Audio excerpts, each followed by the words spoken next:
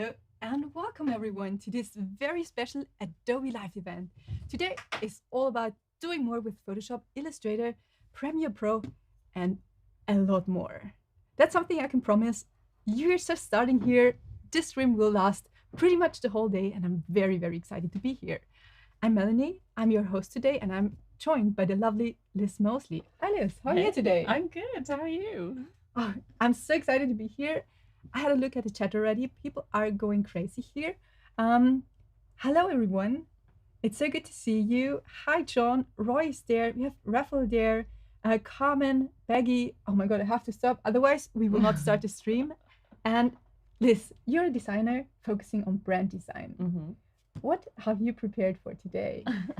Well, today we're not actually going to be focused on branding per se, but designs for an event. So I've made up a fake design festival, and we're going to be looking at sort of the different workflows that professional designers can use, and how they can integrate Adobe Express into those workflows when they're working with other people, or just if they need to make quick changes themselves. So yeah, we're going to sort of be toggling between lots of tools today and see how that goes. That sounds like a lot of fun. Something we might have to mention at the very beginning, because you've been focusing on Adobe Express a lot in the past weeks, years. Yeah. You're pretty much the face for Adobe Express. If someone would ask me, it's like, ask Liz. Any questions, she knows all. Adobe Express was in beta for quite a while, which means there were new features being tested, and a lot of new things are coming up. And from today onwards, those are live in the version pretty much everyone knows. So if you're currently listening and joining us, and you go to express.adobe.com, you will see an all new Adobe Express with so many more features. What's your favorite new one? Oh, it's really hard to choose. I think that, well, the game changer for me has been being able to bring in my files from Illustrator and Photoshop straight into Adobe Express, and it keeps the layers and you can edit like different elements of them. And so that's what we're going to be playing around with. So I think that has been like my favorite feature so far. I absolutely agree. And especially the animation version. Yes. Oh, the animations are amazing. Yeah, we're going to be looking at all of that. I can't wait.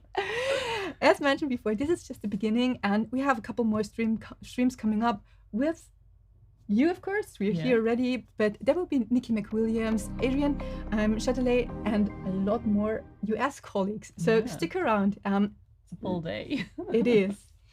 I'll have another look at the chat. So in case you have questions, we're really live here in a studio in Munich.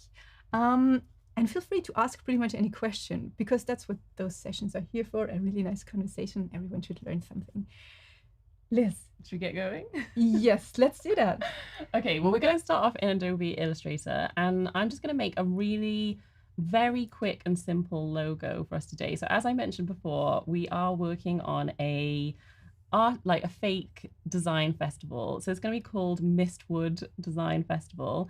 And I'm just going to start off by making some simple shapes for this logo that I'm creating. In a minute, we'll play around with some colors for it. So yeah, and like you said, if anyone's got any questions, then pop them in the chat and we'll do our best to answer them. And it is very exciting because we are now, it's out of beta, Adobe Express, and we'll be hopping over there in a minute.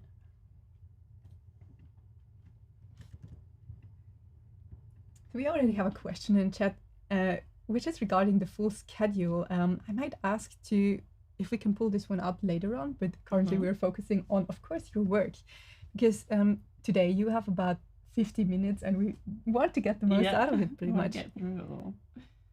So there we are already with the schedule. Thank you so much for showing this one. Amy, I hope you were able to take a screenshot. We will, of course, show it later again. Yeah, there's going to be lots going on. It's a busy day. So I've just made some really simple shapes. I'm just going to go through and add like the different colors that I'm going to have in my sort of designs for this. So I'm just adding in the hex codes. Ooh.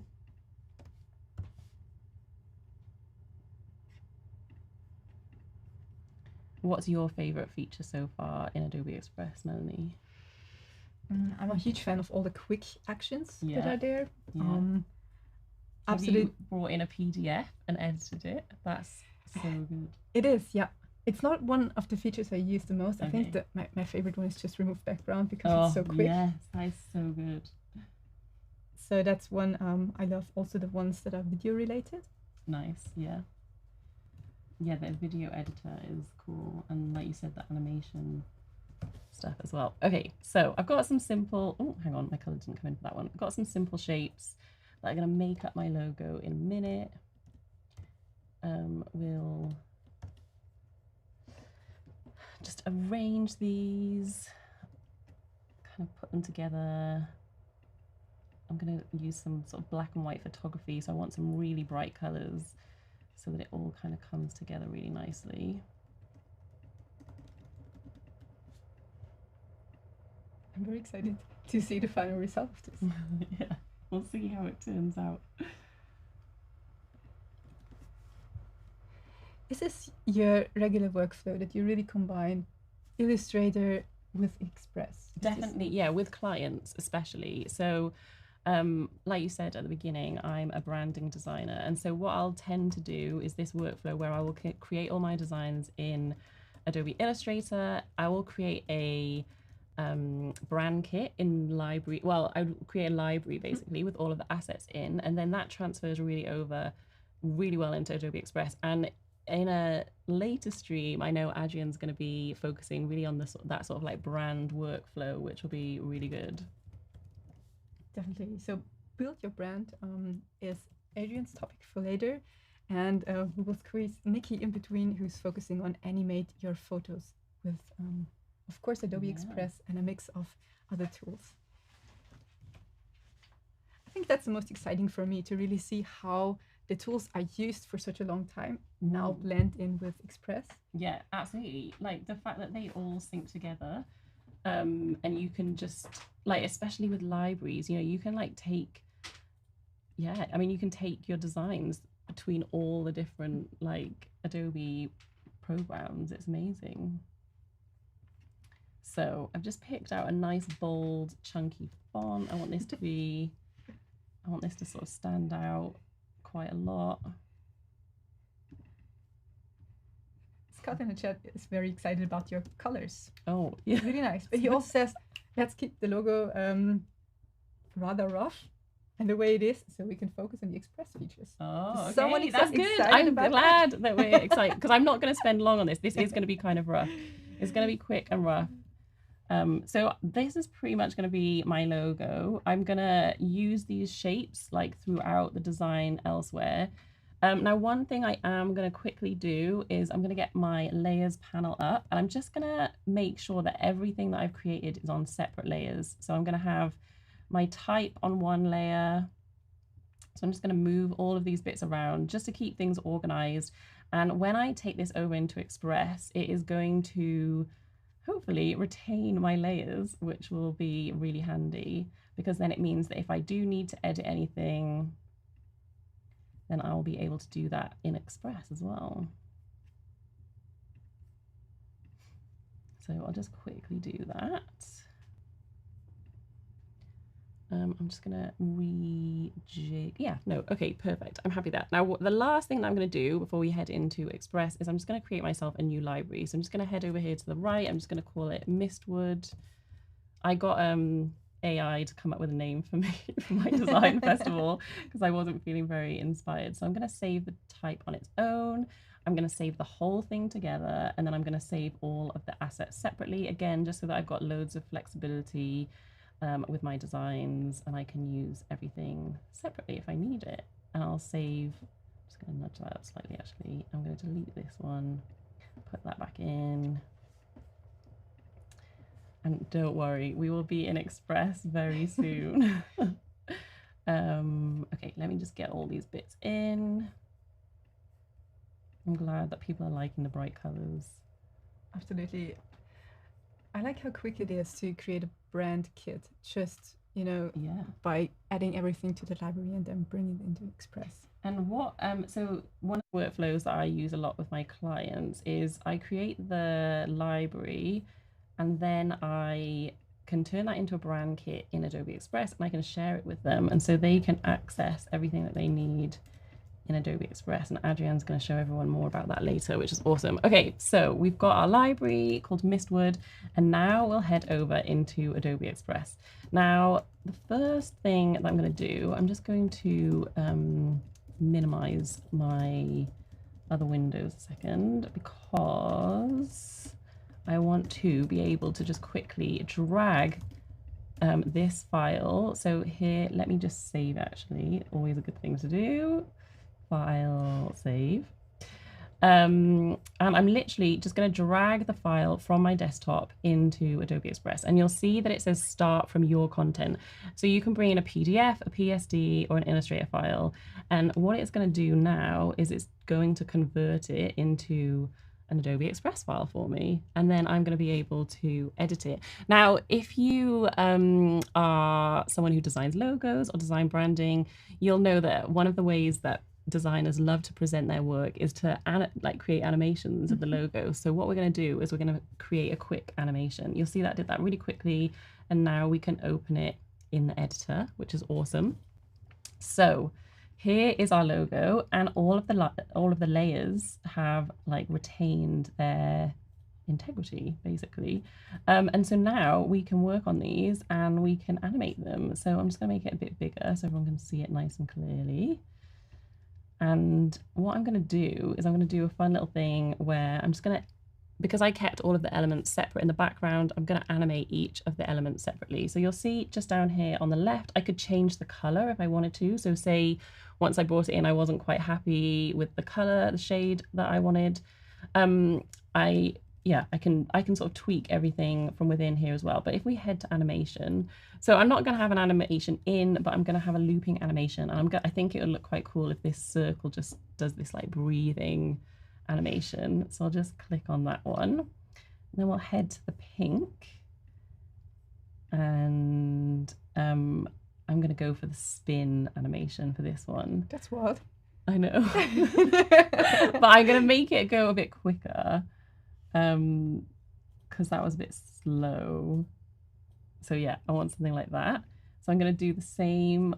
So I think one of the temptations can be with the animation is to use every animation like option that there is, which I'm not going to do. I'm just going to use those two different types. So I'm going to, the spinning obviously doesn't work on the circle because you don't see anything. So I'm going to use the breathe for the circle and the spinning for these like other shapes. And let's get the spin on this one. So just getting excited about the animations here. It's so cool that you can combine all different ones that are there, because sometimes you can just use one and all of them move in the same direction. But or you can do different things, yeah. And you can see that you can like change the direction. So for this one, potentially I could change it to spin the other way, which is, it's nice. It's nice how much like control you have of the animation.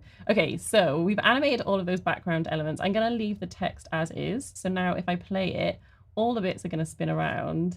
And then what we might find is that they don't end in the right place. So what I'm going to do is just click on Edit Timeline. You can't quite see it because we're in front of it, but down at the bottom right is Edit Timeline. And here, then I can just adjust the thing, like the length. So I'm just going to adjust it so that it goes back to roughly where, sort of how the logo was before. And so then you'll see we just have this really neat little animation. And if I wanted to, I could add music to this. So I'm not going to do that now, but I would just be going into media, audio, and then there's loads of stock music from Adobe, which is amazing. I could also record a voiceover directly into Adobe Express. So it's going to like speed up the process. You know, before where you had to go to lots of different places to get all the bits you needed, you can now access them all directly in Adobe Express, which is great. So I've got my little logo animation. Now, one thing that I do want to do is I want to be able to share this on my Instagram stories, because that's how I'm going to sort of talk about the festival. So I'm just going to change the background color. I think I'm going to have just sort of like a gray because the white was looking a little bit stark. And then I'm going to head up to Resize. And you've basically got like a tick list of all the things that you could possibly want. So for this one, I'm just going to go Instagram story. And I'm going to click on Resize, and you'll see it's done that for me. But also it is kept the animation as well. So I've got the animation. I haven't had to redo it. It's just come straight over to my resized version. And then if I click up here, where you can see view all pages. Oh, sorry, I didn't duplicate it. So there is only one page. But normally if you click resize and duplicate, you'd have all of the pages there, which I'll show you again in the sort of next element that we're going to do. So how we do? Are we doing all right for time? Yeah, definitely. We have about 40 minutes left, so take all the time you need. Okay, so the next thing we're going to have a look at is creating something from Photoshop. So I've already created a poster for the event. I've put the when it is, where it is. It doesn't have the logo on it yet, but we're going to sort that out in a minute. And then if I just bring up layers, you'll see that my elements are on different layers as well. I'm not very good at naming my layers. Are you good at that? My layers are a bit messy, so of course they're not named at the moment. I always have to name them. Do you? I can imagine. Okay, so what I'm going to do is just make sure that that's saved, so I've got the most up-to-date version. And then I'm going to bring that over into Adobe Express. So again, let me just drag the file. So I've got it here. And I love that you can just literally drag it and drop it. Let's see if it's, oh, hang on. Let's see if it's going to do it for me. Ooh. Mary just joined and she says it's exactly what she's been looking for. Amazing. That's good. Okay, so it's doing its thing. It's evaluating the file. I really like that you have a little process bar there, because it shows you if you have time to get a quick coffee. Yeah, and obviously, depending on, I guess, how many layers your file's got and how big the images are, that's going to take different amount of time. But it is pretty quick. I like how it tells you what it's doing as well, matching opacity and blend modes. That's exciting. There's a lot of transparency you get from uploading a file. Yeah.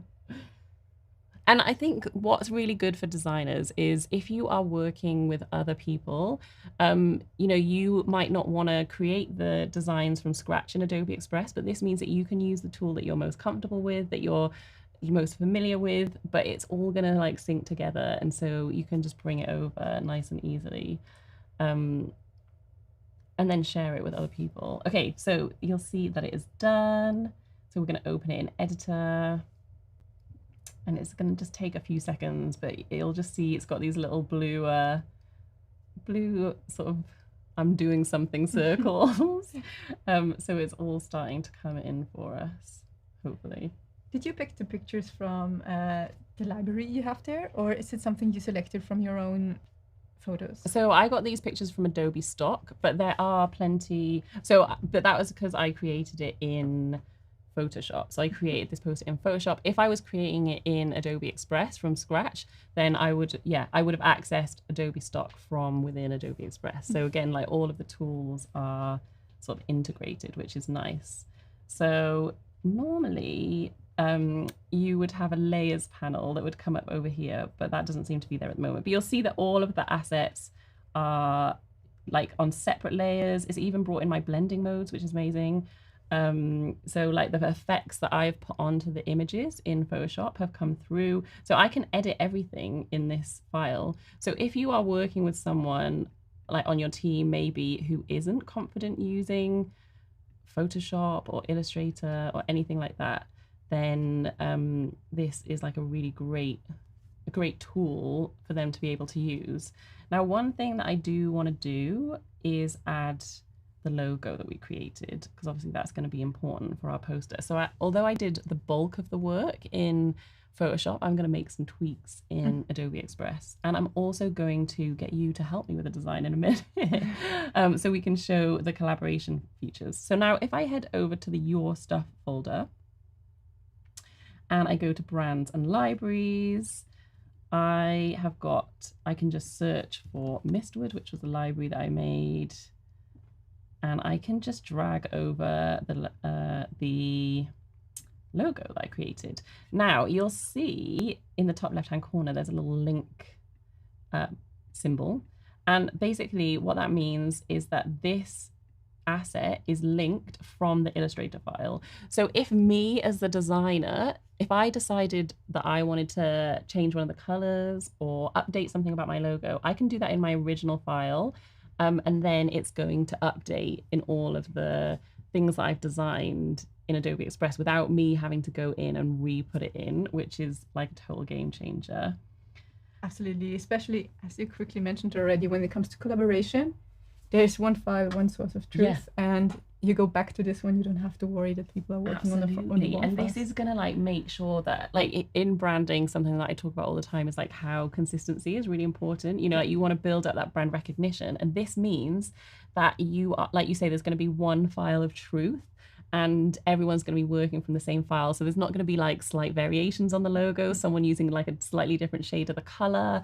Like you're all going to be working from the same files. And if an update's made, then it gets made sort of globally across all of the assets as long as they're linked. But yeah, let's show everyone how we're going to collaborate on it. So if you go up to the top, you'll see in the window, it says, there's a picture of me because I'm logged in, and then there's an invite button. So what I'm going to do is I am going to just quickly invite you, Melanie, to come and help me with my project. So I'll put in a little note for you and I'll say, hey, Melanie, can you help me with this event poster? And then I'll just invite you to edit. And so now you will have received an email and you can come in and edit this file. And so it's cool. It is, and it's already there. Yeah. Usually I would say, can I get a coffee? Or do something? Yeah. No, it's already there. So a very quick turnaround. It is like in real time. So in a minute, we'll see your cursor appear, which will be great.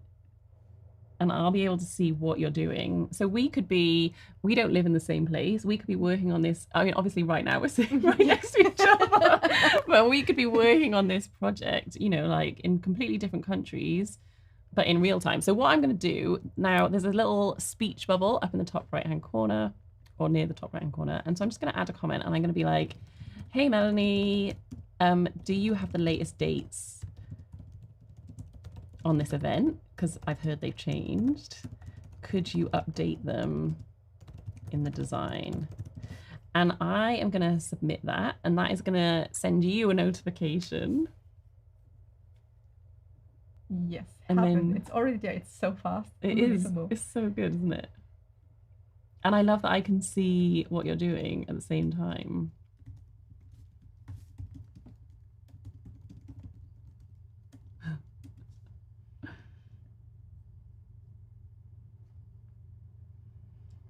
Obviously, it's a bit weird because we're sitting next to each other, but when we're not sitting next to each other. Okay, perfect. So your your replies come in. Let me quickly change the dates, and now we can see you making that change.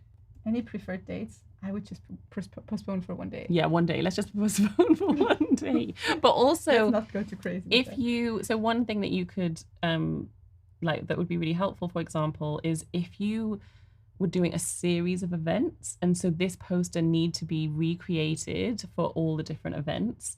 I might not want to do it myself as the designer because that's not necessarily the sort of job that I want to do, but I might have like an admin assistant or a virtual assistant, you know, someone who's working with me on putting this event together, and they can go through and update the months and the dates, you know, all of those sections. They can update the venue, like all of those sections are editable to them.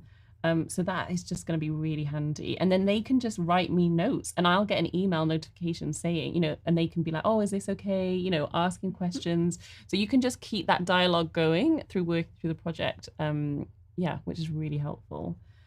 So I'm just going to move this over a bit because it's bugging me. And then we're going to resize it again. So one of the things that another like use case and another really helpful workflow is I, as a designer, have created this poster in Photoshop, but I don't want to be the one that is sort of preparing the assets for all the different use cases because there's going to be loads, right? This event needs to be promoted everywhere. So either I or someone else can then go into the resize, and this is the bit that I didn't do before, but I can show you now, is like I said, is basically a checklist of everything. Now, one thing I am going to quickly mention is I would recommend whatever you've got in the background. So for me at the moment, it's just this gray box, but set it as your page background, because that means that when you do resize it, it's going to come through as the background. Otherwise, it'll just come through as a shape and it won't necessarily sort of retain the integrity of the design. So just that's something to consider. Another thing to consider, which again is going to be really helpful for designers, is that you're now able to lock certain elements of the page. So for example, say I had the logo and I didn't want people to be able to move that. So I've given you access and I want you to be able to update the text, but I don't want you to mess with my logo, Melanie, okay? So I'm going to lock that.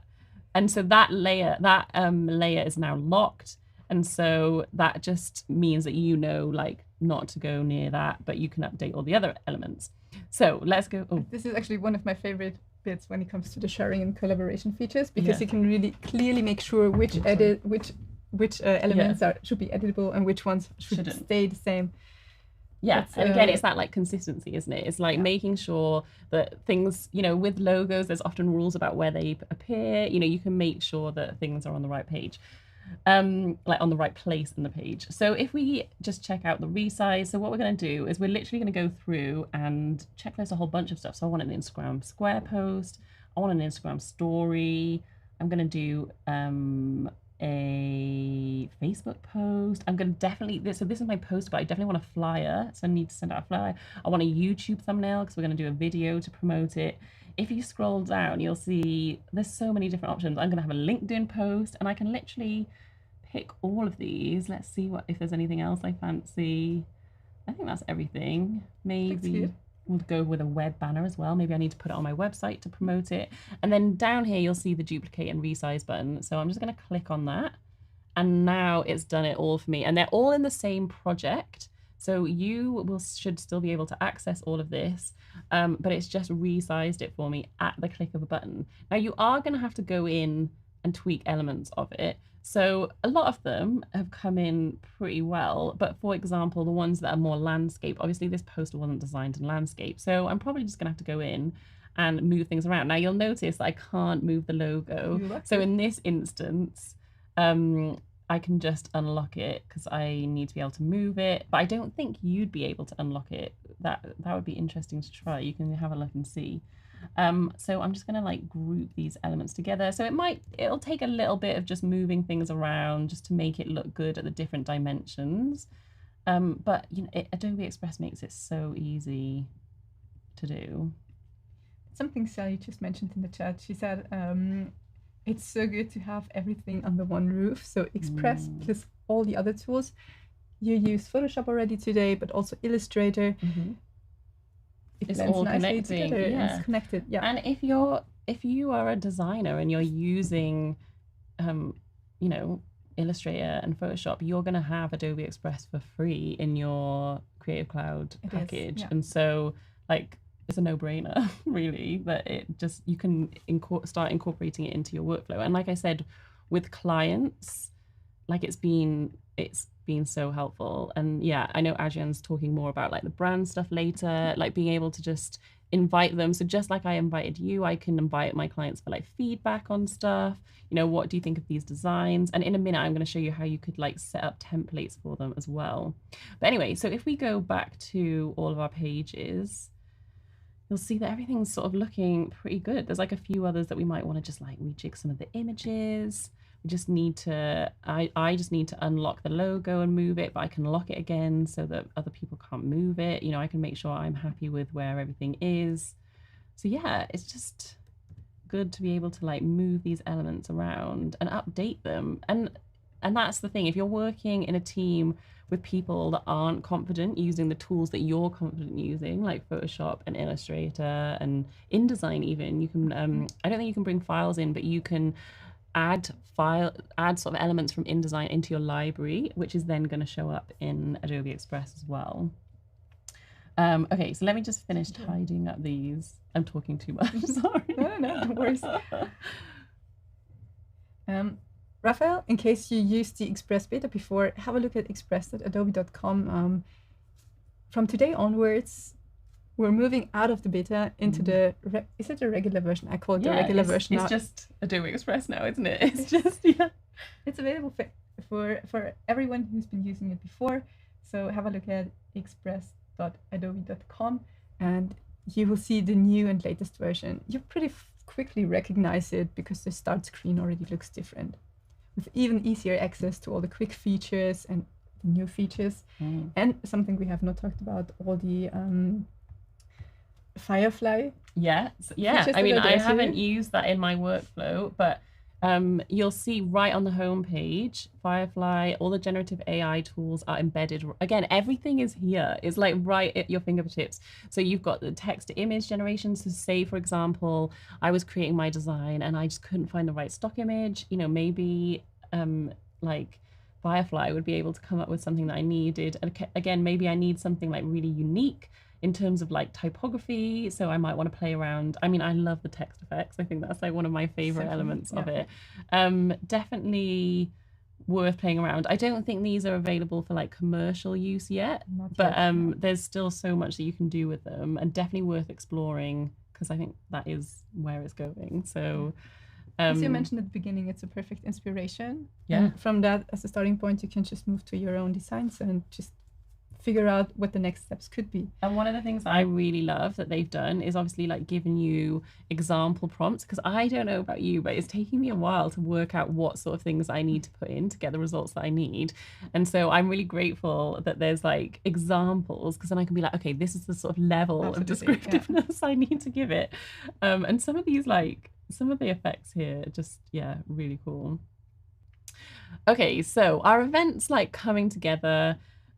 If I go over into your stuff and I head into libraries, I will be able to see my Mistwood design library with the things that I've added. So I hadn't added any fonts. I could easily add those in now. I'm going to add in Azo Sans, just so that if anyone else is creating designs, they know which ones we're using. So let me find the other one and add those in as well.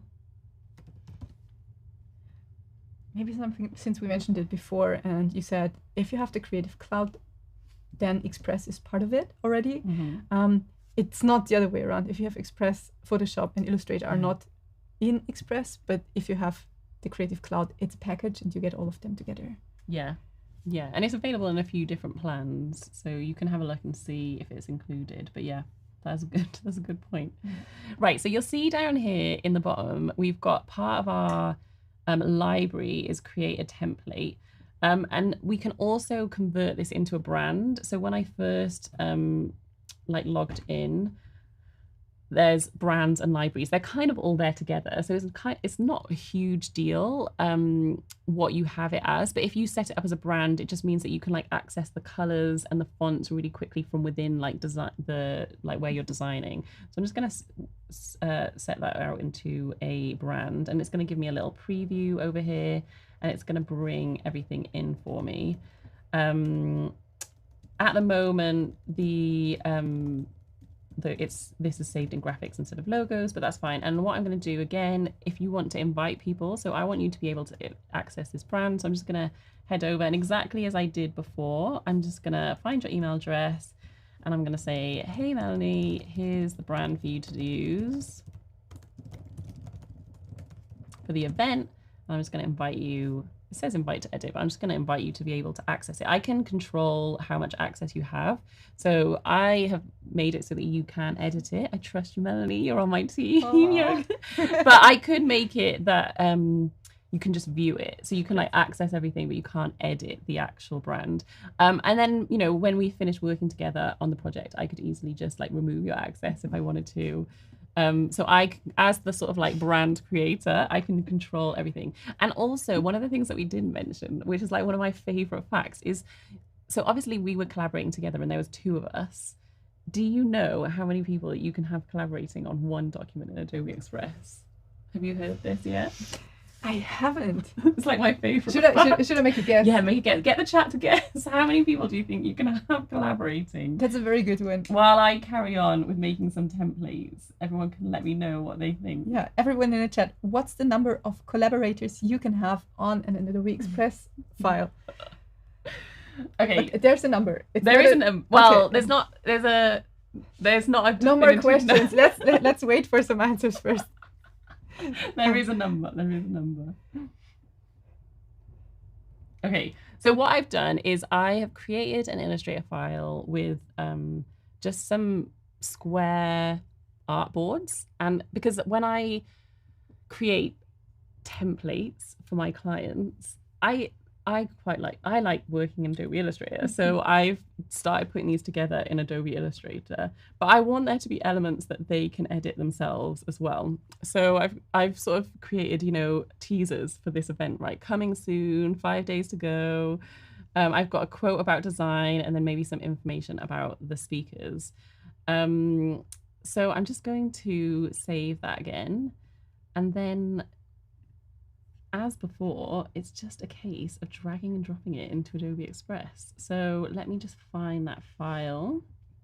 Have we got some good guesses? Yes, there are plenty. Okay, tell me. Starting from 1,500, 260, 56, 15, 100, 10, too many. Angus, that's a very fun answer. Too many, of course. Angus. Okay, shall I tell you? Tell me. Over 1,000. You could have 1,000 people collaborating on one project. I'm not sure what the use case. I haven't worked out yet how I would use that. But it's kind of cool to know that you could have. So I've heard some people do it in meetings, doing some quite fun things where they've set up a big document and they've got people in the meeting to come in and like edit, like maybe just like add their mark to like a bit, you know, like a fun sort of like creative collaborative project. I think that's a really nice, you know, like you get some really cringe like warm up things in meetings. That's actually like a really fun perfect one. For workshops. Yeah, great for workshops. So I'm sure there is a really good use case. Maybe not 1,000. Like, how would you even see the artwork? But like that's I think that fact's really cool to know. Absolutely. And thanks everyone in the chat for the answers. There are infinite answers. I love that. Yeah. There are more and more people coming in. I saw someone's there from Germany, of course. Someone was there from Florida. I saw people from Austria, UK, of course. So I love this. It's good to see every one of you. Okay, so I've dragged in my Illustrator file and it's come in. And what I really like about it is that all my artboards have automatically come in as like separate pages. So they're all here as separate pages. Now, earlier I realized I couldn't find the layers panel and it was just right there. Normally I have it automatically expanded and it was just because things have like been updated slightly. I was like, oh, hang on, where's it gone? There we go. So here's my layers panel. So that's like nice and easy to use. And this is currently grouped, but I can edit all of these elements. So if I go out, I can see all of my 4 pages. So I'm just going to make some updates to these designs. And I'm going to go over, so, you know, we set up the brand earlier. So I'm going to go to brands and libraries and find Mistwood. And I'm just going to bring my logo in so that I can start using it on these templates. And again, as I mentioned before, because I'm bringing this in from my library or brand, it's linked. And so if I go and change the original source file, then I'm going to be able to update that as well, which is really good. I'm just going to go and get some images that I've got, and I'm just going to literally like drag those into here. So I've got some black and white images. Again, but like we talked about before, you could easily just get these from like directly within Adobe Express, get them. Oh, hang on. I've got like clumsy, I've got sweaty fingers. It's quiet. No need to get nervous now. You're doing great. Sweaty fingers. It's I am like where I'm from, it is really not warm right now, whereas here it's like, whew, so warm. So I'm just going to add some images in. Now, one thing it did do, which I think, you know, these things are going to happen every now and then, is it just updated my type to a different font. So I'm just going to go back in and tweak that. That's fine. Just easy, you know, it's easy for me to go in and just like make some quick updates. I'm going to lock my logo again, because when I share this with a client or with you or whoever it is, I really want, you know, certain assets to stay in the same place each time. In fact, to make it stay in the same place, I'm just going to copy it and I'm just going to head over to the next page. Can I quickly interrupt you, Liz? Yeah, of course. Roland's asking if there's still size limitations for 6,000 pixels for a canvas. Oh, that's a great question. I'm not sure how that's been updated in this iteration, but I will find out for you, and maybe someone can let you know in one of the next streams. Definitely. Let me quickly have a look. Yeah, see if you can find. Yes. So currently it's still 6,000 pixels. Okay. Yeah. So I'm just gonna update this. Oh, Azo. I was like, why isn't it coming up? Because I typed it in wrong. There's so many questions, Liz. Is there? Okay. How should we deal with that? Just go ask them. I'll do a quick fire. I'll try and answer as many as I can. Let's do that. I think you did this already. There's a question about how would you prepare a design for print? Wasn't there a live stream with you already? Yeah, we did do that. So obviously within Adobe Express, like you don't have, when you would export something from like Illustrator or Photoshop, you have a lot of control over, like CMYK, RGB, all of that kind of thing. But you can download this as a PDF, and you'll see here, you can just select PDF there and you can download it. And I have sent things to print from Adobe Express and they've come out brilliantly. One thing I would mention is, like in InDesign, for example, or well, any of them, you can sort of add the bleed. You'd need to manually add the bleed here at the moment. So when you would just go into Resize and you would just add in whatever the bleed was. So like in the UK, it's like 3 mil standard usually. So I would just add, I could change like my dimensions to millimeters, and I could be like, okay, I just need to add, I need to add 6 mil to the width and the height, and I would just do that. Click Resize, and it's just going to make it, I mean, you're not going to see it because it's like still square, but it's just added that on, and it just means that then when I download this as a PDF to send to print, it's going to have that built in. So yeah, you can definitely send things to print from Adobe Express. You have less control than if you were using, another tool, but I've printed some really cool things. I printed some flyers for my podcast with Moo, and they had like foiling on them, and they worked out so well. And so all I had to do for that was just have the foiled sections on a different page, and it worked perfectly, all from within Adobe Express. I've seen a bunch of your prints, so they all look always good. I don't know how you do that, and I'm always worried, but yours turned out really well. Yeah. There's another question about fonts. Okay. Where do you get your fonts from in Adobe Express? Because the question is, can you import them, or is it integrated? Or yes, you can import them. So, so one of the first amazing things is you've already got access to loads of fonts because you've basically, got Adobe fonts behind Adobe Express. So you can scroll through and you can use all of those. But if you want to import your own, so this is like going to be really important for brands in particular who, they're going to have particular fonts that they use, then you can absolutely do that. It was for a while, you couldn't upload them in the beta, but I'm pretty sure, let's go and have a look. I'm pretty sure they've got that back now. If we head to your stuff and we'll go to brands, and we'll find the brand that we were just working on. I can never see it. I've got so many in here. Yeah. Okay, here we go. Mistwood. You're a heavy user, yeah. And then if I just click on the plus, there's an upload button here. So I just click upload. I drag and drop the font file. You're gonna have to check this box to tell Adobe Express that you've got permission to use the font, because obviously that's really important. And then it's just a case of adding it in, and you can add it to your brand kit. I mean, the place that makes most sense for you to keep it is in your brand kit, because then you'll be able to access it really quickly and easily. So yeah, you can absolutely upload your own fonts, and that is a really helpful thing to do for sure. Thank you for that demo. No. This was a but yeah, keep going with the questions. I'll finish off my social media templates, and then I can keep answering questions at the same time.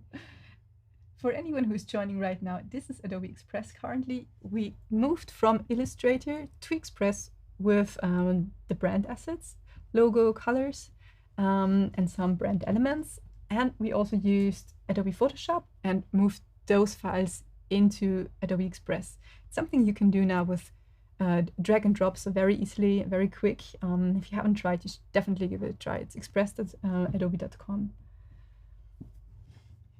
Gabby says she's a beginner in Adobe Illustrator.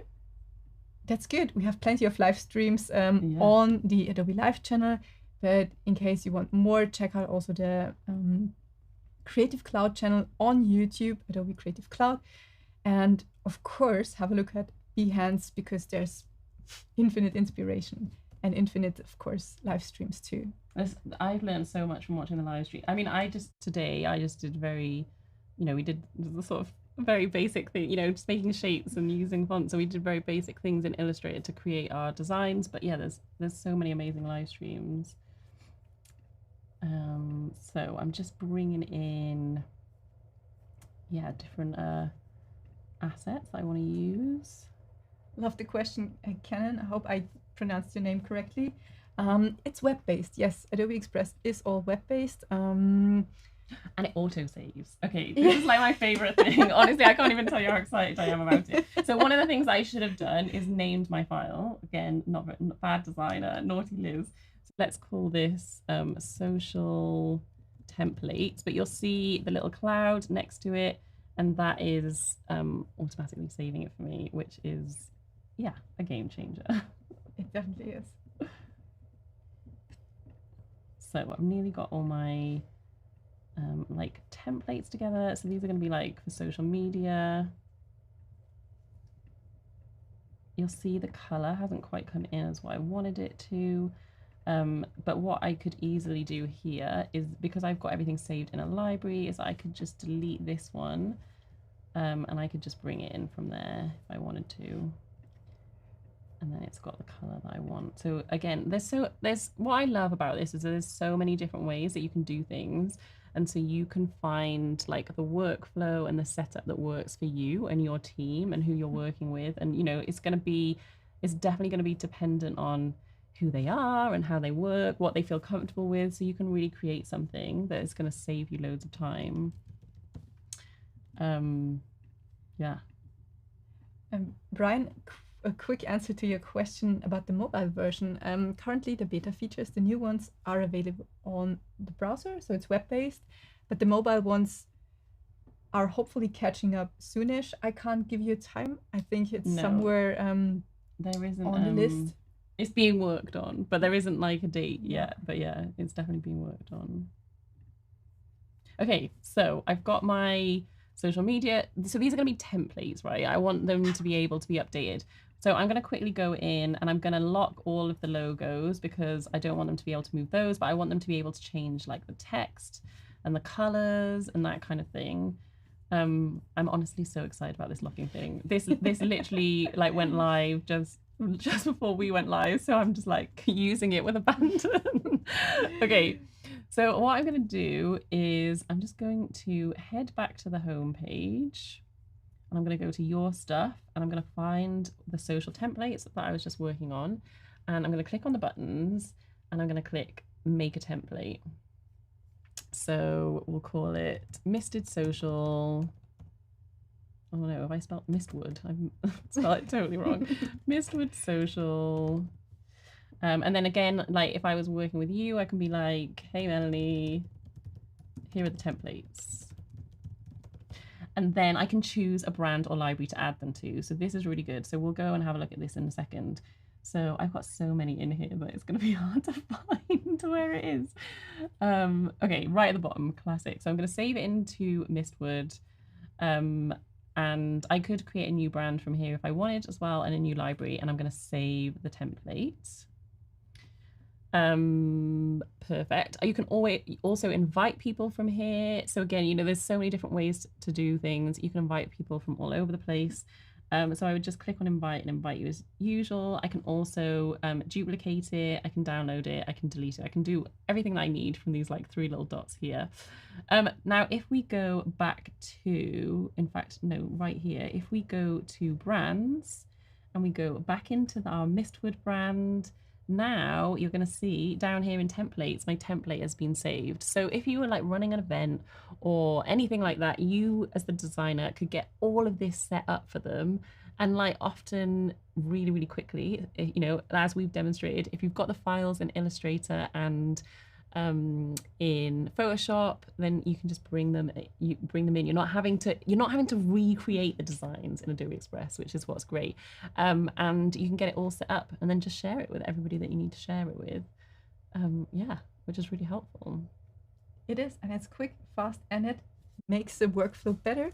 And we have a question in the chat. I think I need to ask this. We have about 5 minutes left. Why would you use Express if you use Photoshop and Illustrator? That's a really good question. That is a really good question. As a designer, I do use it for my social media because I find it just sometimes it's just quicker. Like sometimes you don't need all the tools, and so it's just quicker. And so I just have things set up there, and I know that I can just go in, make the template that I need. What will be really handy, and what I did used to do, is that I could it syncs. It would sync with the app on my phone. So when this version comes out on mobile, it will all sync together, and it just would what it meant was that I could start a design on my desktop and then I had to go out, but I could carry on. And then also what I really like is that I can then schedule my posts from directly. I know. Well, we haven't even talked about the scheduler, but the scheduler is right here. You'll see over here on the left the scheduler. I don't want to open mine because it's a total mess. I can't open it. I've got loads of like random posts, and you get a little glimpse of what I'm going to be sharing coming up. But yeah, so loads of content shared, but content that I've created directly from Adobe Express. So I think that's one of the reasons why you'd use it. And then the other reason is for working with people who aren't, if you're collaborating or if you're with a team or you've got a virtual assistant or like even just a design assistant that you're outsourcing some work to. So I have someone that helps me, put together presentations, not because I can't do it, just because it's not the best use of my time. So I can set up templates for her in Adobe Express, and then, it's really easy for her to use it and make updates. So I think that's the key thing is it's like if you're a creative professional, then it's like an extra tool in your arsenal. Like it's not to replace Photoshop or Illustrator. And that's where I spend most of my time when I'm creating branding, but it's an added tool that just gives me extra options. I agree. Also, Canon and Daniel in the chat summarize it very nicely. Sounds like Express is useful for collaboration and quick on-the-fly designs. Yeah, definitely. Yeah, that's perfect. Yeah, that should be the tagline. Yeah, that is absolutely it. That's cool. There are a lot more questions.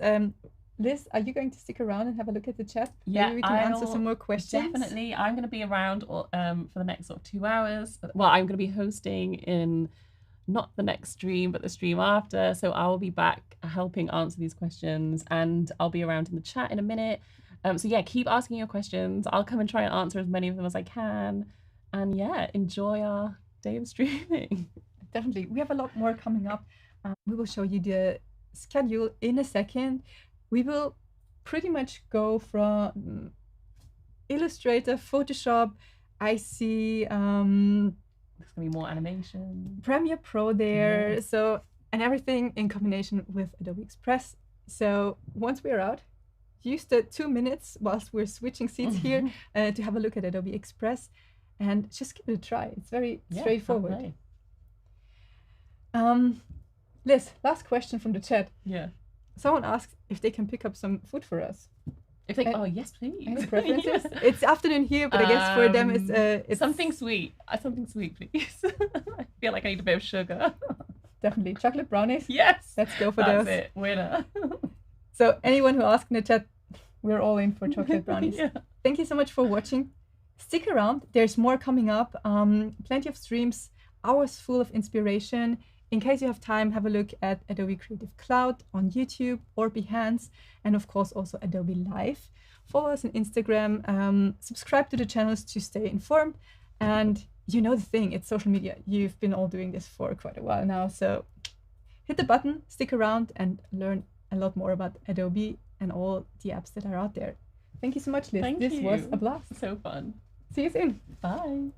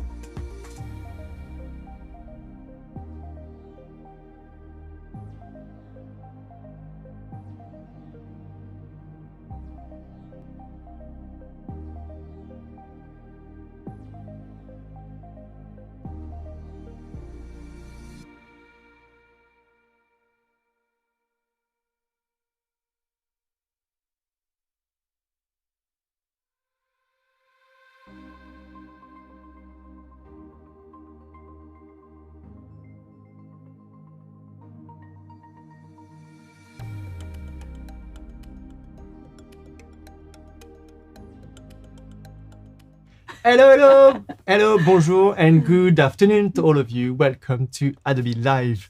It's an exciting day. Yes, indeed, it's a special Adobe Live. I'm very happy to be there with Nicte, who's gonna be our main presenter. I'm just there to the hosts. I remember for you that you have like plenty of live today and more to come from San Francisco later today.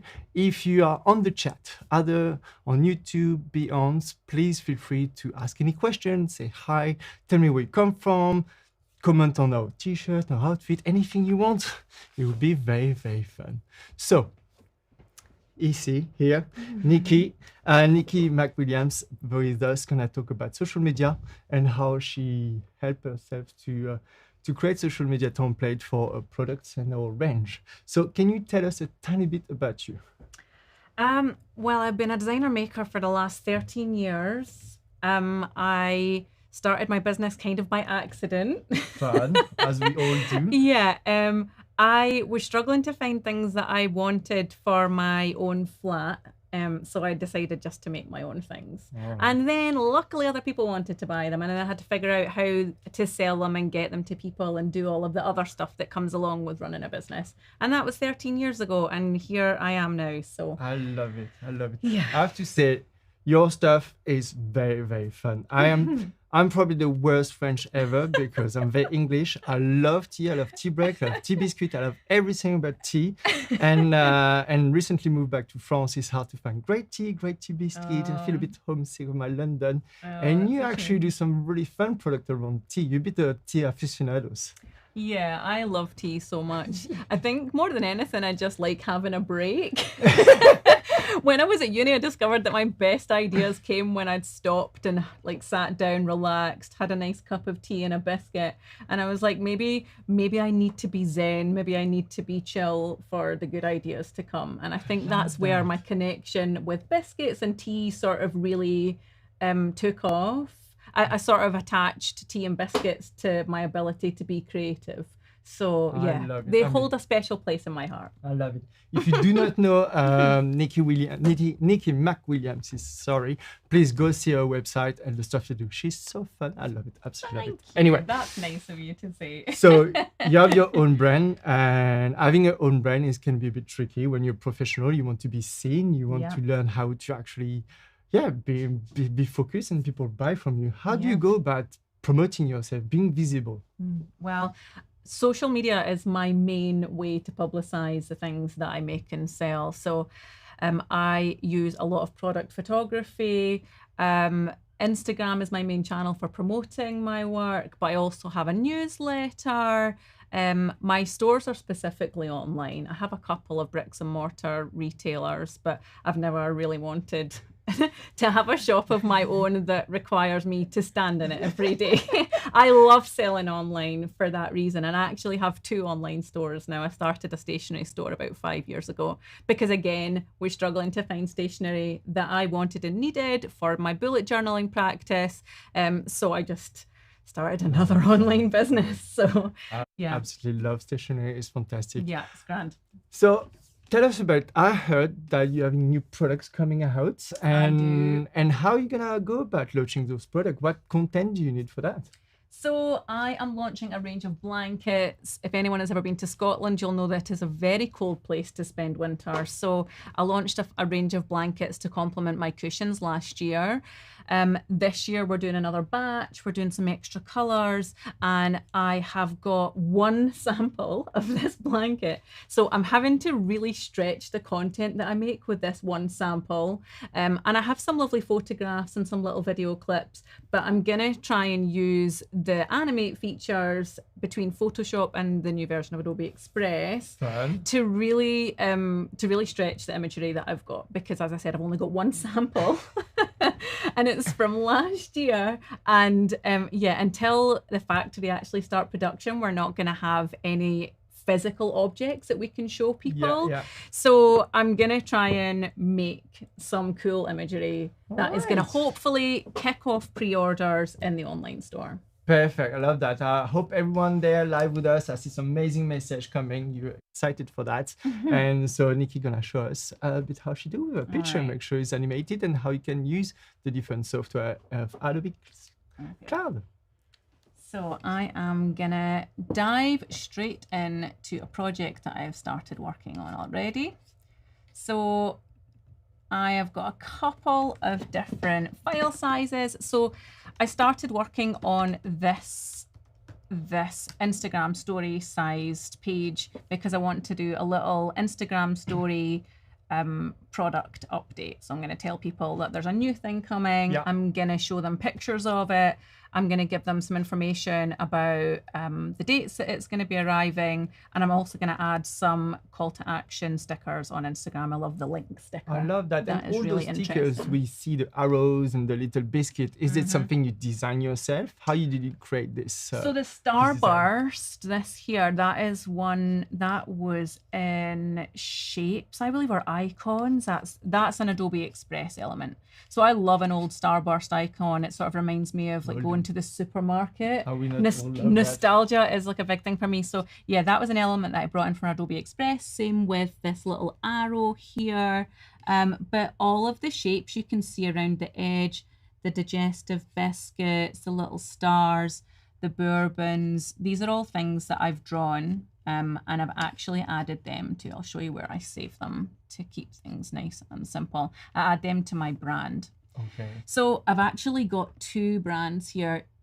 There's my Nicte McWilliams, which is my biscuit shop, and then there's Nicky's Supply Store, and they both have different elements that are part of our store branding. So Nicky's Supply Store is very pink.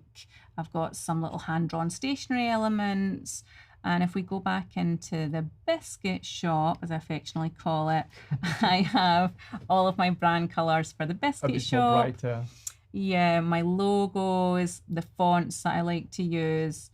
So this is my primary green. So this is a green that I like to use everywhere. And then this one here, this isn't actually a primary colour. I'm going to mark that as secondary here so that we can just make sure that everything's nice and organised. I have a VA that does bits and pieces for me for social media. Find an excuse, it's fine. Yeah. It's a lot of work to do by yourself. So I have the help, and it means that if I can mark all of these as primary, secondary, and then what other options do we have here? Let's put this as none, these like light colours and the dark ones, so that when Joy, my VA, comes in, she knows exactly which colours are the ones that she should be looking to use first, and other colours for accents, Yeah, etc. absolutely. That's a great feature for you if you work with clients, with like there was a designer to make sure everything is very clear and labeled. Take a bit more longer, but take longer is actually quite quick to do.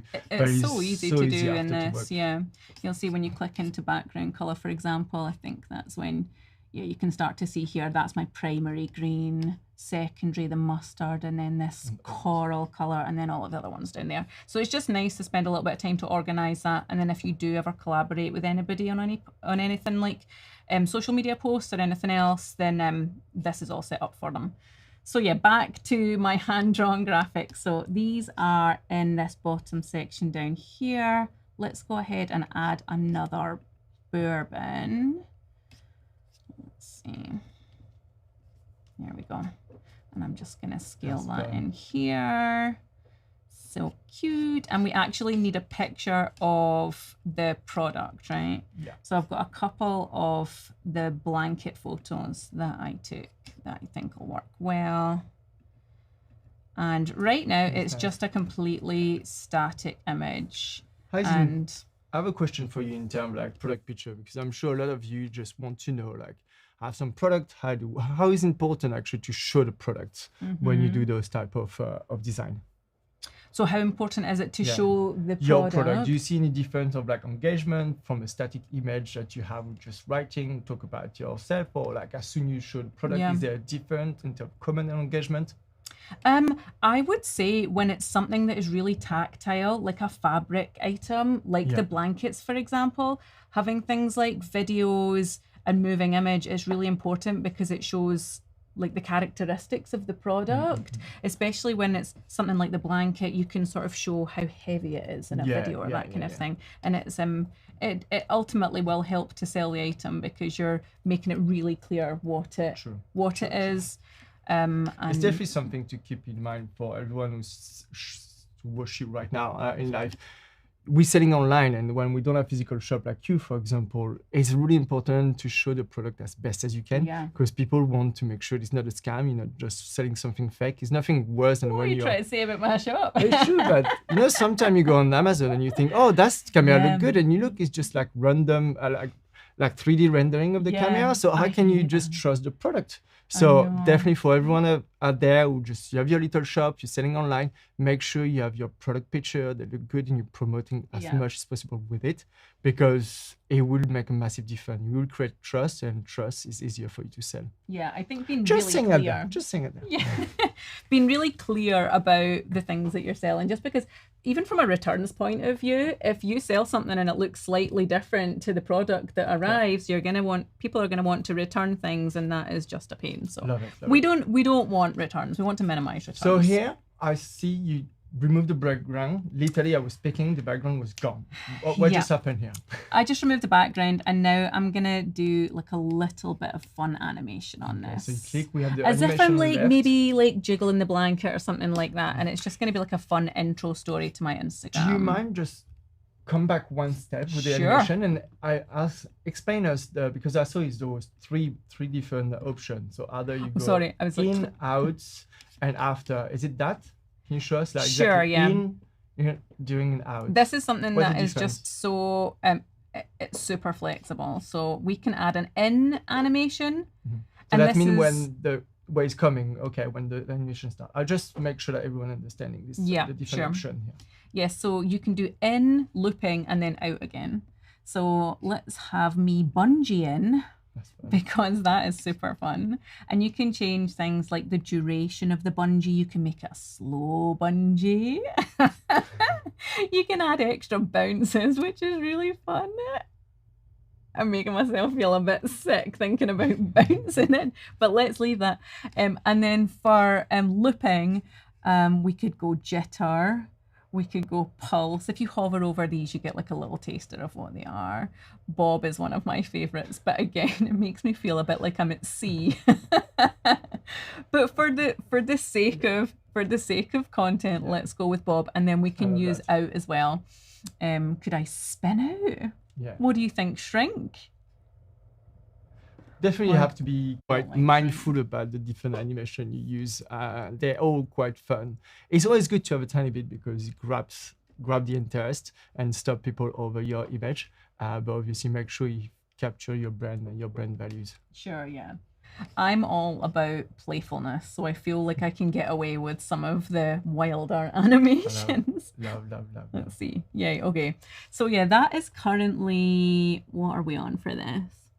Really, 5 seconds. So I can just grab this bar at the bottom here and I can drag this out so that I can make this 10 seconds long. And looping animations, they should just run for the length of your scene here, and then the in and out ones are timed. So let's just play that back and have a look. Yeah. Okay. It sort of looks like I'm dancing a little bit. I like it. So you can, even though this editing software is more simpler than Adobe Express or Adobe Pro or something like that, Premiere Pro, but you can actually go quite deep and set your timing and the length and the speed of each animation. I quite enjoy that. Yeah, you can get super creative Can with you it. animate 2 elements in the same time? Yeah, you can indeed. So let's go for, shall we go for some of these little biscuit elements, or what about the starburst? The star. I think we go for the star, right? Let's go for the star. So we want to just select that. This is actually a group right now. So you can see here on the right, there's this little, on the layers panel, you can see a little 3 there. But I want to animate this whole thing as a group. So we're going to leave that as a group. And then we are going to go into animation. And let's just do looping. And let's choose, what do you think? Blinking? Spinning? Spinning is it's hard to read, no? I like Yeah, the blinking. I think you're right. What do you think in the chat? Can we just vote quickly? You want blinking, spinach? What do you want? Blinking or spinning? Tell us what to do. I think the slice move is good because it grabs your attention, but at the same time we can actually read it. I'm all about the subtle animation. I mean, I've just said that and I'm like tumbling out of the frame. We But have River Mike on YouTube. As where can we buy the blanket? oh, they'll be in my online shop soon. Yeah, pre-orders are open right now, but yeah, they are. They're in the factory being woven at the moment. So yeah, hopefully they'll be done in the next few weeks. Blinking, John said. Blinking, Raphael, fantastic. We have a lot of blinking. Blinking, Brian. Yes, let's go for blinking, right? Love it. So let's play this through so we can see it blinks. Love it. By the way, for the chat, I do not answer all the questions because some of the questions are not doing this live, focusing on what we're doing. There will be an answer absolutely to all those questions about like how Adobe Express work with InDesign and so on. But if you do have questions specifically on animation and social media template, please feel free to shoot us and we'll answer you. Yeah, there's streams all day, isn't it? I think there's a lot abroad. How did you remove the background we have from Miss Dave? Missy okay. Dave. So can we see that again? Because Shall you we were go very back quick. and do it again? Or just as you see I'll fit. just click on it and show you. So let's see, that's my image there. We'll just restore the image, right? So this was it before when I added the photograph of me in the blanket. And you just literally click remove background and it's that easy. That was very, very easy and fast. Love it. I like how it was so quick, it was missed. Okay, so we have this here. Now, if I wanted to, for example, just say I wanted the starburst to come in slightly later, I can just make sure this show layer timing toggle is on here, and you'll see that when I select this, I can drag this slider across. Especially for me, doing some great a bit of editing. I'm not that good, but I love to be able to see the layers of editing and see the timing. So for those who are used to work in more professional software, you should love this kind of layering and be able to select the object and know when and how it starts with the timing. I personally really like it. It's really intuitive. It's very nice. Yeah, there's a lot of flexibility. I think you could get super creative with this. So we have, I mean, we could just keep animating this one frame, but we can try some other methods as well. What do you think? I'm following you on this one. Let's animate the bourbons, right? Let's animate one or two of these. So let's group these together and we'll just do a quick little jitter. All right. Okay. Wow. I feel like I've maybe taken it too far. I think, yeah. Let's get rid of that. Right, okay, so next up, I wanted to find a way to actually animate my photograph because obviously... Can I ask a question Sure. that maybe someone will see? When you finish this animation, how do you actually export and which kind of export format do you have? So there are a couple of ways. Let me see. Sorry, I stopped All of a you, sudden like- this has gone very small. That's okay.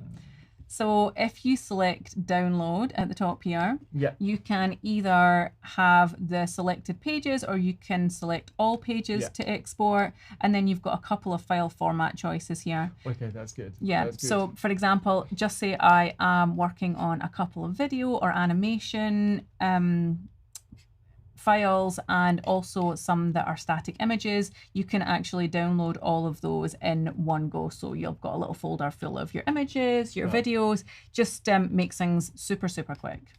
So it's a bit of administrative here, but it's always good to know. Yeah, no worries. It's not about fun and design sometimes. Yeah. All right. So I want to actually animate this photo, and I feel like if I could animate just myself so that I'm sort of jiggling against the grassy background, that could be quite fun. And I'm going to use Photoshop to do that. And then I'm going to bring it into Adobe Express. This is my plan. All right, so I've got this Photoshop file I've been working on. Let's make this a little bit bigger. And it is me standing in my garden, and I've already cut myself out. There we go. And what I want to do is I want to make myself and the blanket move. But I know that if I animate this this layer on its own, then there's going to be the background layer of me. So I'm going to try and make a layer which has just a grassy background by using generative fill. Oh, I love that. Yeah. Been playing a lot around with it. Oh It's my God. fun, isn't it? Who's in the chat like the generative field? Please tell me. I'll literally save my life. Just Yeah. change my life drastically. It's so handy for if you have taken a photo that's the wrong orientation. Just say you've taken a landscape photo like this, but you need it to be portrait or even square. In the past, I would have gone and clone stamped things. Oh my God. Yeah, and you can always tell it would take such a long time, but this just paints it all in for you. I'm sure is there in the chat more older designer like me? How many hours should have saved with that? Oh my God, 10 years ago. Literally saved days. I know. If only we knew. Right, so I'm just going to select this. And I'm just going to leave this blank here. And if you leave it blank, it'll just reference the imagery that's around. And click generate.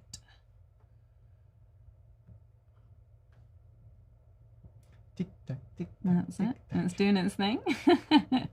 But yeah, so what I want is like a nice plain background so that when I've completely disappeared. Love it. Sorry, Nikki, you're gone. That's okay. Yeah, so there's options here. So you'll see there's a little 1 of 3. So what I want to do is I'm just going to see if do I like that bush there? Is that maybe more like what I would like the background to be? This kind of works. What do you think? Yeah, this one.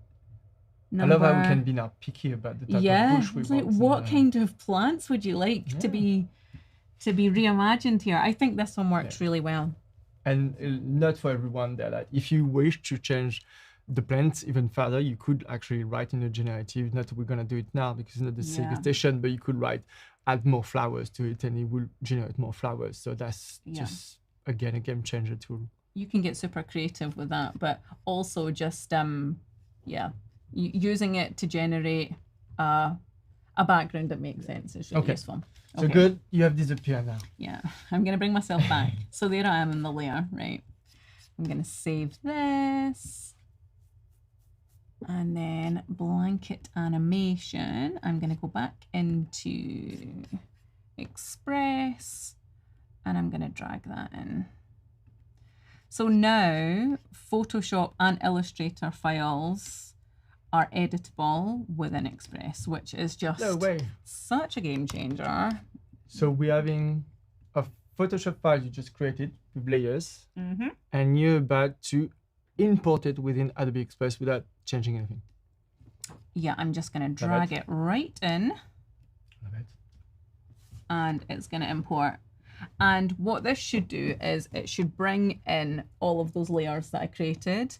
And then I should be able to use Express's animation magic to animate the layers that I've got. So that's very useful. Yeah. How fast did we move from PSD files to going to the animation process? Yeah. And so easy as well without needing massive Intel on Photoshop and After Effects and so on. Yeah, it's just a nice way to make your photography go a little bit further. Yeah. You could get so creative with it, isolating layers and animating all different layers. So looks like that's done. We just want to click Open in Editor. And this is going to open. Let's maximize this page again. Still thinking about it. Okay, so we should have here my layer with me in the blanket, and then we've got the layer underneath, and then the fill layer as well. So let's just select me, and let's animate me in my blanket.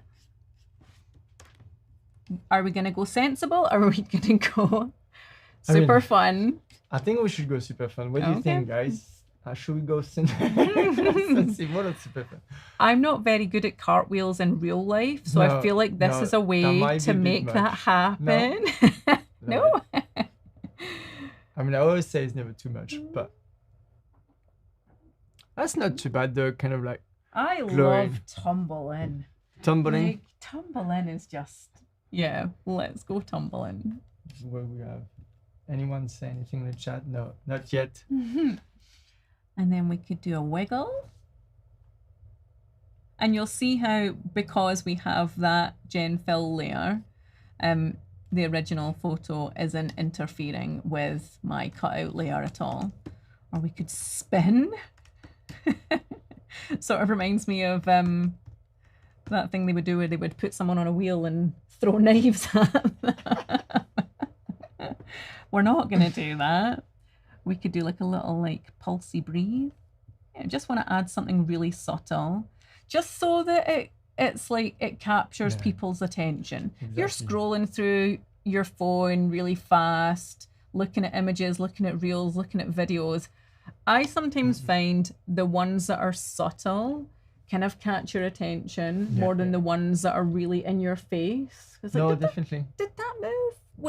Am I seeing things? But it's something very important. Like I would love to hear a bit your take on that, because obviously the picture you show us, the product picture, are beautiful. We can see your product and that's great. But how do you make sure that people, when they're scrolling through their Instagram, through their LinkedIn, they probably have seen other people like you do some beautiful and crafted stuff. How do you make sure that actually stop on you? Like, is the animation something like will really make them stop? Is like the algorithm, even on Instagram, we know that they're really focusing on anything video and moving. Do you see any difference? Is it something that you use every day? I do love video, but I think there is a shift back towards more traditional content on Instagram. Engagement on static images for me recently has actually been okay. So I feel like this is potentially a way to make like a nice square grid post. Yeah. So you're not in Reels territory. You're just doing a little bit like of a twist on a traditionally static image. Yeah. And it's but super still, fun as well. Yeah, but still ticking that video box. You know. I think interesting that. Yeah, I love just focusing on the photography of the product. And I think this is like a cool way to do it. You can get really creative with this. I really like that. It's fun. Yeah, it's so and fun. question for the audience actually is: do you already use animation on your social media, and do you think any more engagement when you create any animation or any moving image compared to static? Let us know in the chat. That would be a good, I would good be start really of thinking interested. that. Yeah, me too. All right, so we're gonna pull that animation that we just made into here. So Explain us what you're doing here. So we have the animation, we have them there. Yes, so what we want to do is we're gonna add this to our set here. Let's see if I can drag this in. Yep, so I've just found my blanket animation, and it has given me the option to add it as an image or add it as pages. Now, I want to keep those cool animations that I created when I imported it from Photoshop, so I'm going to click Add as Pages. And that has brought that in as the animation with all of the layers once it loads. It's kind of cool like that, eh? It's a bit of a ghost feeling here. I quite like it. Yeah, It's there we go. Yeah. And I want this to be a square grid post, right? So I'm just going to resize this while it's in Express by choosing resize, and then Instagram square post, and then click resize. And select all of these and just make this so that it fills this square nicely. I'm very still mind blowing the speed we can resize that. For all of you, there is literally an application online, like it just goes so fast. No rendering waiting for anything like that. For everyone who's been using like big editing software, it's just really nice to be able to create content so quickly like that. Like we've been there 20 minutes, 25 minutes on this animation together, and we already see some super fun results without any lagging whatsoever. So I absolutely love that. Yeah, it's brilliant. We see Viana who say, animation always catch more attention, and I definitely agree on that. Yeah, I think we could probably catch even more people's eyes by adding some of the the little hand-drawn elements as animations to this post. Let's try and be subtle about it. Let's not try and go too wild.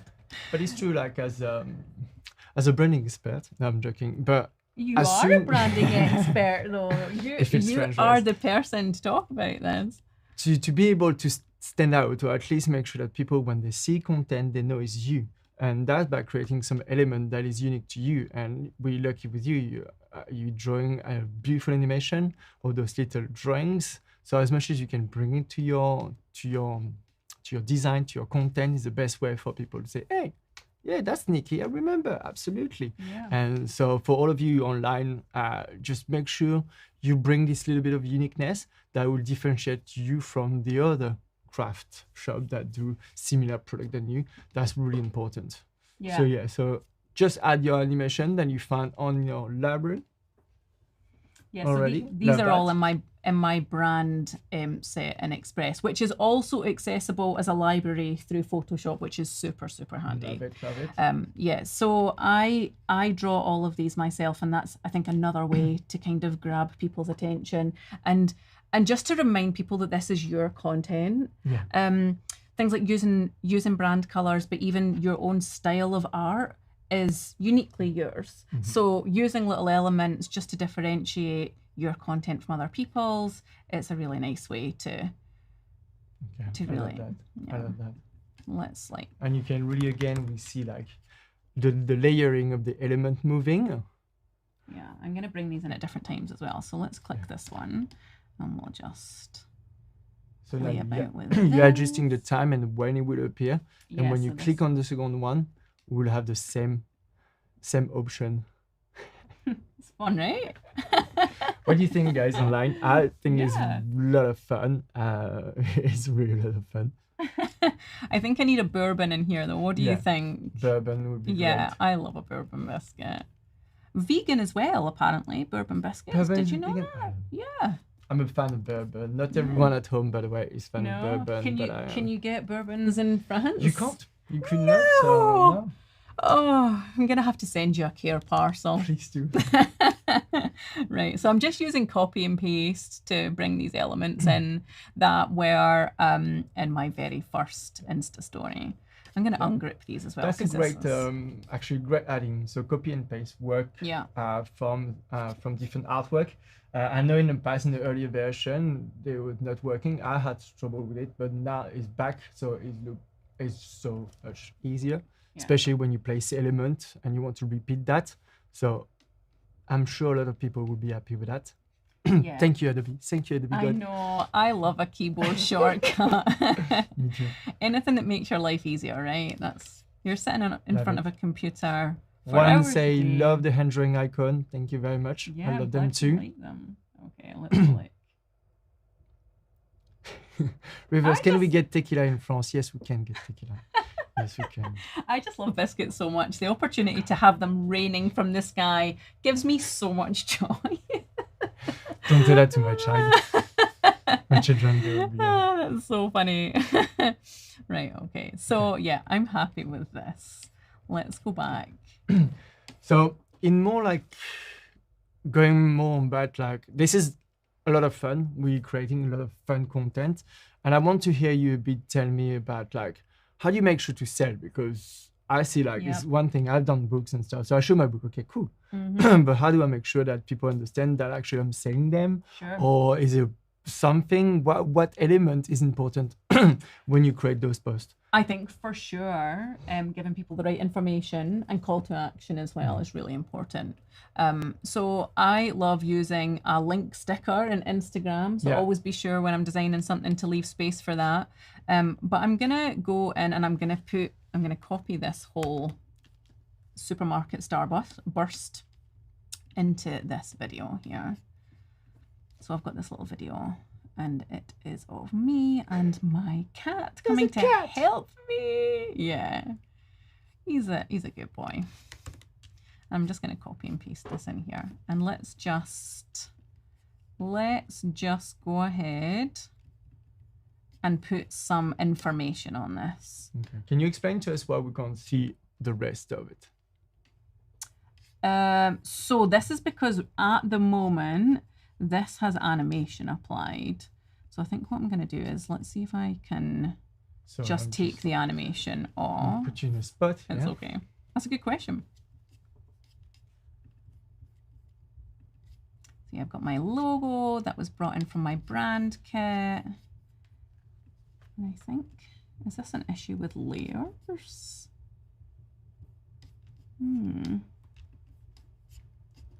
Well, while we have a bit of time, is anyone on the chat have any question concerning the timeline, the different type of animation, and how, yeah, anything linked to animated images and design using Adobe Express? Feel free to shout. Yeah, I'm going to go in and I'm going to see if we can just make sure that that is grouped. Right, that is definitely grouped. And let's bring this in here. Okay, this looks better. So I'm going to resize this. And I like to give photos space to breathe, and also make sure that there are places where a link sticker would work. Yeah. If I was posting on Instagram stories, etc. So I'm going to go in and I'm going to, instead of August shop update, let's change this so that it tells people blankets are back. And just start telling people that the blankets are on their way. And making sure that folks know that they are coming. And let's change this yellow as well, because I think while I do love yellow, there's too much yellow in this. So I'm going to select from my brand colors and I'm going to go for this nice green. Love that. Yeah, I do like mint green. And then let's see what that looks like. Yeah, I don't think is the animation still applied? Yep. So the animation is copied over from the previous asset that we were working on. So we have, again, super quick. yeah. So the copy and paste work not only to bring the element over, but it will bring all the functionality that we applied to them. So that's always good. Yeah, yeah, super useful. Especially if you think, like, for example, it would be great to have some consistency with your animation as well. So if you do use them, just make sure you pick one with the time and the timing you like, and that fit your brand and the personality of your brand, and make sure you use something at least similar or maybe the same all the time.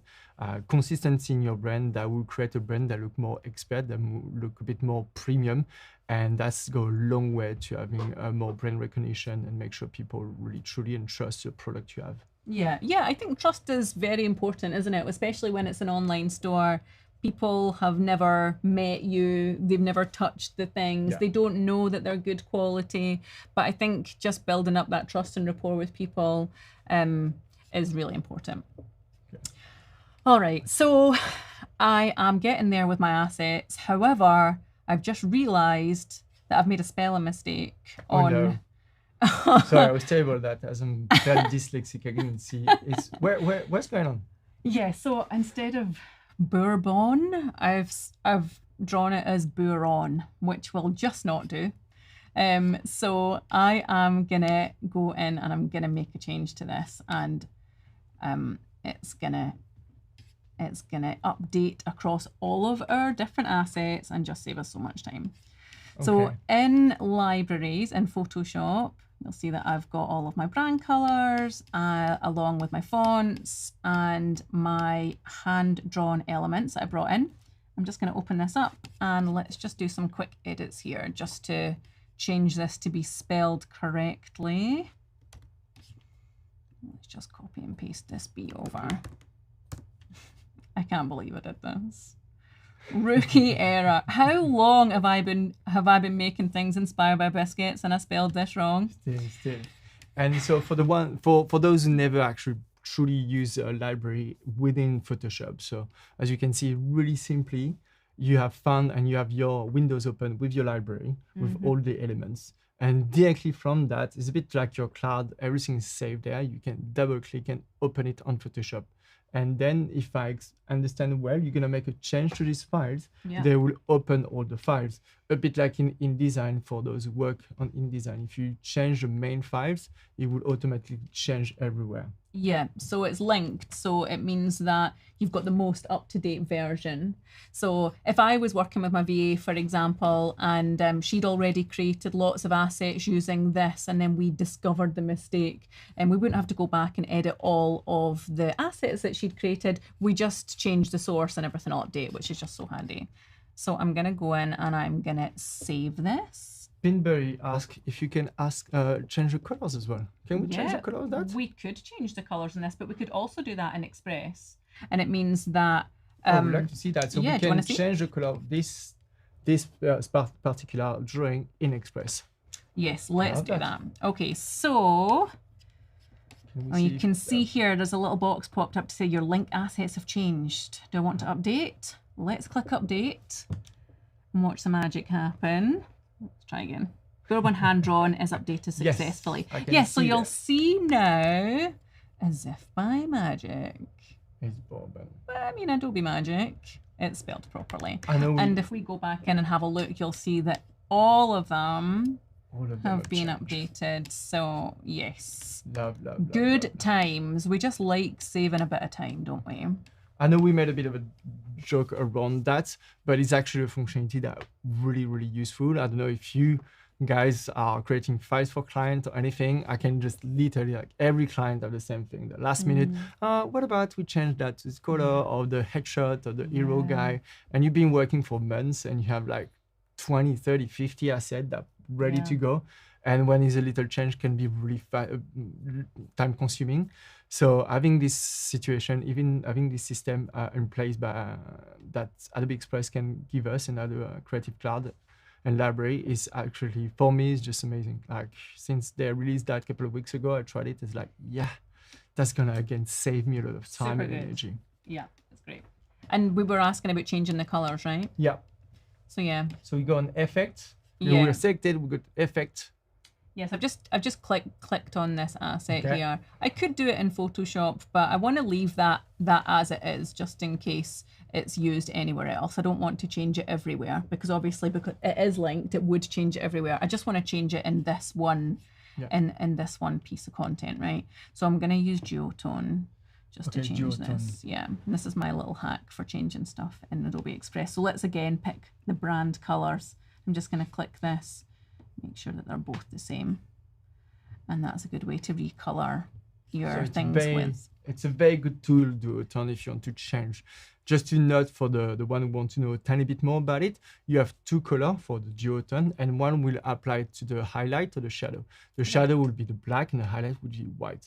So if, for example, you have a design that may be made in white, you change only the color of the highlight and it will be absolutely the same color that you ask. If you have something gray, I would advise you to do both color, the same color. So the highlight and the shadow will become the same color and you're sure to have the right color. So that's a little hack, but it's very useful and really, they work really well. So it can be applied to anything depending on the color you have. You can actually change into the color you want. You can also apply it to photos as well, which has varying results. I don't know if it works as well in green like this, does it? But yeah, it's super handy. So we have John who asked if we can do an animation focusing on one element in particular and everything else is stay still. So for example, he say, can we move the blanket like it was in the wind and everything move? You could do exactly the same way we done. It will be to select only the blanket and not the blanket and Nicte, and choosing the animation will be the more similar or the closest to the wind. And in this situation, Nicte will stay still because she will be still part of the background image and the blanket will move. Obviously, with Adobe Express, you have a set of animation. We can go as far as doing some bespoke animation like we can do on After Effects and so on. But yes, you can select, but you will have to prepare this element by yourself. And you could actually do everything in Adobe Express if you wanted to by having both picture on the top of each other and just remove the background on one and just putting on the layers above. I hope that answers your question. Yeah, I think if I wanted to just keep one element static, I would probably just get rid of the animation effects and all of these as well. and then really just focus on the blanket moving. Super subtle. Fun. Yeah. I absolutely love that. Yeah, it's good.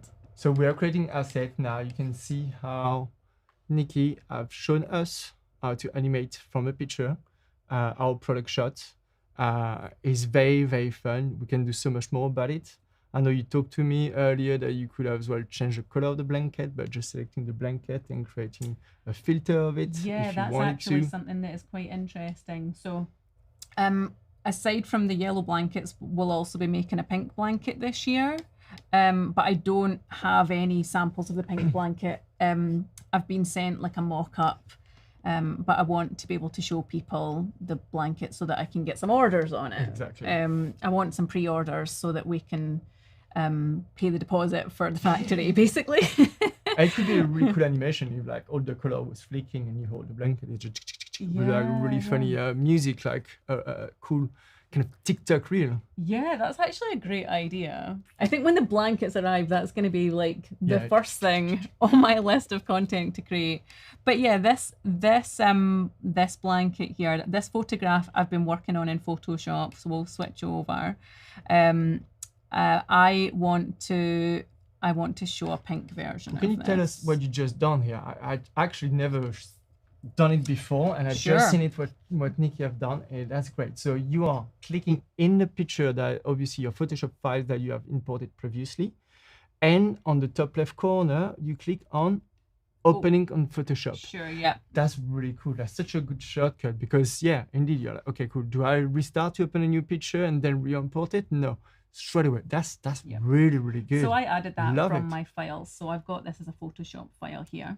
So I dropped this in, and then once it's in Express, I just need to click open Photoshop, and I am right in Photoshop so that I can do my edits. I just love that. So I've already started editing the pink version. It's just mind blowing for me because obviously like we grown with Adobe and with all the software, and we learn step by step what's happening, and before it was much more complicated, the same way that generative field happen now, and just knowing that it's just so much faster when you work with client and updating files. It's just so easy for time to be more productive and stuff. I absolutely love those little shortcuts. Yeah, it's great the fact that you can flick between one thing and the other, because I do a lot of stuff in Photoshop, but I work with a VA and she doesn't have Creative Cloud. She doesn't have the subscription. So she can come in and she can access the social media assets that I've used on her free plan. And she can come in and help me with the social media bits and pieces. She is So you just change the color. Can you tell us how you just change the color? Yeah, this is an edit I was working on previously. So I think I colorized. So did you select the blanket, duplicate over and colorize, or just created a mask? So I selected the blanket and I colorized the dark part and then added this little like pink translucent layer here. So this is really close to what they'll look like when they're made. I've got a small sample, but nothing at this scale. So this is hopefully going to help us sell on pre-orders, so people actually have a good visual of what this blanket is going to look like.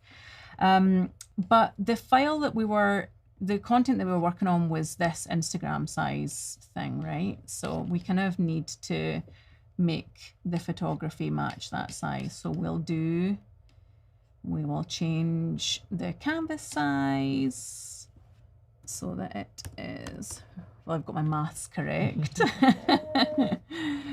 Does that look correct? That looks all right, doesn't it? That look like right? Yeah, and we'll just go in and we'll gen fill this again. Oh, let's go back. I selected too much there.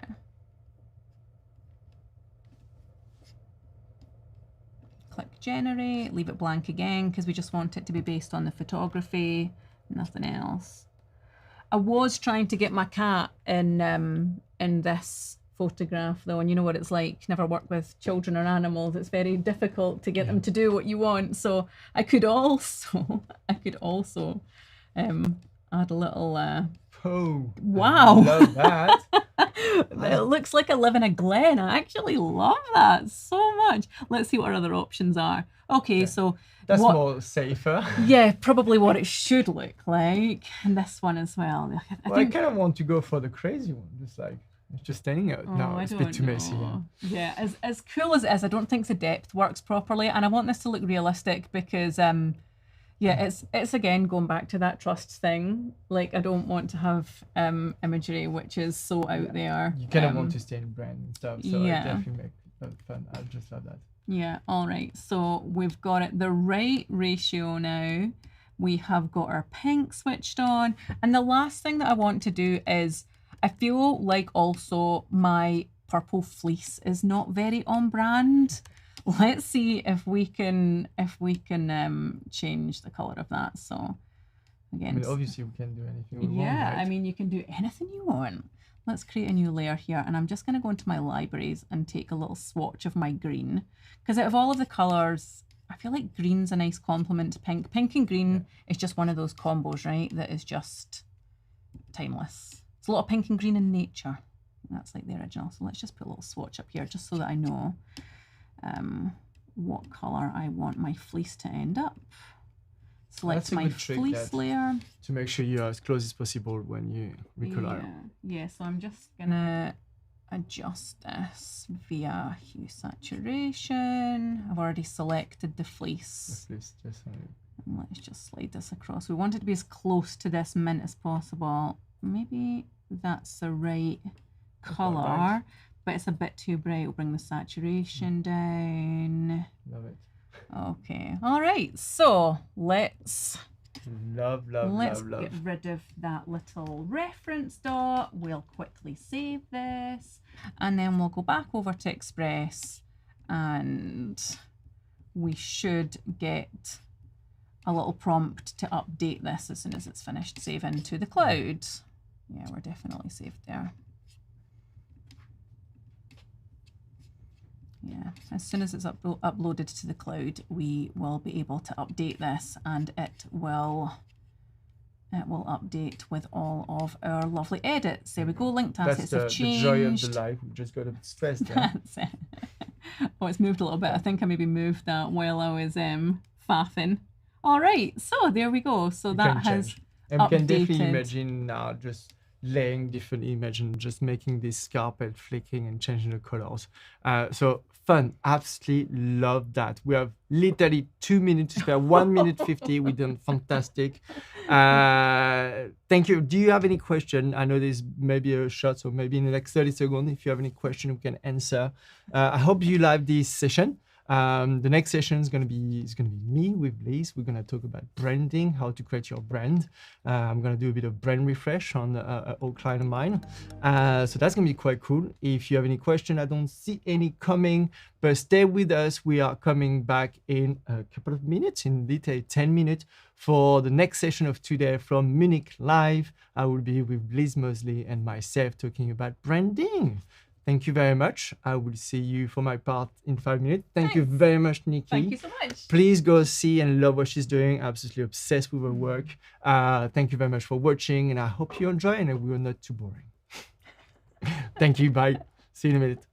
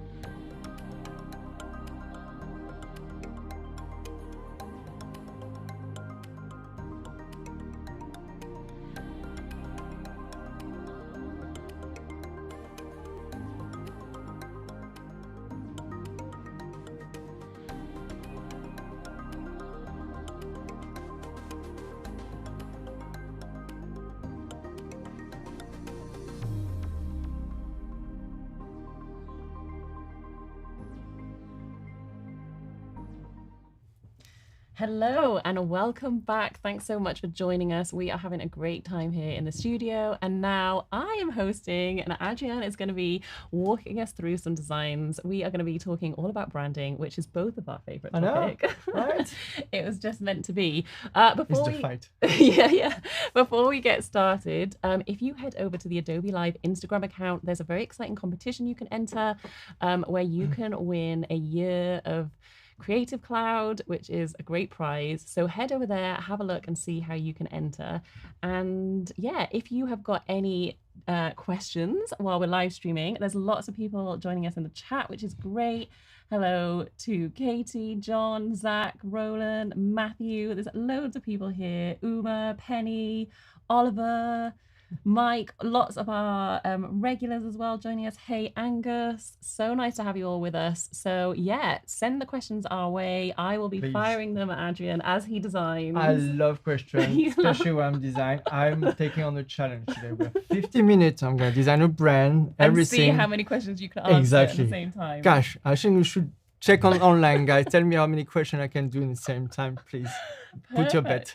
So maybe run through what you're going to be working on today then. So today we're going to build a brand. We're going to mainly work in Illustrator and Adobe Express. I'm going to show you how to do a brand refresh.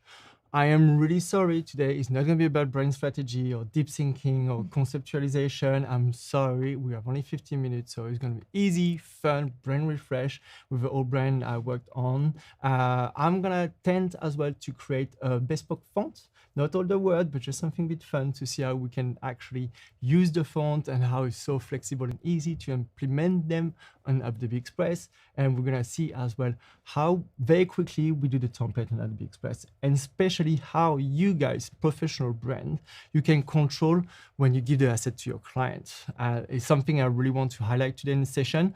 I've been running small agency, I've been creative director of big agency, and having this possibility to give the hand and opportunity to a client to deliver their own asset is absolutely a game changer. And I love using Adobe Express now for this reason.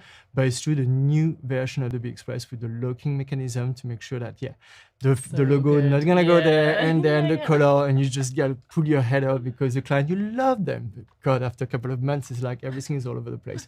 So that's really important. I want to show you and deep dive on that because you'll see, like, I literally, the new version come online like this morning, and we've been like frantically like, yeah, that's working. Oh, great, amazing. So I'm going to try to show you that and why I'm excited about this version. And I'm sure Liz is excited too. I'm very excited. This is fun. This is our first time hanging out in person, and we're doing it live. So good times. All right. Go. Let's go. All right. So let me go into Illustrator in a second. Fantastic. So we will redesign this brand called Off Duty and actually refresh. Let's not go crazy. Huh?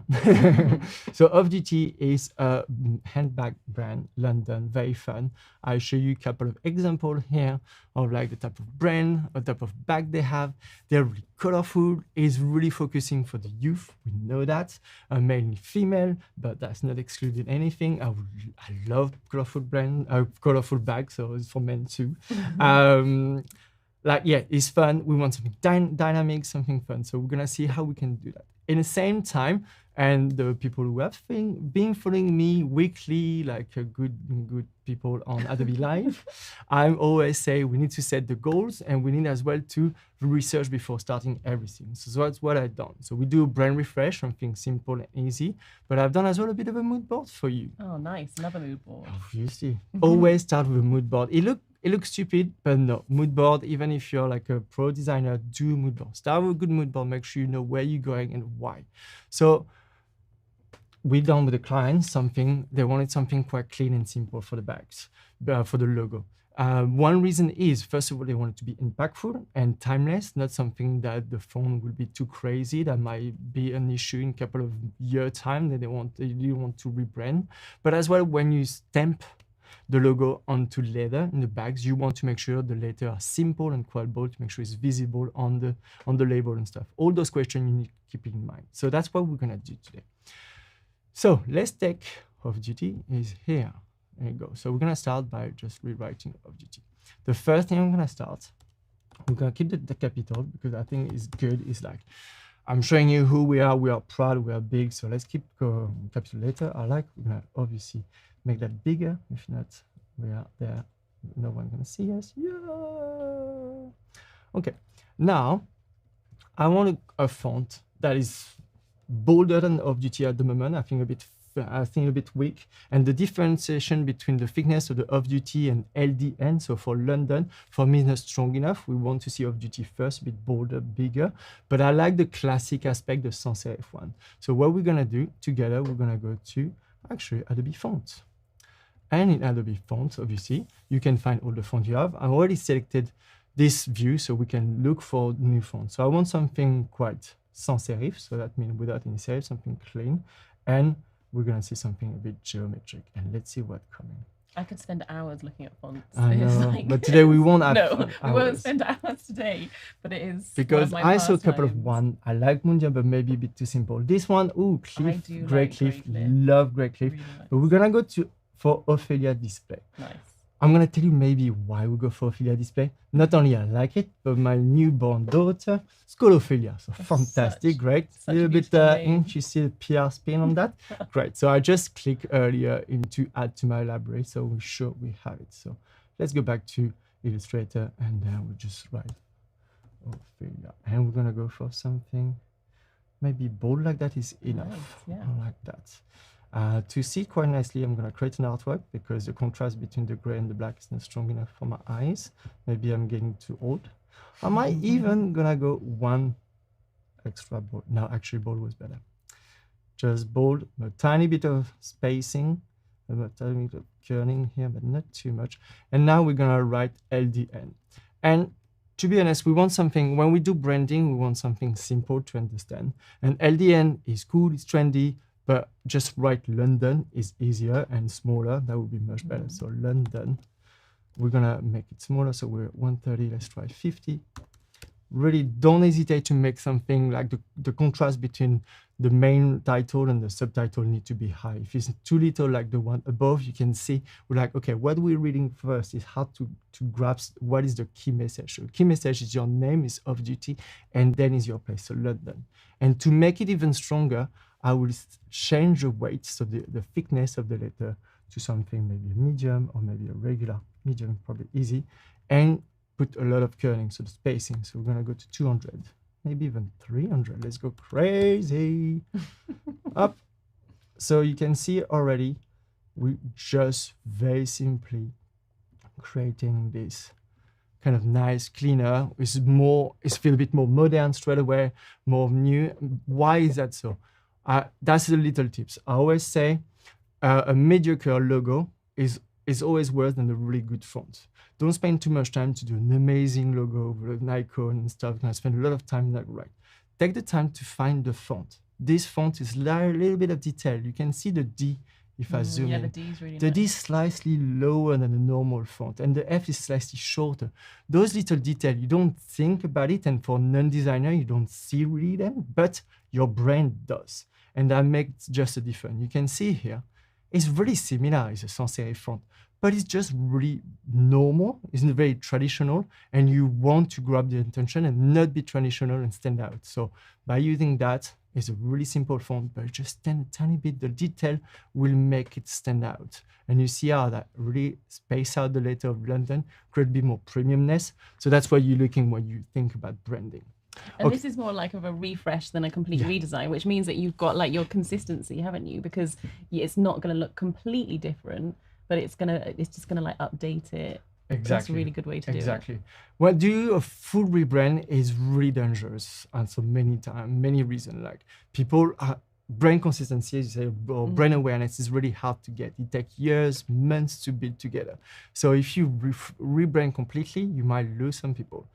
If your brand is not aligned with your audience, or if with your values, fair, you need to flick, but do it sooner rather than later. And if you already have a good relationship with your client, they kind of agree with your brand, just to step by step do some subtle refresh, it will go a long way.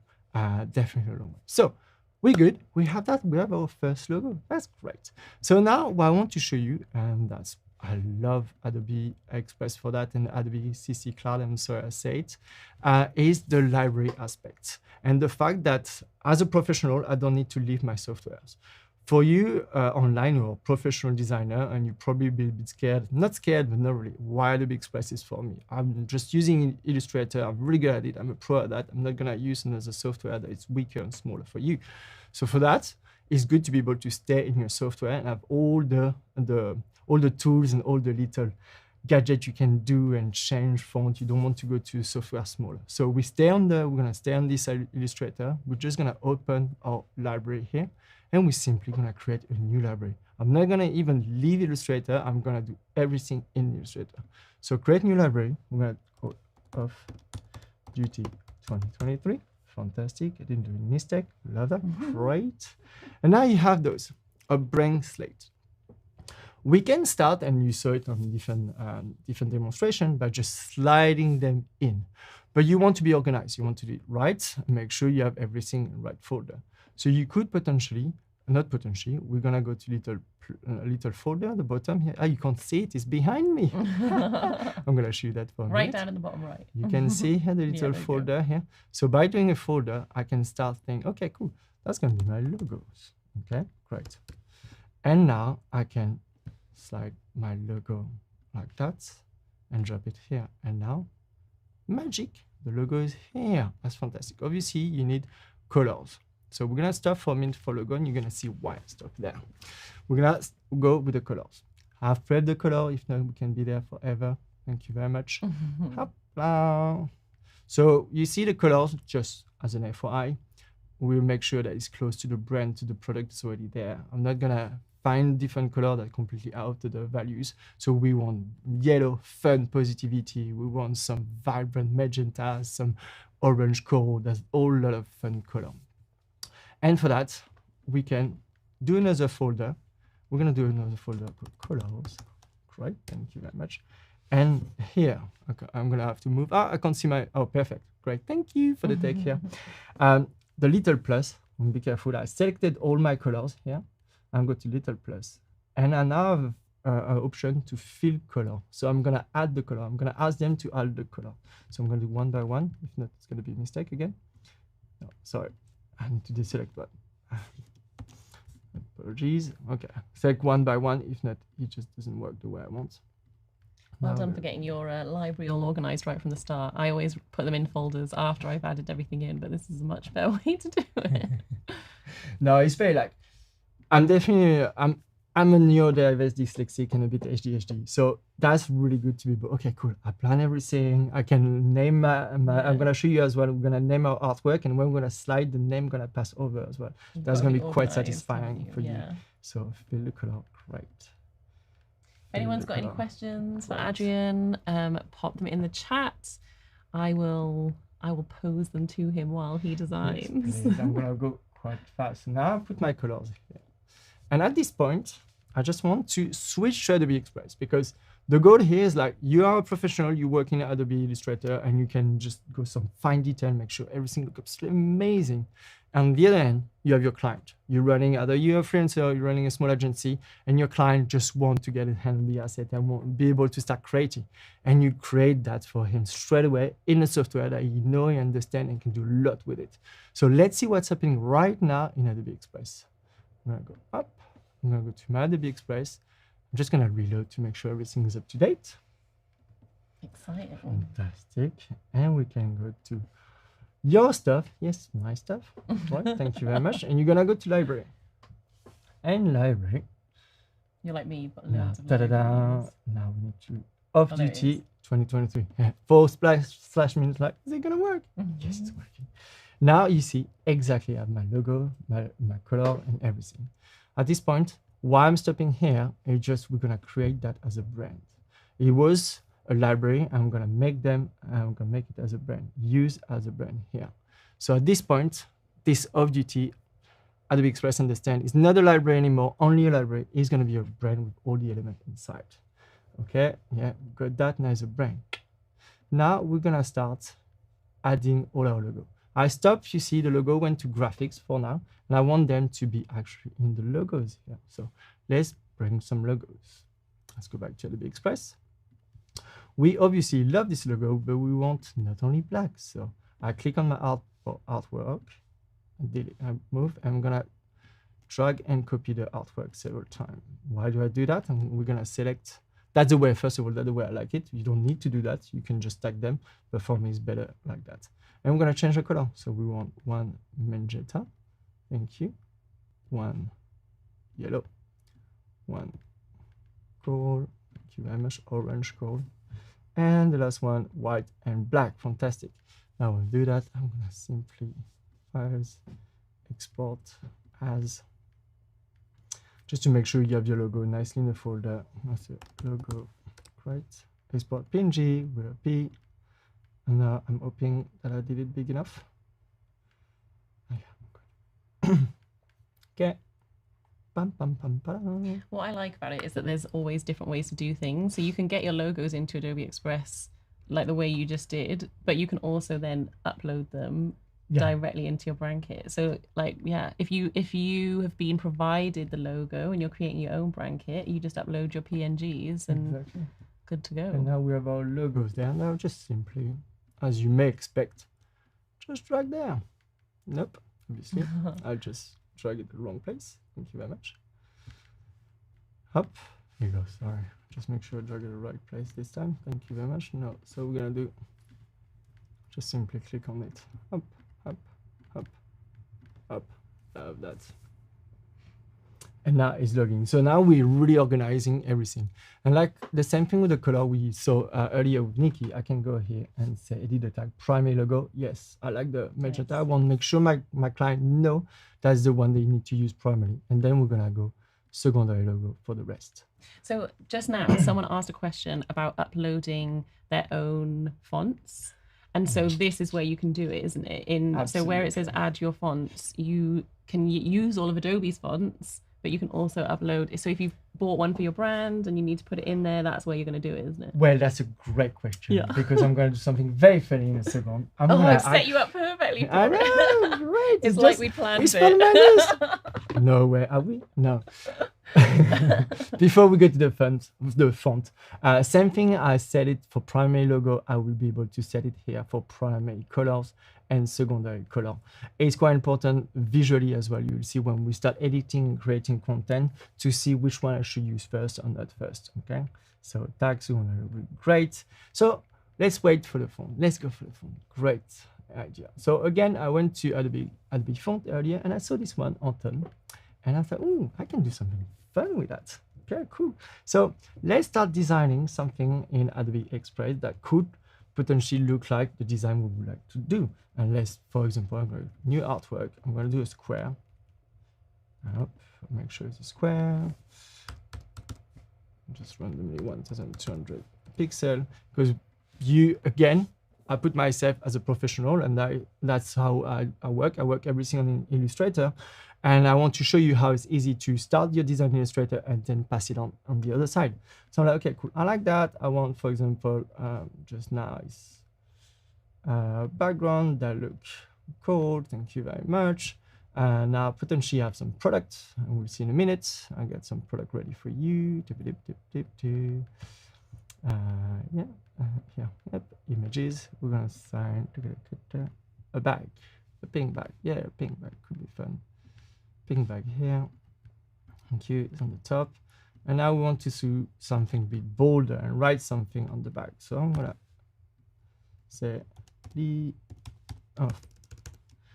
freedom. Okay, cool. Freedom is cool. We say we're gonna write in Anton, so we're gonna get there. No, we don't need later. Thank you.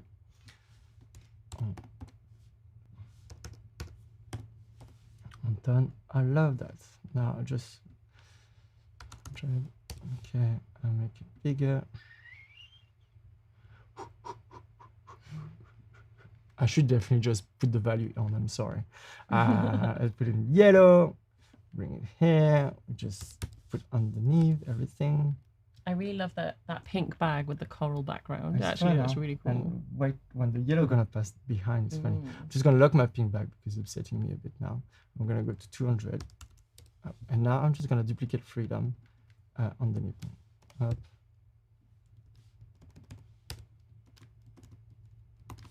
Okay.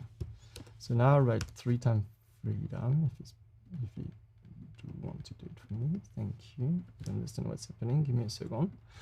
How time we good? So we've got a quick question. Yes, Roland please. wants to know, how does the primary and secondary options behave in Express? Is it upon the order of being imported, or is it primary all by default? Now, if you watch it back, Roland, you'll see that you can actually select the primary and you can also select the secondary.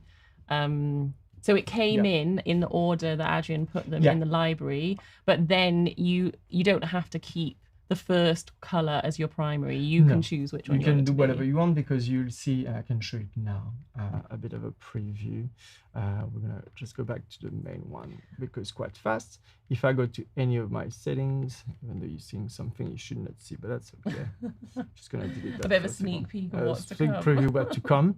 If I click on that and just background colors, there will be primary, secondary, order. So they will set themselves by order. That's why it's important, because you are managing the background. You are in control. You're the designer. You will be able to have full control for your client. They're not them who's gonna faff around. So that's really good to have all those little options to really be in control. And I know it's become a bit more depth and professional, but that's why I really want to show you that you are on the background with some really high-end software for Photoshop, Illustrator, and you can tweak a lot of details. And in the foreground for your client, they have something really slick they can use and doesn't move. So that's really, really interesting. So as you can see here, I just didn't want to stop at just writing freedom this way. I want to say, okay, cool. I want something funnier. Can I go push a bit further? Can I just use the phone? Can I just interrupt you? I've got a question for you. Someone would like to know how you got that image into Illustrator.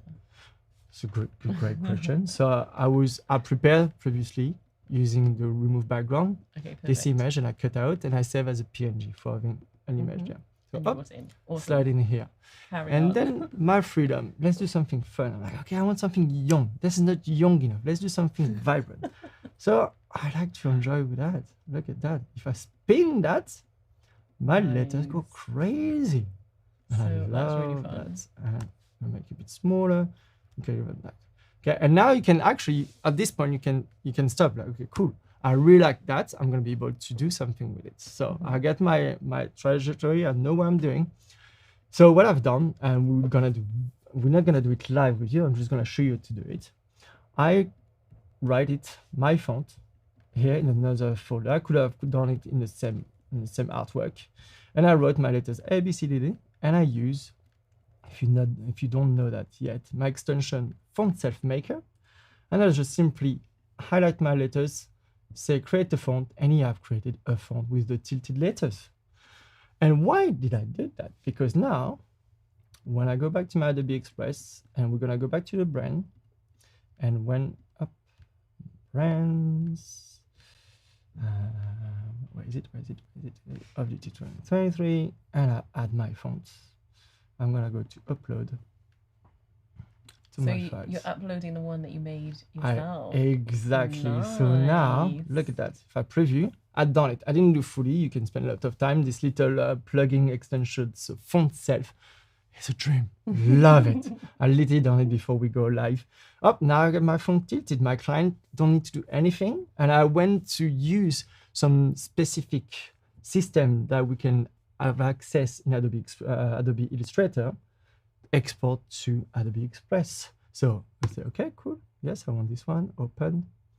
I just, Now I do error message. If I do add, it will add, but because I just prepare. Got it in there. It's here on turn off duty regular. So I just need to click on it, and is now the font by default. Ta-da! So that's good. Okay, I got my font. I got my colors. It's great. Now we need images. Well, we have colors, we have logos. We need images. Obviously, you want to set your client with a bunch of images. So now I'm going to show you a third way you can do that. So in your little icon of your Adobe CC Cloud here, thank you very much. You can go to files. I don't know if you have follow what I've done. I open my cloud here using my little icon. And I go to my files. And I'm going to find my brand, your library. And please help me. I know, it's like always hard. I always have this issue. There you go, it's here. And I'm gonna simply add a group. Images. Okay, cool. I can slide underneath. I can actually see that close my logo. I don't want that. My logo first. Logo, can you please come in? This is what I love, is that you can edit your library in so many different ways. Exactly. And it's just, I love it because you never know. Brand will just need just logo and color palette. Some will be icon, different type of icon, different infographic and stuff. And then you on the background, you will be able to set this library and this brand to the detail you wish. And that is absolutely fantastic. So now I have my image. You can see I create the group and I go to the folder where I selected several brand image that we have, plus the PNGs and stuff from our product, and simply, thank you very much, Adobe, sliding in, and I wait. And they will be now in my image folders. And that is just great. Because now, I'm gonna open a new Adobe Express. I can totally see why this client came to you, Adrian. It's like it's so you. It's so like bright and colorful. You are the like perfect designer for this project. They know. So we're gonna just quickly create a new 1x1 square. By the way, the shortcuts are even faster, and I just love it. So now, okay, cool. Change the background color. I put my brand. Beauty of life. Go get a cup of tea. Go get a cup of tea, come back. So what I'm trying to do right now is we're going to set this, we're going to start creating a visual, and I'm going to show you how now we have all these visual assets coming to us and how we're going to be able to use. There is the wrong brand asset that I was trying earlier. So I'm going to be able to go down and find off-duty 2023. And that's just as a parenthesis here, to be able to switch brand from that so easily. It's not like your primary brand and after you struggle to find. If you have many clients, you could see like, look at how many brands I've created and worked on. It's just, that's really good for creators. You can jump from one client to another like so seamlessly. It's great for social media manager and so on. So cool, we have a brand. I just want the yellow. Now I'm gonna write, remember we've done the freedom. So let's do freedom. Just add my text. I'm gonna write freedom with no spelling. Thank you very much, Adrian. We are going to our fonts. And now we have Anton GT regular on our primary font. I have to select, sorry. I always can't write things, and whenever I'm doing it live, I It's always the make worst. As a dyslexic and the one who's following me, you can see I always struggle. So. Well, you're not alone. I'm exactly the same. Tell us in the chat actually if you feel the same. It's sometimes like writing long stuff for clients. Just like so now. So I write my freedom. You can see now we have the right font. I feel that a bit too spacing on the leading, the line spacing. So I went to the little icon here to change the spacing, and we're gonna. You can see that. That's a bit better. We can even have more kerning if we want, and I like that. I'm just gonna do one more row. I don't know why, but it was one more row. Obviously, we'll put that in. No, it's not the background color I want to change it. It's the font color. Fill with orange. Okay, cool. I could go more in detail in all the fun font stuff you can do, the outline and the shadow and the text effect, but I think that will kill our life. Okay, freedom, we're good, love it. Now we want this, the lovely bag on the top, right? So let's get to the bag. So your stuff, the brand library, cool. We are going to off-duty.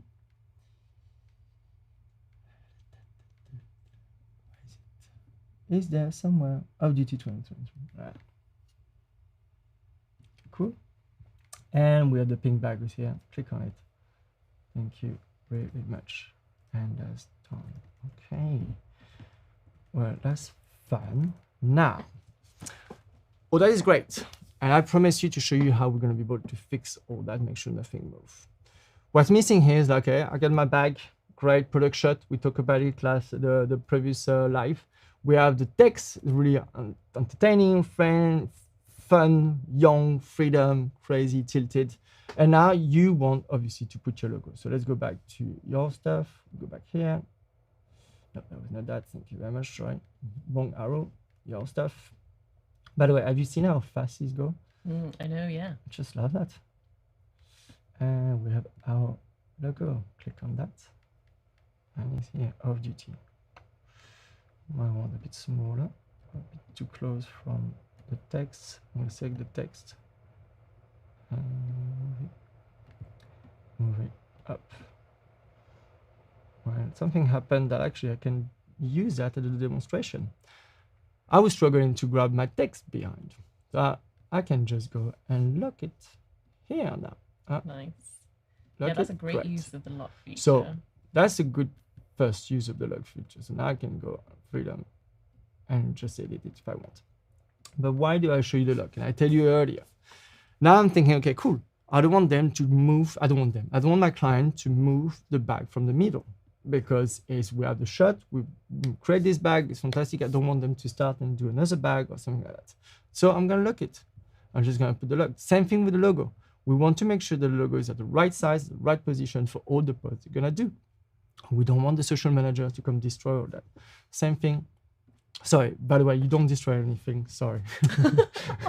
I'm sorry for that. I don't want to offend anyone. I know, it just do happen. But it's important for designer or for social manager that you create asset for your client. You don't want the client to, they don't have any training for that, so you don't want that actually.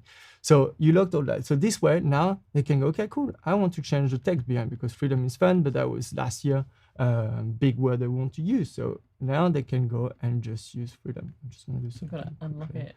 No, not Oh. unlock it. We need to actually crop the image. Sorry, because some no. Okay, done. Sorry, I have a bit of a bug here. It's okay. The crop option is not potential PNGs. That's okay. We don't need to, because you can change now the text.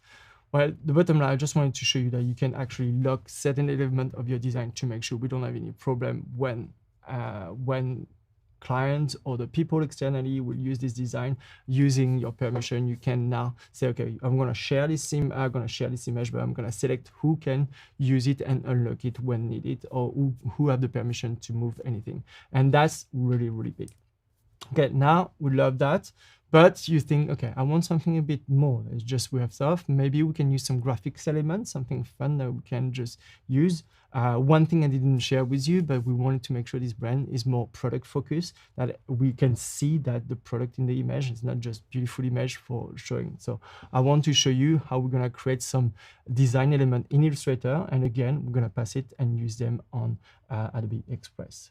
So we go back in Illustrator. I'm going to create a new design. I can delete that. And this time I want to use one of those pictures. Let's do that.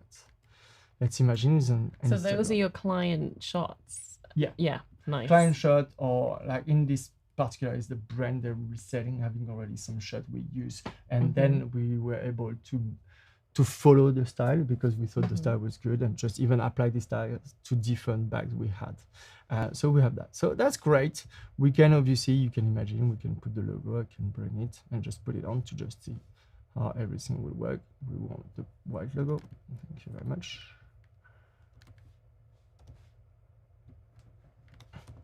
I'll place it here. So, okay, so far, yeah, like it, work fairly good. Move it a bit higher up. But it's true, we want to make sure we focus even more, and we have something, we are young, we are dynamic. How can we do it, right?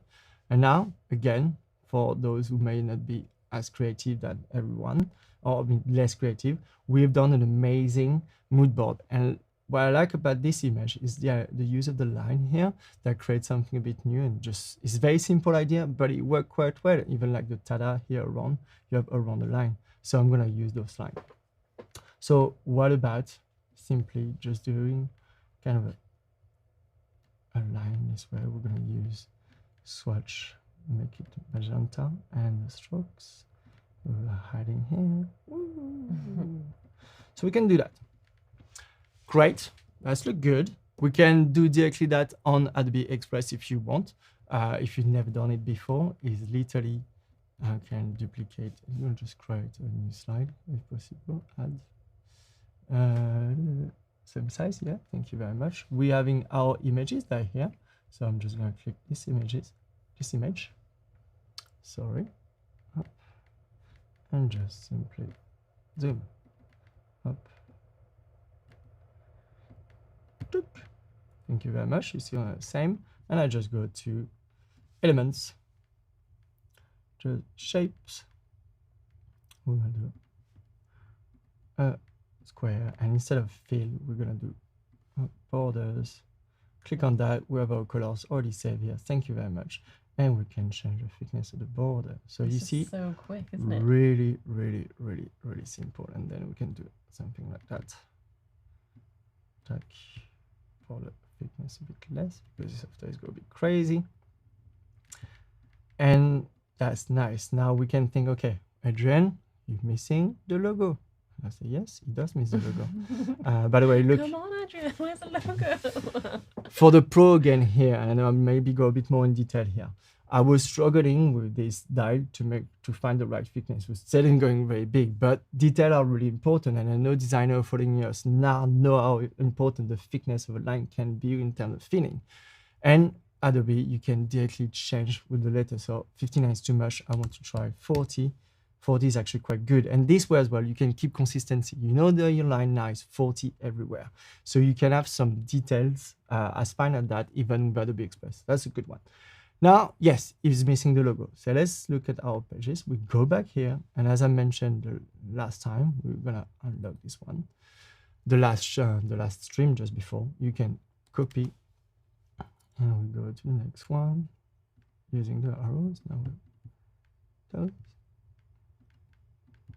Well, that's for me. So it's the last stream of the day. So obviously don't. And then we paste. There's always another way to get there. Up, and now we're good, and we love it. And again, make sure you lock it in place. I won't move it, and we have always at the same place. So that's top. Say, okay, cool. Adrian is nice, but it's a bit basic, and you don't want to feel like maybe you do not want to feel like it's a design you only done at Adobe Express, a bit higher. You want to show your client you can do more than that. So great. So now let's go back to Illustrator, and we're gonna maybe do a kind of a neon effect to this border to feel even more young, more fresh. So let's do that quickly together. So we're gonna open that a bit more. We're gonna go to gradient, and we're gonna create a gradient here on the gradient. Like that, and we're going to change the colors. So up, and keep the white for the middle, up, that again, up, and we're going to add a medium color. Sorry, it was not applying to my design, sorry for that. Up, thank you. Now it worked, thank you. Up, we're going to change that to the magenta, but slightly lighter. Up, see, and that. And now we have a bit more. Sorry. Just try as close as possible to a neon effect in the couple of minutes we have. So look at that now. It's definitely a bit different. It's standing out. We can go a bit more in depth if you want, obviously. We can do some much more in depth neon effect if I copy and do underneath with more glow. But I think for this instance and for this slide, we're gonna stop here. If not, it's gonna be a bit too long and make it bigger. And that we'll see, we're gonna simply again use our library and we're gonna export this element. And that's just to show you, I'm not even going to use artwork today to show you that you can just select any element anywhere and it will work and go in your library. So we have this one. We could think, okay, 16 minutes, yeah, I have time. I know, it's going to give you a time reminder. It's going so fast.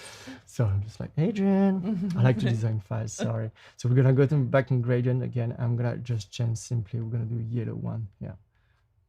Pop, yellow, yellow. Change all that to yellow, and the one in the middle, we're gonna simply make it a bit less to have a better effect. Okay, that's good. I like that. And you can't see, but it's actually quite nice as well. Yeah, that's cool. Just quite nice and cool. Up.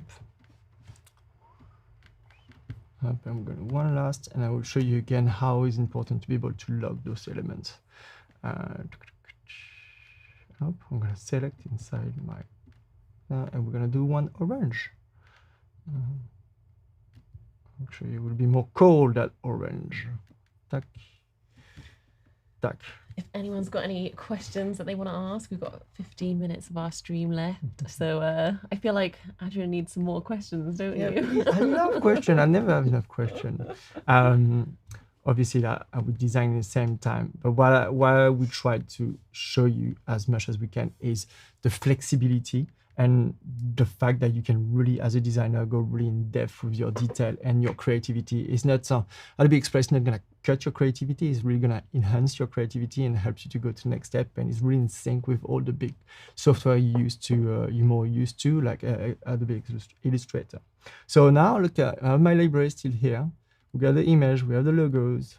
Okay, I'm gonna close those two, and I'm just gonna do another folder called graphics. Great, thank you. Like that. I want some graphics. Yes, indeed. Where is it now? I think it's down the bottom. And I got hidden into logo again. Subfolders. That always throws me. You can have subfolders. So obviously, it's a great example there, ladies and gentlemen. You can have subfolders. Yeah. All right, now just stop joking, Adrian. Thank you. Drop that here. 1, 2, and 3. Great. So now let's go back to. Right, let's save. Try and save. Oh, good. You can see the little cloud kind of saving here. Hopefully it will save. And now we're back here. What I'm gonna do, I'm just gonna reload to make sure everything's saved, because we're in live. Everything's live.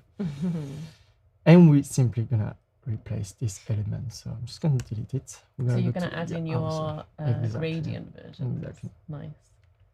And like it just appears so quickly. Exactly. Like there's no lag or anything. And I'm just gonna say it again. The fact that it's like all the orders, everything, okay, graphics, image. And for us designers, sometimes it's not so much a problem because we created it and we know where it is and where to find it.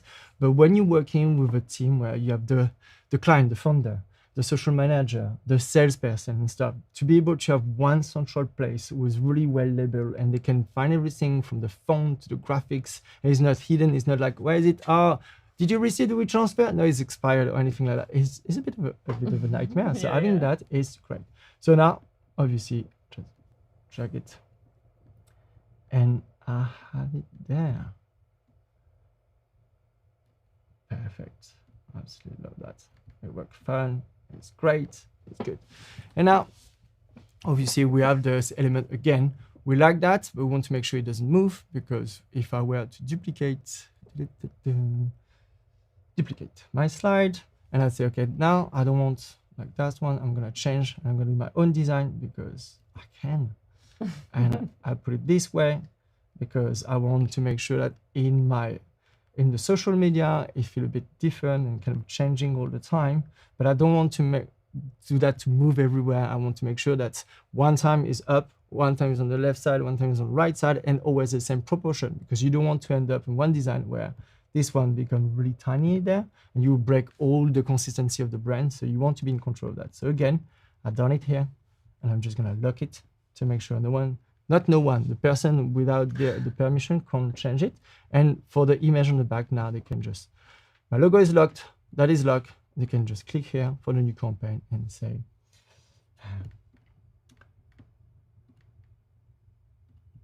I'm sorry. The update, I've moved something. Oh, what are you looking for? I can help you. Replace. Oh, Look at replace. that. Is it in? Here. Try the 3 dots. I linked at it. Is it in there? This is Oh, no, great it's not. live. Yeah. It's Adobe. So yesterday. There was a replacement.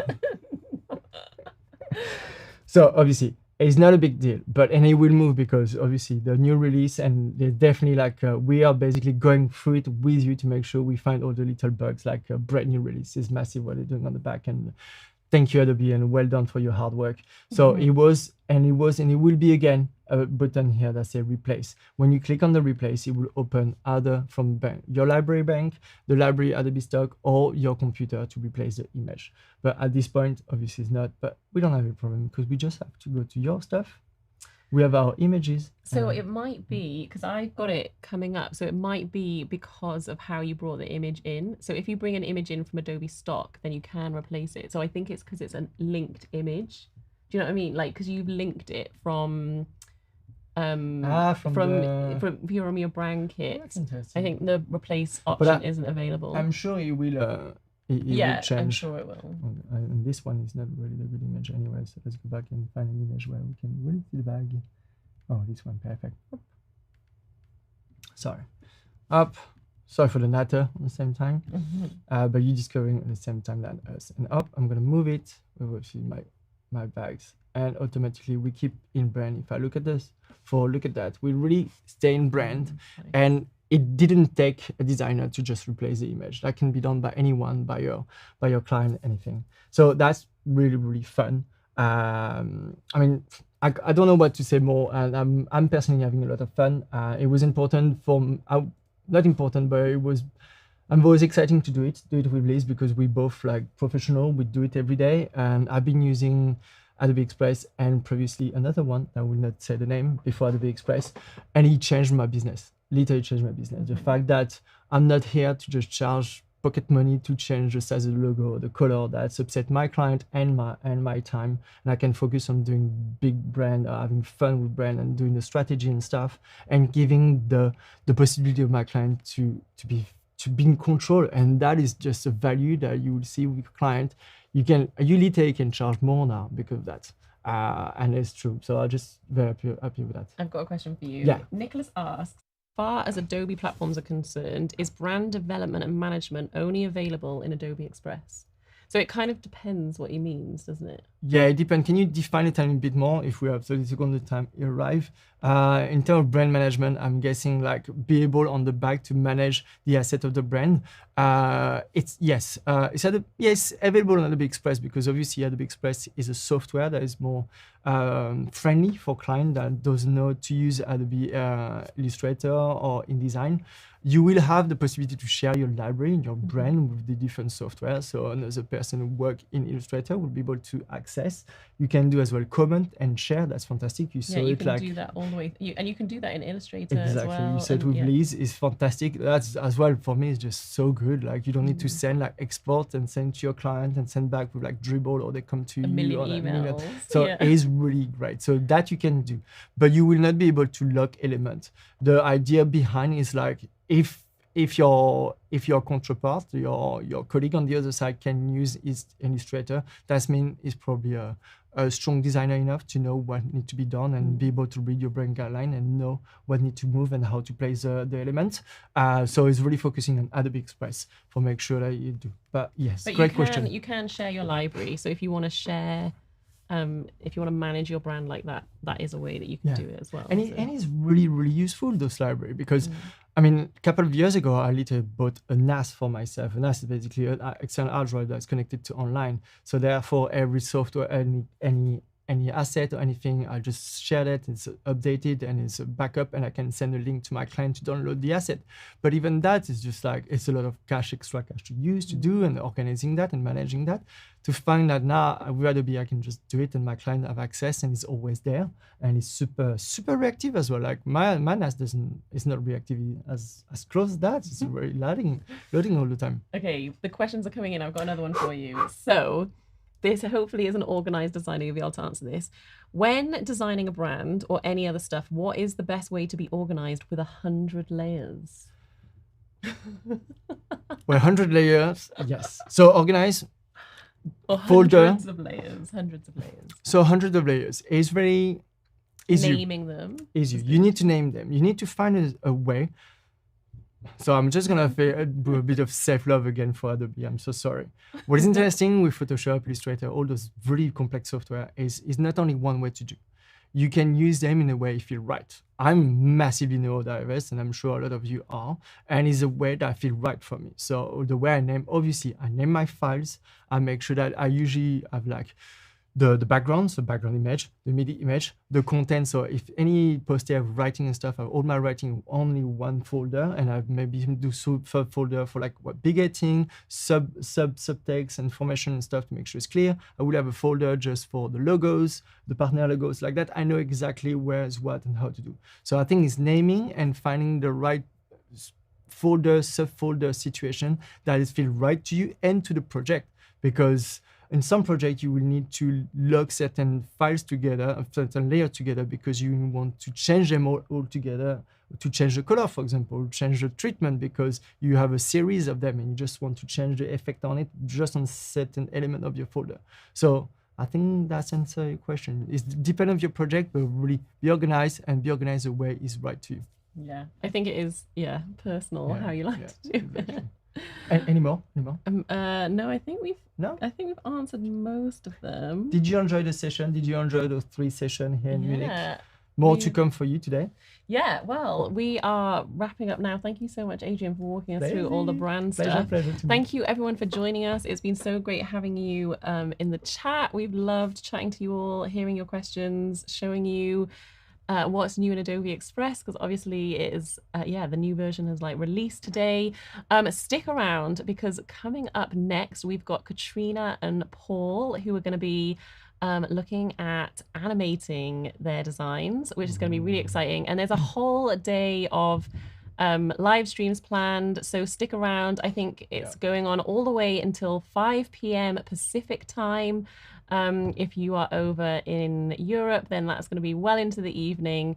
So yeah, there's lots of exciting things for you to see with the guests like Nicte and Lucas and Goldie. So stick around for those. Just a reminder that there is a great competition being run on the Adobe Live Instagram account. Head over there, enter the competition, and you can win a year of Creative Cloud, which is an amazing prize. Thank you so much for joining us. We have had such a great time. And if you're on Instagram right now, you can definitely both follow us as well. Yeah, come follow us, come tag us. Thank you for your questions. And we'll see you again soon. We've had a great time. Thanks so much, Adrian. Thank you, Liz. See you soon. Bye, guys. Bye. Thank you very much. Bye-bye.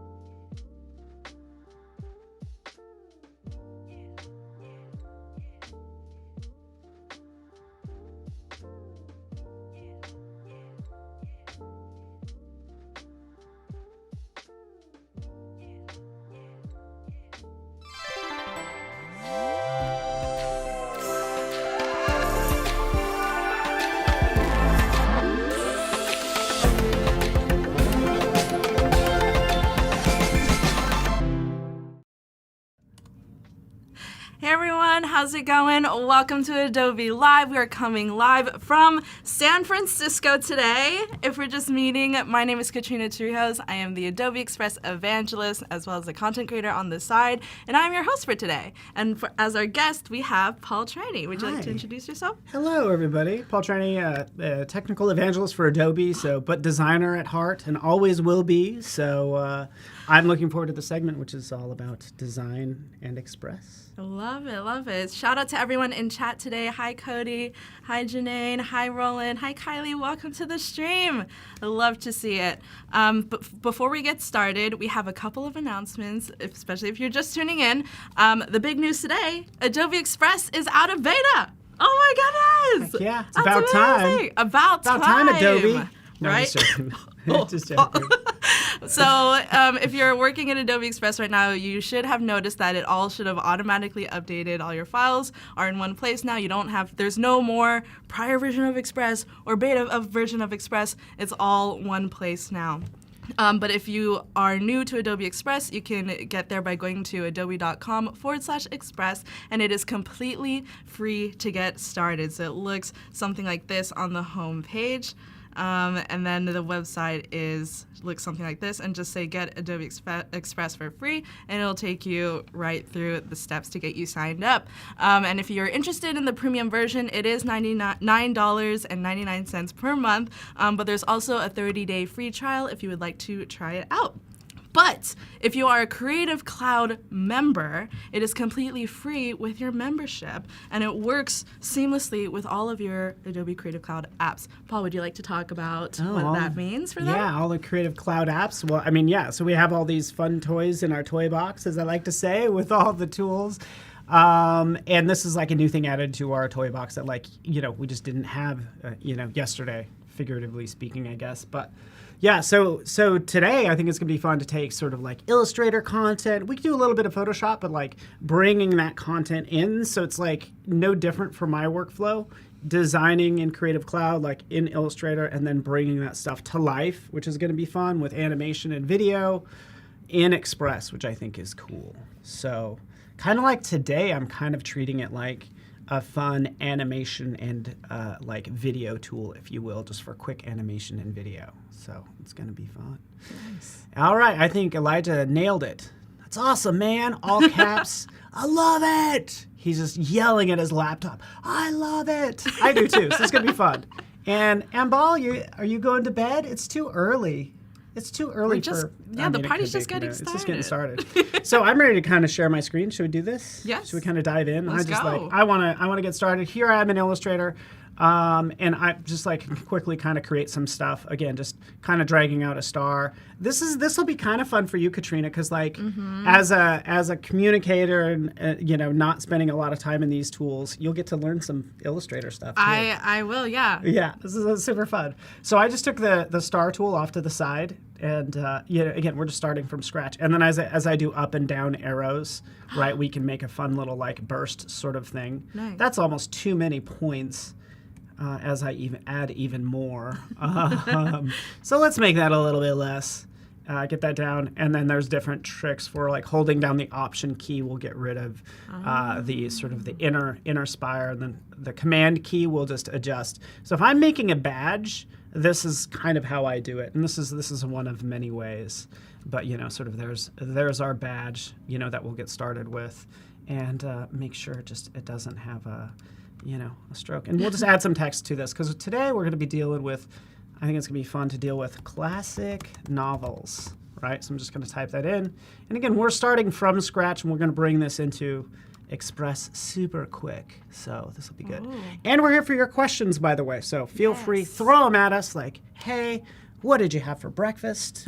4 cups of coffee. Just kidding. 4. Just joking. It's going to feel like 4 cups of coffee, but technically it's only 2.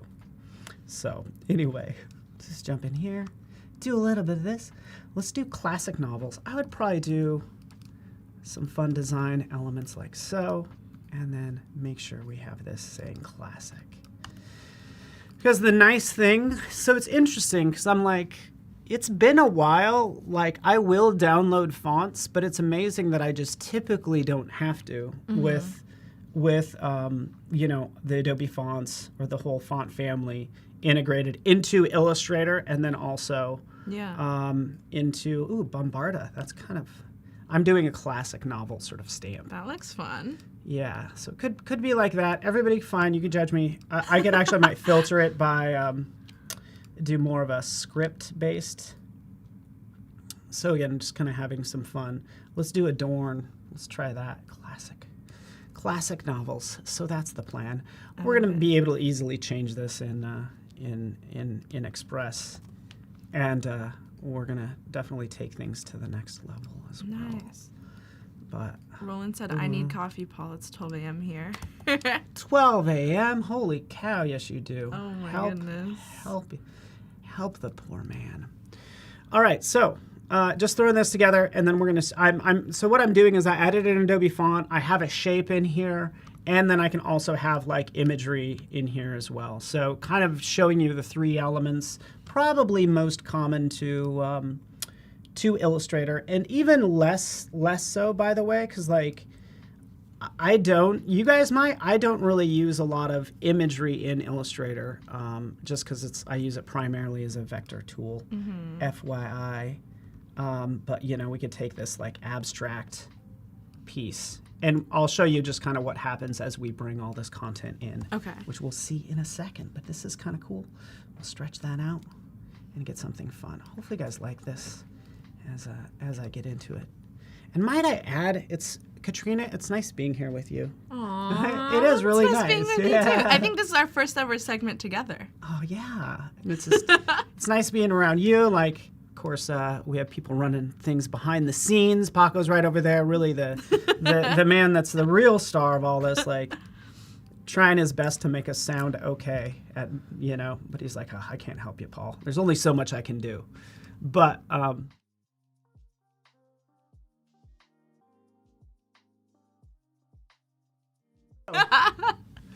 So, anyways, it's like we kind of work remote. I'm from Denver. Katrina, where do you live? I'm from San Jose. San Jose. California, yeah. So she's not too far away, but it's like nice being in the office. It is super nice.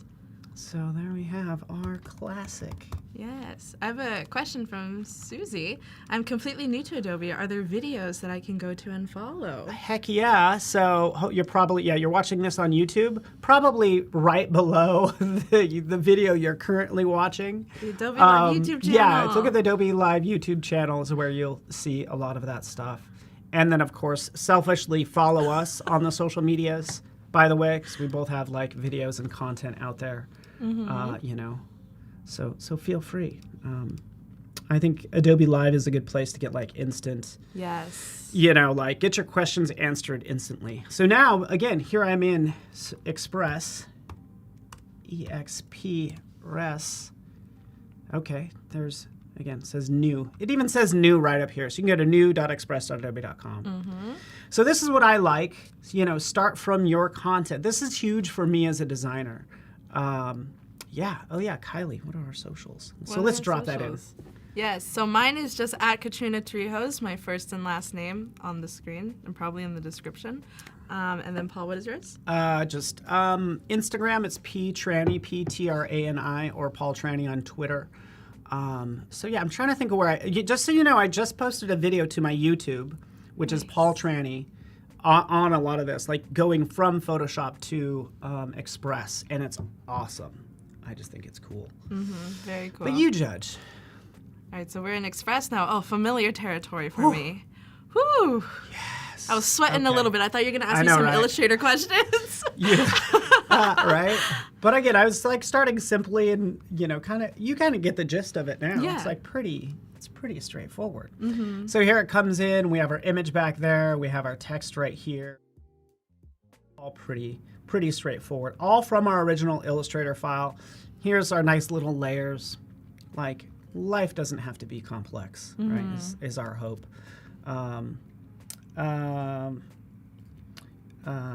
So yeah. And there we have this.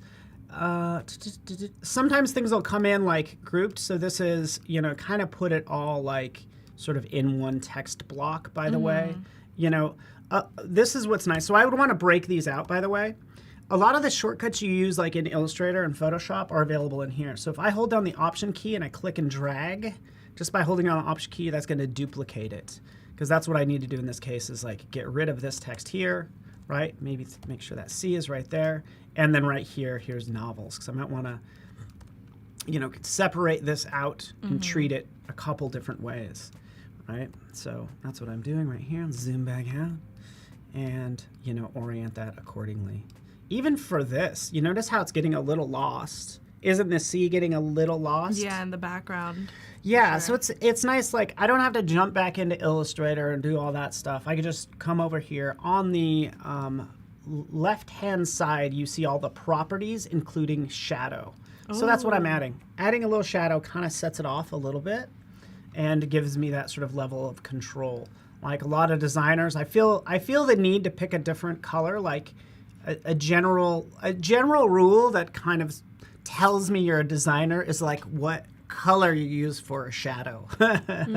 This goes back to art school because you're never allowed to paint. When you're painting, you never were allowed to buy black. You couldn't buy black. He's like, Really? you have to mix it. Yeah, it was like in painting class, you had to mix your colors. And you were only allowed like 7, at least in my art school, 7 colors. And but also made you realize that like nothing is really truly black or white. It takes on the characteristics of the environment. So that's why I'm picking this color. I would probably try to sample it from the background, which I could do as well. Come in here and sample this like darker color. And it's a minor thing, but and maybe nobody will notice, but I know I did it. And I'm like, I'll know. Nobody else will care. But anyways, just some designer stuff. Would love to hear your guys' designer tips. I would actually love to find out like you're a designer if ... Ooh. I think that's a fun little question. Like you're a designer if maybe it's like What's yours? fonts. Well, the most annoying thing is all caps for pretty much anything. Really? Unless you're a sign, you gotta go all caps. But like a menu. And it's like yelling at you. It's like, calm down, menu. If you're not a designer, like you want everything is important. But as you know, in marketing, no, primary, secondary, tertiary. What are your reads and establish the reading order? But just like all cap stripes, I mean, is a thing. So, anyway, anywho, let's go on a rant. Shall we? No, we don't have to.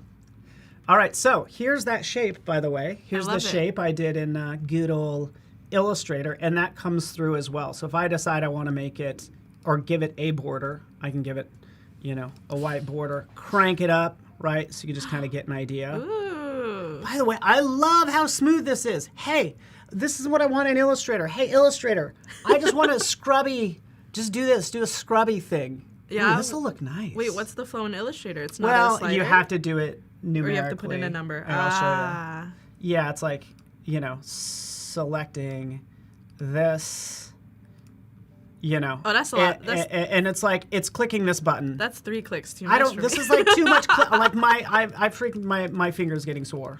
So much clicking. Scrubby, like make it a scrubby dial. I don't know why it's not a scrubby dial like Illustrator or like Photoshop. In Photoshop, it's a scrubby dial. You hear me, people? Anybody? All right. I don't know. It's just some of those. But again, this is what I like about, Express. It makes like, it easy, yeah. I can't roll my R's like that. No. But and the next level, like it's funny. We just added the stroke feature. Yeah. And immediately I was like, give me all the strokes. Because now I want to add more strokes to this, like I can in Illustrator. Yeah. So that's kind of where I'm at with some of this, because I would love to have it like sort of 3 levels of colors. There's ways around that we can duplicate this, all this stuff. But this Black works. Lotus asked, do you save the Illustrator file as a PNG first? No, just saved it as an AI. Great question, by the way. Great question. So it's just a straight up Illustrator file. This could just as easily be a PDF, by the way, or a PSD. So use what you have or whatever workflow you're doing. I will say just be aware of your layers. a little flash forward, Dara, just to hold your attention. Let's take a look at like some of this craziness. Like here's a PSD that I could bring in. What I have done with this PSD, we'll get into this layer, is like I'm mindful of how I organize all my layers and how things are like grouped into smart objects, because I've grouped everything on how I want to animate them. So that's a step I do. It's not just like save out my PSD with my millions of unnamed layers. Group your stuff, being mindful of like how you want to animate it and what you want to be video. But that's going to be fun. So that's one of our classic novels today. But right now we're just dealing with our classic, such a generic, classic novels. Let's change the name to somebody's name in chat. Okay. Shall we do that? Yeah. Let's pick anyone. Let's pick we can.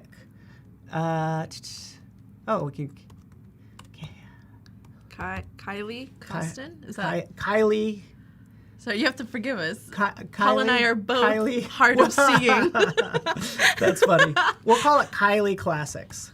So this is like, hey, guess what? Congratulations, Kylie now owns a classic book publishing company. Go Kylie! Congratulations, Kylie. You're like, whoa, wait, there's so much responsibility. I didn't sign up for this. I was just here to watch. You're our new CEO. Yay! Good to have you here. That's funny. So, but here this is all kind of broken down, pretty straightforward.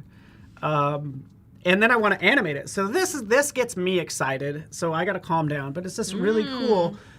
By the way, I know I can take this Illustrator file and bring it into After Effects. Sure. Will I? Probably not. Just because it's a lot of work. Okay. Like, After Effects gives you so much control, and like all I really want to do is just like animate this, and I could do that in Express right over here. I'm just grabbing animation, click, and then right up here we have all these options. So we could have it kind of come in. So let's have it bungee in or drift in, and grow in might work. I actually like that. Ooh, that's kind of cool too. Very cool. I'm just kind of enjoying these. I think this is good because it feels like a sticker, so it's like getting slapped on. Yeah. Maybe. Tumble I'll never use in a million years, but you know, it's there. Anyway, there it is. We'll have it loop or looping. Does it bob? Does it breathe? Does it blink? You know, you're just like, oh, what speaks to me? I think spinning works. Spin works. But let's not make it spin so fast. How do you do that? Oh, I'm rolling my R's again.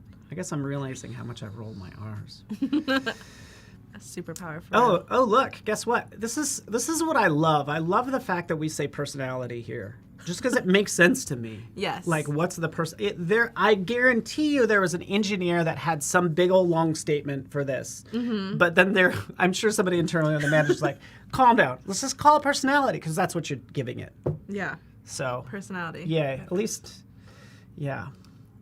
I giggled it doesn't when work I on first people. saw It just works on designs. Yeah, no, I giggled when I first saw it because of the What? adjectives that they picked, right? Oh, yeah. Soft, smooth, strong, energetic. That's you, energetic. I gotta calm down. I'm only like this in the morning. Give me 2 p.m. and it's like soft. After I come down off my caffeine high. But isn't this? What is energetic actually? Well, first off, I have the intensity really low. I think you'd be able to tell more with the bob or the bounce and some of those other things. Yeah. But in general, I like how this just has the ability to kind of jump in. There we go. Kylie Classics. What shall we do with this? And is this working, by the way, as a design? So this is so typical, by the way, is coming in and then you start changing your mind and messing with the design overall. Because that's kind of where I'm at now is kind of changing it. Like, does it need a shadow? Things like that. So I don't know. Shadows is kind of making it look lame. Does it? Help me out. For me, going back to you're a designer. For me, it's the contrast. Okay. Like if there's too little contrast between words and background, I'm just like, and that shadows and lifting it is like the way, like that's what I usually do. Good. I love it. Yeah. I think that's a very good point. Just bringing up the fact that are people going to be able to see this design? is it illegible? And I'm gonna do something here in a second that's gonna be awesome. Okay, good. Yeah. Paul, can you just do something cool, please? No. Just joking.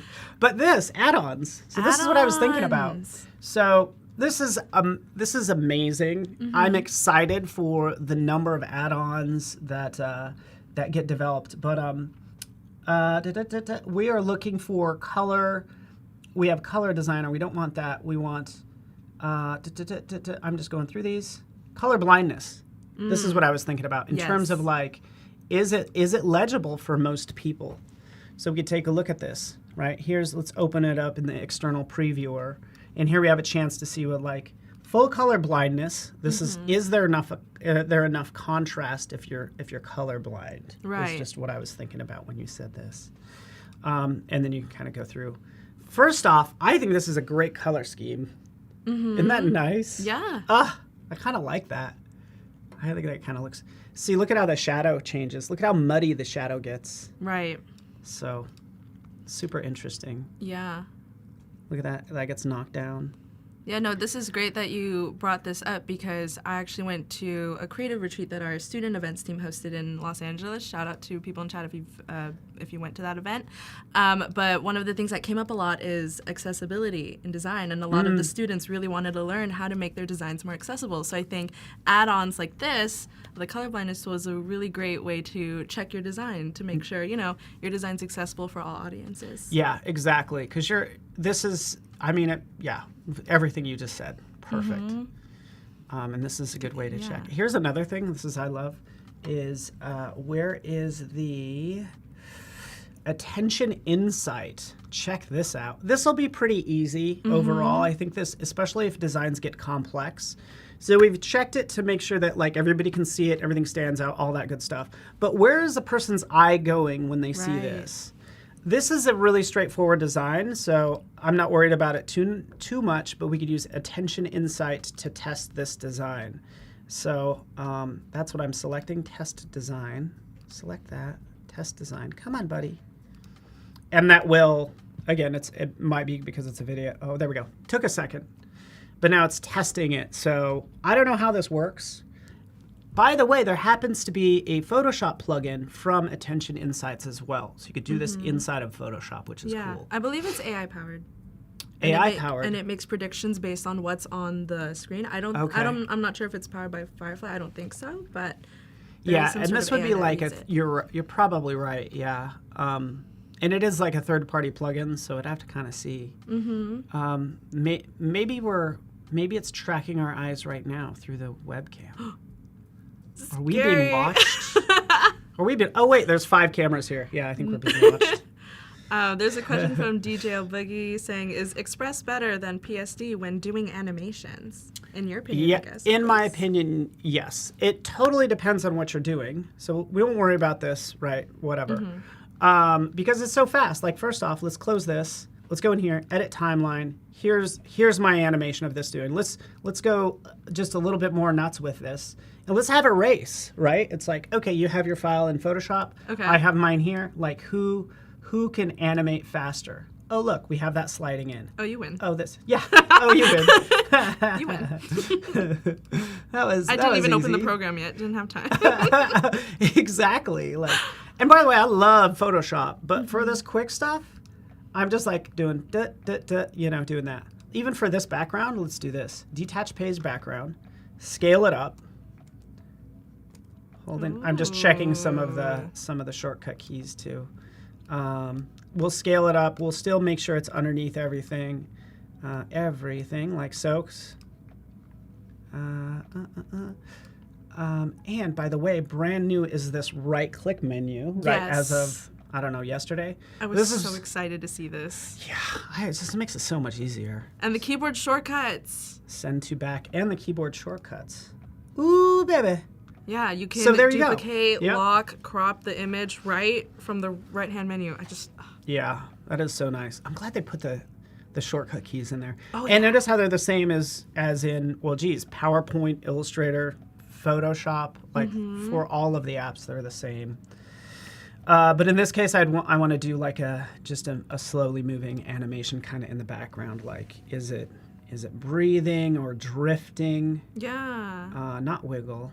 Wiggle. Yeah.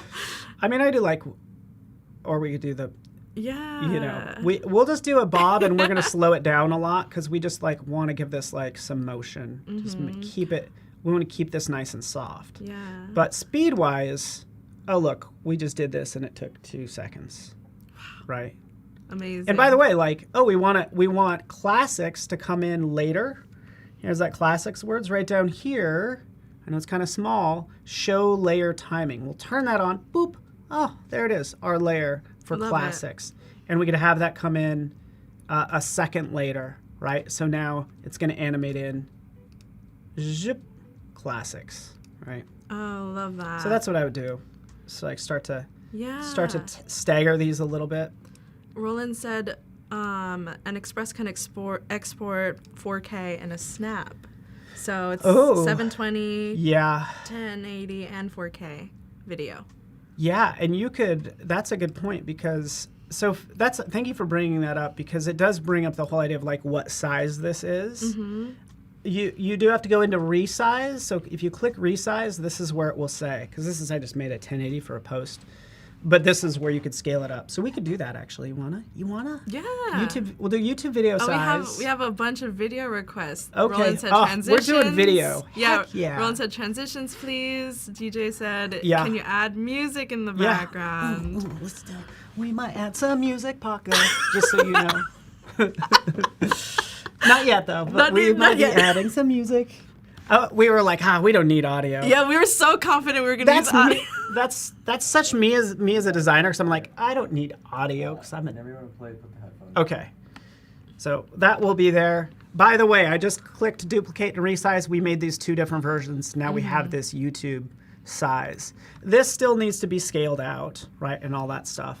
But it is at that size that we want it as. And again, adjust your content accordingly. You can also fit to background if you click the video, right? Yeah. Yeah. But I think since it's bobbing, like I got to make it bigger. Oh, got it. You need extra room. I'm trying to zoom out. Okay, let's do this. Let's zoom. Yeah, so I kind of need to make it a little bit bigger. Something's going on here. Okay, let's grab it. Ugh. So, anyways, you get the idea. I'm gonna go back to this original design if that's okay. So people said video and stuff. Adding video. People are really interested in the video stuff. Yeah, let's do 100%. Let's do that right now. I'm gonna keep this like simple. We'll go right over here. Photos, video, audio. Sunray Vibe said, "Can you repeat the name of the software? Is this Illustrator?" In a way, yeah. It started out as Illustrator, which thank you so much for reading the title for this live stream or whatever. No, but we are in Adobe Express now.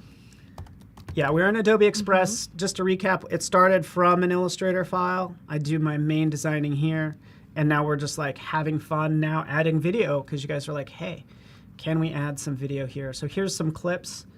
I'll just kind of jump in and grab one of these. Drop it down here is all I'm doing in my timeline, and we've extended it out. Probably what there's a number of things we could do, but I like how fast this is, by the way. So we've gone from this to then like our video, like so. And this is where it's really important, I think, once you start adding video. And I know Katrina knows all this stuff, like show layer timing, because for this video, I feel the need that I need to shift it. So we'll make this shorter first off. And what do we call this again? A slip editing. Thank you. So like, because we don't see the book at all. Well, we want to see more of it sooner. So I'm doing a slip edit. Yeah. And now it's like right there. I love it. And Roland has a request to please show the remove video background feature. Okay, I could do that. I'll show it to you. I would like to. We can do it. We could do it. Yeah. Why not? I have a pro tip. It does take a second. Hi, Roland. It's good to see you, man. Thanks for making Paul do things. Thanks for. Hey, Roland's like, impress me. How about this? Anyway, so one request at a time. This is brand new as well. So we have this. We've done our slip edit, so that comes in. I'll add some text there. I'll probably add a transition, and that's what I was going to get to. Click right here, add transition. Click and ready for that long list. Oh yeah. No, just kidding. There's just dissolve. For right now. For More right coming now. soon. Okay, you promised. I'm waiting. Soon is. There'll be another stream with us. We'll come back Yeah, when there's more. we'll come back but like look at that. So we can just kind of get that so dialed in smooth. and just like that, and then we can add our text and turn this into something more meaningful.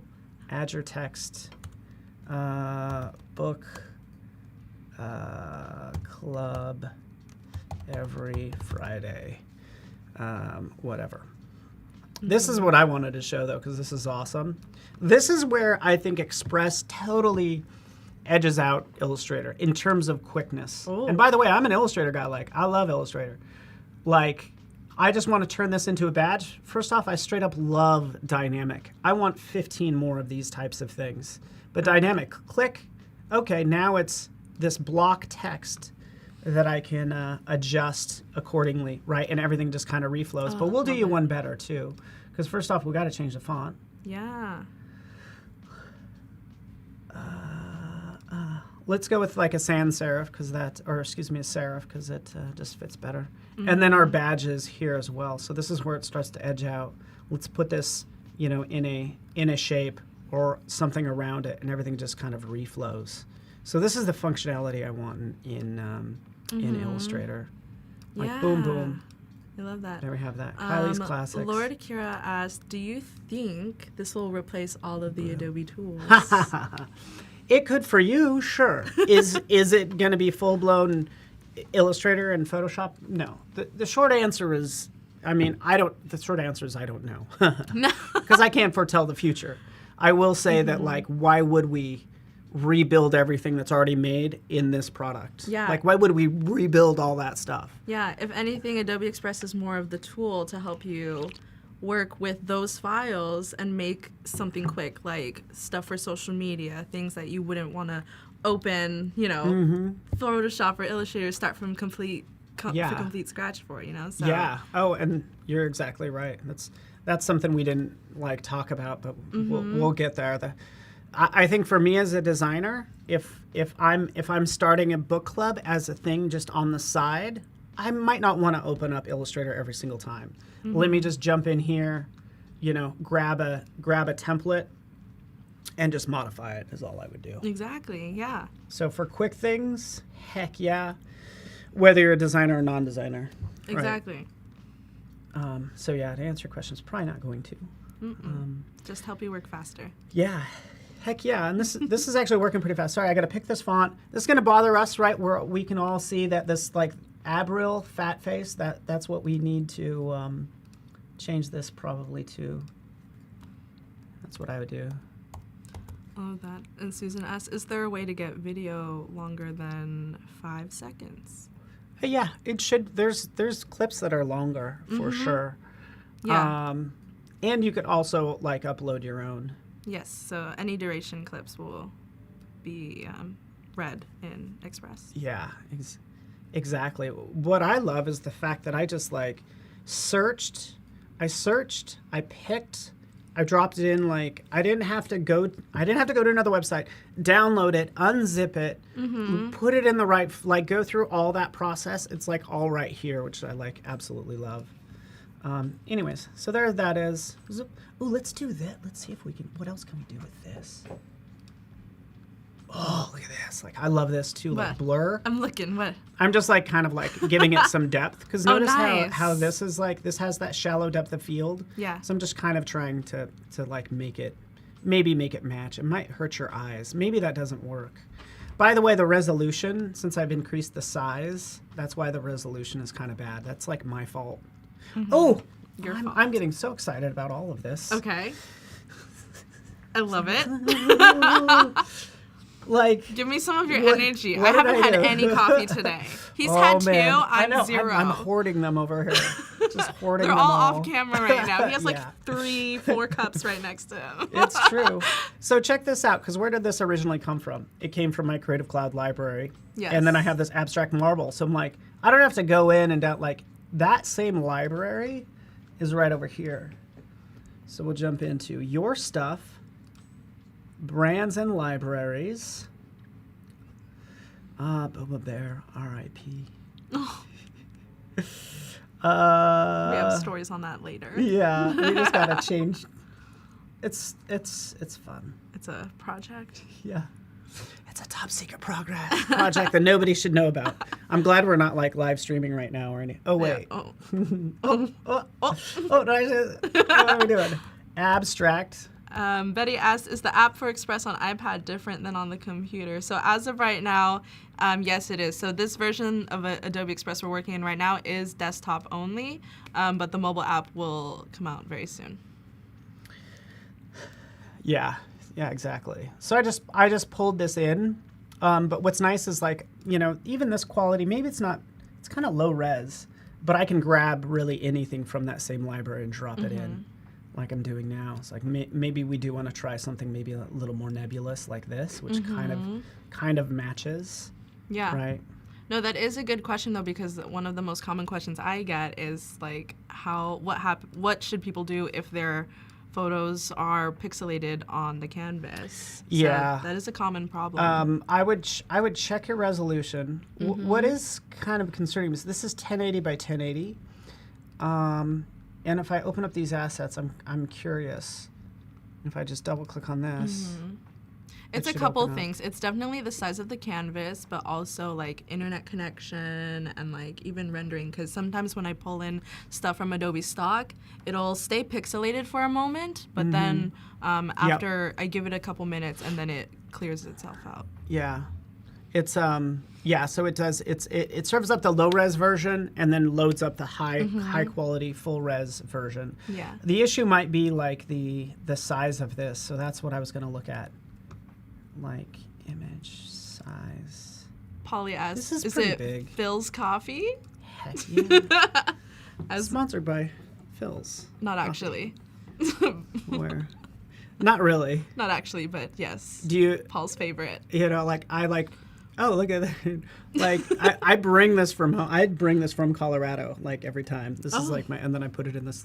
And actually, I probably have one. But anyway, so yeah, sponsored by Phil's. Not actually. No, not really. I'm waiting for that sponsorship. No, just kidding. So we have that. But this is really exciting because now I'm thinking as I look at this, why do I even want to deal with a still image in the background? Like, this just opens up all these opportunities. It's like, heck yeah, I would love for Illustrator to, you know, for me to be able to load up video. But rather than me searching my library, let's search for abstract in video, right? And like maybe we can have something cool in the background that's actually live video, and this gets really fun. Like, so let's drop this video in. It gets a little space agey, right? Kind of don't want that, but fill video, right click, send to back. Let's get rid of this. I say we just get rid of that one. Ooh, maybe we won't. Another thing we try, like a multiply blend, mode. Yeah, Your favorite? So we're like, little space. Can we all agree that doesn't say Kylie's Classics? Like, it just doesn't read it from a design standpoint. Should we fix it? Yeah. I'm just going to delete that. And then Behance chat is going crazy over the coffee. Howard said, "Get some coffee." Reverb Mike, Reverb Mike said, "Coffee first, then oxygen." Oh, tell me about it. Lance, are you in Telluride? Awesome. Telluride's beautiful. Ah, it's been ages since I've been there. So awesome. Yeah, everybody, feel free to, in chat, tell us where you're from, like your exact home address. Just joking. No. That's why you're my host. Calm down. Paul? Calm No. down. I got a bunch of junk mail to send your way. No, just kidding. Just forward to, just kidding. Here I'm doing the fancy, like, replace, because we want to go, actually, I did like the clouds, by the way. Like, even something that just it says, like, these clouds. There we go. Are we improving this? Can we do some fun, you know, effects with this, for instance? So just like we'd change an image, I'm changing this video, and it just has a nice tint to it. So yeah, I'm gonna trim this up. Boom. We've spent enough time on this. I kind of need to move on to the other one. Oh, yeah. You guys kind of get the idea. we went from nothing to a lot of things. Let's add some animation to this because it's just begging for it. That's kind of like what you start realizing is like everything needs, let's give it a little bit, just a little, like even a fade in maybe there. Shrink in. Sure, why not? So we knocked out our, I don't know, guys. What do you guys think? I'm struggling with the shadow still. That's okay. While you're working on that, I have a question on Behance from Robert saying, you can convert a multiple page PDF in Express, but you can't save it as a multiple page PDF, even though you can see all of the pages in Express. Do we have a solution of where he can report the problem? Because honestly, that shouldn't happen, because when you download multiple page projects, it saves it as a zip file, and all your pages should be there, Robert. So if you're experiencing that issue, where can people go? I don't know. Okay, well, you can definitely leave feedback in a multitude of places. One being the Adobe Express Discord. There is a feedback channel you can leave. Also, you can, what's it called? There is what other spaces do you have? Discord, probably Discord. within the app, there should be a way to kind of report this stuff. But I'm also not like, of course, report there. But and then also the Facebook group as well has a lot of our product team in there, so you can drop your question in there, and someone can help you out directly. Yeah, here we go. We have, and I'm glad they pointed that out. So here's like, I went straight to learn for finding out things. Submit an idea. As well are like 2 places, and then we have help and resources. Exactly. So support community, sweet. There you go. Yeah, so if any of y'all out there are experiencing any bugs, glitches, if there's a feature that you want to check out, definitely hit up the community spaces for Adobe Express. I'm sure the mods, if you can drop the links in the chat, that would be super helpful. But yeah. That's perfect. That's a good question. Or send all your DMs to Paul. I was like, do you want me to give them my email address? Oh, shoot.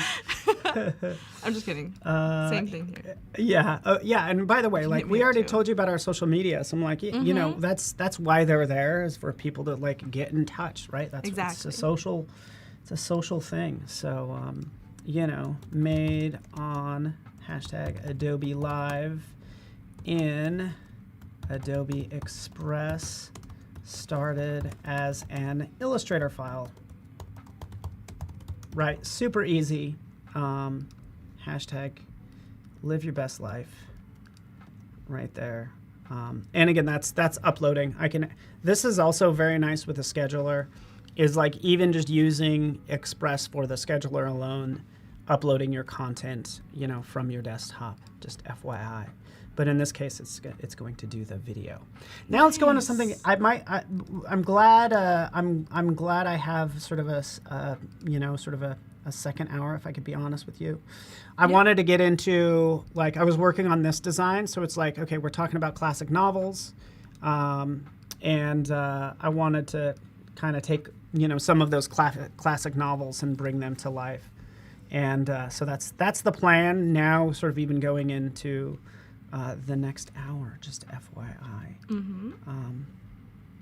And I was going to work on, you know, 20,000 Leagues Under the Sea. 20,000 leagues. That's way too many leagues. So many leagues. Oh. Leagues. But here's one design that I was going to do. Don't even really need to worry about that. This is pretty straightforward, just like this classic one was pretty straightforward. I went ahead and made something like way more advanced, so let's take a look at it. You know, this one. So let's go a little bit more nuts, like this, right? So, and let's take this, even this original one. Here's my original. Nice. So opening this up and just taking a look at all this stuff. Yeah. And while you're getting set up, we had some people answer where they're tuning in from. Kylie's from Anchorage, Alaska. Lance, Seattle. Chris, Casanova, New York City. Chris. Mr. N, West City. Let's see. What else do we have? I'm looking at 2 chats right now, y'all. It's wild. Hiva on Behance is from Texas. Jimmy from Maryland. Hello. Dawn from New Jersey. Wow, we have a lot of people everywhere today. Oh, I like it. Mm-hmm. New Jersey to Alaska. And then I think some people might still be in Europe too, which is probably Europe pretty might be late for awake, yeah. them. So, but yeah, here's the original design. I think you'd be interested in this, Katrina. Ooh, I'm always interested Oh, in by the design. way.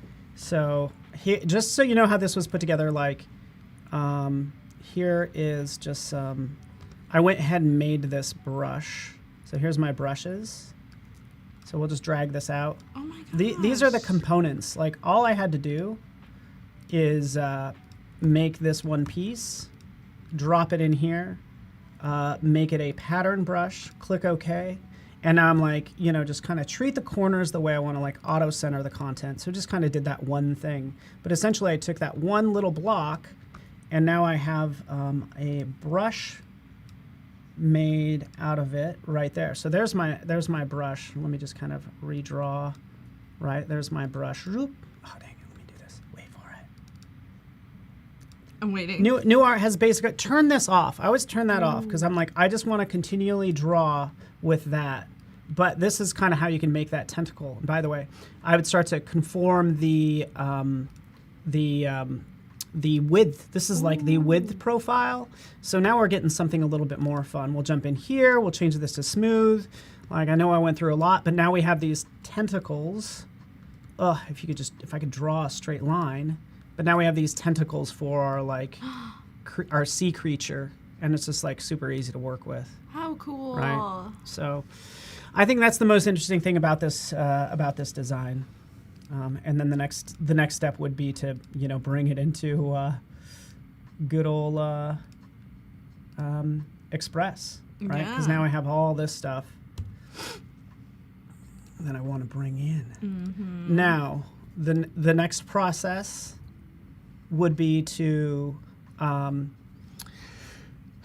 basically like kind of get your layers and your content squared away as to how you want to animate them. So I kind of consolidated all this stuff, right? So all my waves, maybe the original was a little bit different, but this is no different than when I want to bring this into After Effects. Is that like I condense it down into manageable layers instead of pure chaos. So I started to organize a little bit more, and then I just like save it out. So again, that's our Kraken Illustrator file, right? So let's go to our desktop. By the way, there it is. We'll just go ahead. There we go. Oh, by the way, let's go ahead and schedule that. I didn't finish this process. Sorry. But here's the scheduler, so I could just do, what time is it?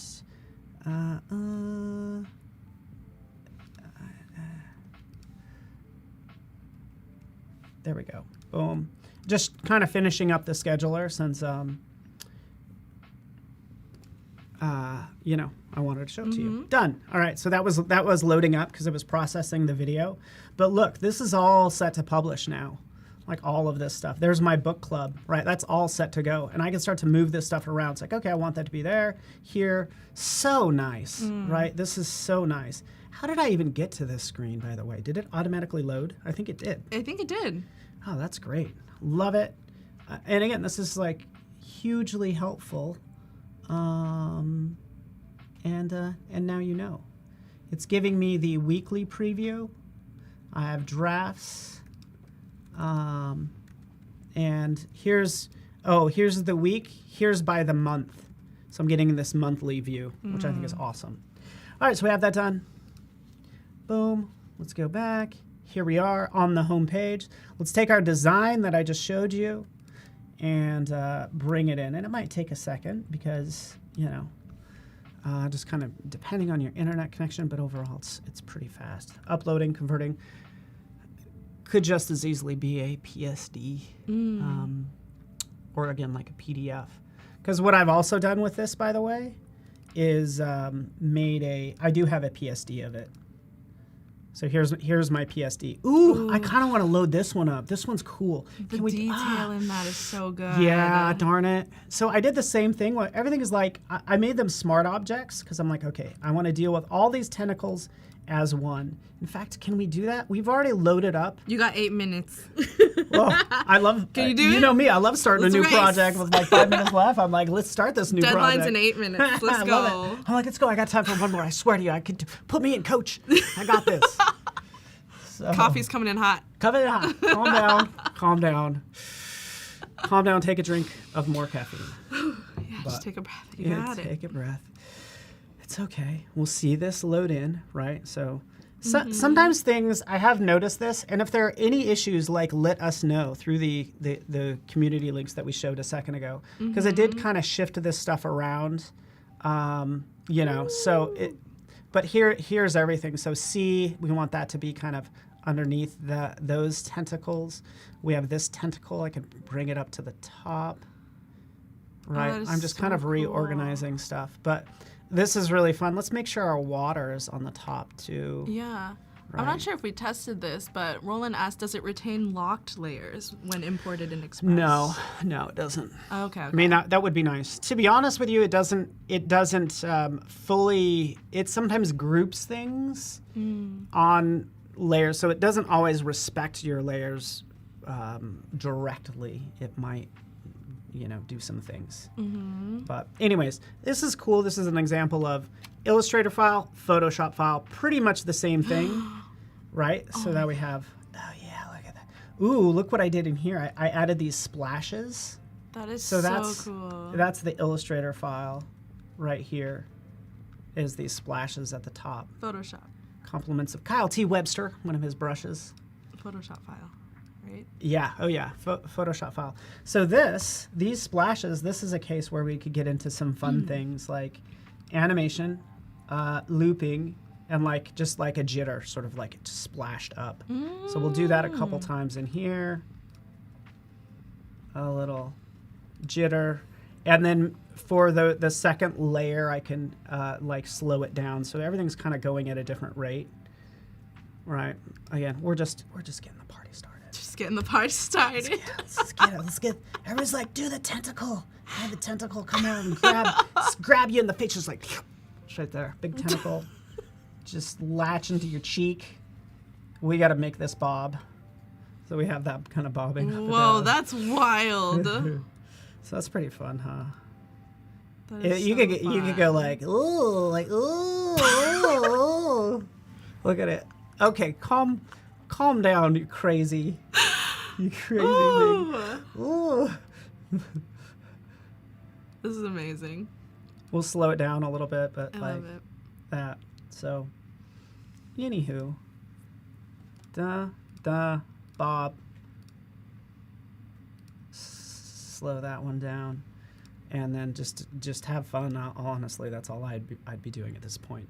But tell me this isn't easy. Like Katrina, it's like, It's so hey, easy. designer, give me a file.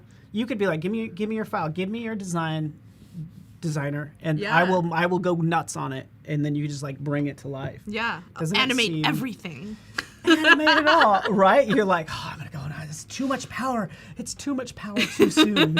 Like it is. It's like, oh wait, whoa. So don't mind me. Just having some fun here. Let's do Bob. I love it. Do you have any favorite animations? Well, my favorite animation, I would pretty much call these presets. I think Bob is the strongest one. For you, yeah. Good old Bob. But it all depends on the design, because I think, you'll use like jitter and the flickers. Like that works for more graphic illustrations, maybe just like want things to have a little bit of movement. It totally just depends on what you're doing. But also don't feel like you need to animate a lot of things, because we can go and search for a video. We can do storm Ooh. and find something. You animating the We'll get a bit background. Yeah, and what's cool about this, because I do want to give it like that storm look. Don't worry, it's only returning, oh, that's photos. Let's go to video. It was only returning like 1 million results for that. But here's a video we could drop in and play it. Is it stormy? Dark It's and supposed to stormy? be, yeah. And what I would do is I would do a blend mode. So it's like screen is only going to give me the whites of that. Okay. So it just gives me the whites. We can't see it too well, so that's when I go into adjustments and I crank up the contrast. So that video actually doesn't quite look like it's playing, to be honest with you.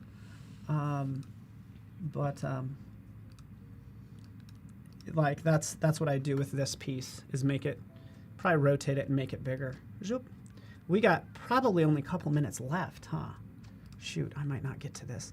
I'll cover this a little bit later. I kind of want to jump to maybe the final and just kind of pick that apart, if you don't mind. Is that okay? Yeah. And we'll get into this more in the next round. We're gonna get to do some Adobe Firefly in Express and really take things to the next level, like as a designer, using it. Oh, directly right in here. Oh, look, you want a Kraken? You know, I'm getting ahead of myself, but you know, creating that stuff right in here and then animating it will be really fun. But I'll just see if I can jump to this one. Same concept, fast forwarded, since we only have like a couple minutes. Like 2-ish? Yeah, Yeah. 2-ish. Come on, Paul, pick it up. Hurry. So there's roughly what's going on with like all those layers and everything. That is so cool. Right. And we could still edit the timeline, select what we want, right down here. It actually, I love how it shows a preview of these things, so you could see that this is the video actually. But you get a preview of what is selected. Oh, here's the waves, and then you could adjust accordingly. So that's kind of, I'll use the layers panel just like I do in Illustrator for selecting things in like Photoshop. And then you can, you know, add your animation and have it do this thing, just like ooh, bobbing up and down. Yeah. And then you see the text moving, right? That's super cool. So the text is just I think it's drift. I think That's so all it too. is, right? Does that look like it? Probably looks like the drift. So let's select leagues, animation. Oh, sorry, yo-yo again. Like it looks very dramatic. Just slow it down, and now you turn yo-yo into a drift. Yeah, and I Which think is it has nice. direction too. Oh, we should probably wrap up. Yes, well, Oh. that's all the time we have for today, folks. Thank you so much for tuning in. But stick around. Yes, but stick around because Paul and I will still be here in a You're stuck with us. Come on, it's gonna be good. We'll be talking about how to use Adobe Firefly's generative AI all across your Creative Cloud apps. So stay tuned for that.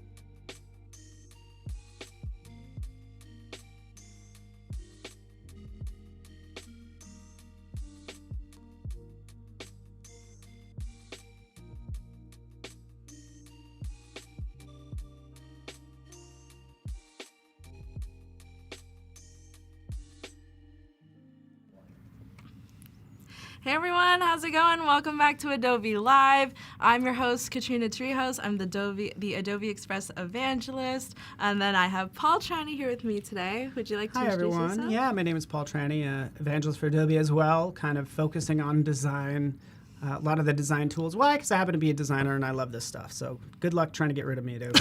It's not working out too well. Amazing, amazing. Before we jump right into today's stream, we have a big announcement. If you're brand new here, if you've been in the chat for a while, you probably heard this a bajillion times, but if you're brand new here, Adobe Express is out of beta. How exciting is that? I'm like, yeah, and we've been using it for a while, so we're like, yes, finally. And by the way, I feel like we've noticed like new features that they just kind of pushed in there that just like are little presents that have popped up. Did anyone else notice that in the chat within like the last week or two? They just started like Yeah. slowly adding in a little bit more leading up to today. And we're not done yet, y'all. Expect more within the coming months to Adobe Express. So if you're working in Adobe Express, like your program should already auto update, all the changes should be there, all your files. No, you don't have to switch between the previous version or the new version. But if you're brand new to Adobe Express, you can get here by going to adobe.com/express. It'll take you to this page. You can just click Get Adobe Express for free. And yes, it is completely free to get started. But if you are already a Creative Cloud user, Adobe Express already comes free with your membership. Paul, do you want to talk about what that entails? Yeah, you get everything. So essentially, like if you're already using Photoshop and Illustrator, you can literally go to Express, like it says here, and get started just by clicking that button. But what's cool is like the number of I like the Adobe stock integration, just talking about one thing, because it automatically licenses that stuff, like video and audio and images, which we didn't even get into audio, but it's just the licensing. I don't think about there's no longer friction there, which is nice. Love that. So even premium assets, because you'll search there and you'll get that little crown. That means you get that because you're a Creative Cloud member. There's a free membership, right? Yes. So like a free version that gives you. And the premium is only $9.99 US per month, but you could also do a free trial, a 30-day free trial if you want to try out Adobe Express. Into it. Yes. So, and that's probably where I'll start. Is in Express, if that's cool Mm-hmm. with you guys. And we know the title of the session is Adobe Firefly's Generative AI Cross Creative Cloud. So we have that in Express, but we also go to firefly.adobe.com, and this is Firefly. So sorry about once I'm showing the login, right? So you Don't know do that. you know that process. You do have to log in, and that's why I thought I'd show that. And sorry about that. It's a very... It is all... Yeah, but as Paul said, Adobe Firefly is directly integrated in Adobe Express already. So if we can hop over to my screen, on the home page right off the bat, you can see that there's the text-to-image generation right here. You can type in a prompt, and then we also have the text effects as well. So if we just click on one of these, it'll open up in the editor as so, and then you can continue refining your prompt or anything like that. And just like on the Firefly website, there's the content type, so you can make it a photo, a graphic, or an art piece, or you can even add in styles like synthwave, digital art. Oh, I'm checking all of it. I don't know what I'm gonna get. And then you get 4 generations down here that you can integrate into your project. So if we hit generate, let's just see what happens. I'm scared. What prompt is this? I kind of just clicked on an image. I love that. It says that's super cool. Yeah, it just says a small steampunk mechanical heart in a display case in a museum gallery. So specific. So whatever you're thinking about, no matter how wild your prompts are, Adobe Firefly will be able, or try to, bring your vision to life. So let's just look at a couple of these. These are crazy detailed. Look really good. Look at this. Oh, I like that. That's so cool. Of course. So yeah, if you have not tried Adobe Firefly yet in Adobe Express, definitely give it a try. Yeah. And let us know your results. Into it. Lee is asking about Firefly. Is it out of beta? Currently not, no. But we are working on that, just FYI. What is out of beta, of course, is Express. But we can switch back to my screen just so we're all aware. And just to confirm that, right over here, Adobe Firefly, currently in beta, but just go to firefly.adobe.com. And you could do that similar type of thing where it's a text to image, right? We could jump in, select one of those prompts, or type in whatever we want. So right here, this is an ultra-realistic image of a squirrel in a post-apocalyptic city ruins, right? So we could do, I mean, why so morbid? Like, I know. Post-apocalyptic, like, I don't know, let's just... Yeah. You know, let's not be so nihilist about it. It's like, you know, future's going to be awesome. Yes. Like, let's be a happy little puppy. Like, this is more along the lines of what I want. Wow. Happy little puppy. So happy. Oh, mood. like, this is scary. Oh, that's so scary. Okay, let's move on to the happy. Don't look too hard, y'all. Yeah, this is the one we like. But this is what I would do in Firefly. Like, oh, I love this. Like, look at this. Yeah. Love this result, so we could flag that. Right over here, we can say, you know, show similar, for instance, right? Show me similar ones to this one. Yeah. And it will load those up. So you can kind of riff on your favorites to get what you want. That's what's Right. happening now. Still happy little puppy. I also want to change the color to this. Okay. Because this is, again, it's too dark. Yeah. So just so you know, like this is the project I'm working on. So we take a step back. We are doing classic novels the last hour, right? So we went through sort of 20,000 Leagues Under the Sea. We saw that, and now we're going to focus on sort of our next novel, which is going to be Animal Farm, which I know is also kind of, you know, could be perceived as a little bit dark, but also I think it'll be fun to add some, you know, human characteristics to animals. Kind of that's the idea. And so, again, I could start out in Photoshop, but I could also use, say, Firefly to help me kind of brainstorm. And by the way, can we just take a second to admire that font? Yeah. Let's look at this font. It's a lot going on. That font. But I looks mean, amazing. like, can we just talk about this font for a bit? Or just admire it? Let's just sit here in silence a moment for the font. Slow clap. Font. So good. It's called Brand. I don't know if it's an Adobe font. It may or may not be. Yeah, it's just a font I've had, but it's called Brand. And you can always get more Adobe fonts, so it's like a ton out there. But I like that this had those little additional ligatures right in here, so we could select this A. I should be able to. The M and the A. Glyphs. My glyphs panel. You could toggle the glyphs on and off in Photoshop, FYI. But these are a lot of those sort of glyph lockups right down here. So you have MA right there. So I could always delete that, say MA, and now we have that. So, but again, I just like this. I like this this font. And so we're gonna make a couple of these. We have Animal Farm. Let's go back over here. What do we want? We might want to go off of this one. We could download that asset. Yeah. Right? We can riff off of it because it does need, I need to change the lighting. It's a little too dark. Wait, I have a couple questions for you Tell before me. you go. First of Yeah. all, dark mode on Firefly? Or is this your browser? Yeah, it's my browser. Oh, okay. I was about to Sorry. say, hold on. Yeah, Wait a yeah. minute. How did you do that? Yeah. It's probably, I think, taking my system as well. I'm sorry, it might throw people off. Maybe. I apologize. But No worries. you know what?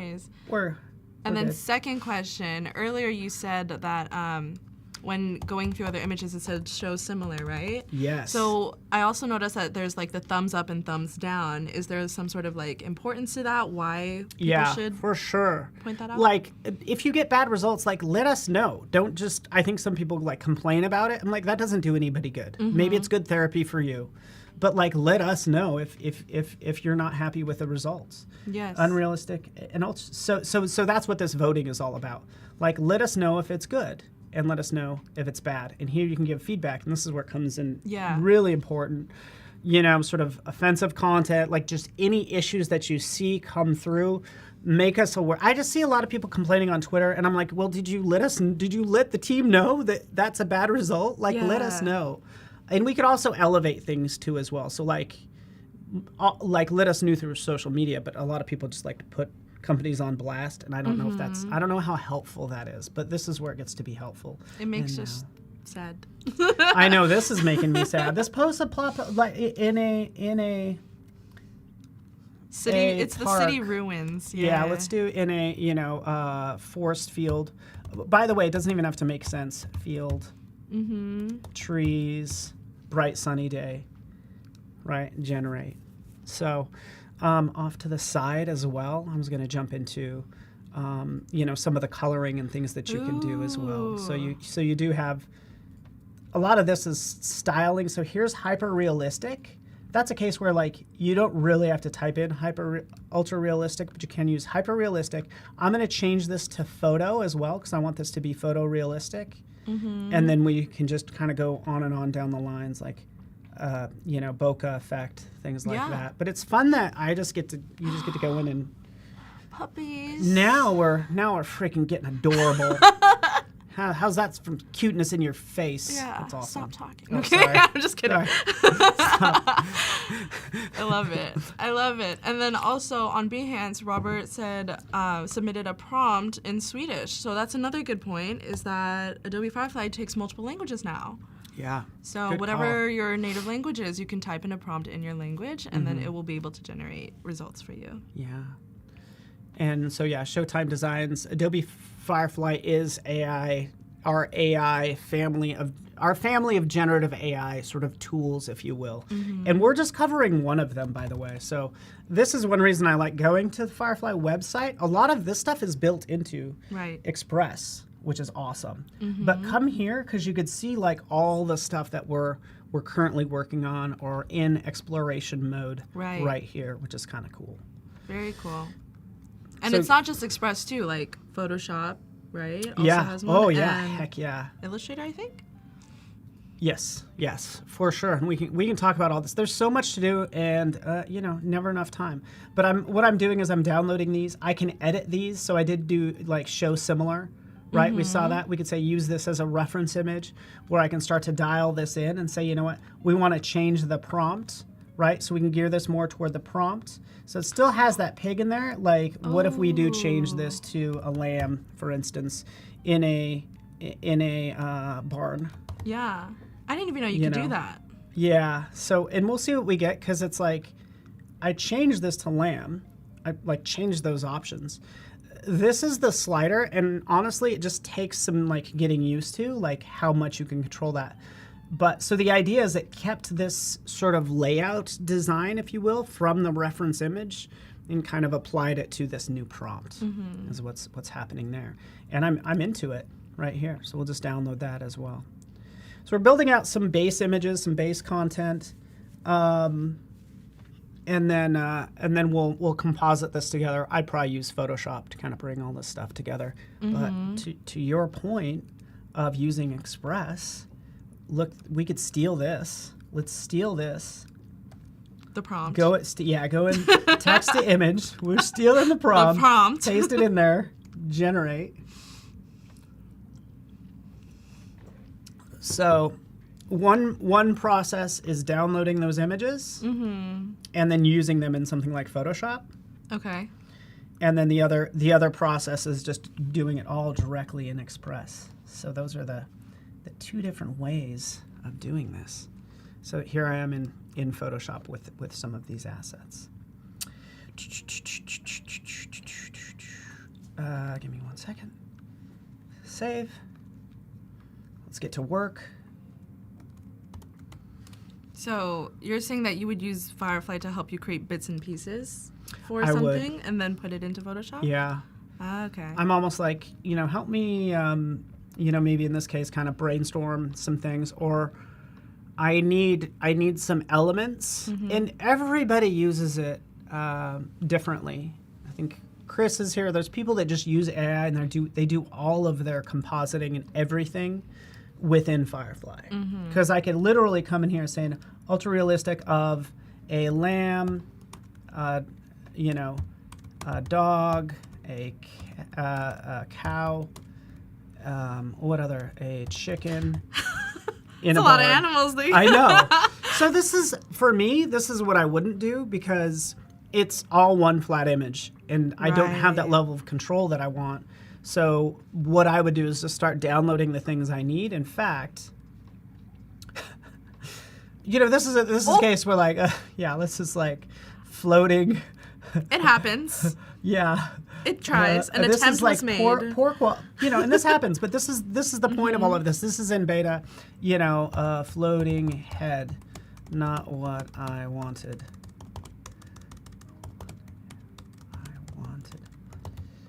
Not until. Anyways, but so we get some weird. But again, like I'm not doing all my compositing in here. Yeah. Like, by the way, look, we still had this as a reference image.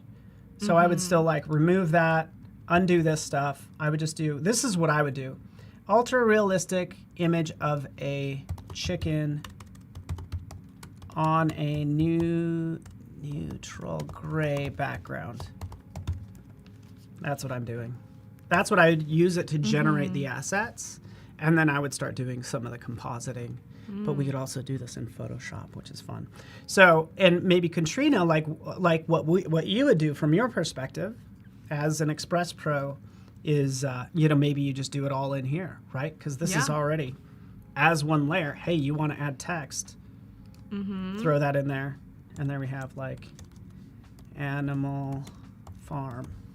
So I'll kind of work on 2 projects simultaneously. Just to show you the variety of what you can do. So in this case, again, adding this text in. Yeah, no, this is great. Yeah, you use Firefly in a completely different way to do your compositions. And then as for me, like I mostly do a lot of social media posts or like flyers or things like that, where sometimes I say this all the time, but I use it to generate backgrounds and gradients for me. So I just put in custom colors if it doesn't exist in Adobe Stock, and then it'll be able to generate some fun, funky gradients or even patterns as well. So that's like another way to use it. Yeah, that's awesome. I like where this is going. Yeah, so this is, kind of torn on the fonts. But it's like a start. I like how you can just select multiple things. I'll just add a shadow for both of these at the same time, just to, and kind of resize stuff like that. So now we have like, this is what I would do with this. So we take this. I'm going to take this layer, copy it, paste it.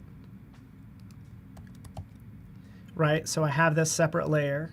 Okay. But then I would say remove background. Right. So we'll just. I do this in Photoshop, but I don't necessarily need Photoshop. I just do remove background.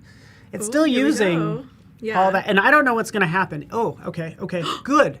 That's exactly what I wanted. Yeah, we did it. Like, it did it.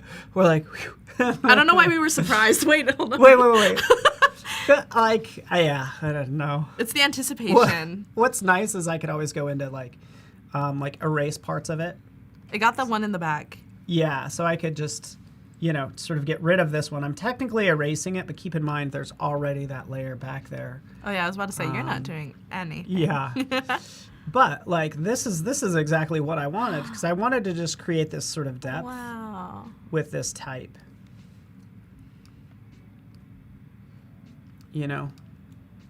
There we go. Add your text. Go on and on. So we'll make a couple different versions. We'll work also in Photoshop too, and it'll just be fun. Make this across all the apps. Right. In 40 minutes. You got it right. I know. Gorge Orwell. There we go, just adding this in because I give credit where credit's due. Yes. Give me 1 second. And has anyone in the chat read Animal Farm? Have you read Animal Farm? I haven't. Sadly, there's a lot I have not read, and I kind of want to. I know the basics of it, but would love to hear. Yeah, I also haven't got into reading Animal Farm, but another class in my school did, and they had so many cool projects, and I was like, wow. I want to read this. See, man. So this is great. Yeah, so this is kind of set up. I would do like iterations. Okay. So I have this one done, and this is a case where if we take a look, we have this one here, and I could duplicate it. So I just went out, duplicate this page, and now I can riff off of this design, right? So maybe maybe there's not that background, whatever. What I'd want to do, actually, this is what I would do. Let's take this, let's delete that, let's take this, let's blur it out, just to give it like, so it's kind of more my background than anything, but like this is where I'd probably try some like, you know, text effects, which is what I'm going to do next. So we'll just put this all on one text layer because I'm going to do this in one fell swoop. Cool. Question from Stuart. Can Express export as layers, or better to separate elements in PD? Because probably Photoshop in PD. I read it as, Photoshop? I'm reading it as PDF, maybe. Oh, PDF. Yeah, so, I mean, what I would do once I have this done, I would click download, change this to PDF, and that's going to give you your layers. But that's a perfect question because I knew that was going to come up. Yeah. And so we could download the PDF. I can open this up in Photoshop. I'm not going to get it's going to flatten everything. But the trick here is to, here's my PDF. Open this up in Illustrator. So in Illustrator, I'll have, it should give me a release clipping mask, like I have everything on layers, right? So that's one way to sort of download and get the stuff into Photoshop in layers. What do we want? Like, let us know, because quite frankly, what I want is download PSD or something, or open in, even better, open in Photoshop. Can I please have right click or somewhere like open in Photoshop, like the whole thing, bring this into Photoshop. There's lots of things that I want. Like I'd want to be able to maybe set up a PSD, and actually I didn't even do that earlier. So many things I need to talk about. But like I imported a PSD, and that's what this was earlier. If you guys are still hanging out with us from the first hour, this is our what was once a PSD that we animated and brought to life.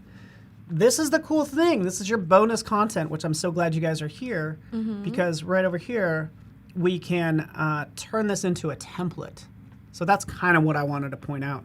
It's like, why do I want to get it in like, do I want to reuse this? Do I want to save this as a template for me using later on? Just pointing out that feature because that's one that people have asked for. And yeah, novel.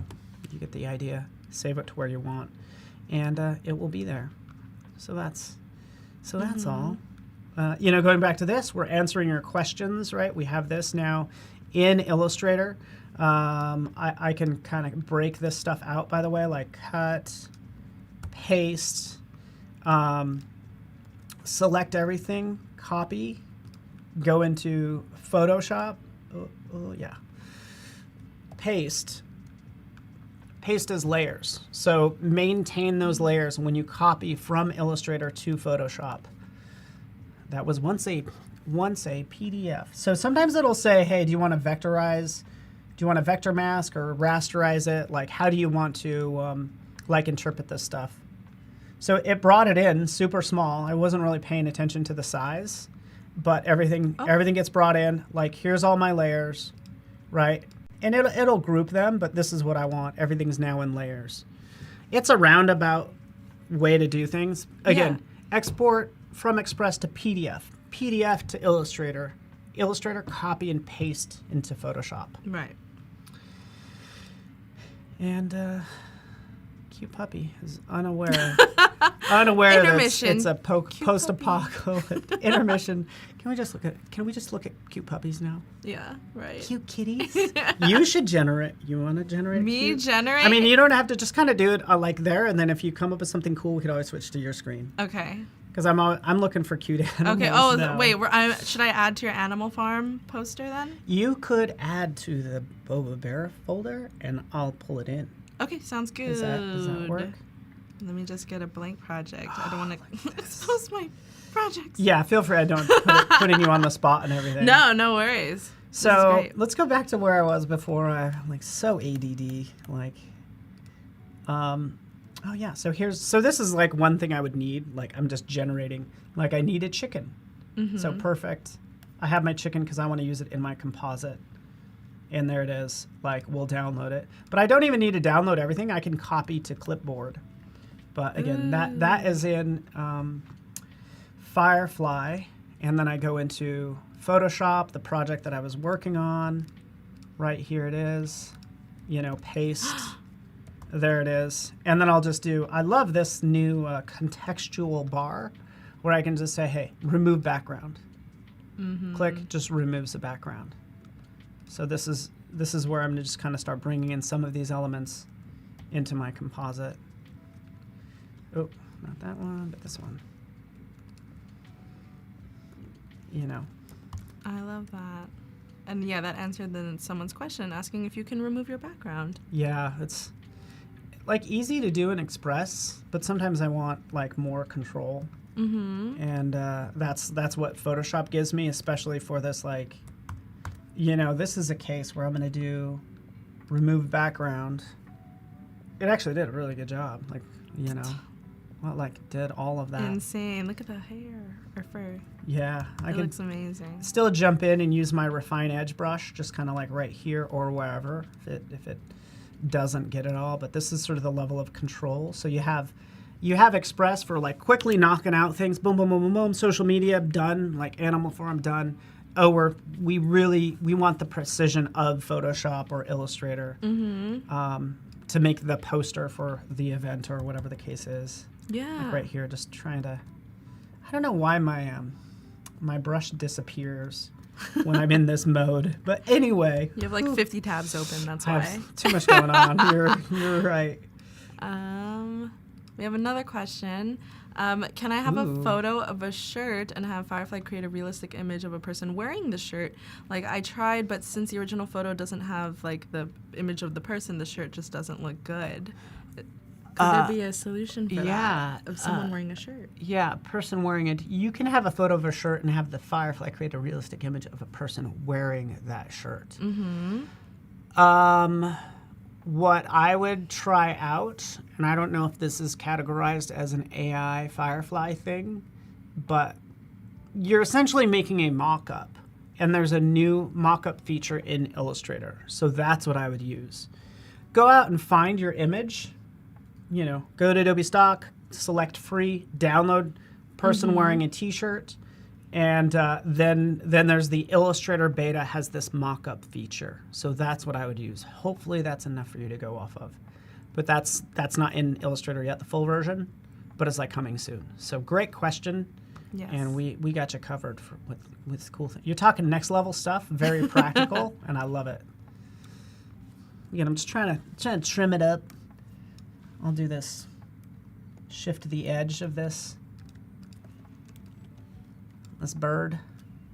Look at this bird. Boom. But this is the thing about this, by the way, like when it comes to, you know, Firefly, I'm generating things that I honestly can find on Adobe Stock. So there's nothing crazy unique about this. What would be interesting about this, because what's happening in sort of Animal Farm, they're actually like people, right? So they have people characteristics. So we would take a image of a pig wearing a top hat, right? So that's what we want. We want something unique. That's why I'd use Firefly. Otherwise, just use Adobe Stock and find the picture of a pig, right? So, but in this case, top hat. Sometimes I'll have this going in multiple browser windows sometimes. Ooh, like here we go, iguana, right? Perfect case. Wow. Iguana having a great fashion sense. Like I love yeah.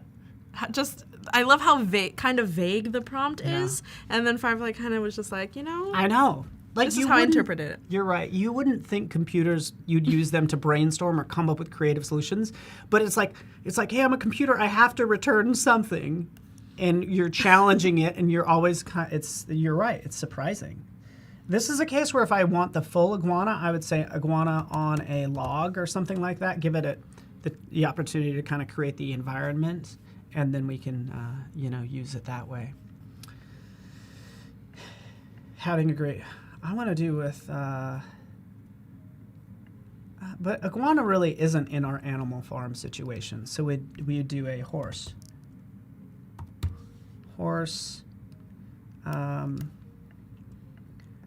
having a great fashion sense. Well, let's see what happens. Hitting generate. How do you use the refine brush like that? You manually correct? Yeah, I'm not. Oh, look at this. Look at this horse. I'm not sure what you mean. I would just double click on the. That's how you get into it. It's just by double clicking on the mask. That's how I have it set up. And then for this chicken, since I needed to choke it, if you will, choking the mask, I just shift the edge. So I'm shifting the edge in, and it will choke the edge everywhere around that particular thing. So anyways, I'm just using some of these capabilities to choke it. It's a very aggressive word, Paul. I know it is. I mean, that's what it's called, though. Like, yeah. You're just choking, beating it mercilessly into submission, these layers. So violent. Why am I so violent? I gotta calm down. Paul, I'm cutting off on the coffee for the record. I'm always like, I gotta calm down. Glug, glug, glug. More caffeine in the system. No, it doesn't. But again, we'll get some things going on. Shortcut keys. I use shortcut keys all the time for layer masks, for smart objects, turning them into smart objects. Otherwise, you're doing a right click and then selecting, convert to smart object. I just set up a bunch of short keys there. Ooh, let's do something fun. So this is what I was working on. Like, let's do some fun things. We're getting our horse.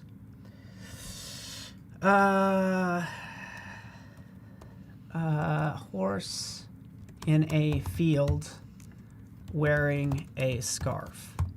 There we go. So we're generating assets using Adobe Firefly. There's our pig, right? So we're getting somewhere. It's so cute. Yeah, it kind of works out. And then I'll, again, bring these. I'm going to put some stuff in the library. I'm always downloading this stuff. What I will also do, since I'm downloading these assets, like here's the pig that I just downloaded. Mm-hmm. I'll take this, drag the whole file into Photoshop.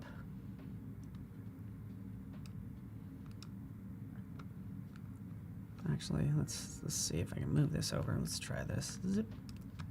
There we go. Just dragged it into that file. The reason I would do that rather than a copy and paste, because it keeps the name of the layer, and the name of the layer is now the same name as the file. So now I have the prompt that created the image in my Photoshop file.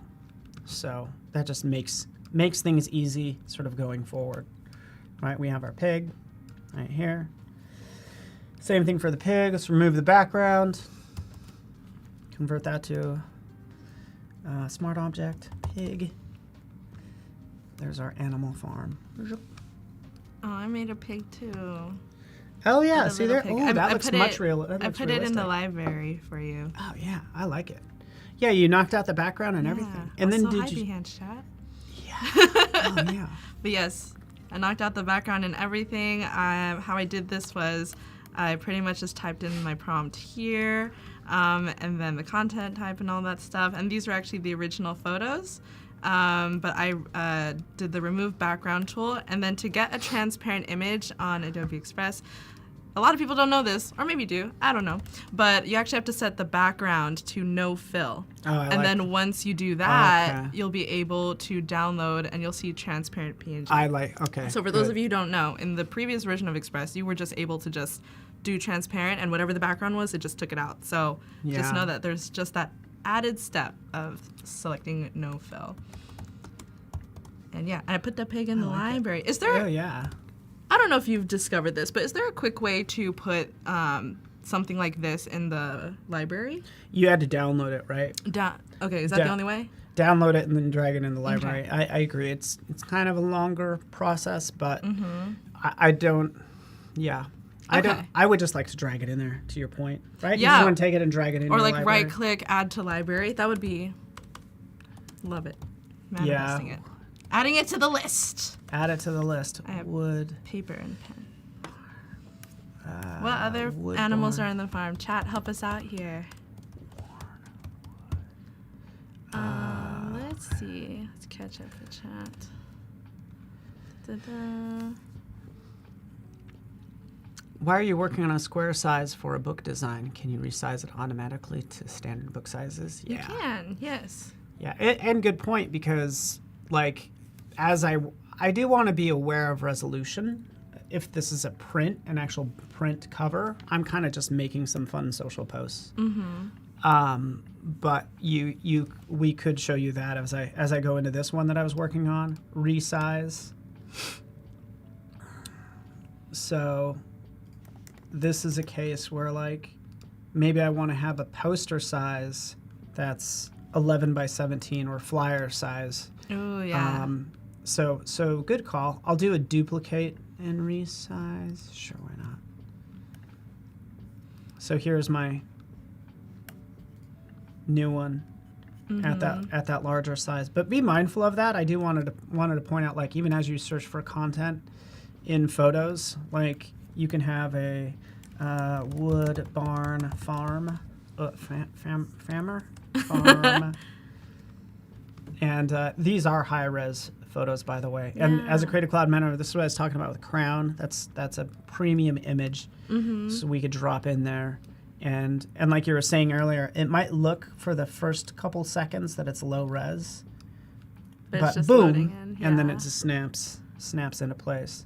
And this is looking much better than what I had.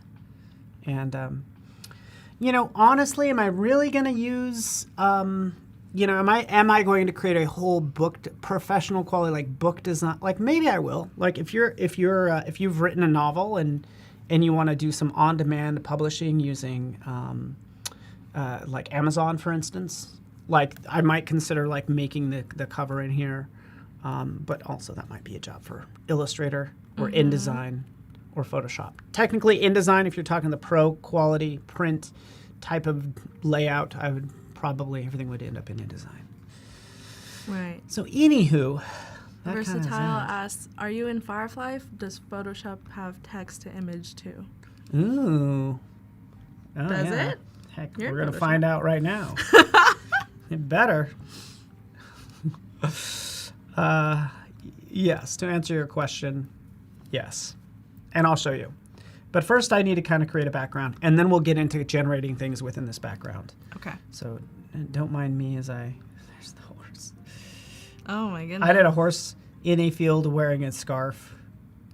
So It's a very pretty scarf. that's one way to wear a scarf. Let's see. Lee asked, would modifying these images give us access to use them commercially, considering Firefly isn't allowing it right now? Yeah, so currently it's just available for personal use. Yes. So yeah, that's so kind of where Firefly is that's at. still in beta, so you're not able to use it for commercial projects yet. Here we go. Maybe, yeah, we can use that. That's fine. So, like I'm going in like 1,000 different directions because I'm working on That's the. okay. I'm working on the I was like, okay, do the sort of wood barn, I like like it. worn wood is kind of what I was doing here. Taking that, downloading it. Yes, we can change the font to a couple other versions.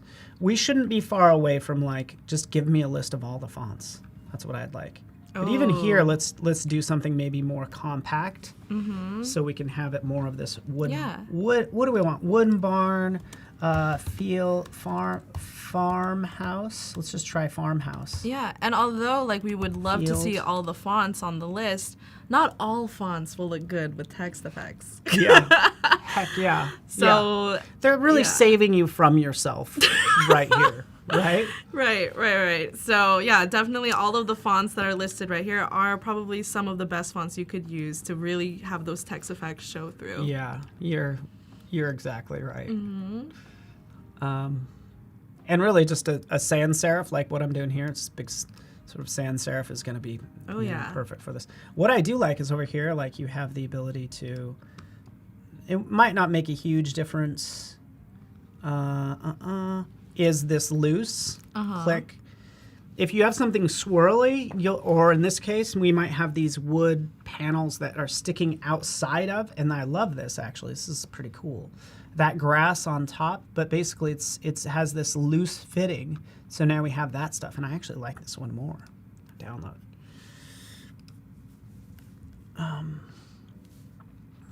Yeah, let's do that.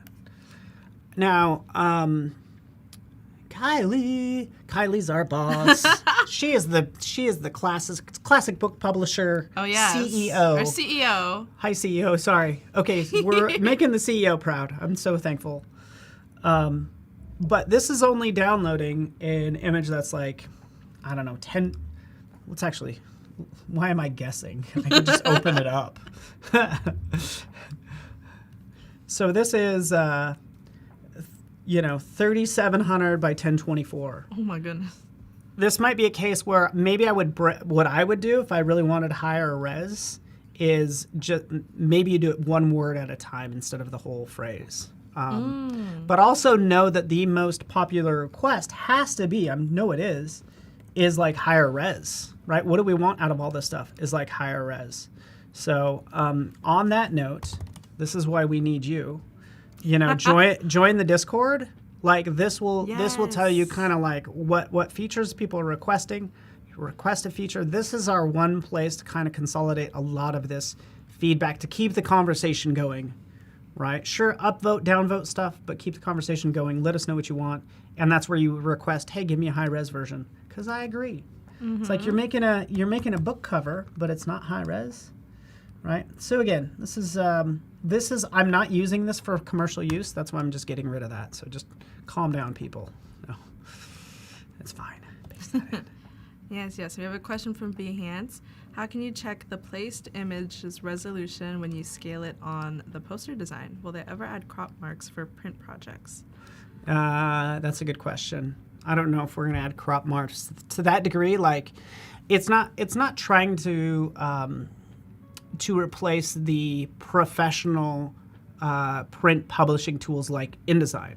It might have some features like InDesign, but crop marks and that detailed stuff for you as a print professional, that's InDesign's job. So it's like, and that's the short answer, I guess. Mm-hmm. Does that make sense? Like, it's only going to have so many features. Like, and again, I don't know. It could have everything someday, but we already have tools that do a lot of what you're asking for. But what I would like to see is download the InDesign file, like download this file as an InDesign file, for instance, and then I'll open it up into InDesign, and then I have all those professional tools. Download PSD, download Illustrator, or something like that, or some conversion. Like, what if you could imagine, like, yeah, well, I could do animation in Express, but could I would love to be able to download this as an After Effects file. How cool would that be? That would be really cool. I would just like, you could do these quick animations and you're like, okay, now take it to the next level, open it up in After Effects, and really start to fine tune things if you need to. Mm-hmm. Paula, it's only to play then. Yeah, you could. I hope all of this is play, because come on, we don't have real jobs. Yeah. Are these real jobs? Totally. This is all, what have we been doing? Playing. Yes, This is all playing. You gotta be kidding me. Mm-hmm. Like, this is fun. Yeah, and then Marsha on Behance also said that maybe if it's saved as a PDF, you can add crop marks in like Acrobat PDF. Yeah. So that's another way to do it too, in addition to InDesign. Yeah, that is a good call, and I love how everybody's like thinking outside the box. Like I love the harder questions. Yeah. And things that you guys want, because we're building this for you is the goal. Mm-hmm. Yeah, and although we're experts, Paul and I don't know everything, so I really appreciate if you have the answer in chat. Feel free to help each other out. Natural landscape. So I'm just generating my background now. I'm going to switch this to photo. Yeah, don't you want to like just like, isn't this fun? Like we're just making fun stuff. Like maybe you have a book idea, like, or whatever. Just like create and see where it takes you. And the fact that we could just type in a phrase and get that, I could just easily do this in Express. It's like really, really fun. Okay, we want more. We definitely want more trees. So what do we want? More Forest, trees. Forest. More. More trees. The prompt. Forest. More trees. Exclamation point. Summer day. Trees. Natural landscape. Hills. With more trees. Oh my gosh, we're just gonna get trees. We'll see what happens. We'll see. I just like how you could type in anything and you're like, go do it, Firefly. Go do it. Will it work? We'll see.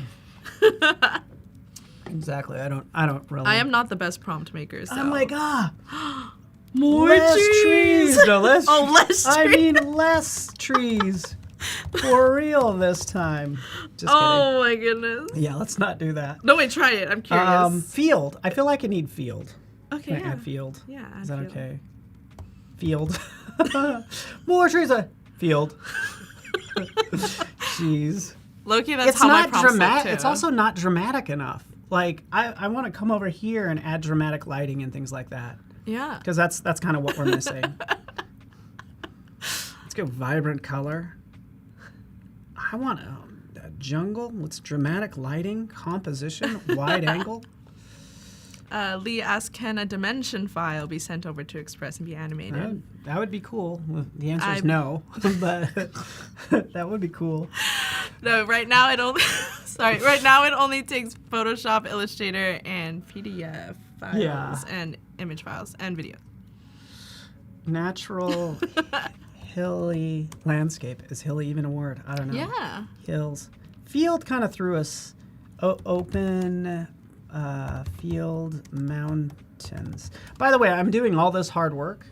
I would probably open up firefly.adobe.com and then I would start perusing these because these might already kind of get me part of the way there, you know, in here. And, you know, maybe I'll find something, maybe I won't. But even this, like, look at that. Like, whatever they used, you know, minus the house, it's pretty darn amazing. Look at this. That's cute. That's pretty adorable. That is adorable. Oh, man, okay. And what was the, you know, fair, woods. That's probably the, That's probably the word that's you're probably- missing. Yeah, woods. Woods. Magical woods. So, anyways, generating stuff. You guys get the idea? Yeah. Cody Bears, today being recorded. Not only is today being, but you are being recorded, David. Okay. Okay. Okay. Through your webcam, we are tracking your eyes to see Yeah. what you're looking at on the screen to find out what you're interested in. David, is that a problem? Oh. All right, Lavella asked, if not for commercial use, does that mean I cannot use Firefly in my Amazon book? Also, are premium photos for commercial use? So first question. If you're selling your book on Amazon, you cannot use Firefly right now. Good. Just any commercial use, you cannot use any Firefly generated assets. And then our premium photos available for commercial use. That one, Premium photos available like for premium Adobe stock. Yeah, so you could literally go to like you could use go to Adobe stock.adobe.com and yes, like you sign up, you're gonna, and by the way, go here, switch to free because that's what I should be doing. Like go, you know, and I need forest landscape, something like that. Scape. So forest landscape. But switch this to free, by the way. But like adhere, like this is what I should be doing. I actually just need more of like a realistic image. So trying to figure out what is good, what to use Firefly for versus what to use stock for. Like this might work. So I typically think if you want something more specific, you know, use Firefly. But we're getting some fun things in here. Right. You know, just I like the like, you know, it's a little too woodsy, but let's just go ahead and download it. So these are able to use for commercial use. Yeah, totally. So, and what you do is you click in, you're adhering to the standard license type. So you just read up on that, make sure you're all squared away on, you know, and it's usually like, yes, you can use it. You can't use it and then try to resell it. That's like one thing you can't do. But again, this is free. So you're just adhering to the standard license type, which is like you can't redistribute it typically. But yes, you can use it. And that's what I'm doing, licensing it. downloading it. And then we'll use that as our background. Nice. And there's that one. Oh, yeah. Cool. Love it. Copy. Paste that in the background. That's what we've been trying to do all along. Smart object. Shrink it down. Get to work. Yes. BCat asks, how come the AI on Express doesn't work on Firefox? Will this ever be supported on Firefox? I have no idea, to be honest with you. Yeah, I mean, this could also be a bug. I'm not too sure if that's a known issue, but if it is a known issue, you can definitely submit feedback on our Discord communities or Facebook as well. And then, yeah, I know for a fact, though, that Express works best on Chrome browsers. Yeah. Because I've heard from folks that sometimes buttons are missing or some features don't like load in as fast. So if you're running into issues and you're using a different browser, definitely try using Chrome. Yeah, good call. And we do try to stick to major platforms. I'm kind of curious if, I'm curious as the benefits of like why you like Firefox, just genuinely. Like, is it if you're a big fan? And yeah, let's talk. So, anyways, I'm trying to kind of develop something cool here in Photoshop with this title. It'll probably go through lots of iterations. But I did want to kind of address that question that we had earlier about doing Gen AI in Photoshop. So that's kind of where I'm at with this. It's like, let's even just take a look at this background. We have this stuff. Let's take this guy. There's our little chicken. He's over here.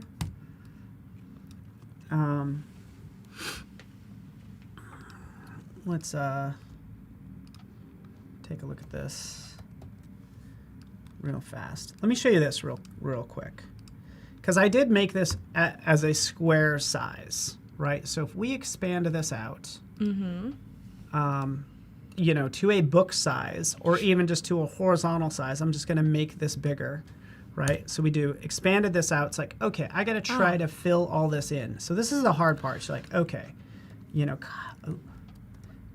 copy, paste, move this over, stretch it, doing all this. I'm like getting a headache work. for you. Yeah, it's just our life. What we have to do is like we got to try to find images, try to blend things in. Yeah. Or what we could do is like use this is brand new, is using that same crop tool up here at the top. We're going to change this to Generative Expand. Oh. And this is brand new as of say like 2 weeks ago. All right. So Generative Expand. Now we'll expand this out.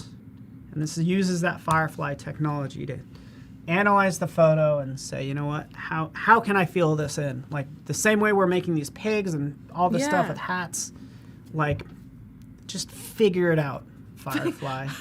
Figure it out. Go do your job. I mean, really, it's doing our job. It's fun because then I get to act. Oh, there we go. There we are. Whoa. There's that. Expand it out. It also opens up this properties panel. It gives you different versions. So these are going to change. No way. So first, second, third, 3 variations that we can work with. And now this is what I'm talking about because now I can take that text. I have more I get to work with as I start to kind of play with this some more. But how nice is that Generative Expand? Even if I decide I want something over here, like let's just try this. Do a selection. Actually, no. Let's do this. Let's just say I want a pond right here or something. So let's just select this bottom area. We'll use generative fill down here, and we'll say reflected water with ripples. Ooh. Let's just try this. Right? All I did is marquee. We only have 1 minute. But, that's the nice thing about this is this only takes like a minute to do, right? It does all the work as we sit back and drink more coffee. Yeah. Shall we? Yeah. 1 minute. And if we go over, Paco cuts us off, Yeah. It's Firefly's fault. Oh, look come at on that. Come Come on. on. Hoosier. Look at that. Look at that. Look at that. Just made that reflection. And thank you. Thank you, Firefly. Oh my gosh. Sorry, I need to pick my jaw up from the floor. That was amazing. I know. Like, Good thing we're loved sitting down. I it. would've I know. Good fainted. thing we're sitting down, but y'all that are watching right now, keep sitting down because there is more after this stream. So we are streaming all day today on Adobe Live, but stay tuned for the next stream. We'll be talking about collaborating with Photoshop, Illustrator, and even more with Goldie Chan and Terry White. Yay. Thank y'all so much for watching. Fun We'll see you day. soon. We'll see you back in a sec. Bye.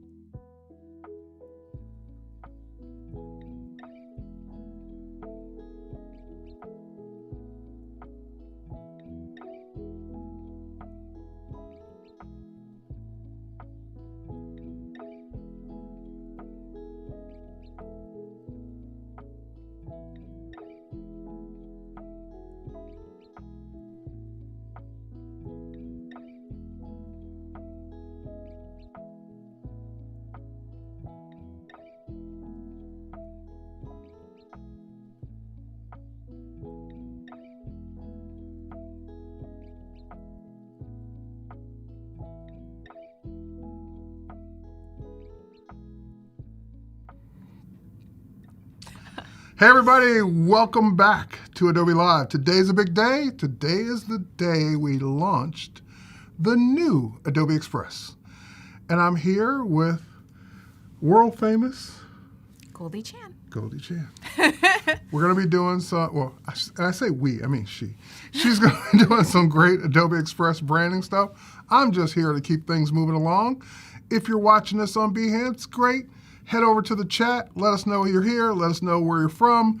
Also, let us know what your questions are along the way. That's my job, to kind of catch your questions, either answer them myself or pass them on to Goldie so she can answer them for what she's doing. Now, you might notice, I know it's hard to, you probably didn't notice, maybe you didn't, that part of Goldie's head is missing.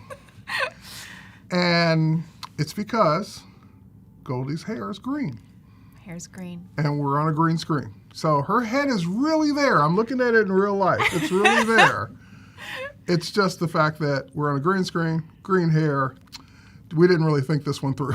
Yes. There we it go. is. You can see it. Yeah. So see, she really does have hair. But when we go to the background graphics there, it kind of keys itself out. I think it's cool looking myself. I'm okay with it. Hopefully you are too. So you do see it's a real person. It's not an AI-generated robot kind of like with no head.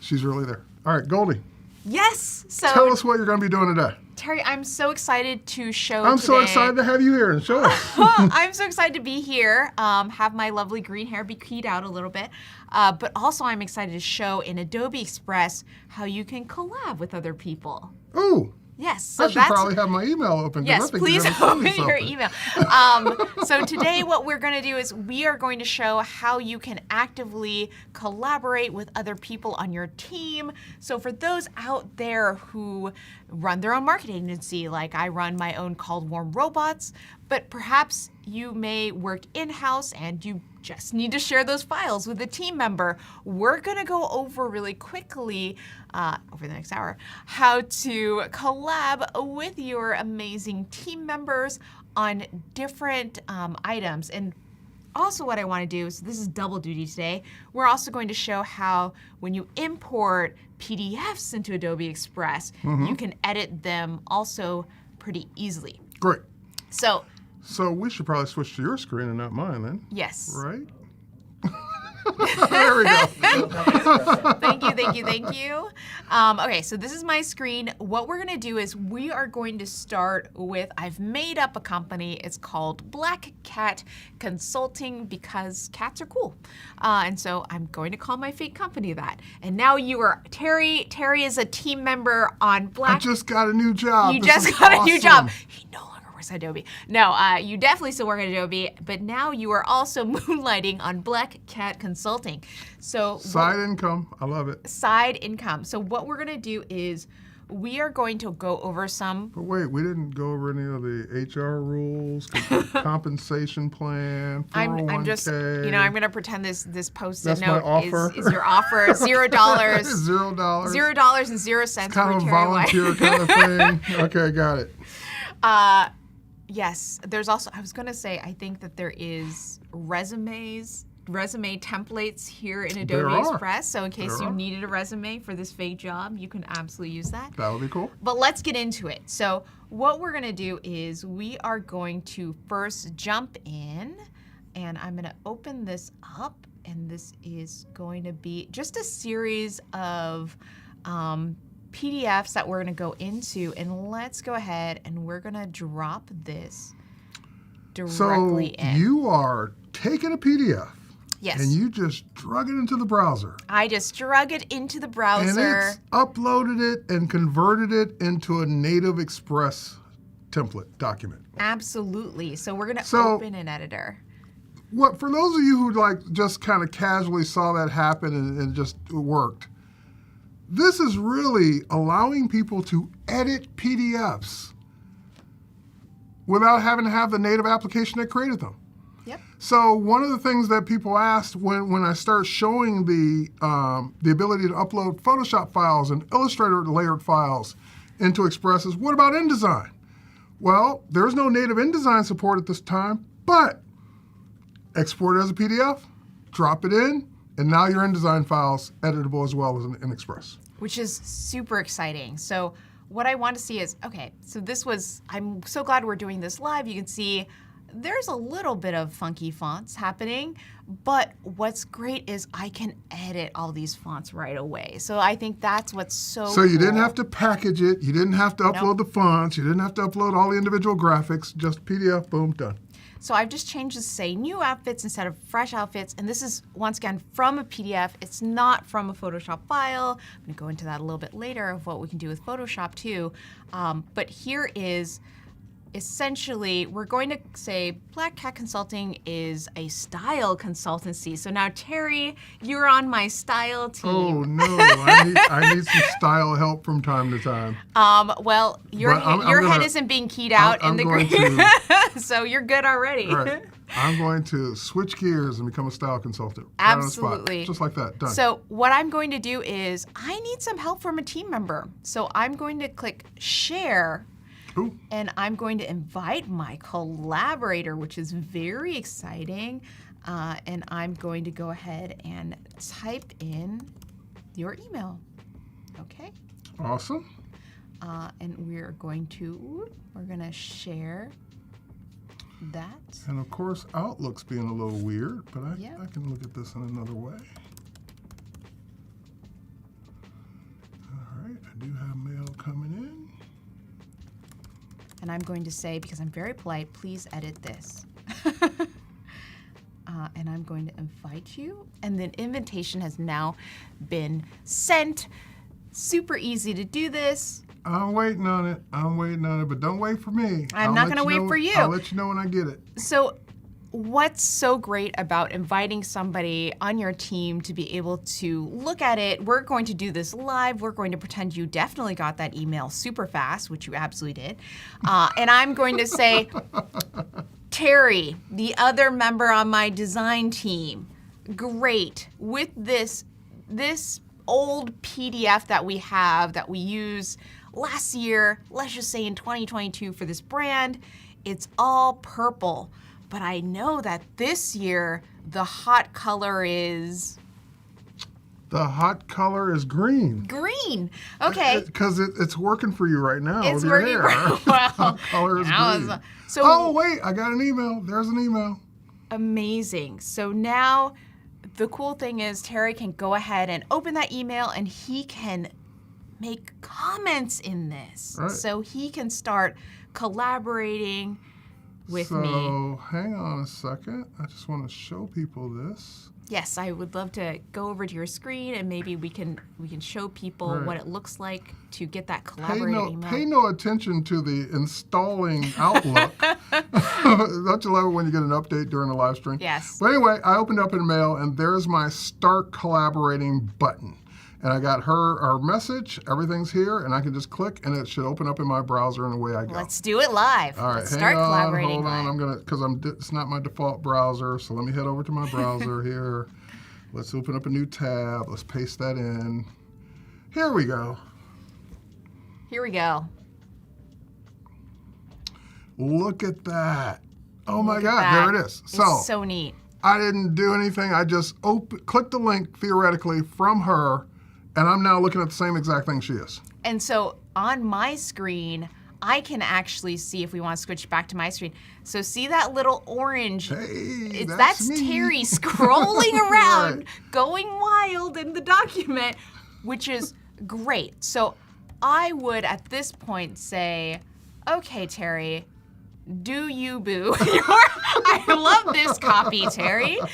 Terry is not on the marketing team at my design company, but we'll just say Terry is now an executive at my style no, company. I forgot what it used to say. It's okay. It's okay because what I can do is now it says your style. I'm gonna go in and edit that and say your style. This is bad grammar. Is wow. Please don't. I like it. Please don't. But wow. Wait. Wow with an exclamation mark. And now we are collabing in real time on this. And this is the best part is you actually also don't need to have, so if Terry, and I feel wild just even saying this, if Terry did not know Photoshop, if Terry did There not was a know. time. You know, I'm Yeah, thinking thought there bubble. was a time I did know it. If Long time ago. long time ago, pre-Photoshop, I'm sure. Pre-Photoshop. yeah. If Terry wasn't as familiar with Photoshop, I would be able to share this file and Terry could jump into Adobe Express and he could edit, he could write notes. Now the best part is I could email Terry and say, okay, well, once again, do we want to keep this color purple or do we want to change this color to something new? And Terry can actually go through and he could go ahead and edit that color in the background. Uh-oh, I've been asked to do a task. And so Let's I'm see. going to ask him to do the task and you can see what it looks like on my computer while he's editing that color to a different. Interesting. I'm getting adjustments there. I'm not getting the actual color though. Hang on. I saw it a minute ago. Oh, There we go. was. I There see it. was. I see it. Just click on it. Interesting. How interesting. This. Oh, you know what? It's because it's showing that as an image. Oh, well, there we Is go. that just a? Yeah, that's an image. That's why So I can't we're change gonna color. we're gonna do this. We're gonna remove the background. Oh, Hang on. and we're gonna do everything live. And this is the best part about doing things live. Okay, so we're gonna we are going to do this. I got an idea. Okay, know I want how to we see can your do idea, this. Terry. This is very exciting. We're Hold doing on. this all live. I see what's going on now. Hold on. Ah, there we go. That's why. Okay, I see why I Okay. couldn't change the color now. Oh, because it It was was attached. it was attached. Yeah, so so now- sometimes what will happen is you will have your layers be grouped together, which is Right. something to also be aware of when you're translating your PDFs in Adobe Express. There we go. So now I can go in and make that any color I want. Amazing. Amazing. And again, stylish. so yeah, there's that green. There's that green. This That's is going to be color. keyed out at some Yeah. point. All right. So let's just go ahead. Let's do blue. Let's do I blue. like because you know what? That's the other thing too. I like to be able to just go ahead and click through the colors and see what looks best with your design. Because when I Absolutely. said green, I was of course joking about the green screen. But when I saw it, I'm like, no, I don't like the green. It doesn't look good. No. And what's great is, as you can see on Terry's screen, there's recommended colors Yep. right now that are super helpful. If you don't know what color you want to use, Adobe will say, we got you. Here's Right. some and colors. you can also even sample a color that's already there. Like, because a lot of times I'm challenged with, I just don't know what color will look good. So if there's a color in the photo that's already there, chances are picking a color from the photo is going to make it match with everything else because, you know, the color schemes. But the recommended's good, as well as, and again, I kind of like this blue. I can't remember what it used to be, but I kind of like this. I think I like that too. And if we switch over to my screen really quickly, one thing that we can do is I've preloaded my Black Cat Consulting, and I can also go ahead and change colors too. You know what? I'm going to go ahead and And Kylie agrees with you. She says the dark blue looks really good. yes, awesome, awesome. So we're going to go ahead and, you know what? I'm going to add in a logo because maybe people want to know, and we're going to resize that because that's gigantic. And we're going to put this on our amazing PDF. So now our flyer has the actual brand logo. But wait a minute, where did that logo come from? Well, that logo came from our brand kit.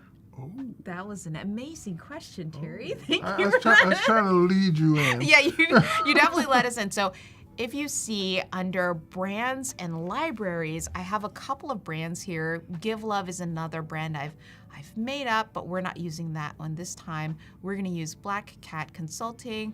And what's neat is I can have several different versions of my logo because sometimes you need multiple versions Sometimes of a logo. you need one that'll look good on black. Sometimes you need one to look good on white. Sometimes you need a transparent one. Sometimes you need one that's vertical. Sometimes you need one that's horizontal. So you can have different looks to your logo to use for different reasons. Absolutely. And maybe we also want to switch to our brand fonts, and we also have our colors here, so I can switch over to the different colors that are good with my brand. But we did one, we're gonna do another one. So what I'm gonna do is I'm gonna get out of this, I'm gonna go back to my main screen. I'm gonna go whoop. And then I'm gonna open up another one because we're just gonna go through a few of these. we're going to go through a few of these PDFs. So this one is going to be a brochure. And once again, this is all live. That's a PDF. Let's see what happens. Rashid says, nice. I definitely need to get Express to edit PDFs. Yes, It's please. just, Get Express I to edit don't know of PDFs. an easier way to edit PDFs. We used to do them in Illustrator. Now I can do it right in Express. You do it right in Express, and we're going to open an editor. And one of the easiest things, one of the things that I personally like about That's this, a cool one. I like this design already. yeah, is look at this. I can edit the fonts. I mean, this is really cool. I know. Being able to edit text in a PDF, which we all know can be a nightmare, right? Because you're cutting and pasting. You take the PDF, say your client or say somebody else on your team gives you an old PDF, and we've all had old PDFs Oh, yeah. before. And, Or worse, you have the PDF, but you lost the original document. oh, Like, yes. the original you document's designed it long originally. gone, right. And like, oh no, all I have left is the PDF from the website. I don't have the original document anymore.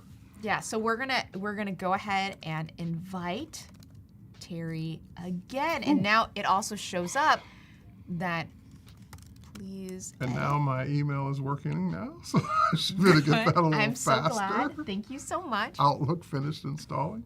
It's update. Oh, there it is. Came in quickly. And I So- can just go ahead and start Oh, no, I don't want to do that because it's going to open up in the wrong browser. Oh, okay. Copy So the link. while Terry's opening that up, we can take a look at this Paste. maybe older version of this, and sometimes we will have a little bit of wonkiness. So you see that instead of the L's for black cat, we're gonna have a little dash. So we're gonna just edit that really quickly. But I want to say this is really good for the fact, and you just saw Terry move that image around. This is so good for the fact that you can essentially go ahead and edit text. You can take these images. So say I want to promote something new. Say I don't want these images of people. Well, I can just take a PNG, and we're gonna do this. PNG A PNG, and is we're gonna. what? Oops. A PNG. I feel a little nervous that you're gonna make me define a PNG on camera. A PNG is a graphic format. A PNG is a graphic Like format. JPEG and TIFF and PNG and PNG is PNG, GIF, Yes. or GIF, depending on what planet you're on. And Ping has one nice aspect about it compared to all the other formats I talked about is that it can support transparency. Yes. So if you do want to create your logo and be able to put it on top of something else and not have the white box around it, save it as a PNG or a Ping file. And this is why you're Terry White, because you're I so. explain things that most people already know. You explain things people already know, but you also go so in depth, and that's what's so amazing. And so what I did the entire time while you were talking, which wasn't that long, I dropped in this PNG. So say I wanted to change this now. I want this pamphlet to be about the beach in the summertime and what you wear to the beach. Woo! And so I took this PNG I already created in Photoshop, and I dropped it in, and as you can see, it goes right in. And I see we have a question. What about 10-year-old PDFs? PDFs are PDFs. As long as it's a PDF, it should work. Now, I haven't tested this, but I'm sure we most likely respect if the PDF is password protected or locked in some way. You probably can't edit those because those were designed not to be edited by the author. But the age of the PDF shouldn't matter. I can't imagine why it would. So try it. If you have a 10-year-old PDF, worst case scenario, it doesn't work, but it should work. It should work. Will any shape be editable too? Depends on what you mean by any shape. Like any shape created in Express, yes. Any shape in the PDF, depends. Because it depends on how the shape was originally defined in the original document. Was it separate? Was it part of a photo? So yes and no, it depends on the shape. And while you're talking, I've just been dropping summary pictures that I've found in Adobe Express to Now, make when you this say more found, summary. what do And you when I mean by say found? I mean I went to the search bar and I clicked in summer. I typed in summer into search, And as you can see, we also have a bunch of different summary things we could do. Also suggestions. Now, whose photos are those? How do you get to use those? I'm glad you asked.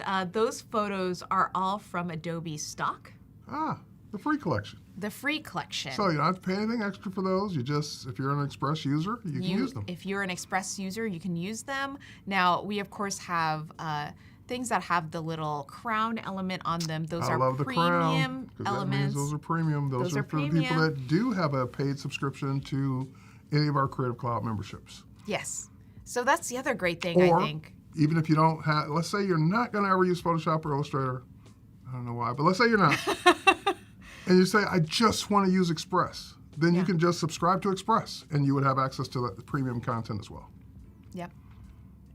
Or you could use Express for free and not have the premium content. Yep. And so there's all these. In fact, I can go ahead and we're going to type in summer again, and I will pick something that's not premium. I'll do this video, and that's a non-premium element that now makes this brochure into a video brochure. Right, so the minute she dropped that video in, it said, oh, there's a video, so I need to convert this whole project into a video. So now there's a timeline at the bottom. So now I can click on that timeline, and as you can see, we get this, so soothing. Anyone else there soothed by the visuals of water? So now we can go ahead and we have a more summary thing that we can then export. I can share it with other team members, but this was so fast, and if I wanted to edit any of this text, so helping people find their style for over 50 years, maybe I find out that was factually inaccurate. So I'll say for over 2 years now. And now our company is 2 years I want old. to show something real quick. Yes, please. So if you, and I don't know if this will work, like, cause I'm just seeing your design for the first time. Yeah. So this is literally me just trying this out. So this is a video of a surfer that I just went and saw. I didn't even search for it. It was one of the first ones there. Yep. I don't know why it has the Adobe stock on it, but it shouldn't. But anyway. We'll pretend it doesn't. We'll pretend it doesn't. I don't know why, because it's like it should be there without the watermark, but it's there. Now let's say I drop this in because this is new. So you know we've got this great technology to allow you to remove the background from a photo, and I think you even did it on one of yours so far, or maybe you will. Maybe I will. All right, but anyway, like I see it so many times I can't remember when you did it. But now with this release of Express, you notice that even though that's a video, and here if I hit play, you'll see it playing. Exciting. Yeah. And it's in slow motion, which is cool. So I have the ability to remove the background from a video now. And depending on the video, it'll work great or it'll work okay. We're going to see. This is the magic of Adobe. This is the magic. Like, I've never tried it on this video. Obviously haven't tried it on your brochure. We're going to see if this works. And it's doing its thing. And it's got to do it for every frame of the video. So that's why it's taking a little extra time than it would on a still. But you got to keep in mind that videos 30 frames a second usually, and it's got to take out the background for every single frame in the video. So depending on how long the video is, this might take a little bit longer. But what I like is while you're doing that, you could keep working. I can keep working. So say we just move locations. We're not longer in Los Angeles. So what we're going to do is we are going to change our address to, I'm going to go ahead and edit this out. Whoop. Maybe we are now in Las Vegas. So we're just going to do Las Vegas. It just finished. Amazing. Look at that. No background on the video.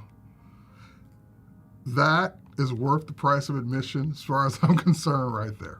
And on my screen, I don't see it yet, but it could also be, I see Terry's. Oh, yeah. Paco, if you switch to me, then they'll be able to see it. There you go. Now they can see it. Yeah.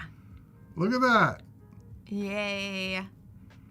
A video with no background. I'll use it just for that. I know. That's so easy. It's so easy. It's so cool because that takes so long to do that. Right. And I can resize it. I can make it bigger. I can make it smaller, whatever. I mean, you can drop it onto that water. Yep. See, this is why you're the lead designer.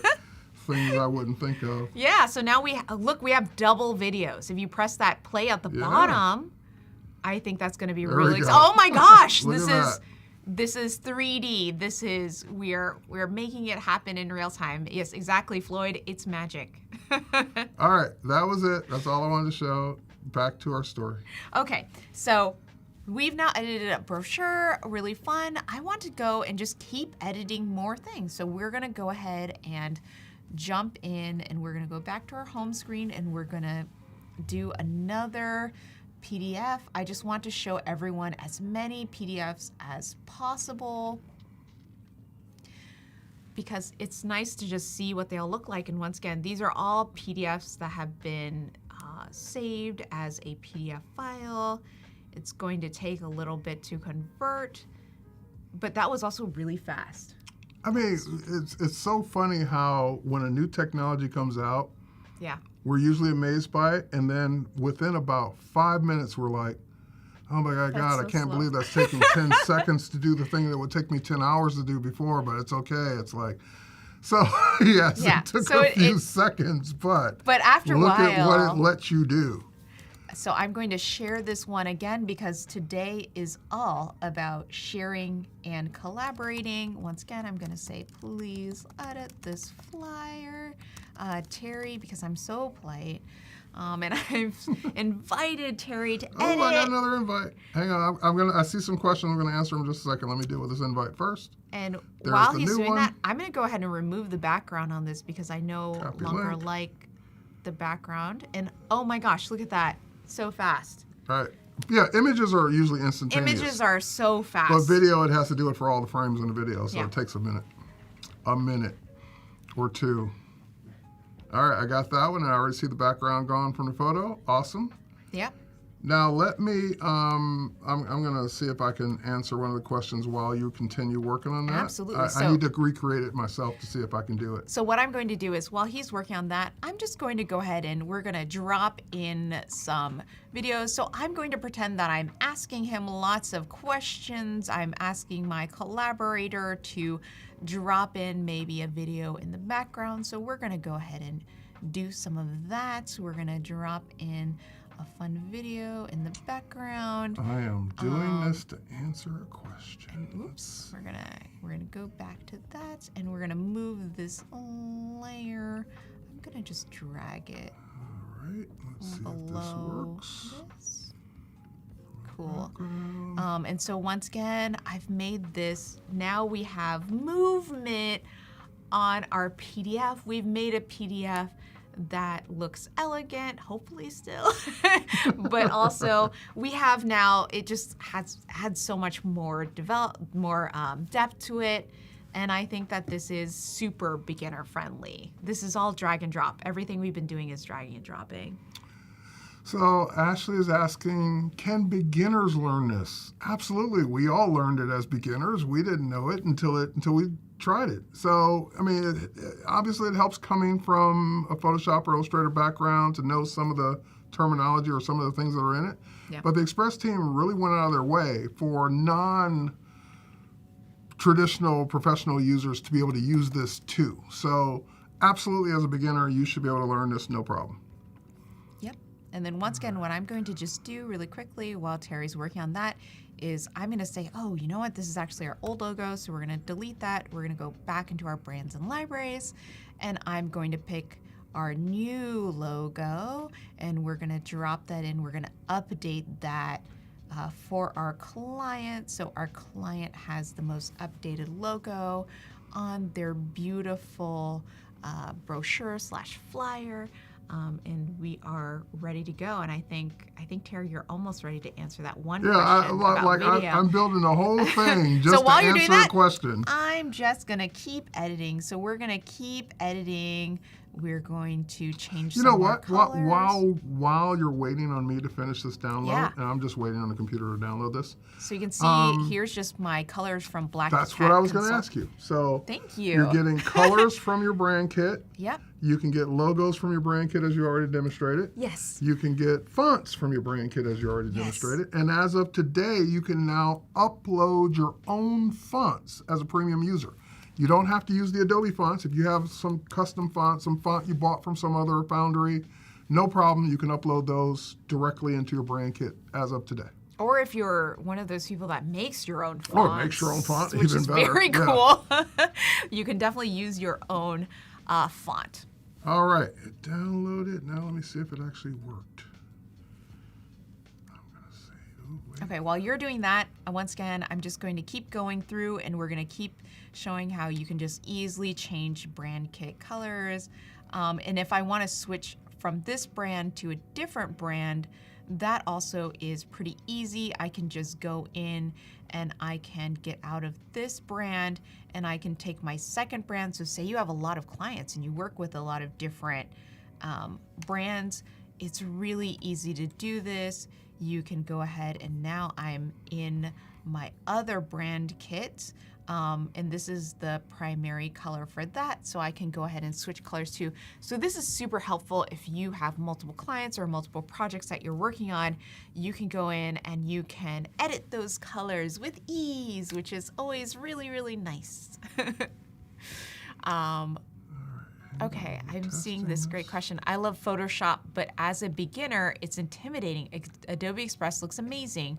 Where do you suggest beginning your journey to learn Photoshop? Oh my goodness.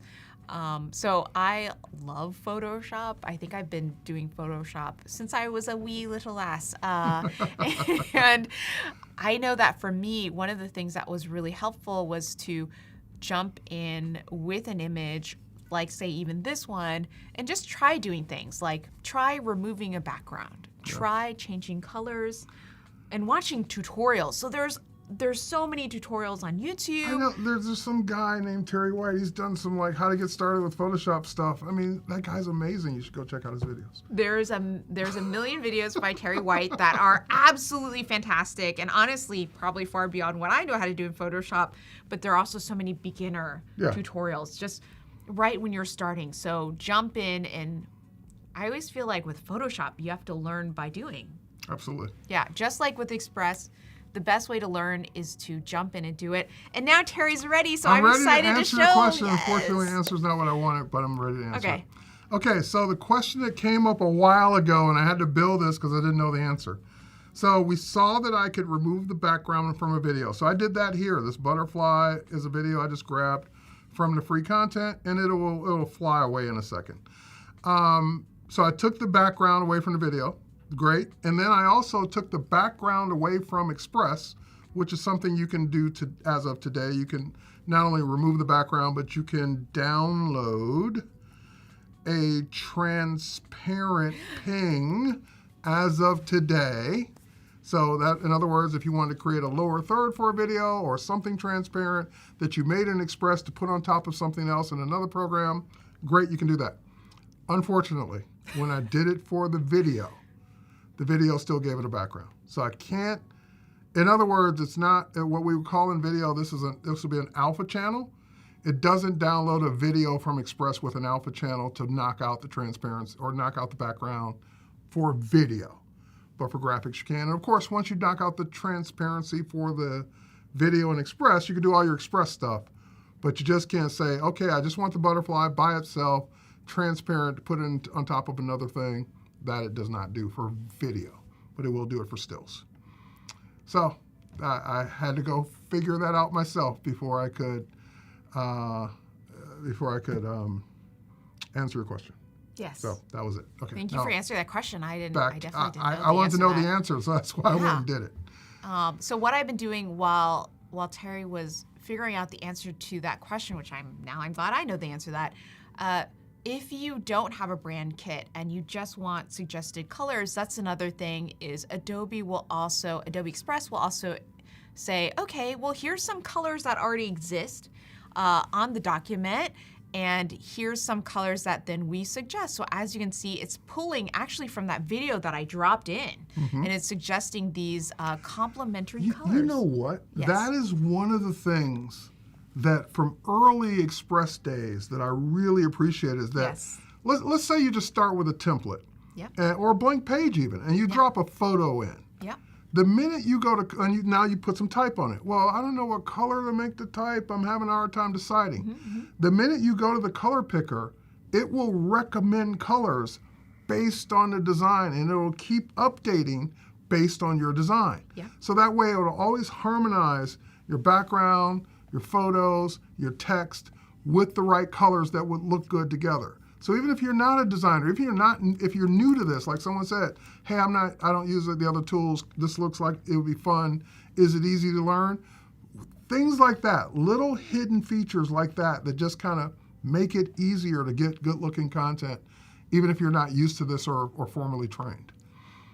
Yeah, so I think the best part is you definitely don't have to be formally trained to be able to use Adobe Express, and I really like that. I like that it is user-friendly. I like that I can just do this, and it's, obviously it's a little easier for me because I'm used to layers in Photoshop, and so it's intuitive to me to drag. But there's still layers, and as you can see, what I'm doing right here is I'm just dragging this layer.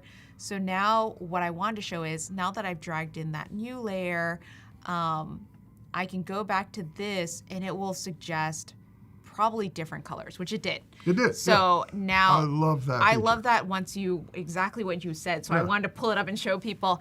Once you drop in any new graphics, any new images, it's going to say, okay, well, here's other colors to suggest. And like, as we can see now, this grayish blue color really matches with the rest of that wintry background that I've dropped into this. Right. So.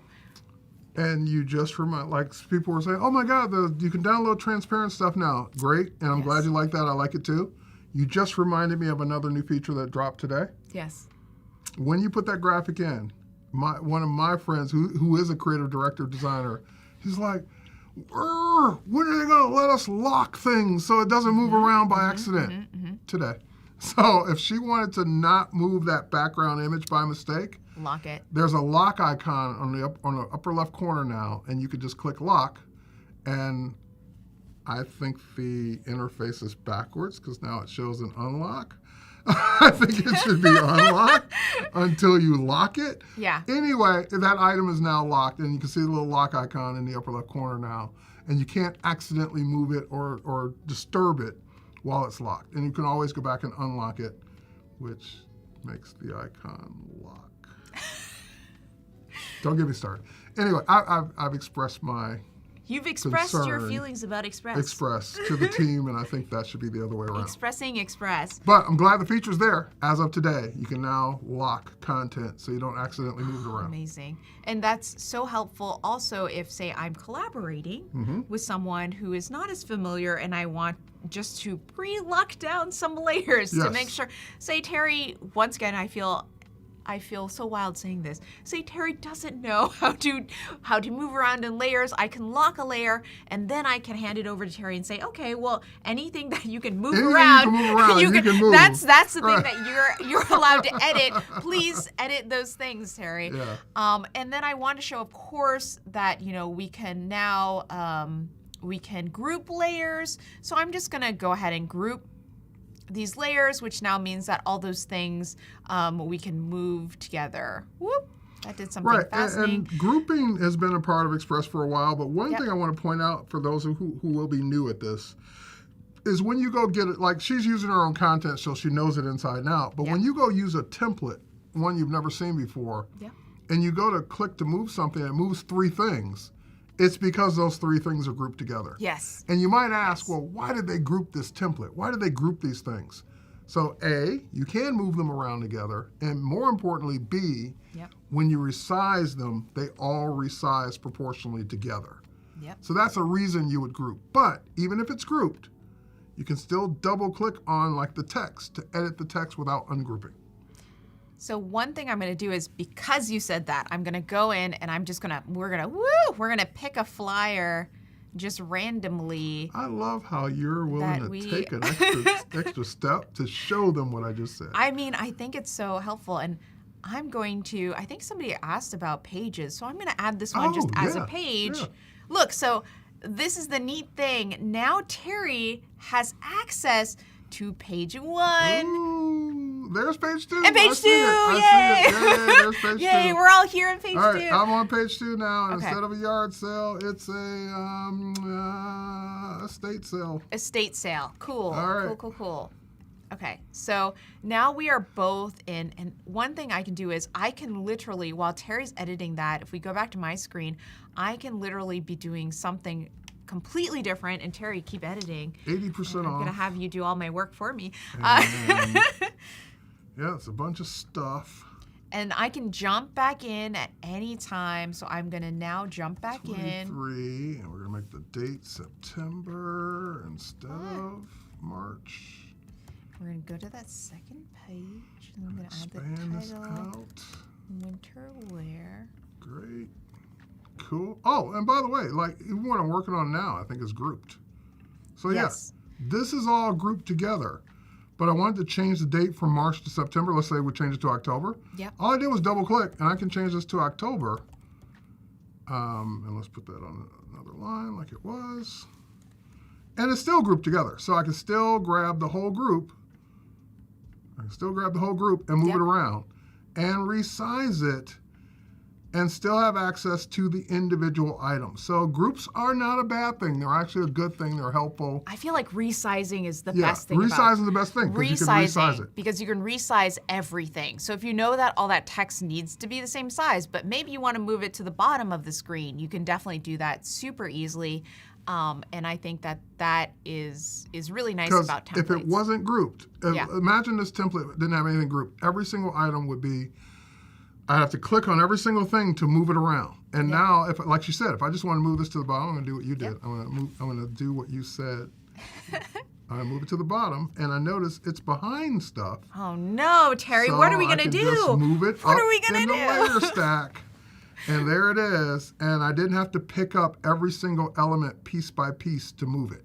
Right. So that's the whole point of groups And layers. and layers. Because layers. being able to drag layers is the best. Being able to go directly and keep working, and we're just gonna do, I think I have one more that I already pre-made. That's just another pop-up shop PDF that we're gonna pull in. This one's mostly text, and we're gonna go ahead and drop this in. As you can see, this one also was a little faster because it doesn't have quite as many elements. There we There go. it is. Sometimes it takes a little time. You have a little Well, heartbeat. you know why it took time on this Yes. particular one? Yes, please. Because you have pop-up, so it wanted to give you the pop effect. It wanted to pop up. Terry, that feels very much like absolutely a thing from Adobe. It read the template, and you said pop-up, so it made you wait a second, and then Yes. it popped up on the screen. Absolutely. So I'm going to Hey, once these again are I'm the going to jokes. these are the jokes. Once again I'm going to share this with my amazing teammate and collaborator. Please edit this pop-up. So Water Dragon's asking, does Adobe have video editing features? By Adobe, yes, a company. We do have several applications that do video editing, but I think you mean from Express. Yep. And yes, you can do video editing now in the new Express, also as of today. Yes, and in fact, you know what I'll do just so this turns it into a video is I'm going to drop in a video. No, wait, I got a better way. Yes, please.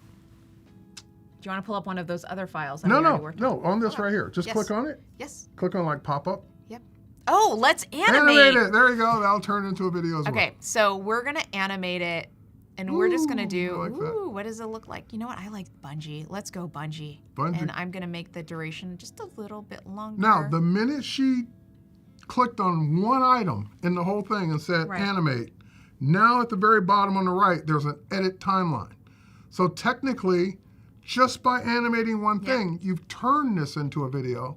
And if you edit the timeline, you can actually add multiple scenes, you can add video clips, you can have text, you can animate multiple things on the page, animate multiple pages. So you can do a whole video for TikTok, YouTube, Reels, wherever you want to put a video right here, even just starting with text and images, even if you don't have a single video to use. And you can just download this right away. You can see all the different file formats we have, and you can download it as an MP4. And so that will save it as a video, which is great. Absolutely. And if you say you had this video, but for some reason you wanted it just as a PNG, Yep. you can also go ahead and do that. Because maybe you need to post it as a still on some platforms Yes. and a video on others. Yes, and of course, you get the little warning. I get the little warning that says videos and animations and audio will not play on a PNG. So that's just, it will let you know that you're doing that. And so, yes, now we have an animated version of this. We have a video, and now exactly what you said, we can now add in other pieces onto this timeline so we can edit this exactly as a video, which is very, very cool. Can you show how to animate? I think you just did. Yeah. So if she clicked on another thing, then she can click animate and animate that other thing in a different way. Yep. So I can take this other text, and I'm going to scroll down, and I'm going to click animation, and this time let's do looping. So we're going to breathe. I'm so glad I got Terry to do that. Okay, so now... I got the cue. Okay with it. Now we are dropping in and we're breathing. Amazing. There is a feature with human cartoons to record voices, and that's also another animatable. That's probably not a word. Animatable? Probably a word. Something that you can animate. Also in Adobe, which is really fun. And actually, that's one of my favorite features that, I think we don't talk about a lot, but being able to do character animations in Adobe Express is just super neat. Actually, let me show you something kind of uncool. No one has asked for, but I personally really like. So I'm gonna go ahead and, it's not letting me click, but it is the generate QR code. You know what? It's letting me do this. So I'll show this really quickly. I'm not gonna go through it. Ooh, they added some more characters since the last time I looked. Yeah, so this is exactly what they're asking for in text. So from here, what I could do is I could take a character. I'm going to take, the name of my agency is called Warm Robots. I have to do a robot. So here I'm going to pick a character. I'm going to pick a background. Like 5 minutes left. And then I'm going to go ahead and make this into a reel. And from here, I'm not going to do this right now because I don't want to have to plug in the extra cord, but I can literally click record, and this will record this robot talking, and it will record movement. In your voice. In my voice. So that's what the record is. You're recording whatever you want to say, and then the robot will mouth the words. Right. While it plays back what you said. Because I've saved this as Reels format, I literally have made a reel in 5 minutes once I record that. So this is really, I think, one of the most fun things, one of the fun hidden features, I think, of this. And one thing I can do too is I can do this, I can record this, and then I can save it, and then I can drop it back on one of my other templates, because now it's this cool video that I can just drag and drop back. And I think you can take that question from Emily. Emily, is there a way to add your own characters? Not that I'm aware of at this point. I mean, I know it's leveraging our character animator technology, which does allow you to create your own characters if you know how to do it in Illustrator and Photoshop. But I don't think that's a part of Express yet. Or at this time, I should say. I don't want to promise with it yet. But good question. I'm excited. I can finally tune in. I've been traveling. Looking forward to this live stream. Great, Jenna, welcome. And we're just about at the end of this live stream, but stay tuned. We're going to be doing this all day. Yep. We got like 2 minutes left. Anything you want to add for these 2 minutes other than generating a QR code? I love generating QR codes. It's very uncool, but very useful. What do you mean uncool? And so, very cool. It's the coolest thing you can do. It is absolutely the coolest thing, niftiest thing. I love this because I always think about digital business cards. Exactly. And I will show this. I'll be back on again here at 1 p.m. and I will show this again to you. Who wants to type a link if you could just scan it with your phone? I mean, I get why people like seeing, for example, at a restaurant, the physical menu. Right. But at the same time, QR codes do have other uses. But look how neat it is that you can have all these different versions of a QR code. And once again, I can just take this, I can immediately download it, and I can drop it back in. And by the way, when you download that QR code, like she just showed you the download button, it's yours. You can use it wherever you want. You don't have to use it in Express, but you can bring it back into Express. And if you want to do something really fun, take out your phone right now, and if you scan this, it'll take you to www.adobe.com, a website maybe you're familiar with, well, maybe you can not. put in your URL, and they can scan it and get to Yeah, your absolutely. stuff. Yeah. So feel free to go here. That's not my name, so that's not my URL. GoldieChan.com, and that's then this is my URL, which is Right, so if you absolutely scan neat. that right now with your phone, that should work to go to her website. Cool. All right, we are out of time. This was Unfortunately, this went by quick. so fun. I'm so glad we got to do this together, Terry. And we can start to see some of your hair. And you can see It's some good. of my hair. I wonder if I just do this. Nope, You can. actually, Nope. it's good. I like the kind of I like it. It's a transparent layer. transparent looking My hair is a PNG right now. This is great. And yes, Wade already answered, but you can watch any of this content later. The only reason you wouldn't be able to watch an Adobe Live later is something technically went wrong. But otherwise, they're all available for replay. Unless something I do didn't think there's horribly one last crash. question I want to make sure we Sure. answer. What is it? Are Firefly features available in Adobe Express? Yes, they are. So you can generate, you can do text to image, you can do text effects directly in Express. So I usually show it, for example, creating a custom background for my Express content using generative or generative fill and directly in Express. All right. Thanks everyone for watching. Stay tuned. I'll be back in 5 minutes and we'll have another great guest and we're going to continue doing this all day long. Bye. Thanks for watching this one. Thanks, Goldie. You're great. Thank you.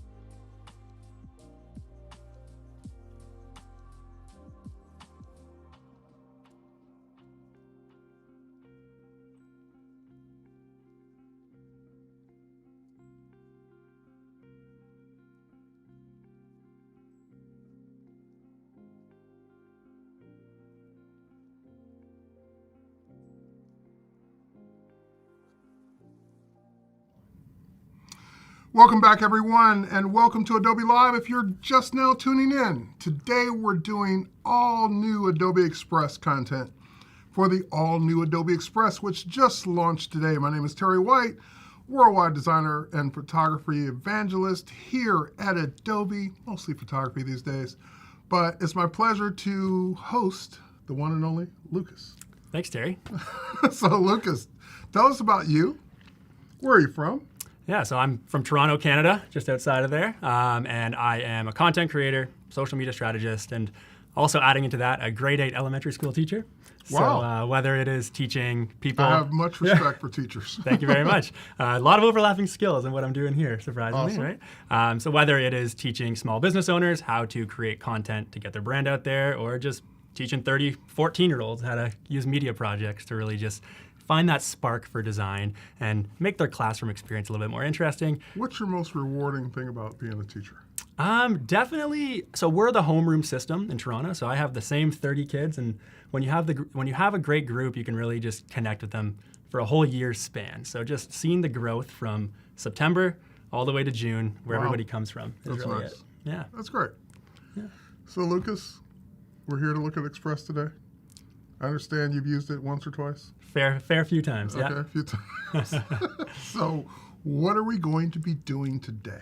Yeah, so the story we're looking at today is fictional, but my friend VJ and I, we've discussed the idea of having a podcast together. Okay. And we've always thought about, well, if we were to create a podcast, we would really want to leverage our two audiences. So we're both very active on LinkedIn, active on Instagram. We've really built up those platforms for ourselves. So we want to think of a nice, easy, collaborative way to combine our content, whether it's his style or my style, and also so one of us doesn't fall into the role of doing all the content creating or all the designing. We want to be able to both collaborate and both add our insights to it and our own touch to the design. VJ is very proficient in Adobe Illustrator. I'm very proficient, or I prefer Adobe Express. Okay. So we're going to look at some easy ways that we can really just cross over the great content he's designed and give me a super easy way to add my own touch to it. This has nothing to do with any of that, but I'm just going to put you on the spot. What's your favorite new Express feature? I am loving the animations. Okay. And I love the Fair pop that comes out. I use that for so many Instagram stories and We things talked like that. about that, yes. pop the is last fun. episode, yeah. And being able to change the intensity and whatnot too is great. Cool. Yeah. All right, walk us through it. Yeah, let's go with it. So VJ has already designed some awesome carousel posts. So I love carousels on Instagram, really all social media platforms. They're great on LinkedIn too, because it's really like that swipe deck, right? You can actually take someone along for that engaged journey, right? In a world where everybody's just swiping up and down, Yep. skipping past, right? You get seconds to grab their attention. If you can lock them into a post like this, where you can really just take them along for the journey. We're looking at one slide for here, right? Each. We got some nice seamless from And how one slide many- to the next. In Instagram, how many frames do you get for a carousel? You can go up to 10. 10, You can go okay. up to 10. I believe LinkedIn, I don't know if they have a limit because I've seen some huge PDF decks on LinkedIn. Okay. But yeah, so this is something that VJ has already designed and he's used for his own content. And our goal here, And that is in Illustrator. this is an Illustrator. That's his bread and butter. The goal here is that we're going to use this topic that he's already spoken about. He's made a carousel about it in the past. We're going to make this our first podcast episode. So rather than just posting a still graphic of, here's the episode, go check it out. I will show how to make one of those if we have time, because I do like that. I do like to really just take that user on for that experience of, here's a real deep dive of what the podcast episode will be about. We have 10 slides of your attention, 8 slides. But if you like what you're seeing here, you're going to like the podcast episode. You want to go that extra level. So this is something that VJ's already created, and I'm going to pop it into Express so I can apply my elements and my brand touch to it, because as you can see, it's very focused on him right now. So let's go ahead and do that. So right away, I'm just going to go ahead, start from content, because that is what we are dealing with. And we're going to go ahead and find that file that VJ shared with me. So you're looking for the native Illustrator file right now? Yes. Okay. And that is what it is. So he shared it with me, connecting Instagram. Let's go ahead and pop it in there. And what it's doing right now is just turning all the Illustrator elements into a template that I can work with, edit, and really manipulate and change anything I want, all in Express. So that's going to be, like we said, my comfort zone. It's going to be Express, and now I'm getting an option to do that without having to bug him, nudge him, and say, hey, VJ, I need you to go ahead and fix this. I need you to go ahead and add this. And there isn't a designer in the world who hasn't had a client that wants to make 50 tweaks a day, and they would just love to just hand it to them without handing them the native files and say, tweak away. Right? Hey, how about you give it a shot this That's time, what Express right? is for. And it's cool to see all the different things it does. Like it adds the brand, you can add the layers, you're adding the text, the images. It's really gonna put everything in there. So it's an editable document, and that's what's really awesome about it. And like we said, it's gonna, in a moment, it's gonna say, here's your Express file, and this is now gonna be a template that I can use really whenever I want, and I can access that piece of content. So it's really neat to see. There we go, connecting, opening in editor. We're gonna give it a second, as it was a bit content heavy, it has a lot of text in there. So we're gonna populate that. So But we can really again, just take a look. converting that Illustrator file, native file, into an Express document that mere mortals can go in. Yeah, and I work can go on, in and right. fix. And the really cool thing was, It converted it to pages. and that's what's amazing, right? Now, were those artboards in Illustrator? They were all 10 artboards. Artboards, okay. Yep. And that's what's really cool is it's going to take a sec to load, like you said, because they're like this isn't just one single graphic, right? Not Right, one single that's slide. 10 this technically is 10 10 pages files, right. that I'm going to go ahead and work with in here. So we're going to go ahead and take a peek as it does do that, populating some of his. He did some nice gradient text. And what's awesome about this is it recognizes. Okay, All of that, he put in yeah. text. That is text. You're a brave man to take a file that complex. But there it is. Look at that, and right? bring it into Express on day one of release. But there it is. It's grouped. I'm moving all of his text, right? I'm lining it up, and I'm going to show you some fun things that I can do with it. But like I said, I love how it picks up on something's an image. Let's make it an image. Like I said with carousels, I love having that seamless from one slide to the next, right? Something that he's very strong at doing. So now if you look at this little tip of that one there, go ahead and pop over, it recognized that, right? And I can have that nice seamless blend. This is huge for carousels for me because you have that advantage. You have that person on that swipeable journey, right? Keep them on it, use them Very most. cool. So we see some really cool things, like people even cross over images and whatnot, which is awesome.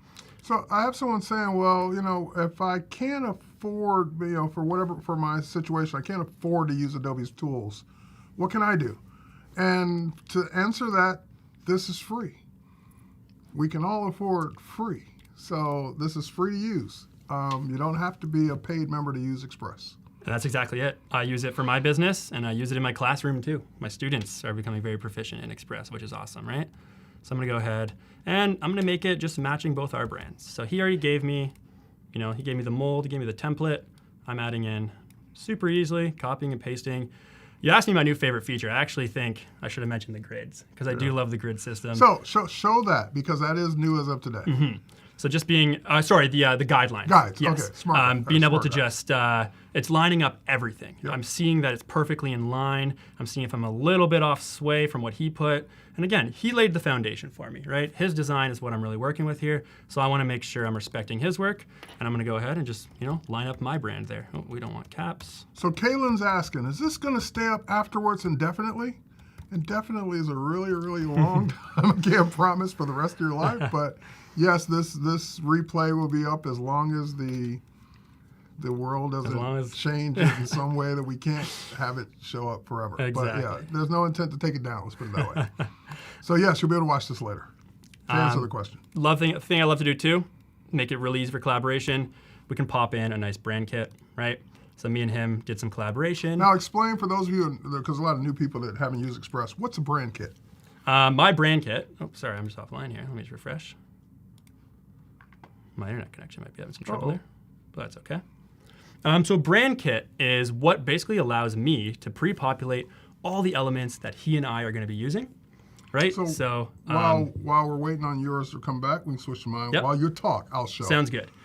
So really when you are loading in a brand, whatever you think you're going to be working with, your fonts, your logo, some files that you regularly access and are going to be using, you can go ahead and pop that in there, which is great. So, for example, I've got 3 brands here, Cat Suites Demo, and my personal brand, my TW brand. So in my brand, I've got my logo, I've got my colors, I've got my favorite fonts for my brand, I've got a graphic, and I can now, as of today, also add templates that I design and express to my brand kit to use over and over again. I've also got character styles. So you have your brand to be able to pull from into any template or any blank page as you go. So you're still working on your internet. Yep. So you can keep talking and I'll keep showing while you're waiting on yours. What's going to be awesome too is that me and VJ can easily just go ahead and basically load in all the stuff we're going to be creating together. And like you said, I love how you can create a template. So at the end of the day here, when I'm done creating this content with him, this carousel post that we're going to be using is going to be a template that I can use at any point for any new episode that we're going to be accessing together. We're going to create a single graphic promo that we can use as well. And just like that, me and him can, he doesn't have to give me the file every single time. I can go ahead, pop in, and be able to access that, add what I want to change to it, just like that. Yep. So I just created a new brand from scratch. I called it Adobe Live 2023. I can now upload my logos. By the way, I'm pointing out new things as of today as well. Your logo can now be as SVG format as well as JPEG, PNG, and AI that we've had before. So for example, if I go upload a logo, and I'm doing this on the fly because, you're back. I am back. I do have some logos. So he's back. I'm gonna switch back to him, but you can create a brand, and also in the new Express, if you already have a library, a Creative Cloud library that has all your stuff in it, you can convert that into a brand in Express. So you've already done the work. It's already in a Creative Cloud library. Just convert it into a brand, and away you go. And just like that. Right? We're popping in. So this is not just VJ's post anymore. It's the Personal Brand Buddies podcast episode. So we went through and added in a nice little element that'll apply to that. And I can go ahead and fix that to the carousel overall. Let's look at the rest of the slides. So as I go through most of the key message, because we're going to be working with it, this is something he might have posted previously. And we're using the topic. So just some slight updates that I'm going to make. But like I said, I love how everything is recognized as text. It's recognized as editable. Something very cool. I know this is a very small little underline here as an example, but because these are registered as an image file, right? Many people think, you can't change the color though, but you actually can, which is neat. And that's why I love, you did put me on the spot asking me my favorite feature because there's too many for me to think about. Maybe we need to do that at the end as a little highlight. Okay, I'll let you off the hook. Your favorite features. But yes, we'll put an S on the end of it. That way you can talk about more than one. But we can go ahead and I can change these custom duotone effects and I can make it match, there it is in that nice neon, right? So that's really cool just to see how easily that is to do. Even though this isn't like a shape or an icon, I can immediately go ahead and really have a lot of freedom to change these as well, which is great. Yep. We're going to pop over now, though, because, again, this is VJ's post. So I want to make it matching both of our brands because that was our plan. We're collaborating together. So I like this, empower your individuality. That's a great tagline. But let's go ahead and put, for more on this topic, check out our new podcast, Personal Brand Buddies. And this is why I love the carousel post. If you really, like I said, I've been saying it a lot, but if you can really take people on that journey, that swipeable experience, they're really previewing all your content, seeing everything you have. By the end of it, they're probably going to click on what you want them to click on. They're going to go ahead and act on that conversion that you really want. So that's what's awesome. And now I want to add in my image to go with it. So let's go ahead. And what I'm going to do now is, let's say VJ designed me a great profile picture. Well, I'm going to go ahead and pop in that profile picture. And this is actually a Photoshop file that I'm going to go ahead and put in. So that's going to take a quick second. It has a transparent background. So you just brought in just willy-nilly just like that, layered right? Photoshop file. And now it is a linked asset. When it's ready, like it is just nice and transparent like I want it to be. I'm going to go ahead and steal the little circle that VJ has behind his. Let's copy that, paste one for myself. Put him back. There we go. And yeah, that's what's awesome is I'm going to show some fun stuff that I can use, especially, like I said, VJ's the guy who is doing the Photoshop. He's the expert on that. Well, it doesn't make me completely useless. There's some fun stuff that I can do with it as well. So let's go ahead and line that up. Smart guys are helpful. Yeah, exactly, right? I'm lining it up with his image, and that's what's awesome about it. But I know I'm not collaborating with him in real time, but I do love, and I've seen this used a lot today, which is super fun. Sometimes I just like it with myself to leave a log of what I'm creating, the kind of content that I want to remember, the notes that I want to go ahead and do. But let's say I leave a note for VJ and I say, hey man, I love the profile picture, but it's a little smaller than yours, right? A little out of frame. And his has a black and gray filter, mine doesn't, right? And doesn't have the same filter. Anything you can help me out with So that? this is you collaborating with them right? in Express, adding comments. I'll go ahead and submit that. Like I said, didn't bring him in today, but he is at home in Toronto. But maybe he is seeing that. And he says, you know what, Lucas? I can help you with that super easily. And as you notice, like you mentioned, it's a linked asset. As soon as I clicked on that, I get this nice little unique option. To edit it in Photoshop. Open in Photoshop. Yep. Let's go ahead and click on that. And what it's going to do, it's going to open up my Photoshop. We'll give it a split second. And then what it's doing is bringing in that profile picture. Here's the one we're working with.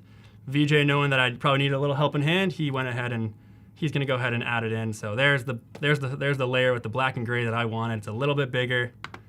He's going to do this from his house. He's doing it from his computer. He's saving it. And usually this is super quick. Let me go ahead. Let's pop back. And it's already telling me that. It's already saying at the bottom there. So what everyone's seeing is your linked asset has changed. It sensed that VJ from his computer went ahead, saw my prompt here, and he said, yep, I can help Lucas with that. I'm going to go ahead and change up that profile picture. All I have to do, click update, and it's going to go ahead. And there it is right there. Boom. Right? And that's what I love about this. I can collaborate with him. And that's really powerful, because what that means is you could go in and, like, Express, so you can create your template. You can, even if you didn't start with an Illustrator file, just create your document from scratch or use a template. But you need that little bit of extra help from a professional, like your profile picture. Yep. So they send you a PSD to place. You place it. It's linked. Anytime you need any changes to that PSD, they just update it, and it updates your Express Super document. easy, right? And And couple you that didn't with have to know anything about Photoshop. You didn't even have to own Photoshop to do that. just had to know the collab feature, right? Right. Exactly. And he's able to fill in that pipeline. And that's what makes us a team, right? Yep. We both bring our own strengths. We both bring our own needs to this. And that's what's awesome about these new features. I love what he did. I'm going to go ahead, resolve that, right? It's very cool. It's moved to the resolve folder. You can always go ahead and take a look at what's been said. But this is really coming together. Let's go ahead and add our branding elements. These are the ones that he put together for me. I do want to really just remind them that it is both of ours at the end.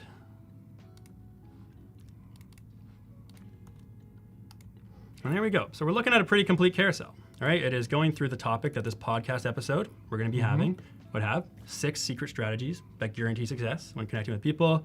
Picked up on his topic, picked up on his look and feel. Has my elements as well. Nope, I wanted to put my website under here.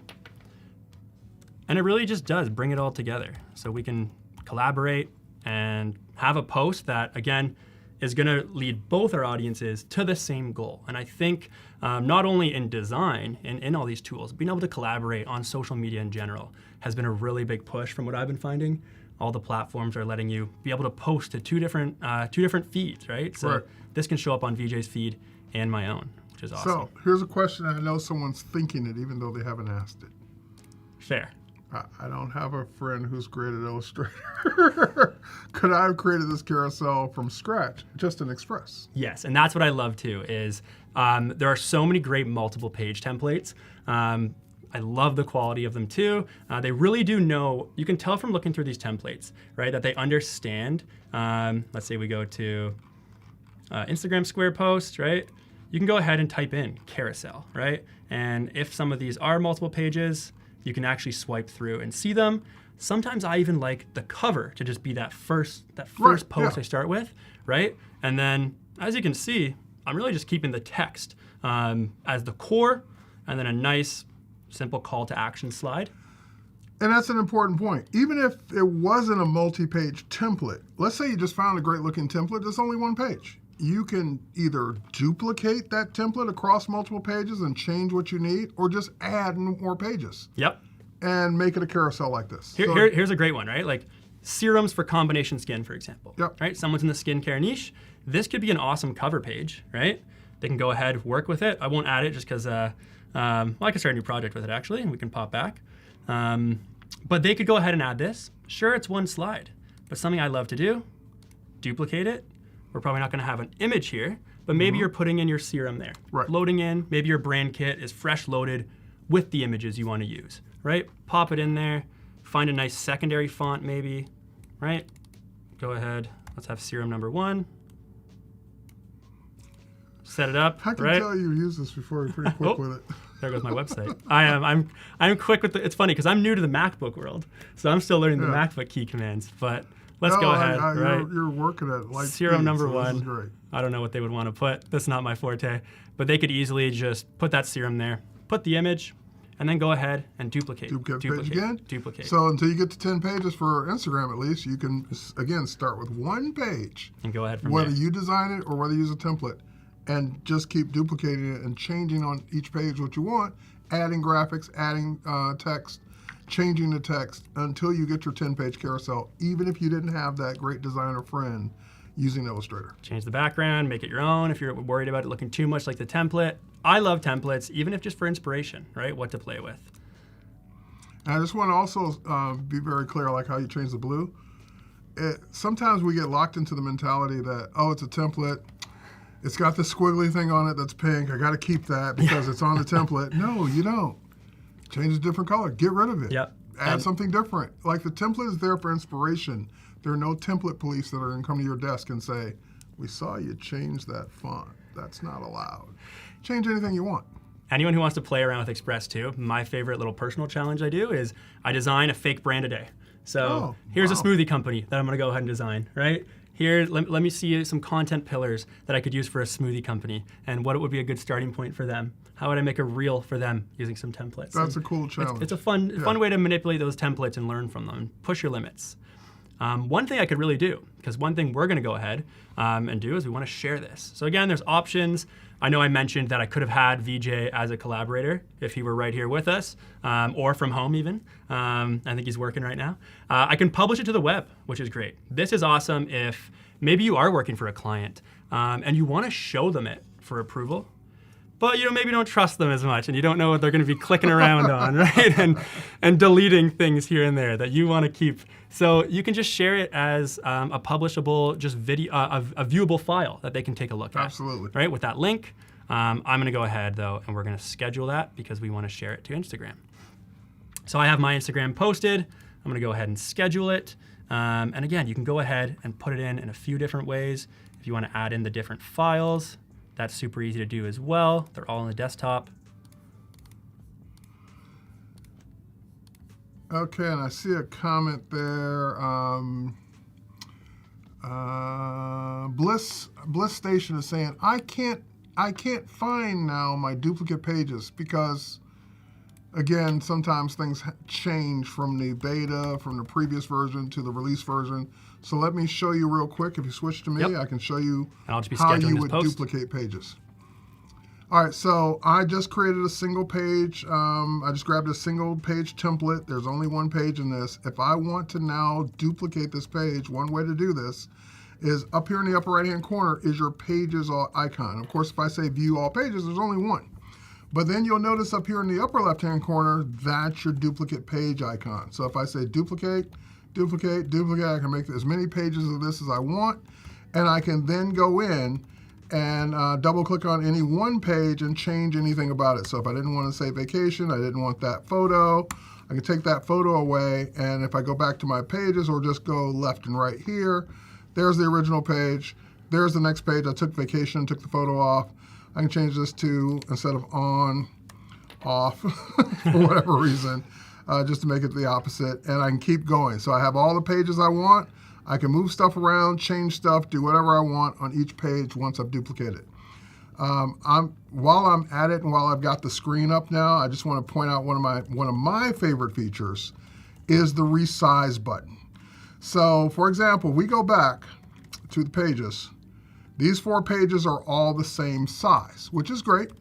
But let's say I need a page to be like, maybe this page is for Facebook, this page is going to be for Instagram, this page is going to be for a YouTube thumbnail, whatever. You can go in and resize any page or any multiple pages to whatever you need them to be. So if I need to resize this into an Instagram reel or story, Then I just hit resize, and it will resize it to that size. I don't have to be a social media expert and know every single platform and every single size on every platform.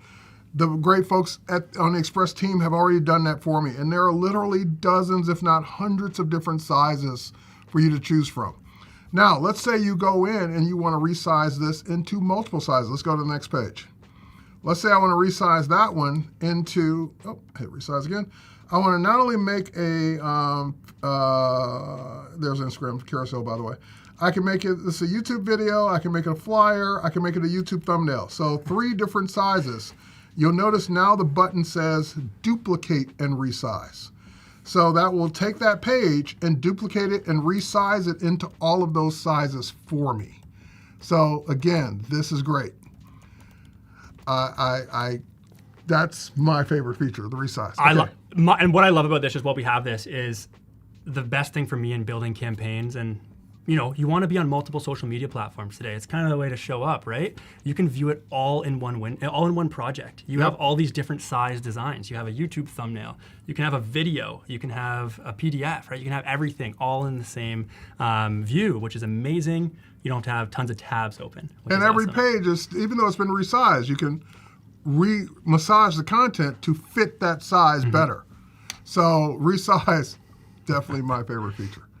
All right, back to you. Let me pop back to my schedule. I think I will say I am, unfortunately, vacation mood off might be me soon. I am going back to the classroom in a few weeks, so I'll enjoy it while I can. While Terry was just showing us that, what I did was I just typed in a nice caption to schedule this post. You can see it's linked to my Instagram account.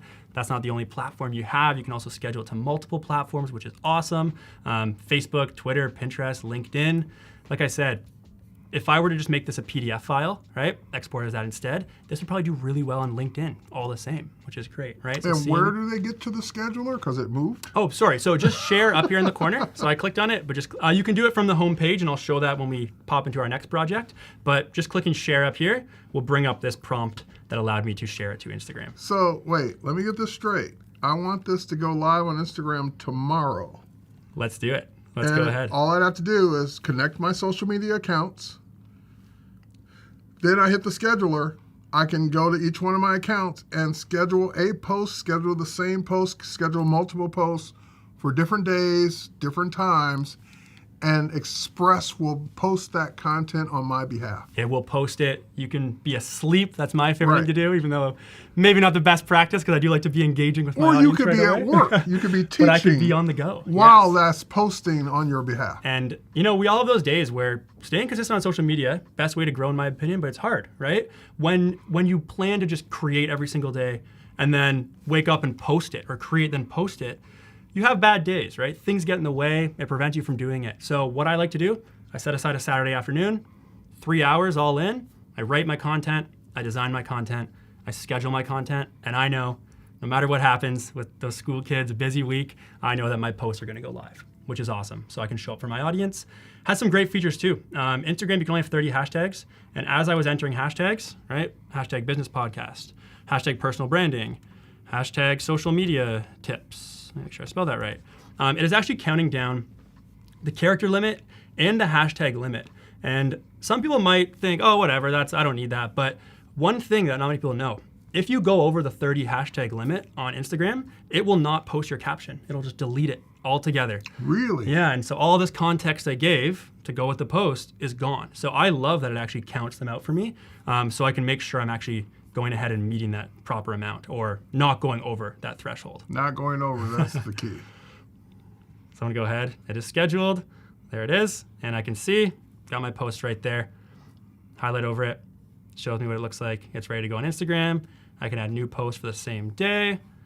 I can look at the week, and there it is. And this weekend, I'll probably be sitting down and filling that out. While you're doing that, I'm busy over here reconnecting my social media accounts to like different groups I'm in, different things I'm in. Yeah. But anyway, I'm reconnecting back to the schedule so I can get my scheduler going as well. Sounds great. What I'm going to do next is, I did mention, and we've been talking a lot about working from templates. So what I do want to do is, I do want to create, carousels are great, but something we highlighted, and I loved how Terry showed that multiple size project window, right? He had all different content Which formats. is just the pages. It's just the pages, right? Pages view. Yeah, so just being able to see, I know I only have one right here, but when we had that carousel, I was able to see all 10. You're able to show up on so many platforms, right? But I always say it's important to know the nuances of the different content formats available. So that was a carousel. Maybe my audience doesn't want to give me the time it takes to swipe through a carousel. I won't hold them to it. But I'm going to show how to make a quick little promo post that can also go single. It can go on stories. We're going to use Resize a little bit. Great. But let's go ahead and work with that. Love Resize. Love it, love it, love it. Yo, it's awesome. And using the templates here, because that was fresh from an Illustrator template, let's show how I do the exact same thing. And I'm seeing people are loving the calendar. I love the calendar. There's nothing better than a filled out social media content calendar. Right? Like just huge weight off your chest. Love to, and I love how it shows the little icon of the post too. So it's not just text, I can actually see it, which is great to see. But I'm gonna show, we talked about templates, and I don't want people to feel overwhelmed being like, well, what do I search? What prompt do I use? I'm gonna promote my podcast, and the template I used is actually just for a clearance sale. This doesn't match my brand elements, but I'm gonna show, we have enough time, we can get into it. I'm gonna show how easy it is to make it match me and VJ's brand that we designed together for this podcast. So let's go ahead and working with the text. I won't be using this image, but let's go ahead and just do some quick swaps, changing the background color. Like we mentioned, my whole color palette here is fully loaded for our podcast. We got these nice vibrant hues that we're going with, so let's go ahead and make those pop. We're gonna make the background black. Clearance sale. Here we go, new podcast. And again, this is for a clearance sale. This is for a clearance sale. And that's the other thing too. Just don't get locked into, oh, it's a template for a garage sale. I really need it for a beach party. Well, if you like the way it looks, change garage sale.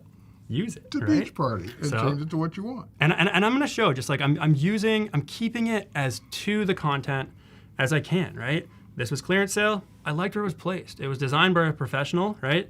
The actual template looks great, so I'm not gonna reinvent the wheel. I'm not gonna change things. Or if it's not broke, don't fix it. That's the saying I think I was looking for. Let's go ahead. This is our episode 1. This is our launch episode. Make that a little bit smaller. Some things I mentioned that I love about the duotone. So this is an image, right?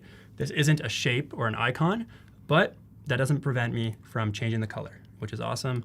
I can go ahead, and normally on an image you'd be stuck with, Right. You could apply a filter or two, right? But this is actually gonna allow me to do it, which is awesome. And is that doing that via tint or dual tone or Yes, something? so that is using the duotone effects. So if I just click on any image element, you go ahead, and effects will be right here. It already had one applied, but I'm gonna go ahead and change it to be our own, which is gonna match our brand colors. So if I find if I want it to be just true, that one color, you can work with the shadows, you could work with the highlights, but I'm gonna go ahead and just make it our nice solid neon green. We're using this nice color in our branding. Might as well make it pop, make the most of it. There we go. Can't grab a podcast episode, so we're gonna change this to listen now. But I'm using all the stuff that was already placed for me, right? I don't have to spend a lot of time on perfectly aligning or adding my new text boxes, thinking about where it's gonna look. We're gonna push them to, check us out on Spotify or Apple Music. Nice. Him and I were talking about it. We're like, you know what? After you do this project, Lucas, because he allowed me to use his content, right? And he said, I think we should actually get talking about making this a real thing. So, Yeah. VJ, thank you if you're out there listening. I'm gonna change it up just because I want to be able to add our logo, right? No 50% discounts on any podcasts here. And here I am just, again. Brings a whole new meaning to the word monetization. So this one is an example. This is a shape. So this one I don't have to apply the duotones. It's super easy for me to just actually use and apply our brand colors. Let's go ahead and pop in the purple that we want. And there's those guides again, those grids for me to do that. There we go. Group those two guys together. And I'm grouping them because I'm gonna animate them in a little bit. Maybe not for this post, but again, you talked about resize.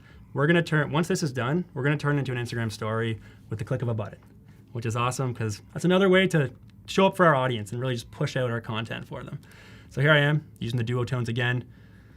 I'm really just loving this green. Probably too much, but it pops. It's our brand. And one thing I'll point out, you know, with Resize, one of the things that makes your Resize more successful than not is making sure you've got the background element, whatever it is, a box, a color, a picture, whatever the background is, there's an option that says attach to background. Oh, love it, yes. If you do that, it'll resize your background accordingly for every size that you pick. So that's just a key feature of Resize. I did mention someone asked about, they said, hey, are you going to show off remove background? Someone in the chat a little while ago, and we are. So the awesome thing is, and again, I have these in Express because these are the things VJ trusted me to work with. He gave me his picture right there. We're going to actually make this about us, social media, keep social media social. We had that nice word-based, text-based carousel. Got to the meat and potatoes of what the episode was about. But, you know, there's two humans. It's a personal brand podcast. We should probably embrace that a little bit. Probably. So I'm going to go ahead and pop in 2 pictures of VJ and I. We didn't take these photos together, so we are in 2 different settings, but that's completely okay. And someone asking about how we can remove the background. So any of these photos, I'm just gonna go ahead, let's go with VJ first. I'm clicking on them, and right here on the left, remove background. Super easy. I won't make VJ the background of this post, but here is that set as page background button that Terry was mentioning. Let's go ahead and make that disappear from behind VJ. So we can actually, there he is. He's hovering right there. He's in the net. I don't know if you ever, there was a show called Reboot back in the day that I used to watch, and it took place as like one of the first CGI shows. That's what he looks like he's in. And if you missed it from the last hour that I was on, I also showed now in Express as of today, there's remove background for video. That is very cool. So if you have a subject where the background is just, you know, you want to basically make the video transparent on top of something, you like the person walking by or whatever, you can remove the background of the video and put that in Express. And there we are. So now, 2 people took photos in very different places, right? Let's go ahead and make us the same size. There we go. We're popping us together. And again, I know, you know what? I think I'm probably going to go with the duotones by the end of this because I'm loving the duotones. I think I've mentioned them a lot. But let's go ahead and just make it so we're both in black and grayscale. Just so we kind of fit in a little bit more. I really do want the branding of the content to shine a little bit more and stand out. And even though you have like his picture's a little darker than yours, you could, if you didn't know Photoshop, you can still go in and make adjustments right here in Express. Yeah. To brighten that photo up a little bit. And likewise too, just like we showed off earlier on with my profile picture, these could have easily been Photoshop files. Right. That VJ could be manipulating on his end and changing, and like we said, make it a linked asset. I have these uploaded as photos, but make it a linked asset, and you can work with it just like that, which is awesome to see. I'm gonna go ahead and pop it back right there. Something else that's very cool that I've been loving as a new feature is this layer window on the right side. I don't think we've mentioned that yet, but the great thing is sometimes when you get when it becomes busy, right? The project has a lot going on. You want to make sure you're just clicking on the right thing. So I want to go ahead and get this graphic, right? Or maybe this one because it's behind VJ. But normally it'd be hard for me to click. I don't want to click on him. Right. I can go ahead and just click through this layer bar right here, and I can immediately find anything instead of me having to just move stuff around and alter the design that I've already done, which is great to see. So I love doing that. Let's go ahead. We got a question from the chat. I'm gonna, while you work on that, yeah, I'm sounds gonna great. build an example where I can show how to do it.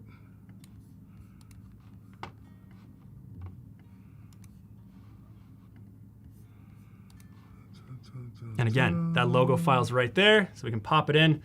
This is not a clearance sale, even though we did use the clearance sale template. So we're gonna put our logo on this shape right here, on this nice star. And again, I'm using the template. I'm not swaying too far from it. You absolutely could. I think I was doing an Adobe Live last week where I was building out a full brand campaign, all in Express. And I started with the template, and one of the projects I did, I almost used the template to a T, right? All I really did was add in my context, add in my colors, my fonts, a little bit more like I did here. On that note too, I could have also just changed the fonts, right? So I do have me and VJ's fonts saved here. If I didn't like this one and I want it to match our brand, that's saved in our brand kit as well, which is awesome to see. We got podcasts, personal brand buddies. But one of the projects I was doing, I started the template and I just was feeling motivated, right? I was feeling creative. By the end of it, it was like completely different from the starting template, right? And that's completely fine, is what I want to highlight. It was the good starting point I needed. It helped me get inspired as opposed to just, a blank white screen. And it really got me going with that. So that's the fun thing too, is when you design a few different things, you get working with different content formats, you never know what it's going to look like by the end of it. Right. I'm going to group these together. The great thing about this is I can go ahead and, because these are all grouped, so what I did, I just highlighted them, click on them, shift to click on another. So I got me and VJ grouped together. Now we did take our photos together after all. Look at that. We can now animate them, which is really cool. But to highlight the animation, because I do want this to be a static graphic, yes, I could do something cool, like click on it and have it slide in, because you can't, something new on Instagram is you can post single image videos, and you can also add music to them in Instagram, which is really cool. You can also add music in Adobe Express. I'll be showing that in our video session later on. But if I do want to... Did you say there's a video section coming up? There is a video section coming on. When is that? That is at 2 or 3 p.m. So Okay, I actually all right, don't. later today. That is later today. I believe the schedule will be running, and I should probably know my schedule a little bit better. I don't know mine, so it's okay. Perfect. That makes me feel better. All right. If we switch to mine real quick, I'll show an answer to a question, and someone's asking a question about borders. So I just added a border to this template. It's not as like one clickable as you would think it should be. Like you can add outlines to text now. You can add shapes to text. You can do a lot of that one-click stuff with text. But when it comes to a graphic, one of the ways to add a border is to simply add a shape. So I'm going to get rid of mine, show you how I built it from scratch. I went down here let me just get out of this. So I started with this template, which is the background is a graphic, or the graphic is the background, I should say. And so this is what I meant by that feature that allows you to attach the page to background attach the element to the background for resize. So that element has already been attached. But if I wanted to now have a border around that, I can't just click on it and add a border because it is the background. So what I did was go to Elements. I found a square. I know that's a square because it's the next one over. And here's one that's filled in. Here's one that's not. So I'll grab the one that's not filled in with black, even though it is filled in with a color. We'll go ahead and put that in place. We'll go ahead and scale that out. And we'll simply make a couple changes to it. First of all, it's to say that the fill is nothing. There we go. And that way, then I can make the border whatever color I want. I just made it white so you can easily see it. And then I can also control the thickness of it. So if I wanted it thicker, thinner, however I want it to look. Oh, that's a little too thin, a little too thick. What about there? So that is one way. Of course, I'm off a little bit on this side. Let's pull that in a little bit. There we go. There's those lines. There's a border. Love it. So that's one way to do it. For those of you who like borders in this way, this one is the one that gives you the most control because you can literally control every aspect of it. And all right. While Terry was walking us through that, because that's how easy it is too, I went ahead and added border too. I did the exact same way. There you go. And I love how you can, I think the real game changer for borders, like you said, is being able to make that fill transparent, right? Yeah. Being able to remove that. And I love how the dotted or like the crossed lines is really nice too. Probably maybe this one matches our vibe that VJ and I were going for. You gave me an idea. I'm going to work on it while you finish. But Sounds you gave good. me an idea. I like it. Because you said vibe, and I like that. Awesome. All right, so I'm gonna take that. I'm going to take that creative direction. Sweet. I like it. Looking forward to seeing what comes from And it. I'm going to show you something here. If people are asking too, you can always go, if you do want to, like Terry said, shape really is going to give you the most freedom and how you can manipulate it, change it, alter the colors. Sometimes design assets do have some cool ones, right, where you can actually just see what's going on here. Maybe it's a corner, right? Maybe I want to go ahead and add like a nice green grass border. Probably not on brand for the more textile we're going through here. But you can absolutely do that too. And like I said, let's play with the leaves, why not? Just because it is an image, it doesn't mean you can't change the color. And that's become my unexpected highlight that I really like sharing today, actually, because that was something that I found really cool while working on this content. Nice. Was just because it's an image, I can absolutely make it match really our brand color, make it go with what I want, right? I can add some shadows, it's got that tinge, it's got that purple to it, and that actually ends up being pretty cool from there. So that's another option too. You can go into design assets. There's even some pre-made borders too if you want something a little bit more simple. like these guys here. And as you drag them, they actually go up and down, which is awesome. This is great for making borders too, having the corner pieces. So that's another option you can do. Nice. What we're going to be doing right here, though, is I'm going to go ahead and resize this into, and yeah, let's keep the border on there. I want this to be a story because, again, you can post to your main feed. You can encourage people to click your link in bio or whatnot. But I do find some of the best ways that I really do convert my audience is by sharing it to my story. So they can actually tap that sticker. Anyone who has a business account or creator account on Instagram can add a sticker to their stories that links to something. And as long as you don't abuse it and make every single story post you share, click my link, click my link, click my link, right? you gotta nurture that audience a little bit, right? Share some value too, is what I always say. It is a great thing to do. So let's go ahead and use that resize. I'm gonna just remove this animation for a second because I'm gonna play around with a few more options I have for a story. And like we said, we're gonna go to resize. I have all my options here. I could make this a carousel, like we said. I could make this a YouTube video thumbnail. And maybe we would be repurposing those YouTube videos over like the footage or the actual recording of us talking and recording in the studio. It'd be nice if we had a nice studio like this to access all the time. But maybe we are sharing that as a YouTube video. And I can go ahead and repurpose that or resize that too. But we are making this an Instagram story. I'm gonna click duplicate and resize because I do wanna keep this graphic that I did share. It's gonna live on my main feed while the story is gonna live on my stories. So let's go ahead and do that. There's that project window right there again. And it's super easy to just change around, extend my border, making it right at home with the format. Maybe I liked this, this thickness of border a little bit better on the single image graphic that was a square. Well, it's super easy for me to almost make it non-existent, but that'd be a cool video effect actually if I could do something like that. That's really neat. Wow. I like that, but I don't want to give anybody a headache. Yeah, give the animation team a look at that and see if they can do it. They probably didn't do that on purpose. But I'm going to go ahead and group any of the elements that I want flying in together. Like I said, I could use that layer bar on the right if I was having trouble clicking anything.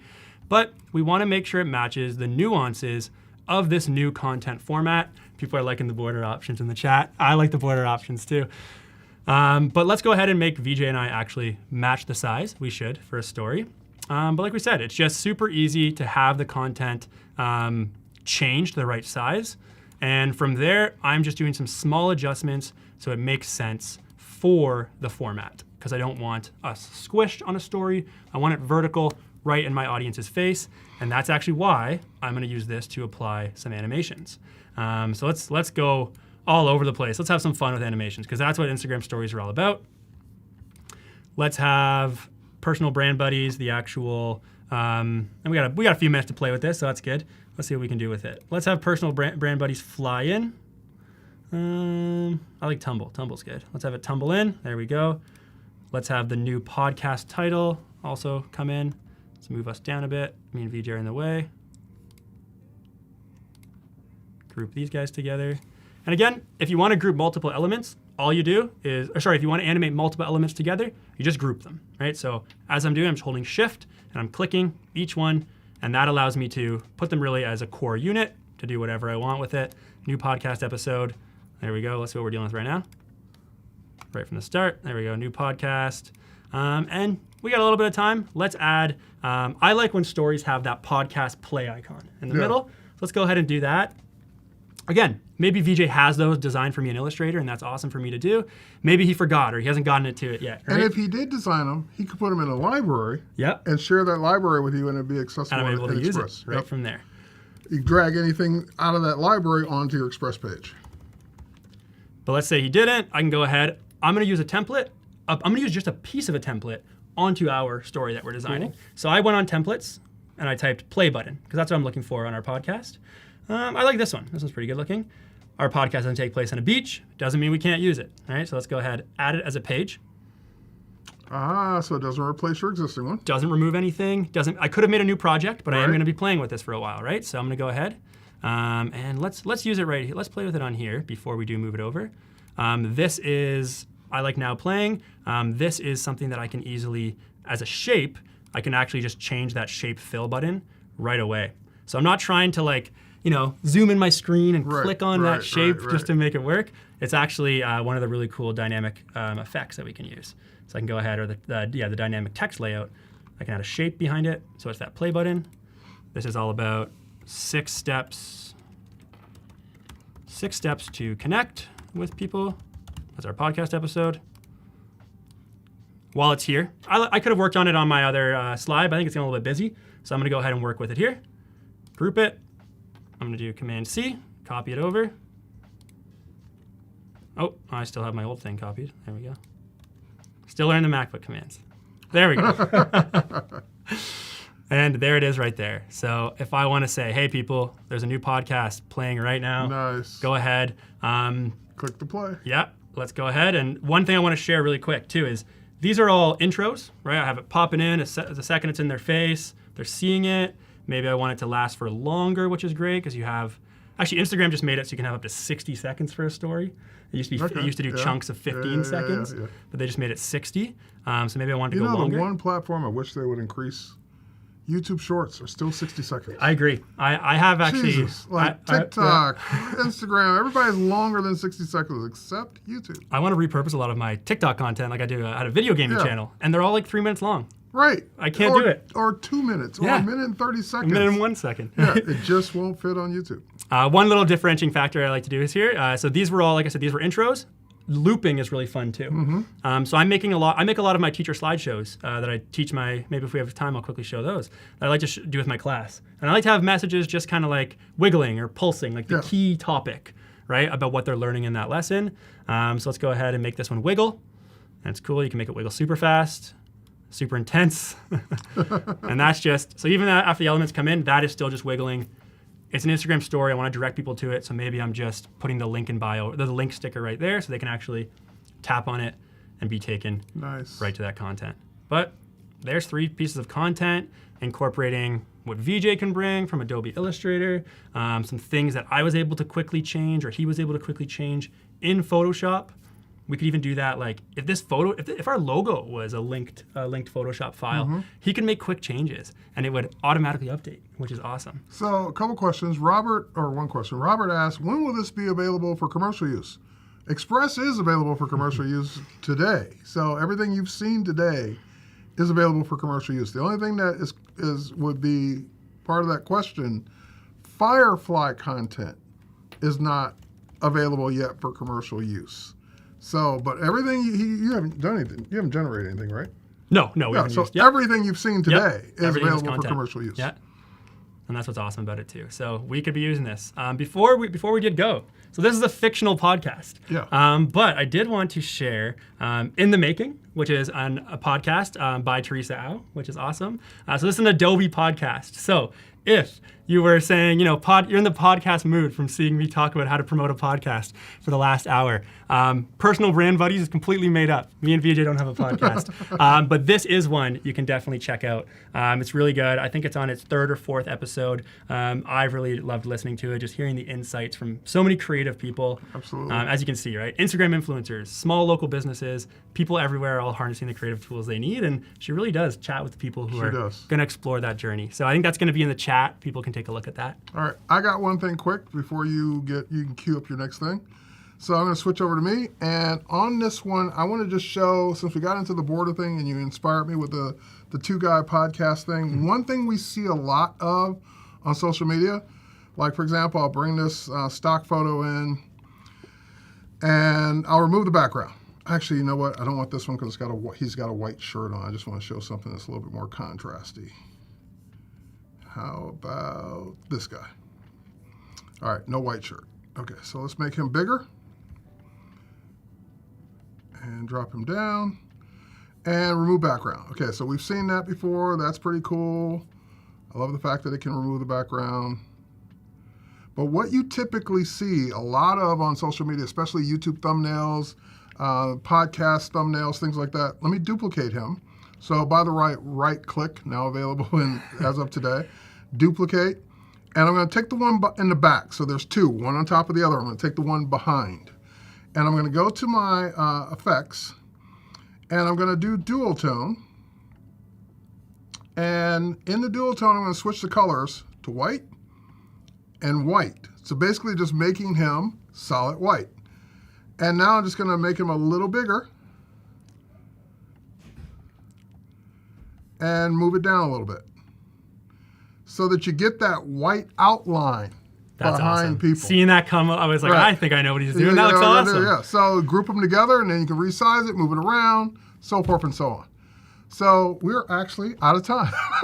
So Having too much fun. Right, too much fun. So borders can be around people too, just faking it with a dual tone. All right, folks, hopefully you got something out of this.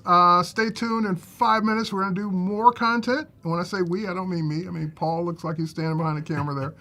And you're going to have more content on Express coming up all day. So with that said, I'll be back later this afternoon. You're going to be back later this afternoon too, right? All right, so we'll be back later this afternoon if you want to see more of us. But stay tuned for more Adobe Express content. Cheers. See you in 5 minutes. Thanks, everybody.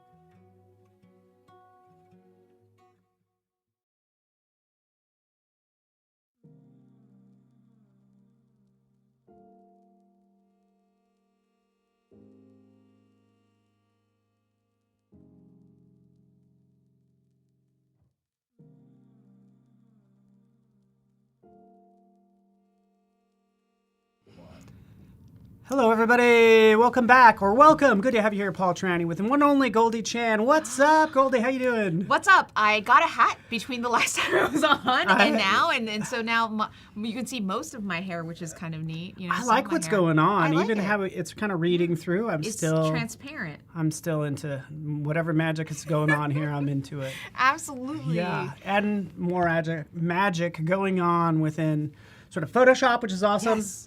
Design Yes. tools from Photoshop into Express. Yes. Honestly, we're just going to play around and have some fun. We're gonna Does that have sound some good? fun. We're gonna do Yeah. some silly, goofy things this time around, and I'm really excited for anyone tuning in and to see our goofiness Yeah, live. all about it. Don't worry, it's planned goofiness. We just have a lot to talk about, like a lot to do, and it's going to We be have super a lot to do. super fun. And we're glad you're here, Jeff. Feel free to say hi in chat, especially if you're just joining us. Or if not, just say hello. Otherwise, it's weird that we're just talking to a wall. It's never weird for me to talk to a wall. Oh, good point.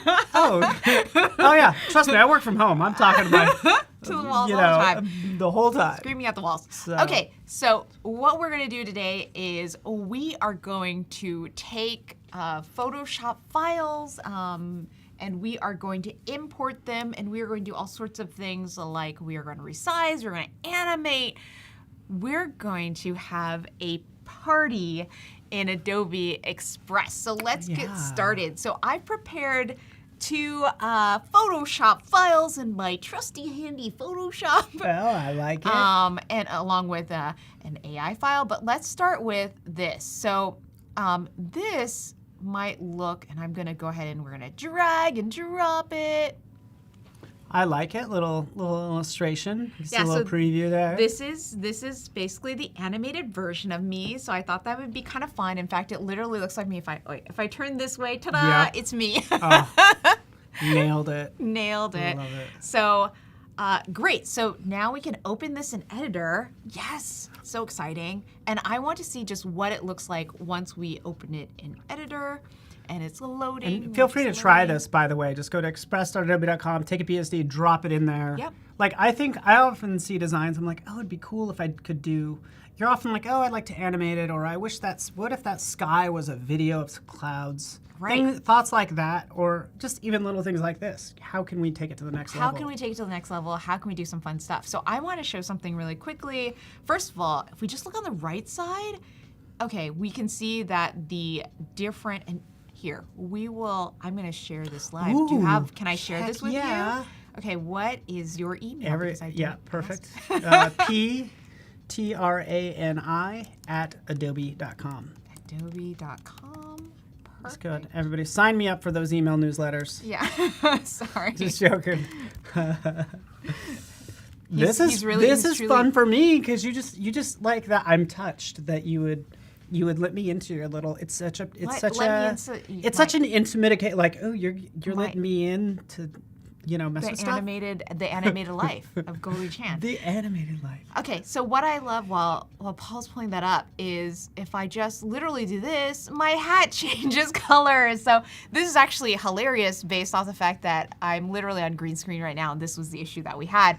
But I'm just going to move around hat colors, and as you can see, all my layers are intact. So the layers I had in the original file were all hat colors. Nice.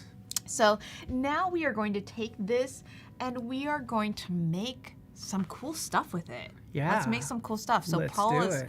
Paul's pulling it out on his computer, and as you can see in the upper, we're well, rolling get back to the around. rack. Paul is rolling around on my There screen. So, and just to point that out, so we see Goldie's cursor. Since we're now on my screen, I Right. can see your cursor. So now you can see mine. I'm just traveling around. I'm doing magic. There we go. Doing And we're hat back. magic, and we're back. Okay, so what we're gonna do is we are going to take this, and now that we've imported, we can do all sorts of fun things. We can animate, we can resize. In fact, I'm gonna show you some kind of silly animation because we have this hat. So I'm gonna take animation and I'm just gonna go in, and you can literally have the hat bungee. And There we it's a go. little silly because it's literally a hat on a hat. Yeah. But look at that. Oh, there we go. Flash. We can we can rise, we can, maybe not this one, spin, we can tumble the hat on, which is incredibly cheesy, and so I like it a lot. I think these are like, this is hilarious. We can pop the hat, we can grow. So I'm gonna ask my amazing Paul sitting to the left of me. Paul, which of these do you want to do today? Well, although I think tumble and spin and all those super fun, like, what are you trying to do? Because you already have a hat underneath. I would honestly probably fade it, or I would probably flash it. Flicker, flicker. Do you want to do fade or flicker? Should we do? It's a tough one, right? It's a toughie. I'm gonna let you make this executive decision. Let's do fade, so everybody captures kind of what's happening on the live stream. Absolutely. Might be a little easier to. Absolutely. Oh, and we could play with the duration. And Let's all play that. with let's make the duration a little longer. Let's just do 2.2 seconds. Now, when we play it through, There we go. Ooh, neat. And so what we're gonna do here is, now I'm just going to go ahead and I am going to group all my files together, and we're just gonna see if it keeps that animation. It does! Yay! Oh, there we go. Oh, wait, you just grouped everything. I grouped everything, so now you can't. Now, Are you about to blow Paul- my mind? Now Paul cannot touch this and do anything that he's not supposed to Really? do. Is this Photoshop file layered, or did Adobe Express separate the hat on its own? So this is something that I created in Photoshop, and I layered the hat myself. That would be amazing if it removed the hat. it out. If it separated the hat, Yeah. if it just knew I had a hat and was like, hey. But what if it Hats for was like life. that?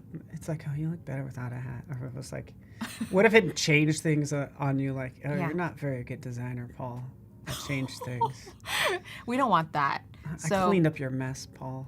Paul, I but know here's this is the something in thing. your life. No, I know. I need. But this is so. Can you animate the head? Yes, so I could also animate the head. So let's go. Let's do a looping this time. Let's breathe. Let's breathe. Let's breathe. Let's breathe. And now I know Adobe has a meditation room here, so this is Yeah. especially on point. Yeah, we just went up there. We just went up there. So like, now we have the hat changes color and it's animated. We don't even need to be on stream for the other There we go. 52 minutes. Play it We're again. done. We're done. And we're gonna play it again. Ooh.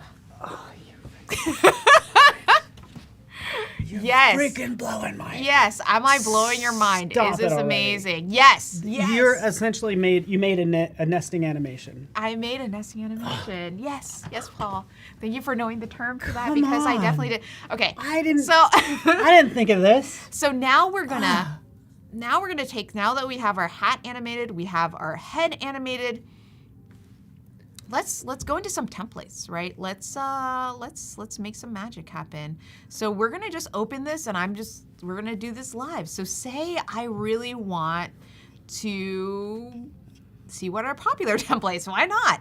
I like to know what the popular kids are doing. Yeah, So we're gonna go into Instagram stories, because I know I definitely make a bunch of Instagram stories, and I'm just gonna scroll down until I see something that, you know what, I really like this, because this is just a great, I'm gonna add it as a page so we can stay on the same project. And now I have my mental wellness checklist, which is so apt for the fact that we just did this really cool breathing exercise. We went into the meditation room. What We did went you do? into the meditation. We hit the gong. Mm. And I'm just gonna try this. I'm gonna copy this, and I'm gonna see if I drop this, if what happens there. And I see that it's a little bit.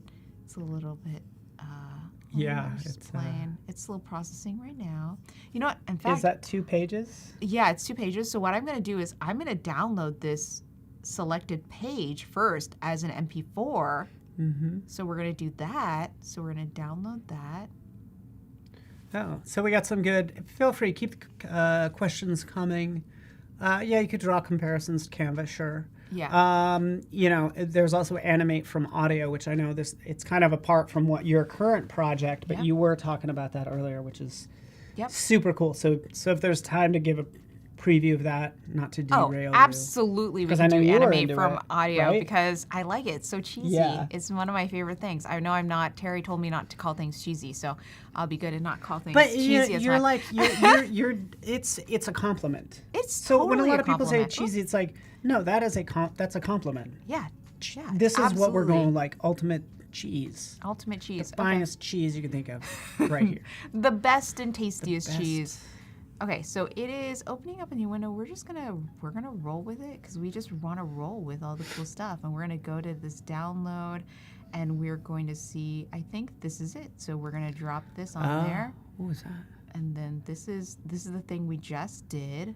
You're blowing my mind at every single step here. And now we have. Okay, now we're gonna Just I'm stop just it gonna be.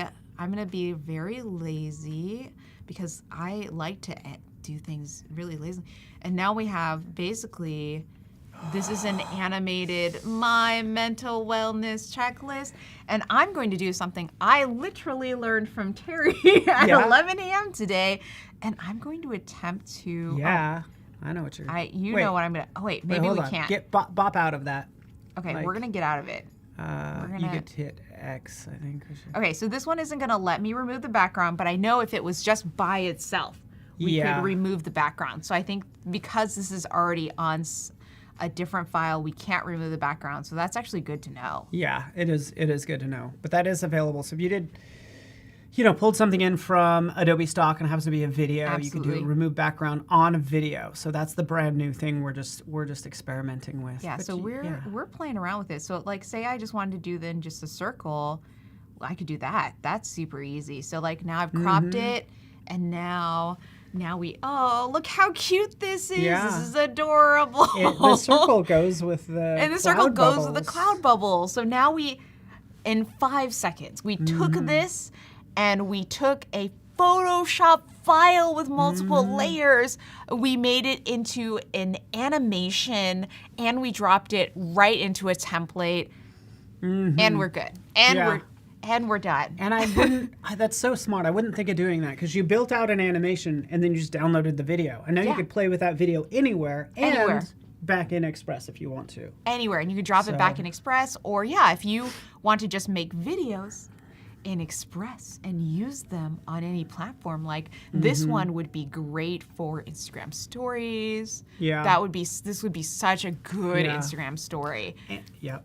And Yep. like statistically, it's like videos get more engagement, different engagement, like more engagement to see moving image over something static. Yeah, Right. totally. And even technically, I think Instagram probably prioritizes video over.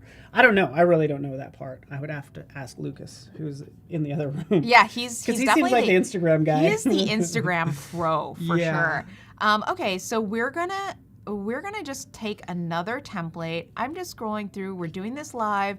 These are all available if you have Adobe Express, so you can use the exact same template that I use now. And let's do this. I just like the colors of this. This is really pretty. So as you can see, I'm just really into mastering an anti-inflammatory diet. Great text, lots of text. Lots of stuff. I didn't actually read this one before I know. faced it. You were drawn to the colors. I was drawn feel to the ya. colors. I was thinking about colors, and so we're gonna take this, and once again, we can take that Photoshop file that we dropped in, and we can now that we've once again made it into a video, I can go ahead and just drop that in, and we're just gonna do this. We're gonna boop. And this is so neat because we can now just breathe. Oh, here's a thought with that video. Yeah, let's do it. What if you changed the blend mode? Let's blend do it. To So we're gonna go. like, Oops, not effects. We're gonna go into. and you only have a couple. Okay, we're gonna Like go. the drop down right here. We're gonna see. Okay, we could change our opacity. Try, because like, Screen? yeah. Let's try screen. Okay, maybe not. Try the other one. Whoops. Which would be multiply. Multiply. Okay. Okay. Well, anyways. Oh. I was like, could you? That totally kind of worked. That's interesting. Kind of. It knocks out all the white. Yeah. Like you no longer, and maybe it's. I don't know. I don't want to. You do what you want to do. Yeah. No. I mean, I definitely It's going a little to do what I darker. want to do. You're Yeah, like, it's a little darker, but I think that's like that. Oh, and I just there we go. But this I also wanted to show. This is kind of like you're doing multiple different things at the same time. So, and I once again dropped it into this. Oh, how do you animate text? I will show you how to animate text. Thank you for that question. I'm going to take this anti-inflammatory, and I'm going to write Paul. Propol. Is that an oxymoron? Propol. Mastering a Propol diet. Oh, wait. I'm going to change diet to lifestyle. Okay. This is going to be one of the weirdest templates ever. But I'm going to animate Propol. And the way I do it, it's so fast. Okay, so right now it's actually already animated to fade in and loop. I don't want this. This isn't very Propol. Yeah. So we're gonna remove all of this. And Paul, what is a Propol animation? Are we gonna drift in? Are we gonna drop in? Should we spin? No. Should we slide? Spin, tumble. I feel like tumble. You're such a tumbler. You're so active. I am. Oh well, this is what I think. I would probably. Whoa. How about we shrink? Can I? Well, you could do whatever. No. What are you gonna? What do you want? It's. I want to drift in and then I want to bob around. Okay. Okay, we're gonna or something like that.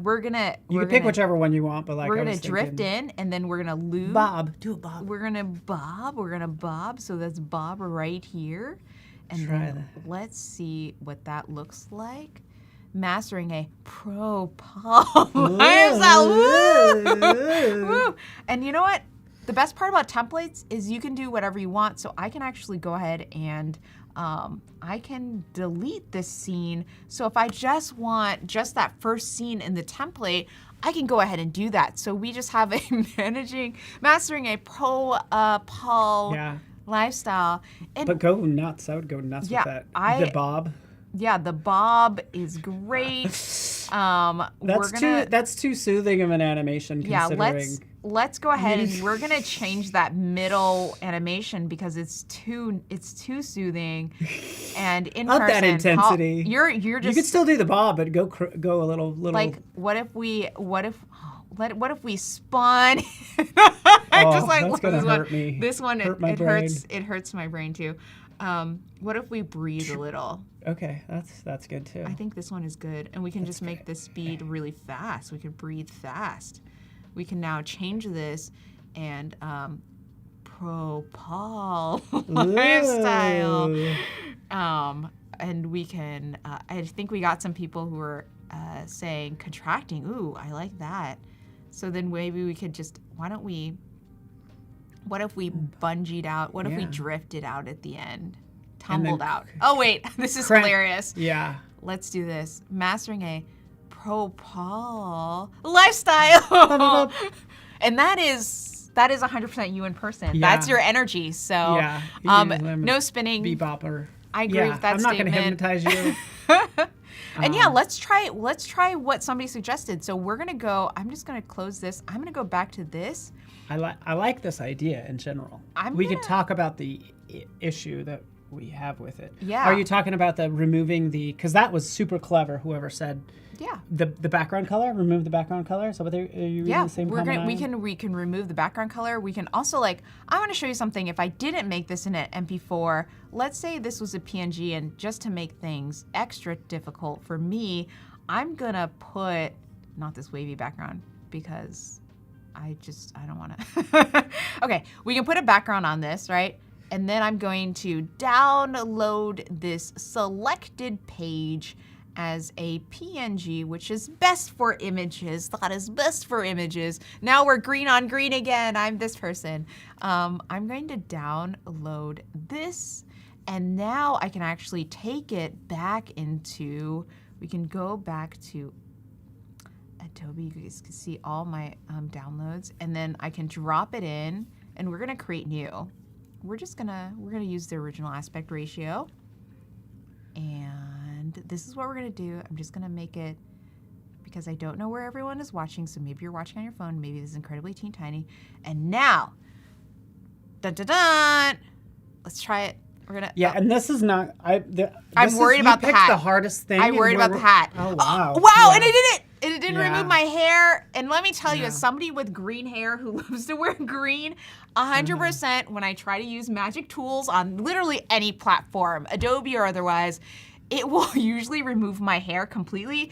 It will remove the hat. So I just want to say that was, for anyone who's ever had green hair or worn a green shirt, that is literal magic. Yeah, Right? I was not expecting that. I actually at was all. expecting it to not go well because I did not try that beforehand. So, but now, Wow. now let's just go. Once again, we can just take this and we can animate it so it can be like I'm creeping on you. I am very creeping on you, and now this is an animation that is creeping on all of you. Hi there. It is looking at all of you. But the cool thing is, okay, I'm just gonna actually remove all animation because we just removed that background. So now I'm gonna save it again as a PNG. I've downloaded it again, and now I'm just gonna, we're gonna start fresh. I'm gonna exit out of this. We're just gonna pick a TikTok video template because, you know, TikToks are cool. So we're gonna do this. Let's do this new student orientation. Just picking a random template because you are invited to the new student orientation. And I'm going to go ahead and take this very cool thing I just made, which I think is this, and we're gonna drop it in, and yes! So see, now we don't have a background on this, and once again, I can animate it. So I can animate it so it looks like I'm creepily rising from the you are invited. Maybe if you not. dare. Maybe you're not invited. Let's actually just, you know what? Let's just do a soft drift in. Ooh, soft is good. Softy, I Soft like it. drifted. You are invited to this new student orientation. And once again, what I love about these templates is I can edit this, or I can literally just delete these extra ones that I don't want to use in the template. So the template is 100% meant for you and for the ease of use. So this is, once again, a Photoshop file that I edited and I played around with, and then I made into a transparent PNG using Adobe Express, so I didn't have to go back Yeah, you into haven't. Photoshop. Yeah, you. And now- you actually haven't opened up Photoshop at all. At all. Started with the PSD. Yeah, but and now, but because this is a collaborative file, I want to invite you to Ew. edit something on here, please. Oh yeah, that'd be awesome. Yeah. Yeah, Phil. Yeah, feel free to invite me. I want you to. Can you handle doing some fun stuff with this text? Yeah, Maybe. I will go nuts on that text. Please go nuts. Like, please change it. Also, I feel like this is not the right font for you are Yeah. invited. Let's change the font. Let's change everything up. It's so you know what I think is interesting. Like even as a designer, like there's a lot you can do. So it's like Yes. making all these design choices is kind of fun. I Yes. mean, obviously it's the fun part of the job. It's not like creating back in the day when you'd have to duplicate that layer to make a sort Right. of second shot or whatever. Right. But like you're not. It's not production work you're doing. You're Right. doing these creative changes, which is fun. So let's do it. So let's do it. Did you let's invite edit. me? Yeah, Yeah. I invited you, so you should be in this right now. I gotta get in. You gotta get in there. there. This is the second one. I should be a second invite. Oops. Oh, yes. Okay, so I will. Oh, I definitely didn't invite you. So now I'm going to actually invite you. Thank you for that. Okay, and It's hopefully a PTRANI. Yeah, Is yeah, this on there? Yeah. Okay. Everybody got that? Please Get it invite. Sign me up for all your newsletters. I don't know why I typed please invite, because what I meant is please edit, but we're live, and that's what went through my head. Oh, and just so you can see it on my screen, right over here, we get the notification. Yes. You know, sort of first invite, second one. We can go ahead and click. Yes. It'll open that up. And now we're on Paul's screen. Yeah. So this is dangerous. This is the fact great. that you just gave me permission. So Like, what are we going to say? Maybe not even you are invited. What do we want to? This is the party. We want to Yeah. welcome people. Yeah, this is the party where we welcome people. Like, so they are invited. They are invited. So how do we want to invite them though? Let's make this magic. Let's really magic this up. This is where I use ChatGPT. Just joking. I would say. you. That's great. You need to come. You need to come. Maybe an exclamation mark, you know? Yeah. I want to do like, let's add some urgency. it needs to be like a second, like asterisk. Hold on, I'm going too fast. You're just flying through this. Now the best thing is if you go on my screen, I'm hands-free. You can literally see what he's doing. I'm not doing anything. So say I'm not the designer on my team, which actually I'm not the designer on my team. I hand over this half-baked thing I made over to the actual amazing designer. Well, I don't know, that's a stretch. And they're going to design this for me. Total FOMO if you don't. I love this, yes. So you need to come here and come. You need to I don't even like, Don't you know miss what, out. like, you don't have to, but do you like missing out on things? Then maybe don't come. That's what I Wait, you know what? I think we actually have a second bit of text here. Let's change this to "Don't miss out." Ooh. Let's take some advice from chat. Change that to "Don't miss out," so we can make that live. I am 100% just letting Paul just drive right now, And I will do this. there we then. go. Don't. Boom. Okay. Oop, Oh, I'm no. watching that. I'm watching it. Sorry to be Okay. in the way. No, you're good. Don't miss out. And I'm going to do that 3 exclamation marks because it's me. Yay. Yep. Don't miss out. And this is interesting. So this is all one timeline. Right? So it's not like you could add scenes, Right. but currently one's flowing into the next. Yeah, so we have "You need to come, don't miss out." Yeah. Yeah. And you're just moving around. You're Yeah, and then I'm like, I'm just gonna, don't, again, you were warned. I don't know what to tell you. I'm so sorry. You're adding in a second scene. Again, we'll try out some things and we can get And messy. while Paul is making literally the most beautiful thing on earth that you've ever seen, ever in your entire life, in Adobe Express. So if you're watching this live, you get to witness it.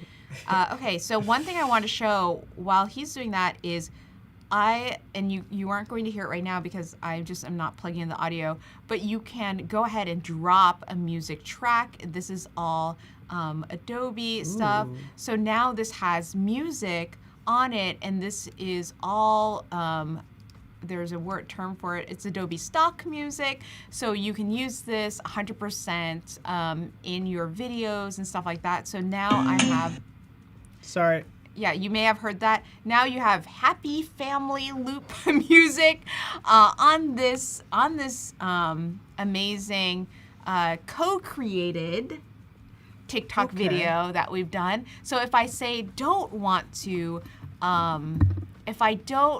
use music that is in the TikTok database, I can go ahead and use this song. So I think Yeah, and just so you know what I did, like I dropped in a video that had audio to it. You might not hear it, but you can. Let's try. Yeah. I don't know what that's plugged into. But It's definitely not. It's definitely not plugged into anything. No, it might be. Here, let's play it. Yeah, let's play it. No Yeah, worries. mine. Yeah, you have yours. I'll just sit here with my headphones. Yeah, you can hear it. Okay, let me play it for you. Here, ready? Yes. Okay. Oops. Sorry. Let's do it. That's nice, right? Yeah. Does that feel? It feels happy. Wow, and look at that transition. So while I was talking and just talking about music, look what Paul did. Look at this cool. It now has this cool filter all over the.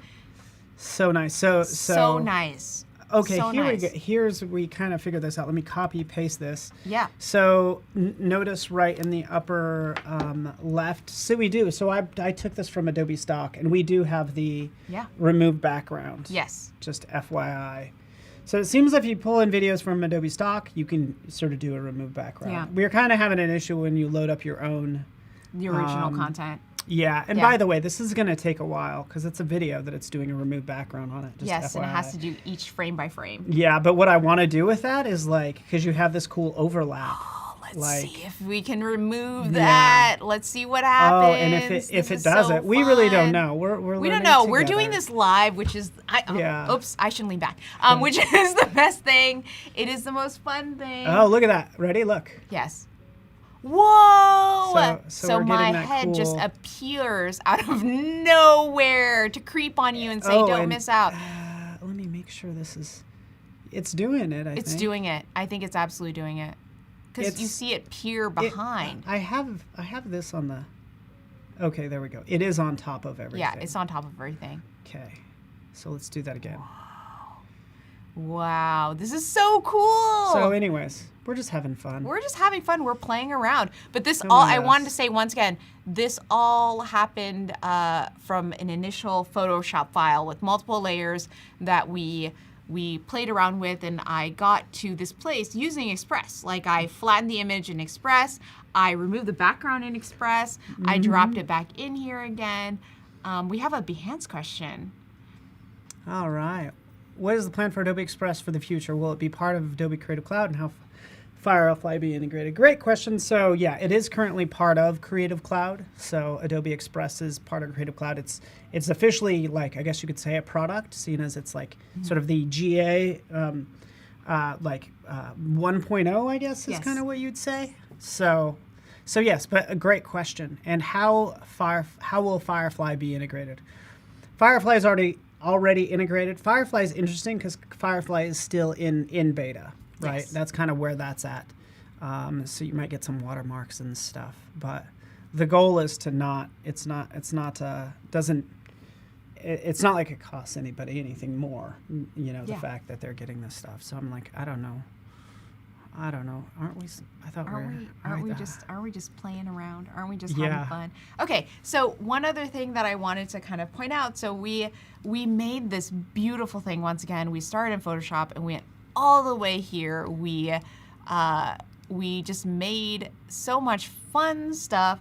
So now I want to go ahead and we're gonna go ahead and take another Photoshop file and we're gonna do some more fun stuff. So I'm gonna go actually to my main screen again, and I'm going to open this up, and I have another Photoshop file, which is, and please don't look at how I named this because I think it's like some name copy.psd. I think every designer maybe has like a bunch of numbers after the, I didn't name this one, great. But this is literally a picture of me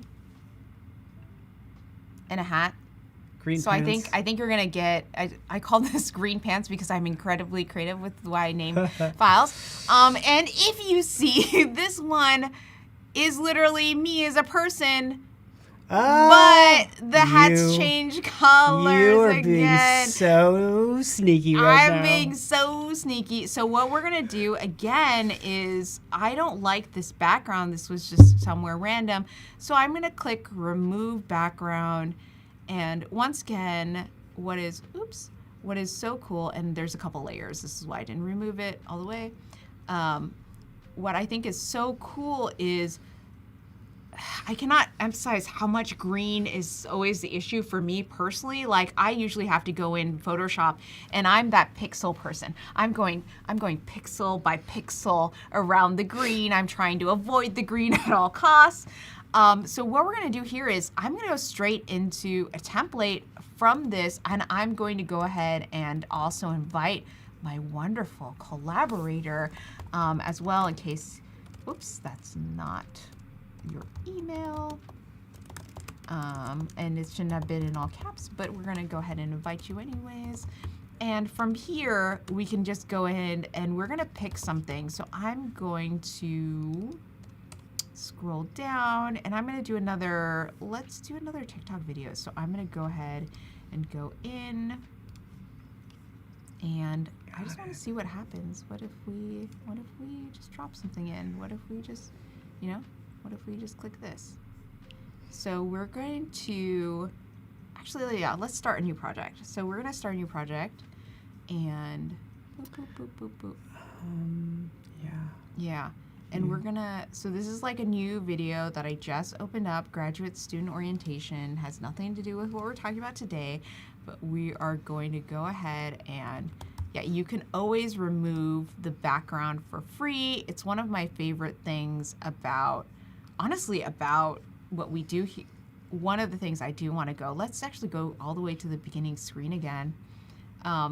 So one thing you do is a quick action. So if you wanted to quickly do this, I want to show with that little animated head that we did, I can just drag that in here and done. Yeah. Done. And Yep. it's so fast.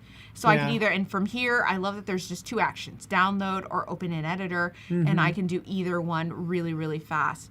And let's go back to Paul, because Paul's been editing the thing Yeah. I invited him on. Yeah, if you could switch to my screen, it'd be awesome. Yeah. So all I did, just kind of catch everybody up to speed. I just searched for flashing lights, and I ended up with this thing, which is kind of cool, like this. Yep. Pretty cool, but it's not tinted. Like, you're such a colorful, wonderful person. Oh, This yay. needs some pop. We gave it some pop. Yep. We drag it underneath everything, and then it still Oh my needs gosh, an that's overlay so on cool. top. I would Yeah. still add something on top. I would actually try to do And you can, none. ooh. And then, so I'm just going to steal the lights out. So let's go into adjustments, increase the contrast maybe, like kind of just, we're giving it more pop. We're going to change this to screen. So that's what I'm trying to do, is like make some of those lights look like they're kind of on top. Whoa. At least that's the goal.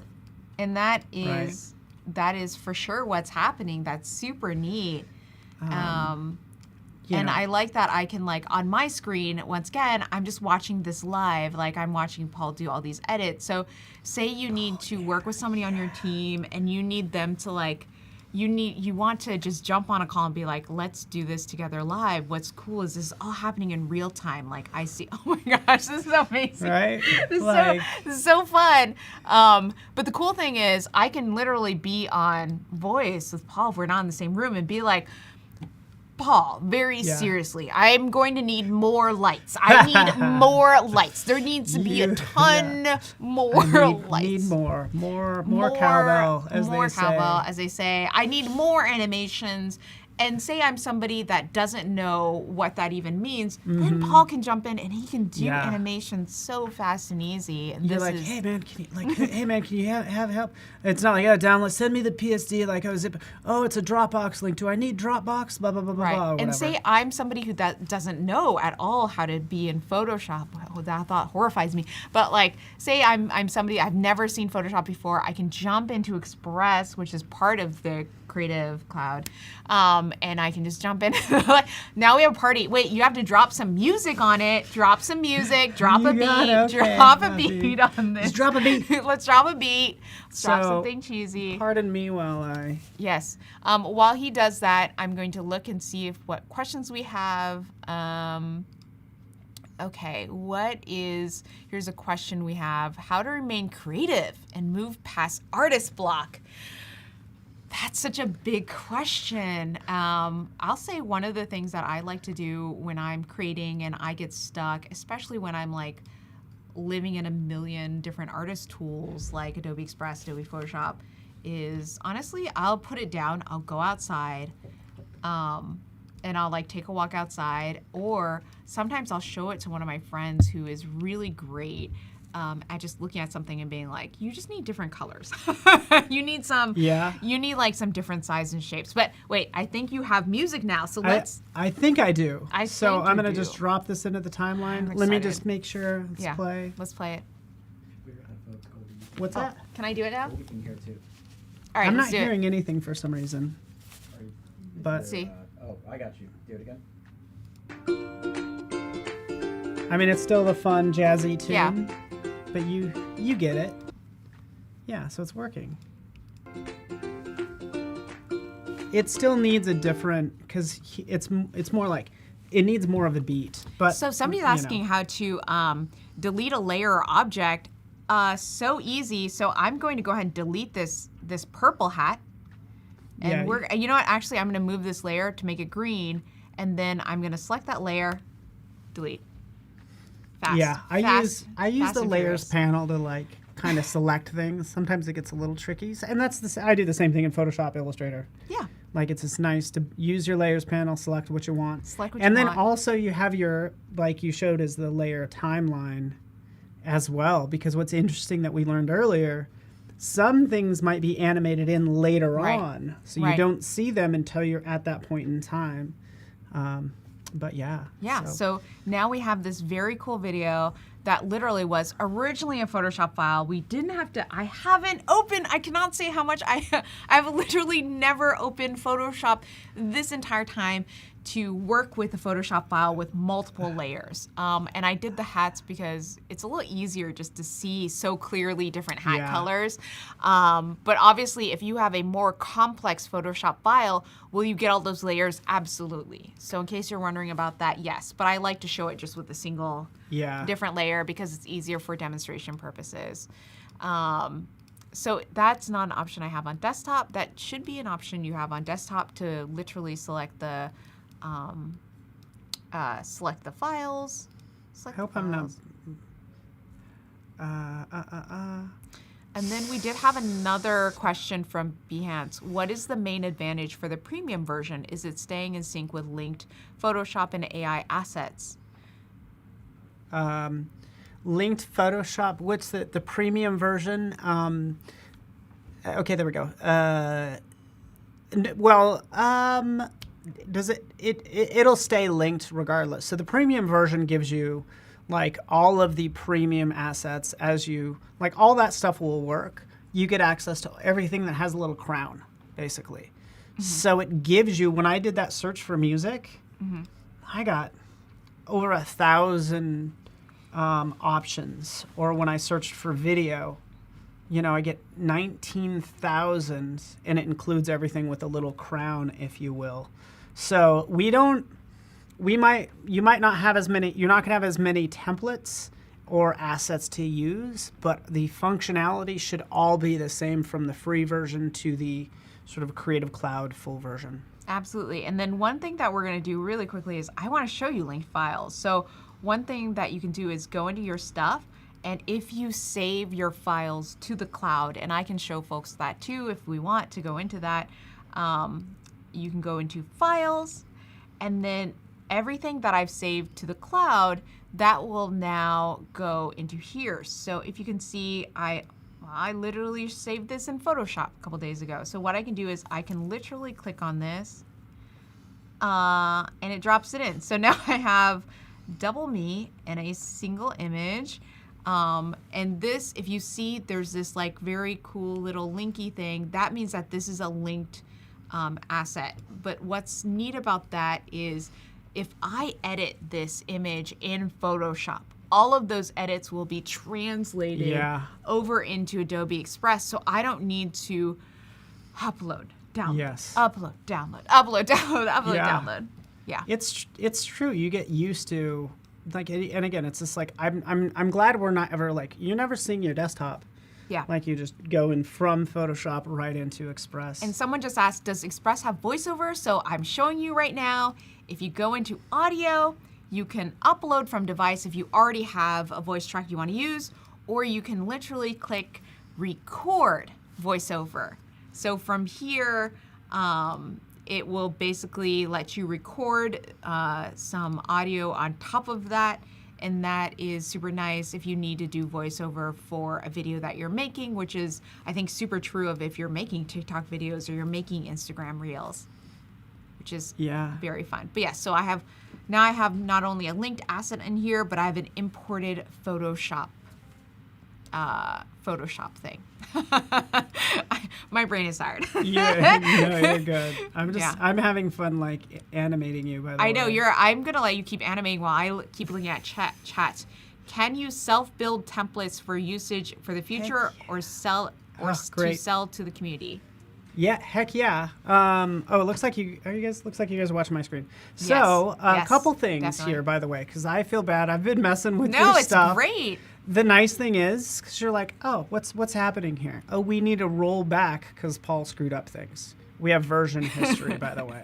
So that gets to be pretty huge. So if I mess with things, here's your get out of jail free card right there. And then to answer your question, like once we have this done, go right here, up at the top spot, make a template. So this is where you jump in and say this is the Goldie green jeans, or whatever, like whatever template that you save to that library for you to reuse later or for other people to reuse, which I Right. think is awesome. Right. So Right? I'm getting another question. I'm not getting my layers when dragging in a 3-file .psd file. How do you import the file? So yeah, I would have to take a look at that specific situation. What is happening when you say you're not getting the layers? Is it flattening everything? Yeah. Can you select it and do an ungroup, and then does that reveal the layers? Because that's usually what happens. Is it might group things. I know that happens a lot when I bring in Illustrator files. It groups things. Yeah. You just got to ungroup them. But if it's smashing things down, like report that, because for me it's fact- like almost unusable if it's flattening stuff. I have an Illustrator file that has 1 million layers. So let's try importing that and see what happens with that. That might solve that might have. Oh yeah. So Great we idea. are going to, and this is once again because this is just what I have. Yeah. We're just gonna import this. I think this should have more than 1 layer. Let's see. Maybe not. Annika, there's not a max number of length of videos that you create. We haven't found it, but it's like all the social media platforms have a max length for. Yeah. Have we tried an hour-long clip? No. Would I?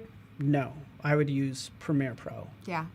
Something Yeah. like that. And in case you're wondering, this file literally has probably 50 layers. So this is going to take a while to import. This will be interesting. So this will be interesting. Maybe this will give us a little bit of a see. Look as it's just kind of going through. Oh, but it looks great. Yeah, it looks like. It looks exactly right, and I'm just trying to see. So you can see that it's moving some of the. Yeah. So let's go ahead and. Oops, nope, that's not it. Did it? Yeah. What did?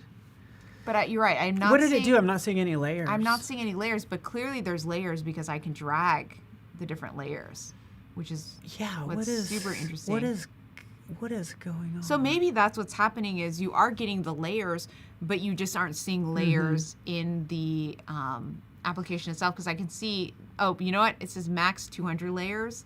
That's fascinating. I wonder if there is. We reached a limitation. Maybe we reached a limitation because I know that this file in particular has a lot of layers. Yeah. I don't want to open up Illustrator to see how many layers, but I know that this file in particular definitely has many layers. So maybe if you get into a place where you have too many layers, that also impacts it. And honestly, it's true. They're trying to save you from yourself because you're 200 layers. You need to sandwich that down. You need to flatten some, rasterize. Yeah.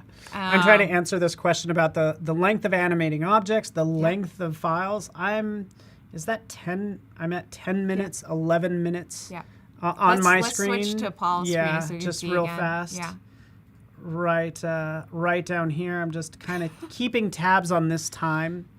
So it's like 12 minutes is where we're at with this. And all I've been doing is grabbing the end. Sorry, it's behind me. Yeah. Behind my head. But I'm just extending out that timeline. And you can see, it's just like going on for a while. Right there. Yeah. Right there. It's just running. It's just running. Whoop. There. Now we're just watching it run. Sorry, I can't even get out of the way. Oh, wait, hold on. Oh, watch this magic. Oh, I can actually move that up. Imagine that. Imagine that. Sorry, Jacob. You're like, you could just move your browser window, Paul. Oh, somebody also said, will there be an app for Android devices with the same wide functions? I don't know. That's a good question. Yeah. Android, we need we're actively working on the mobile version of this sort of one new Express. We're working on the mobile version. So yeah, I'm up to 22 minutes. Crazy. I just keep on going. So yes, could I animate this? Is this being animated for 20 minutes? Yeah. And somebody asked me, did I make this avatar Goldie? My very talented designer on my team did this avatar. So they drew this avatar. I made the 5 layers of different hat colors. So that is what I did. Oh, let's do this. We could do we can, oh my God, we can replace it. Yes. What up, everybody? What up, everyone? If I ever was a horrifying toy, this is exactly what I would look like. Yeah. You could, by the way, if we wanted to get crafty. Yes, we absolutely. Let's get crafty. Paste this. Hold on, let's just ungroup. Give me a second. Let's get rid of this. Yeah. I would try to isolate I would go to erase, and then let's change the brush size. Yeah, we can erase the head. Yeah. Group Like it just together. trying to like Yeah. get your we're on this. Yeah, we're on the same We're on the page. same We're on the page. same page. I get you. I get you. That's what we want. Yeah, but you can definitely, I think what's neat is you can make templates for other people, which is also helpful if you have a team and you want to put all of the templates that you use for, say, you know that all your Instagram reels are going to look a certain way. So you can save all those Instagram reels to a folder and share basically all of those with your team. So that way they don't have to recreate it every single time or find the individual one. Yeah, exactly. Sorry, I'm just playing with your bouncy little head. Now we're just going to get. I'm so glad I did There we like go. basically me on this one because it's hilarious and horrifying at the same time, but also amazing. But now I think we went over some of the things I definitely wanted to say, which is like this is the social media workflow. And this is a linked object that he's using as my creepy floating head on this body that is an imported Photoshop file. Yeah, so and again, we could always roll this back, Yeah. by the way, so. And we can roll it back. So say I see this now and I think, oh, this is not what I asked you to design. Oh, but For we're me. doing a lot. But we're doing a lot, and we can roll it back. We can go back a couple of iterations. So that's the other thing that's nice, I think, is if you see what your designer has done, but you say like, actually, I want to go back a couple of times. I want to go back a little bit. Let's go back a little bit. I can go ahead and do that too as well, and that is, I think, super neat. Honestly. You see what I was able to do? Like, I was able to even try to almost dial in the skin tone to match the... Oh my gosh, amazing. I was just kind of tweaking that. And it was actually working out pretty well. So just so you can see the shoulder. Paul, you're hired to be on my Like, team. I'm You're hired to be on my team. Yes. Yes. Got it. You can animate. Thank you, Coach. Very specifically, you can animate Instagram Reel or TikTok videos of my little animated head and have it bop around. And that is 100%. It's always risky if you're messing with you're like, thank you. So I was messing with photo No, of you, and I'm glad. Okay, This is a little bright. I would pick a lens flare. I would pick a lens flare. You know what you could also do is you can make it monochrome using you could make it monochrome. You can make Yeah. Yeah. I think you're right. I already deleted it. I'm sorry. No, did I lose you're my good. job? You're good. Lens I flare. mean, this is certainly a demotion. Dang it. Now you're the design assistant, so the design leader. But here's that's okay. As long as I get to make fun stuff, I'm okay. But Okay. here's again that lens flare. So you were saying, we'll change this to screen and then go into the I sometimes get this weirdness, by the way. Absolutely. I sometimes get that. But we do have the lens flare there. Yep. Which I can add. Again, I like Bob. So it can do its animating, not that fast, but like it could kind of do some movement to Yeah, just and then give you it a have a little. moving And lens by the way, flare. this is a video, so let's play this. There's Yeah. the lens flare doing its thing. It looks a little bit better. Sorry about this little part. Like, I think it's just like a little bit of a rendering issue. Yeah, it's just But you it's get rendering. the idea. But you know what?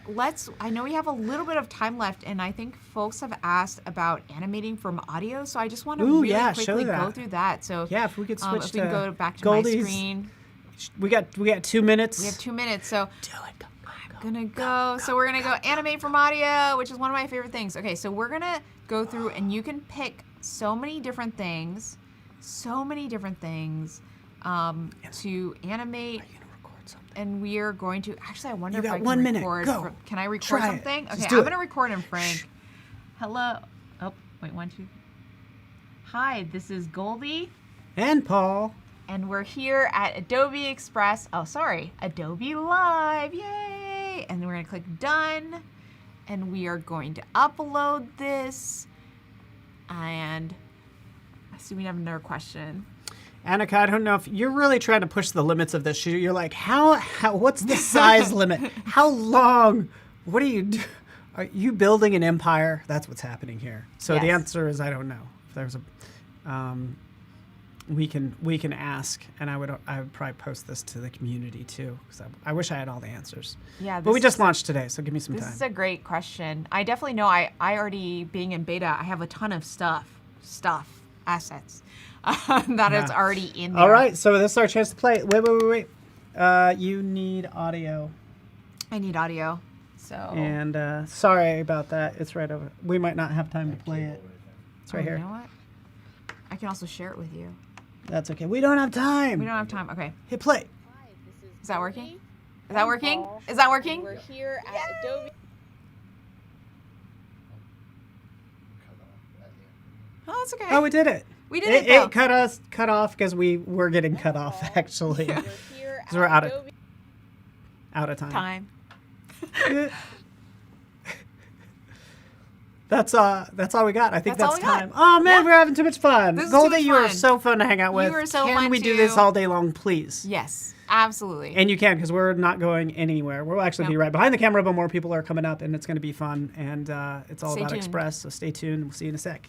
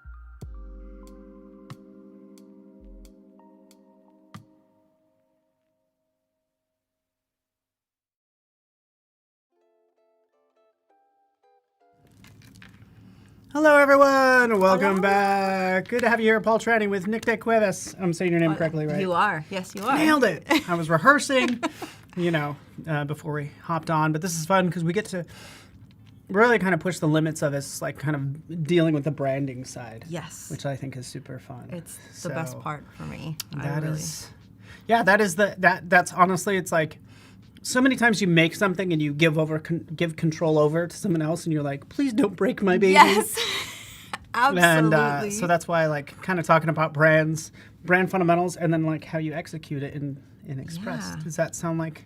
Absolutely. Oh, by the way, can I just point out? Yes. Flash big screen again. Shout out to Frida Kahlo Yep. right here. So that being said, let's dive in. I like your style. Awesome. Well, it's super exciting to be here. So I thought I would kind of start with something slightly different. With Adobe Express, I don't know if you guys have ever tried this, but you can actually import one of your keynotes, or if you use a PowerPoint presentation or a keynote, and import that as a PDF. And usually what I do when I do talks, I have my keynotes, but I imported that into Adobe Express, which is really great. So if you have clients who need to manage these assets for your brand, you can use that. So I wanted to kind of showcase, say, this is me, you can connect with me through this nice little QR code, which I did do in Adobe Express. Yes. Look at that. Let me scoot out of the way. I don't know if I can hunker down, but let's see.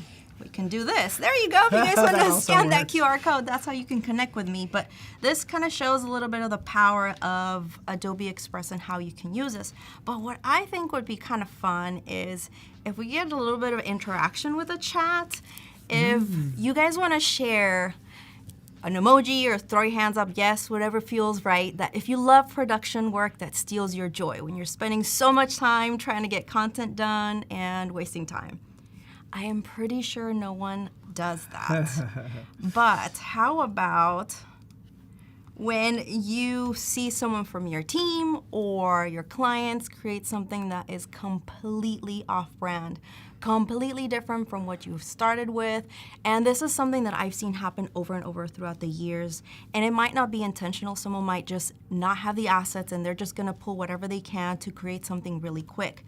This is why I love Adobe Express, because it's really gonna help you change this. So I've been using Adobe Express since the very early old days of Adobe Post and seeing how it's evolved. And what I've been doing is I've been creating brand assets for my clients.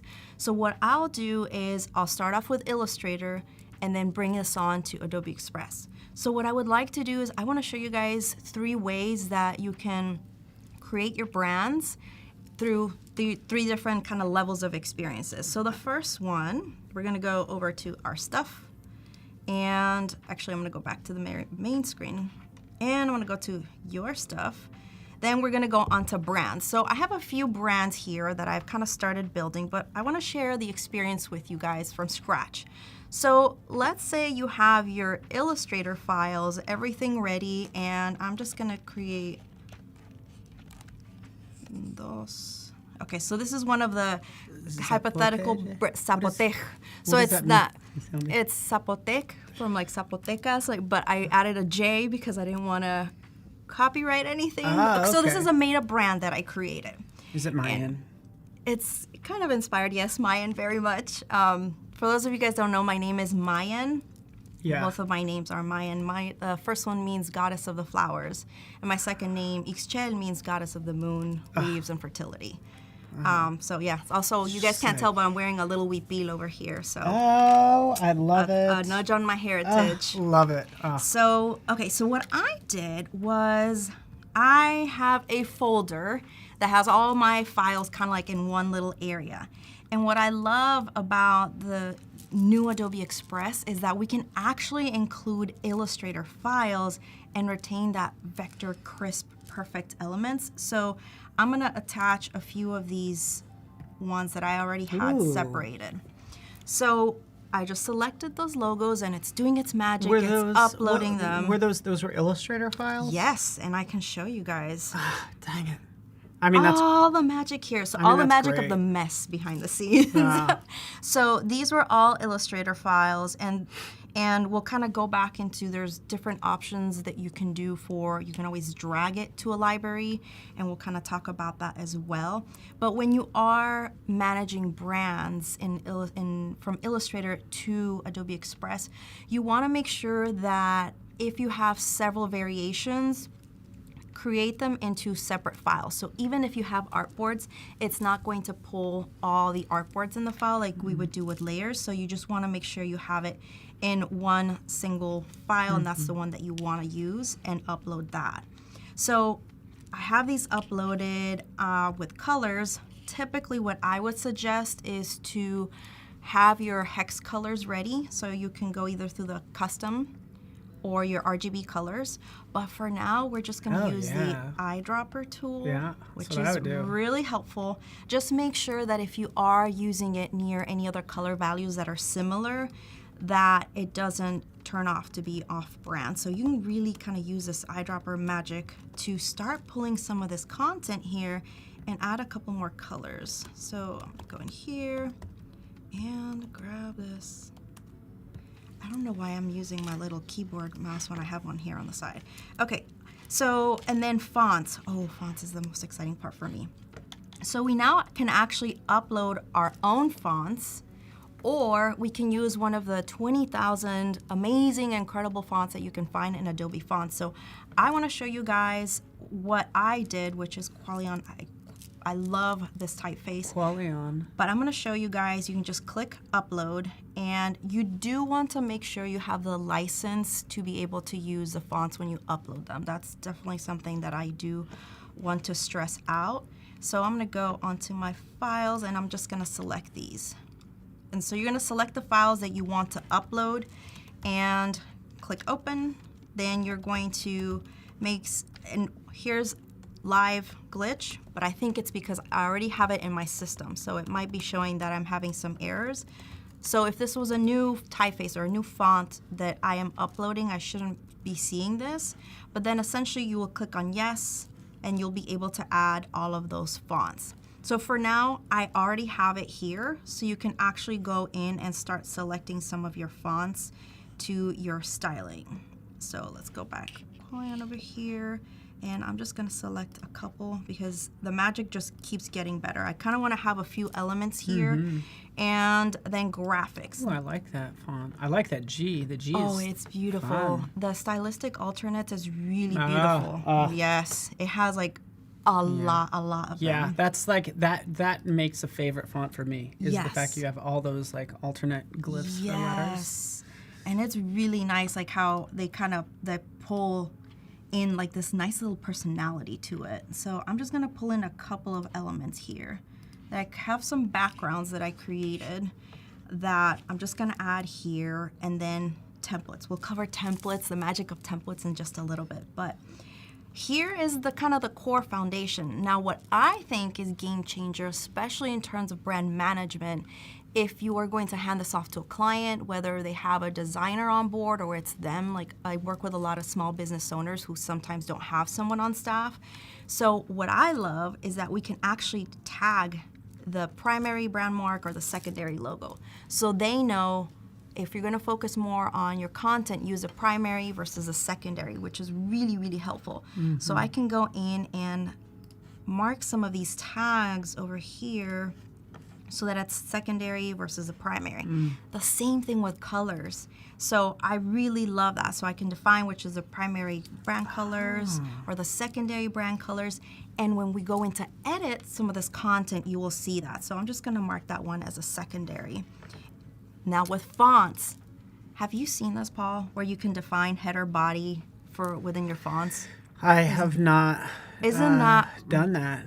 I've never right-clicked. Yeah, and the done that. magic of the right click, you guys. Yeah. It is super exciting. So this is really helpful for when you're wanting to have more of that brand structure. This is a game changer. See, I got so excited I couldn't even talk. For when you're trying to really empower your clients. So if this is for yourself, it's kind of fairly intuitive, but I really think that this is a powerful tool to help your clients. So I've been doing this for a really long time, and I've been training clients to kind of help with that transition to manage the brand assets. And to this day, I knock on wood, no one has changed their brand assets. Like they've been able to stay on brand because of Adobe Express. So that has been super powerful. And then with the graphics, you don't really get to label the tags, but you don't really need to because you can structure your content with folders. Yeah. So this is one way to do it. There's another way to do this where, let's say you guys have been using Adobe Express or you've been working with other CC apps and you have a library, you can create from a library. So let's go through my many libraries that I have. I have one for my own brand. So in this one, this is where it's super helpful because you can actually pull things that you've organized. So in this one, I've already structured my content. When you think about brand management and the assets management, try to make it easier for your clients or for whoever is going to manage this to know what is where. So I typically pull things in folders that are showing up here as well. So you can tag certain templates for certain social media platforms or certain purposes. So you see all my general templates. I have sometimes some guides. So if I want to have, and let's say I'm creating an IG story, I want to make sure I stay within a certain frame. I've actually created just like a little overlay to help guide me with that content. So you can see here it has everything, my patterns, my backgrounds, all these elements all in here. And instead of uploading one by one, which is gonna take a really long time, you can just open that library like I did, and we're gonna go here to the very far right where it says use as brand. We're gonna click the button and the magic happens. So it's going to start pulling some of this content and it's going to start adding this into the brand. So you can see some of these elements. Now, you're not seeing the logos because I have not added those, but you can see here all of these elements are showing up as the brand. So if I wanted to go back in there and let's see if it's gonna pull it right here and add the logos, you can actually start defining some of these elements. Let me find my colors. So here, for instance, you can tag the colors. You see it shows up edit color. So I had actually imported these from my library to start mentioning what color I want these to be, my secondary, primary, and so on and so forth. So this is one way to start to add some of your assets. Now, you see that I don't have any logos on this library, and it was more because I was using that as an assets library, but I want everything to be together in here. So the other way to do that is you can go in and add that in to this particular library through your Illustrator file. So let's talk about the other way that you can do this. So let's say we're kind of working on some of these elements and we can kind of go back to, let me see if, since I have this one open, we're gonna run with the Zapote brand. Let's say you wanna add the brand mark or you didn't have the brand mark like I had originally. I do have a folder here called Zapote Branding. And it has a few assets already.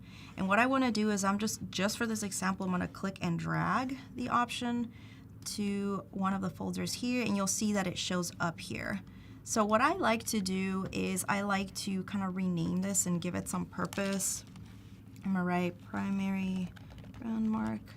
That way we're all clear. And this is just a library. You know, just the library. You know what I realized that, and I just tested it out, but if you name that logo, so you call that logo, and then you hit convert library to brand, it'll put that in the logo spot. Oh, I love that. Yeah, so that's we kinda renamed neat. this logo. Yeah. All right, let's do that. So it should do it. You'd have to convert your current library or brand back to library, but when you do make that conversion, FYI. Let's see. It was kind of cool, so and I could always show it on my screen if you want that would be to. great. While I I don't want figure out what to. I don't want to did. mess up yours. I don't know what I did. Let me. Okay, so here. I know what I did. Let's jump in here really fast. These are my libraries, and I'm so sorry. I probably spoke too soon. I wasn't. I just hit that conversion button. This is the magic of being live. Yeah. You get to experience what it is when you're actually creating live. So this is a typical library. So notice how there's you know, there's stuff in here, but I do have this titled logo. So this is a regular library asset. And then when I go over here and say use as brand, it'll try to sort of categorize everything. Use as brand, and then it pops it up here. Bingo, pops it up to the top. Love because it recognizes that. the name. So essentially renaming that would make the change. Yeah, My pretty handy. Pretty fantastic. Okay, so it looks like my library just froze. That is fun. Okay, I can't change the name on that one. Very interesting. Yeah, it froze. Oh, let me see. Nope, now it just I lets love me that open logo. I don't know. Thank you. Can we? It's supposed I mean, to this be is a gorgeous logo. It's like so Thank cool. you. Like, It's inspired by the serpent god and the equinox, and it's also a Z at the same time. It's Yeah. a flower. It's this is feels definitely like very Mayan, right? Like that totally, and like the color choice, like everything is so nice. Yes, thank you. I absolutely love how this one turned out, and it's I love a that fake color. brand, I but I love keep that using. blue. Like it's I don't even know what color you'd call it, but it's like that. I call electric- it aqua because it reminds me of the Yeah. oceans. Yeah. And so I love color. If it's not evident, I don't Yeah. think you guys could tell, but with this particular color, it aligns with the Hispanic and Latino heritage, and it's about the expansion and the possibilities. It's also got soothing qualities as well. So when you pair it with these other colors, it just brings this really nice vibrancy and energy about it. Okay, so let's see if I can make this work because I really want to test this out. But if I don't get to work this, that is totally okay because we can roll with the punches. Let me see if clicking out will be fine. Yeah, this is Okay. cool. This is the thing where you have a lot of libraries, but it really helps you organize your elements that it makes a big difference. So, You do win for having the most libraries. Oh, like yeah. you do. and I've you do cleaned have them up. I had to do a little cleaning up for, let me kind of then just go on behind the scenes and see if I could do it for my own. This is me working on spur of the moment. Is that how you call it? Yeah, spur of the moment. Okay. But you were just kind of having some issues with that library in Illustrator? Yeah, it just seemed like it wasn't letting me rename Yeah. that particular. Let me see. I wonder I'm just if gonna do you- this one. Let's see. Let's see if I do this one, if it'll allow me to. I think the color's off, but that's totally fine. Let me see. Actually, here's the thing. I wonder sometimes if like you to work can- off of here. Oh, yeah. This is a good pro tip, too, by the way. Yes, which is my other version that I was going to mention of how we can kind of actually manage some of our assets. Because you could upload a ton of things at once. here. Yes, right on this one. So I do have the zapote here, but let's see if I can add that one in here. So I just have the ping PNG. I'm not ever sure how you pronounce that. But I'm gonna go ahead and upload the file here. Pinge. A I call it a pinge. pinge. Oh, I A like that. pinge. No, That I'm is just kidding. different. That is Like different. GIF. It's not GIF, it's GIF. GIF. Like GIF. Isn't it a website back in the day called Ask Jeeves? Ask Jeeves. That Okay. is. So you said if we called this logo, it would pull that. That's the hope. Okay, Yeah. let's try that out. Uh-oh, what did I do? All right, let's try and add another one here. Okay. And then once you make the brand, you should share it with me. Yes. Just and we for can fun. co-collaborate. Because I yes. Okay, let's see. can't keep my hands off of this stuff. Hello, Bailey. Good to have you here. Val, what's up? Hi, Bailey. Oh, yeah. she's actually from my team. Oh, Hey, Bailey. Bailey, it's so nice of you to drop in. I actually And, got her to convert to use Adobe Express. Oh, nice. And she has been loving it. And I'm not speaking for her. I'm sure she can say that, but it's been really great doing some of the collaborations. Okay, so I added logo in here. And because I do have several, I have to remember it's I know. Campaña Zapote. This is where I really do think, though, in terms of brand management, especially if you do this for other clients, it's going to be really helpful because I have not seen a limit on how many brands we can actually create, Yeah. how many brand kits. Annika asked that earlier. I'm like, I don't know. I was like, you're really trying to push the limits. I love We have pushing the not. limits, but I have not been flagged for any limits, so that's a good thing. Okay, let's see. Logo, this, okay, let's see if, could I? Yeah, so you're going to It's turn it into a here. brand? Let me see. And now Oh, it's yeah, already here we go. named? Yeah. There Let's we see what go. happens. Please be my friend. Work, please. Oh, son of a... Actually, Let's see. nothing is happening currently. Uh-oh. I froze the internet. Pushing the limits. See, I'll send it Oh, it's back. actually still... Looks like it's syncing. Is that what that little like? Is that what that is? Yes, it looks Okay, like so it it is. probably... Oh, yeah, here we go. It probably just... Oh, come on, put it up there. I'm so sorry. Come on, let's see. It put it up there for me, but like, I'm sorry. Oh, wait. La, la, la. Oh, so it does. Yes. It does give you that the option. look, to just jump in and magic. there it is. Yay! Nice.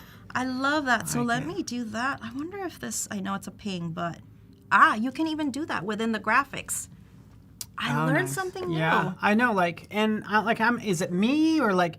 Because since this is sort of a web-based app, they could be updating things and not Yes. like I don't know. Like desktop software, it's like, oh, would you like to update? And then you can go over the features. They just sneak things in. Yeah.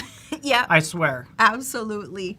Because I learn every day. I'm like, oh wait, I could right click and now send back sort of thing. Yes, it's been super fantastic. Okay, so we have a couple things here, but how about I actually invite you to this while I add some stuff and see how that ends up working out. All right, so y'all get to see my email. Thank you for joining us, Randy. It says, hey, anything cool I missed? So if you could just start again from the very top. I'm just joking. Okay, are you guys No, ready? no. All right, so do you want me to share the brand with you? Or- Yeah. Okay, I mean, so- is that okay? Just you get it's PTRANI. Like everybody has my email. It's fine. Okay, are you okay with that? Yeah. PTRANI. PTRANI at Adobe. I promise I know how to spell. I actually don't promise that I know how to spell. I pretend I do. I didn't get into the design field to spell things. I'm here to make pretty pictures, you know? Yeah. And then I got to write prompts. I'm like, oh, yeah, of course I'm horrible at this. I got to do writing. I'm trying to get away from this. So. Yeah, okay. So while we're waiting to see if it kind of jumps on your, I'm actually going to jump back on here and we're going to go on to this. This is very the raw bare bones, and I think it's important to share it this way because I don't think sometimes we see this in the process where you want to add the colors to the library, or you can actually just add, let's say we didn't have this color, I can just use the eyedropper tool for now, and it's going to pull in here, and of course I have it on my library, but you can always drag it into your libraries or your swatch field and add that in there. I'm just going to delete that. But what I like doing is I'm going to double click on this and I'm just going to name this. I like to write things in Spanish. So Yeah. Naranja. Naranja. Yeah, I don't even know how to spell. Naranja. And I'm going to give this add to my library. So this is where it's really helpful too that you can add the colors inside Adobe Express, inside Illustrator, and it'll pull onto Adobe Express. And here we go.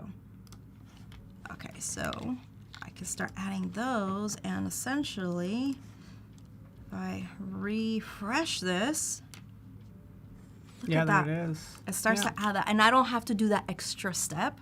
So this is a really great thing to do if you are working with a client and they want to add colors to their existing brand mark, or if you want to tweak something, this is a really great way to make it really easy and not have to send email number 25 with the new assets for people to start using. Yeah, totally. And you could sneak things in there because I'll misspell. I'll just screw up everything after sending the email. Here you could just sneak in a new color, tweak the color, just tweak it a little. Nobody's gonna notice. Yep, no one knows. I do have those on my end, by the way. Like, so you shared your library with me. So if you want to switch over really fast to me, there that. Yep. Would be wonderful. So this is just a project that I'm working on. But I went into your stuff, brands and libraries, and as I scroll down, you can see it right here. Even like, there's me, there's you. Yeah. We're just hanging out, right? So then I click, and then I have access to that stuff. So this is a case where, like, drop in the logo. So it's linked. Look at that. Like, amazing. that's super nice that that's linked. I mean, that alone is a small thing that is a It's big a major thing. Yeah. Which so. I really do. The linked assets, I think that's a really powerful addition because you can really use that for not just the brand marks, but I also think that if you're adding icons and illustrations, this really does help kind of keep things in sync. Oh, that looks And it really looks, cool. look at how clean it is. Yeah. I mean, because it's essentially an Illustrator file, right? It's like all vector. Yeah.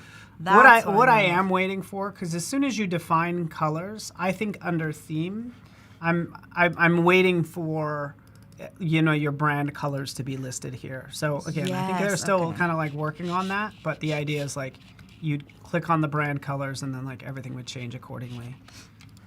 Yes, just so you know. So that's you know, next step for this stuff. All right, let's add this in. Ooh, electric. Okay.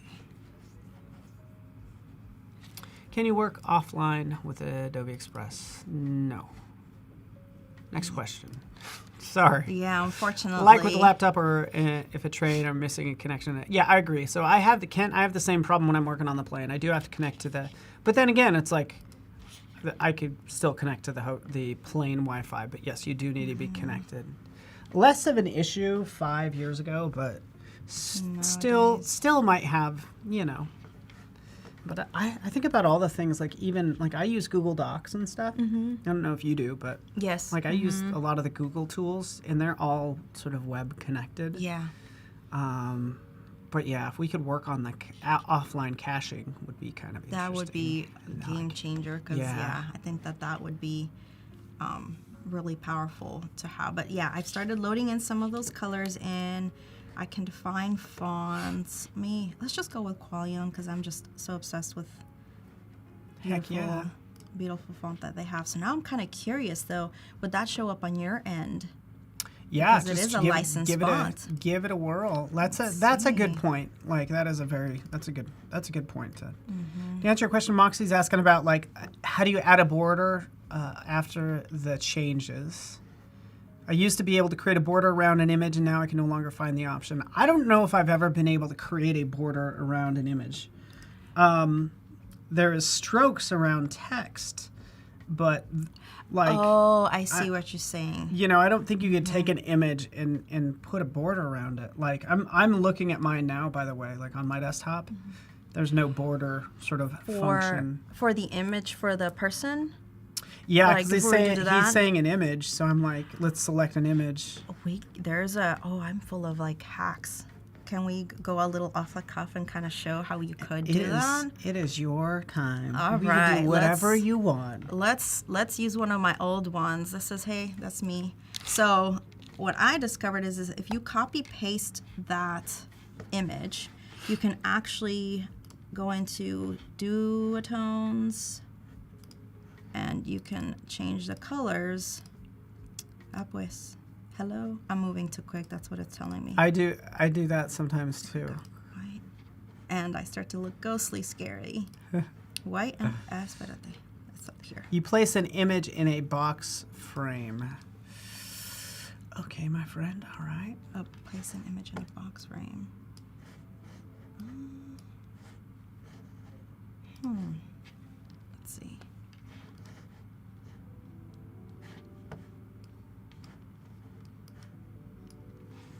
And you can go in and start to do that. So this is like the alternate way around. Now, if you do have a cutout that isn't crisp, you're gonna see the really soft blurry edges that you see on here. But what I've done is sometimes I would have like two different types of duotone colors as my background image, and it would kind of create that nice little outline. Yeah, I can see that. The other option to do is just use Illustrator. If you know this is going to be an asset that you want to use over and over, you can create that in Illustrator or in Photoshop to have that nice outline on the back end of this element. But I kind of wanted to, while you are working on this really cool poster, I want to showcase slightly without going too much into what my other amazing friends were talking about earlier, but this is a animated graphic that I created. So this company, Zapoteje, it's like this PR company that really helped. The whole concept of it is that they bridge the communication factors between the Hispanic and Latino markets and really kind of make it more where people can understand the community, the language, the culture. And so in this little animation, it was this event that they were having for the community, and we're kind of just using different separate elements from the timeline to promote this event. Now, this little fun alebrije phoenix that I designed is all in Illustrator. So if you see here, I had this inside my assets, and let's say I actually want to edit that. This is what I love about linked assets, is if I go in and link the asset, you can see my alebrije here, my phoenix alebrije, and let's say I want to go in and actually change some of these colors to fit a little bit better with what we are doing. And that's what I'd want to do is I'd want to work this way is jump into Illustrator. Yes. Have that sort of control. Have it update. And by the way, I'm trying to answer Moxie's question, so it gets a little tricky. I haven't been able to put a border around a photo, just FYI. Without it being just vectored. Yeah, it's like any vector shape can have a border. Text can have an outline. Images. Not so much. So yeah, the anyways. images are a little tricky. Let's see. Let me make sure that I'm pulling some of these elements, and of course the colors are going to be off here. It's pretty I cool. almost wonder. Pretty cool. It's not going to show up on the hair. Let's go with a fuego. Thank you, Wilmer, for hanging out with us. So you place an image in a box frame. Have not been able to do place an image in a box frame, just FYI. So feel free to clarify. And yeah, people are talking InDesign playlists and stuff. I think it's always good to think about, like, you really want Express to do everything, and at some point you're like, we have InDesign for that. Like there are other tools. This isn't meant to be the Uber app, the one app to end all apps sort of thing. Yeah. It's the thing that just like makes it quick. You want to get into detail like you just did, is like edit that. Now you can see it says update there. Yes. It might say it a couple times, but yeah, we can. Yeah, we can just click on that and it should. I feel like it. There you go. Yeah, there you go. And updated. it retains the animation. It does it through any asset. So if we were to have used this asset throughout several different components, it'll retain that asset and add that into the file. This is what I think is a game changer, because can you imagine if you're running a campaign that has like 50 different graphics, having to change one element to all of those? This is where it's super helpful. Yeah. Especially as you're creating content throughout social media or whatnot. And so I think this is a really powerful tool, and how you can really use brands to organize your content. And I really haven't talked about the power of templates for your branded content, which I think is a huge game changer. So typically what I like to do when, I'm actually going to go back to the main area here, we're going to show you behind the scenes on brands. And let's look at my personal one. So since I have several of these branded templates, what I have done is that I've created templates that fit a specific purpose and need. So whenever you're doing this for yourself or for your clients, you can sit down and make a list of, here is the type of content that we're gonna talk about that aligns with our brand values, who we want to connect with, our community, and really kind of make a list of that so that you can create branded templates that support that. When you create those branded templates, and you don't have to worry about recreating the wheel. And what I have done is that I just have them labeled in different folders. And I don't know why, by default, I've actually done that inside the CC app when we're kind of managing our files this way. I just like that you get this full screen view.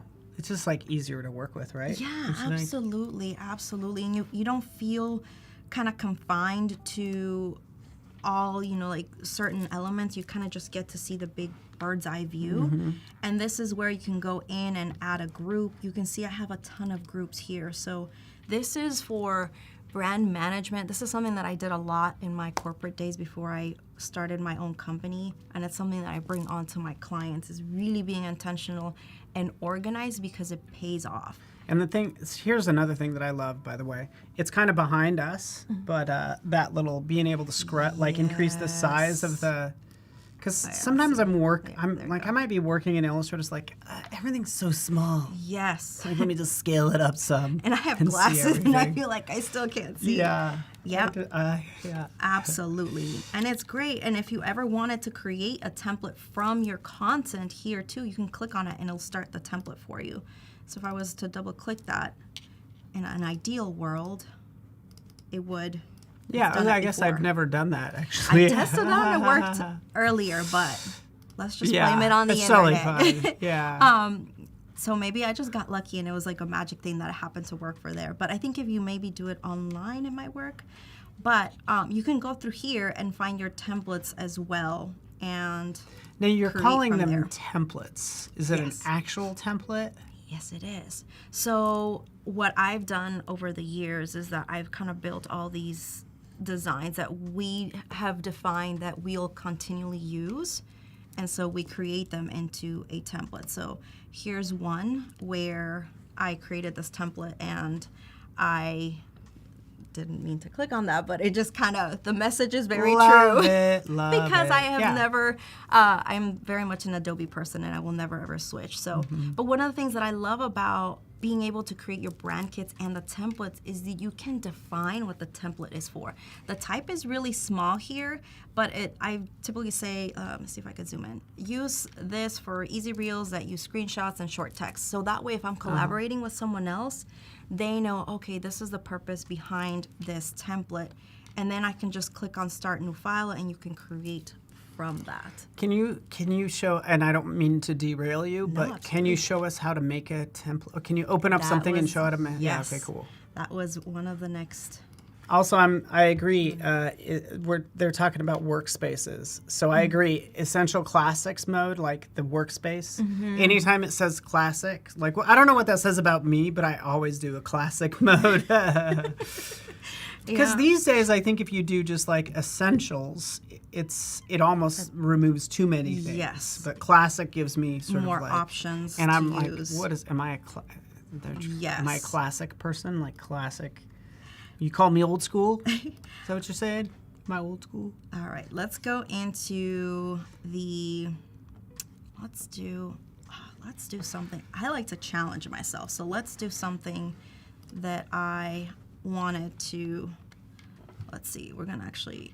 Oh yeah, you got some I stuff like- going on here. So these are some illustrations that I did, and we're gonna try and do some statistics, actually, some fun infographic on Adobe Express, which I know we don't tend to do, but I'm just gonna. But at the same list time, hey, it's yours. You do what you want with it. Yes. Who are we to say? I love pushing the boundaries of what we can and can't do because I feel that's when you discover magic little tricks. So what I'm doing right now is because I had several artboards, I am removing the artboards so that I feel like only you have really one. know Illustrator.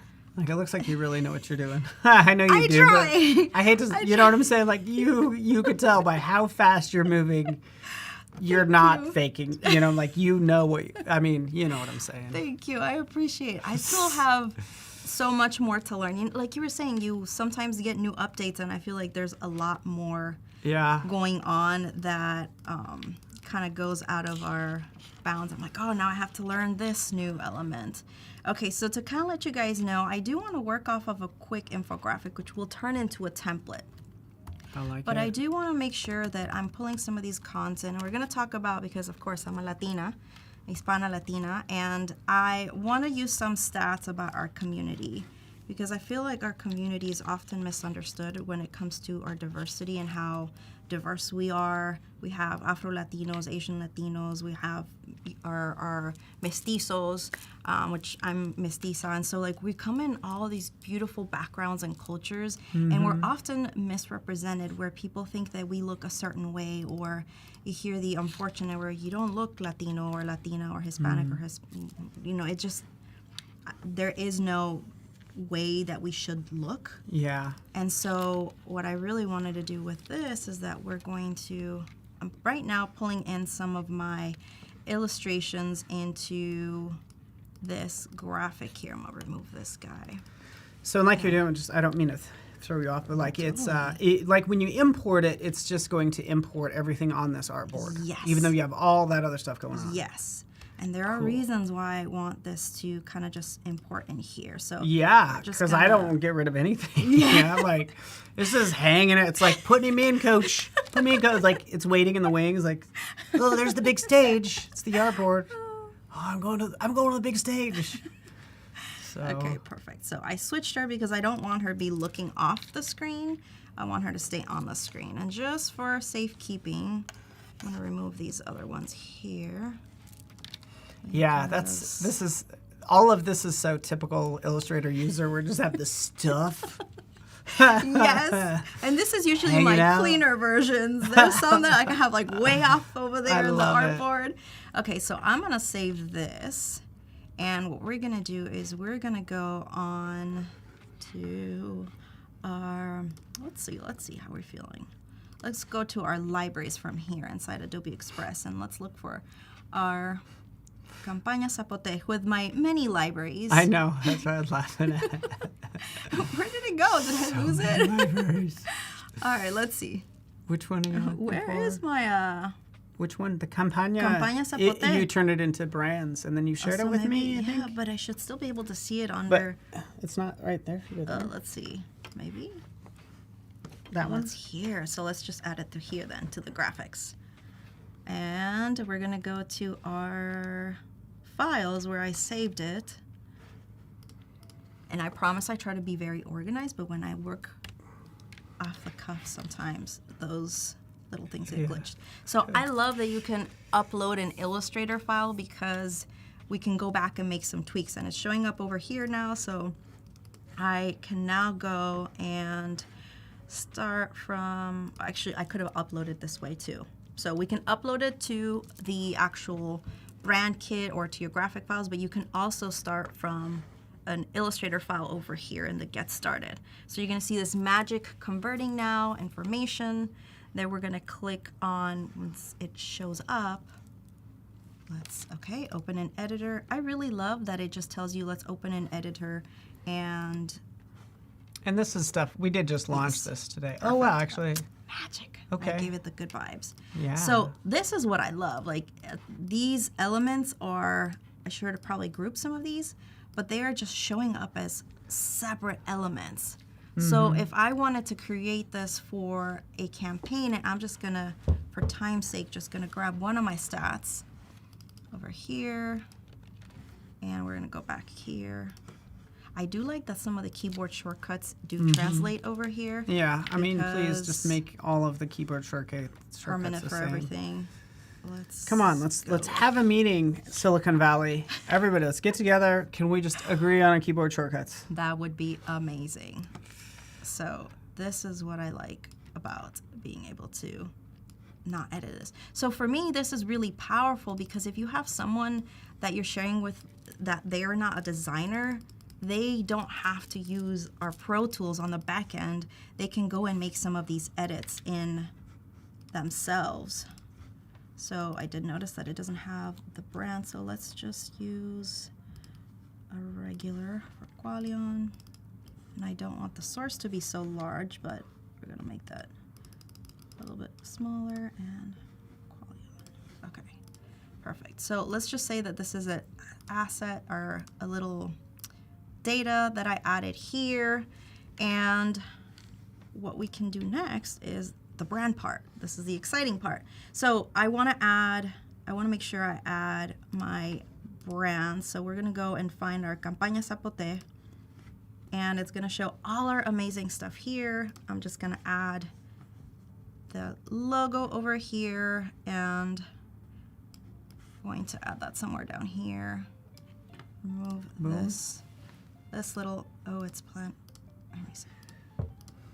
Okay, well, we're gonna leave the plant over there because I didn't group my things. And yeah, and it does its best. Like, yeah, just yeah. So just between you and me, and everybody watching, is it takes an Illustrator file, goes through a PDF conversion that then gets converted into this. So sometimes the layers aren't exactly as you had them in Illustrator.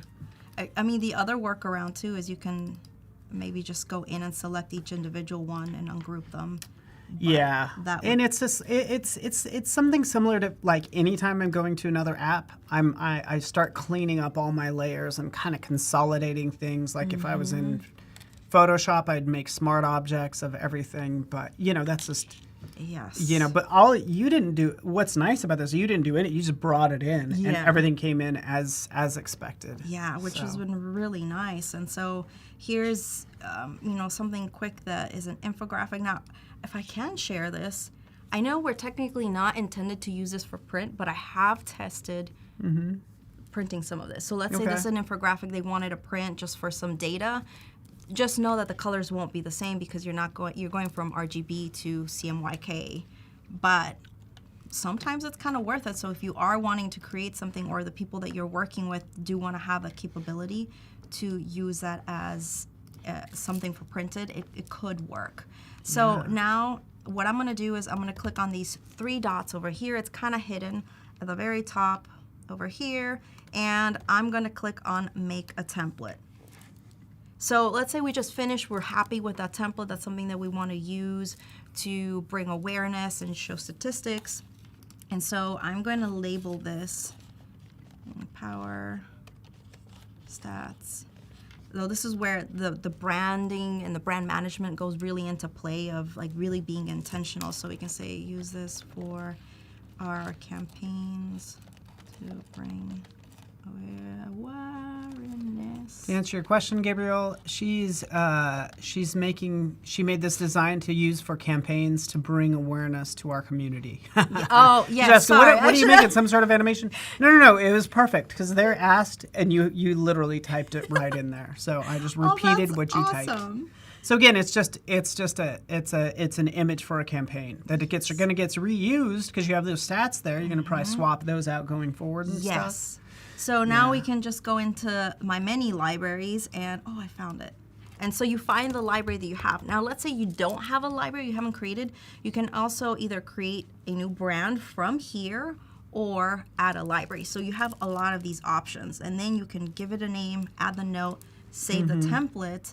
And now, I believe if you still have access to Campañas Zapote, you could even go in and create from that template. And to your point, Gabriel, like Gabriel could have access to this again. Yes, so you if you wanted to turn this into an animation, you actually can. You start from the template, start to move things around. Absolutely. Yeah, so I'm kind of curious to see if you can. I can also invite you as a collaborator. But do you see it? You see it on there. You can share that with me. If you could switch to my screen real fast, just to kind of prove our point.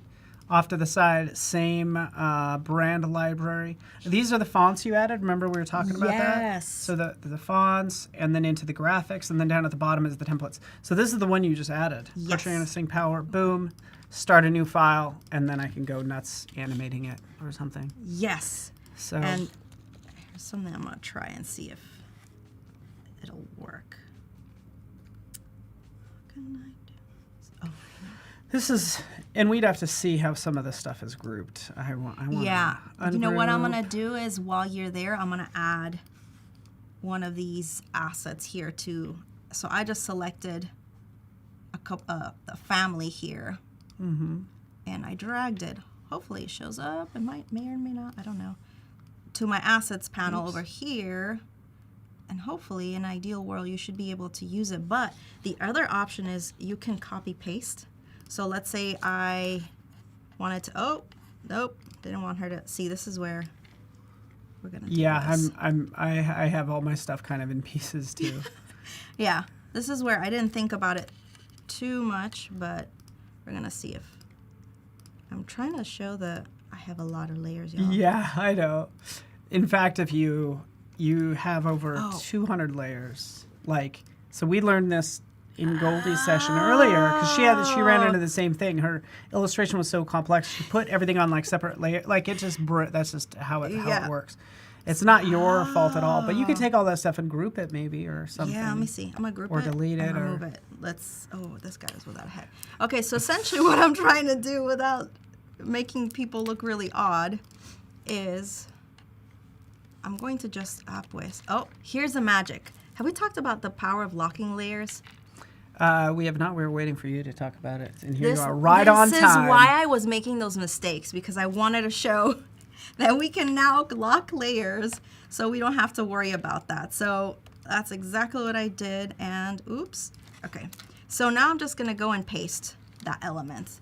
So you see, instead of dealing with my crazy icons, now we can do a really quick animation, which I absolutely love. So I have this family selected in, and I'm gonna click on loop in. I wanna kind of see if they can drift in. So it's kind of like they're pretending like they're walking up to the invisible counter here, since I removed some of it. Oh, 5 minutes. Sorry, just a time check. Yeah, that's why I've been tracking.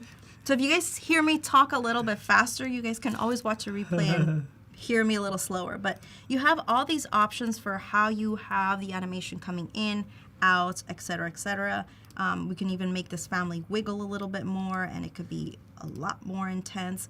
But these are like a really great way for you to create an animated infographic using your branded assets, using Illustrator, Illustrator and illustrations. That seems like an overkill, but Illustrator, and bringing in your illustrations, modifying your type, creating this infographic, because I think infographics are super powerful for information and really helping generate awareness. So you can use this and make them animated, which I don't think we had the power to do that before as easily. Not as easily. I mean, all I'm in one just like, place.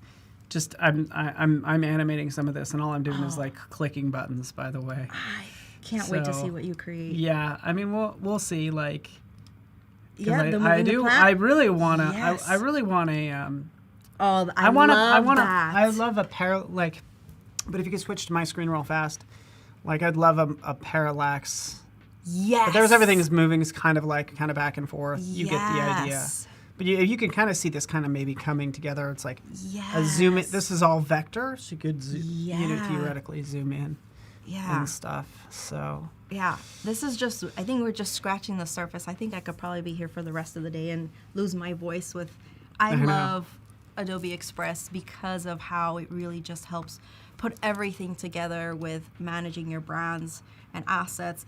If you guys do run into any questions, please reach out to me, because I'd be more than happy to help out. I do have resources that I can share with you guys. I know we have an incredible community too of creators and designers that share so much wealth to really using this. But I think that is, for me, Adobe Express is a game changer in that it's like been that missing key element between brand management for pro designers and companies who don't have the team or who are just limited with their resources. You can do all this and empower your clients and have them manage the assets themselves. And I think it's only going to get better around that sort of templates. You locked some items, but like the team internally is actively, and I know you're aware of some of this stuff, but like we're actively working on locking down some elements, but you still have the editability to edit the text, but maybe not veer too far away from messing with the colors and doing, just constraints. Thank you so much. Not necessarily locking, but constraints within things for them to change. Which that's going to be even better, because then you can actually release templates and have someone else on the team create it and not have to come back to them and say, hey, this is not aligned with our brand. We don't use a Duty Brown color for our color. Don't use no Duty Brown. Or anyone, no Duty Brown. But it's super powerful. There's so much we can do. Oh no, now we're full screen, so that means we're done, and that's not fair. Dang it. But we got a lot done, and I'm amazed. So this is definitely like bookmark, save, send it to your friends and your enemies if you have any, because then they'll be your friends before long. But I want to thank Nicte. It's been wonderful having you. We can follow you on social media, and we really appreciate you. And everybody in chat. So thank you. Stick around. Thank you, everyone. We'll be back. Quick switch over. More exciting things to come. Gracias. See you in a sec. Ciao. Ciao.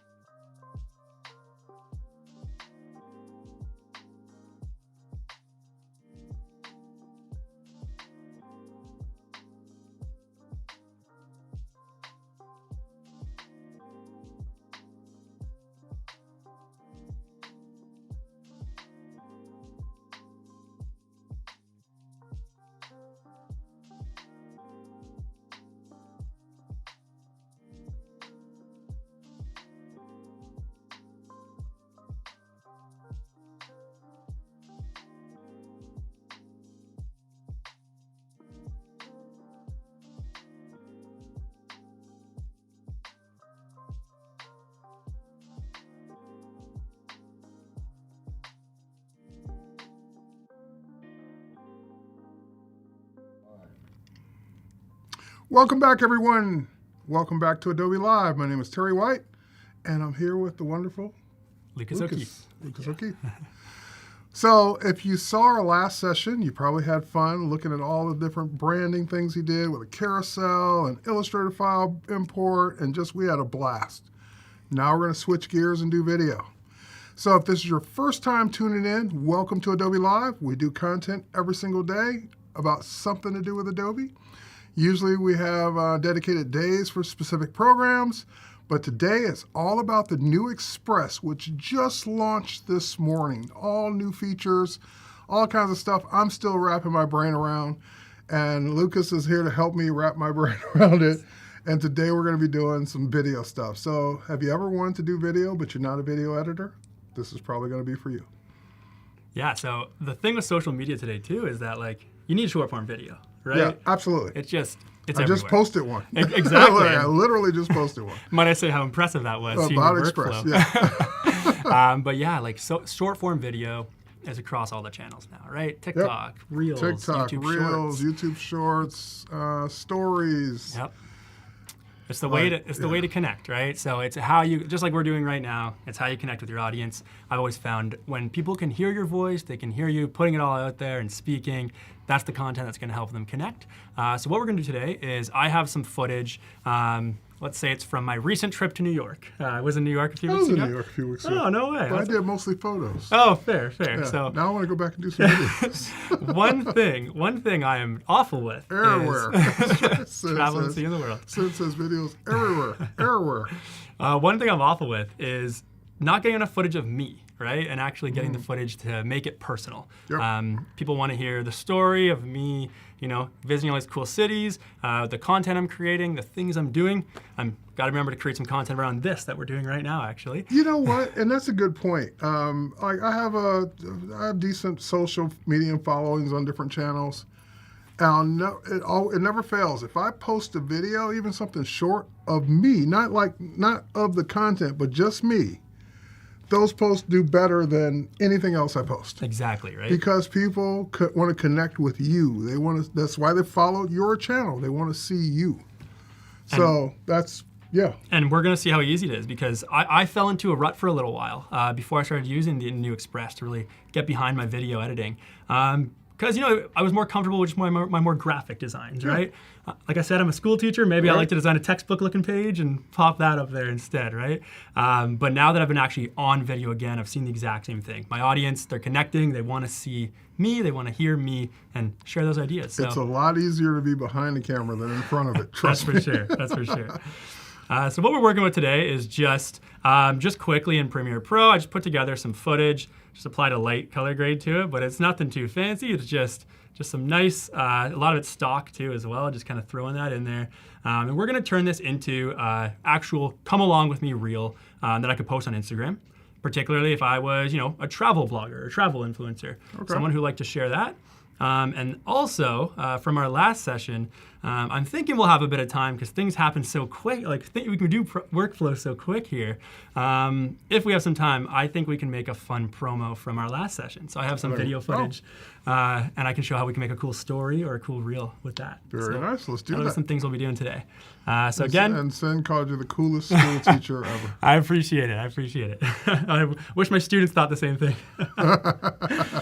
Just like last time, I love to just start from your content. And I do have the New York City And just to trip make sure footage. people, cancel that real quick? Yep, for sure. Cancel that.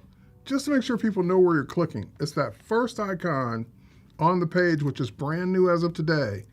Upload your Photoshop, Illustrator, PDF files into Express to start with those to build your template. And we've seen some cool stuff with it too. Like I've been loving PDFs. I know we had some awesome things like that. And you did an Illustrator carousel, which I hadn't seen before. It's been super fun. Yeah, so that was awesome. Let's go ahead and get that video in there. And it's really neat because as we put the video in, there you can go, you can see it, right? It's got its horizontal. But right away, I can actually pick the size that I want to put it. So the content format. And like I said, we're going to put this into an Instagram reel.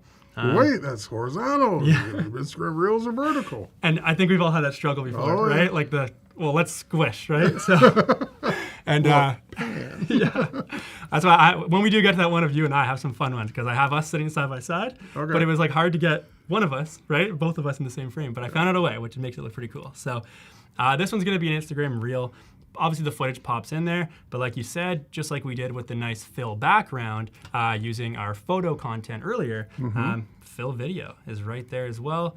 And it pops it right in there. The great thing with this too is that, you know, if I don't like where this frame is, right, double click and I can see my nice grid lines, Nice. crop options, Nice. I can drag it around. With the new drag and drop editor too, like let's say, let's just play it. Let's look through it really quick. So I'm gonna be doing a voiceover. We have most of the context I wanted in And frame. see, it looks like you shot that vertically. Yeah. Yeah. And You then would that's never fitting know. right there, right? But let's say, I don't know, let's say maybe I wanted more of a pan on the taxi at the beginning, right? So it's great because I can do a nice little split, right? Yep.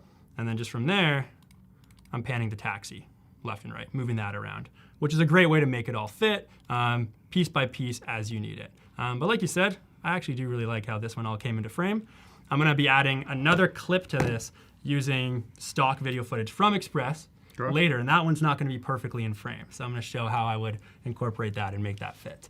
Nice. But yeah, so what my goal here. And for my Premiere users out there, or even Premiere Rush, which is the simpler, more mobile version of Premiere, both of those have a reframe option that allow you to take a wide video, make it vertical, and it will reframe the content to be vertical and stay in frame for you. So if you don't have any knowledge of Premiere, this is great because it's simple, easy. But if you do have Premiere, you can do reframing there as well. And that's what's awesome, all the different tools we have now, right? I know, right? Yeah. And again, all access levels is what I think has really been, our two sessions in particular I've really liked highlighting, right? You can access it from any point. What I'm gonna do is record a voiceover. Now we are live and I'm using my mic to speak, so we'll see if it comes out, but I'm gonna throw some headphones on. And I'm gonna record a voiceover. Okay. In terms of content creators, I know there are those content creators who like one shot every video they do, every voiceover they do. I'm not that kind of person, so I wrote a script just to be prepared. So I'm gonna go ahead and read off this script. It goes a lot. You say a lot less ums when you have a script. Exactly. Yeah. So I'm gonna go ahead and I'm just gonna. I believe it'll record. Usually I would use my my external microphone. I believe just since we're live, it'll probably use my MacBook. So probably. But I'll go ahead and record it. And just how I got here is I went to the media section. Just where you see the photos, where you see the stock video you can use. Audio, it includes the option to upload if I had a track already recorded. We were talking about how we like to use Adobe Podcast to really refine and really make that sound crisp, right? Adobe Podcast just saved my life earlier today. So if I had to use that, I could always upload that file, right, that I've already augmented. Or I'm gonna add some music later on, but I can record a voiceover right now. So let me get my script, let me get up to my mic. And as I click on it, it's gonna count me in just before I get going so I can actually address it. And so you know what I'm doing while I'm doing it. I'm gonna click record voiceover, it's gonna count me in, and then I can stop it whenever I'd like.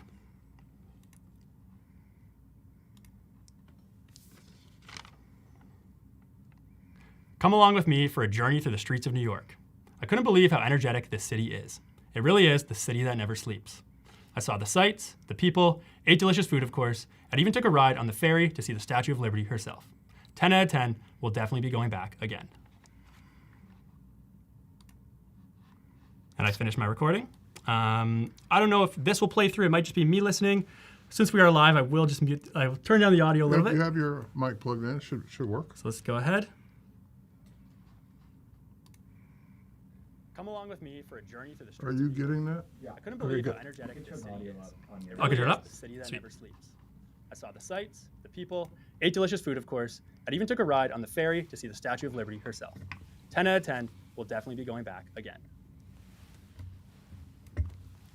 All right, so what I can do with that, and hopefully the audience heard, but the great thing I like about this is my video footage that I'm using was shorter than my actual voice recording. And before you even get to that, the thing I liked was that, and this is important when you're doing the voiceover, the application played the video back so you could see where you were while you were talking. Huge. So if you need to hurry up because you're trying to make it fit, you see where it's about to end and you can wrap up.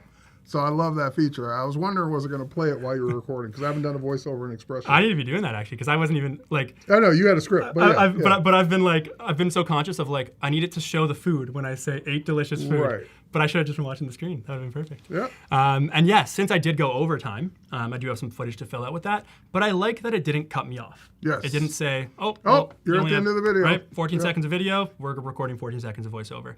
It actually added a blank scene on the back end of it. Nice. And what I can do now, because again, I'm making this a social media video. I'm making this an Instagram reel.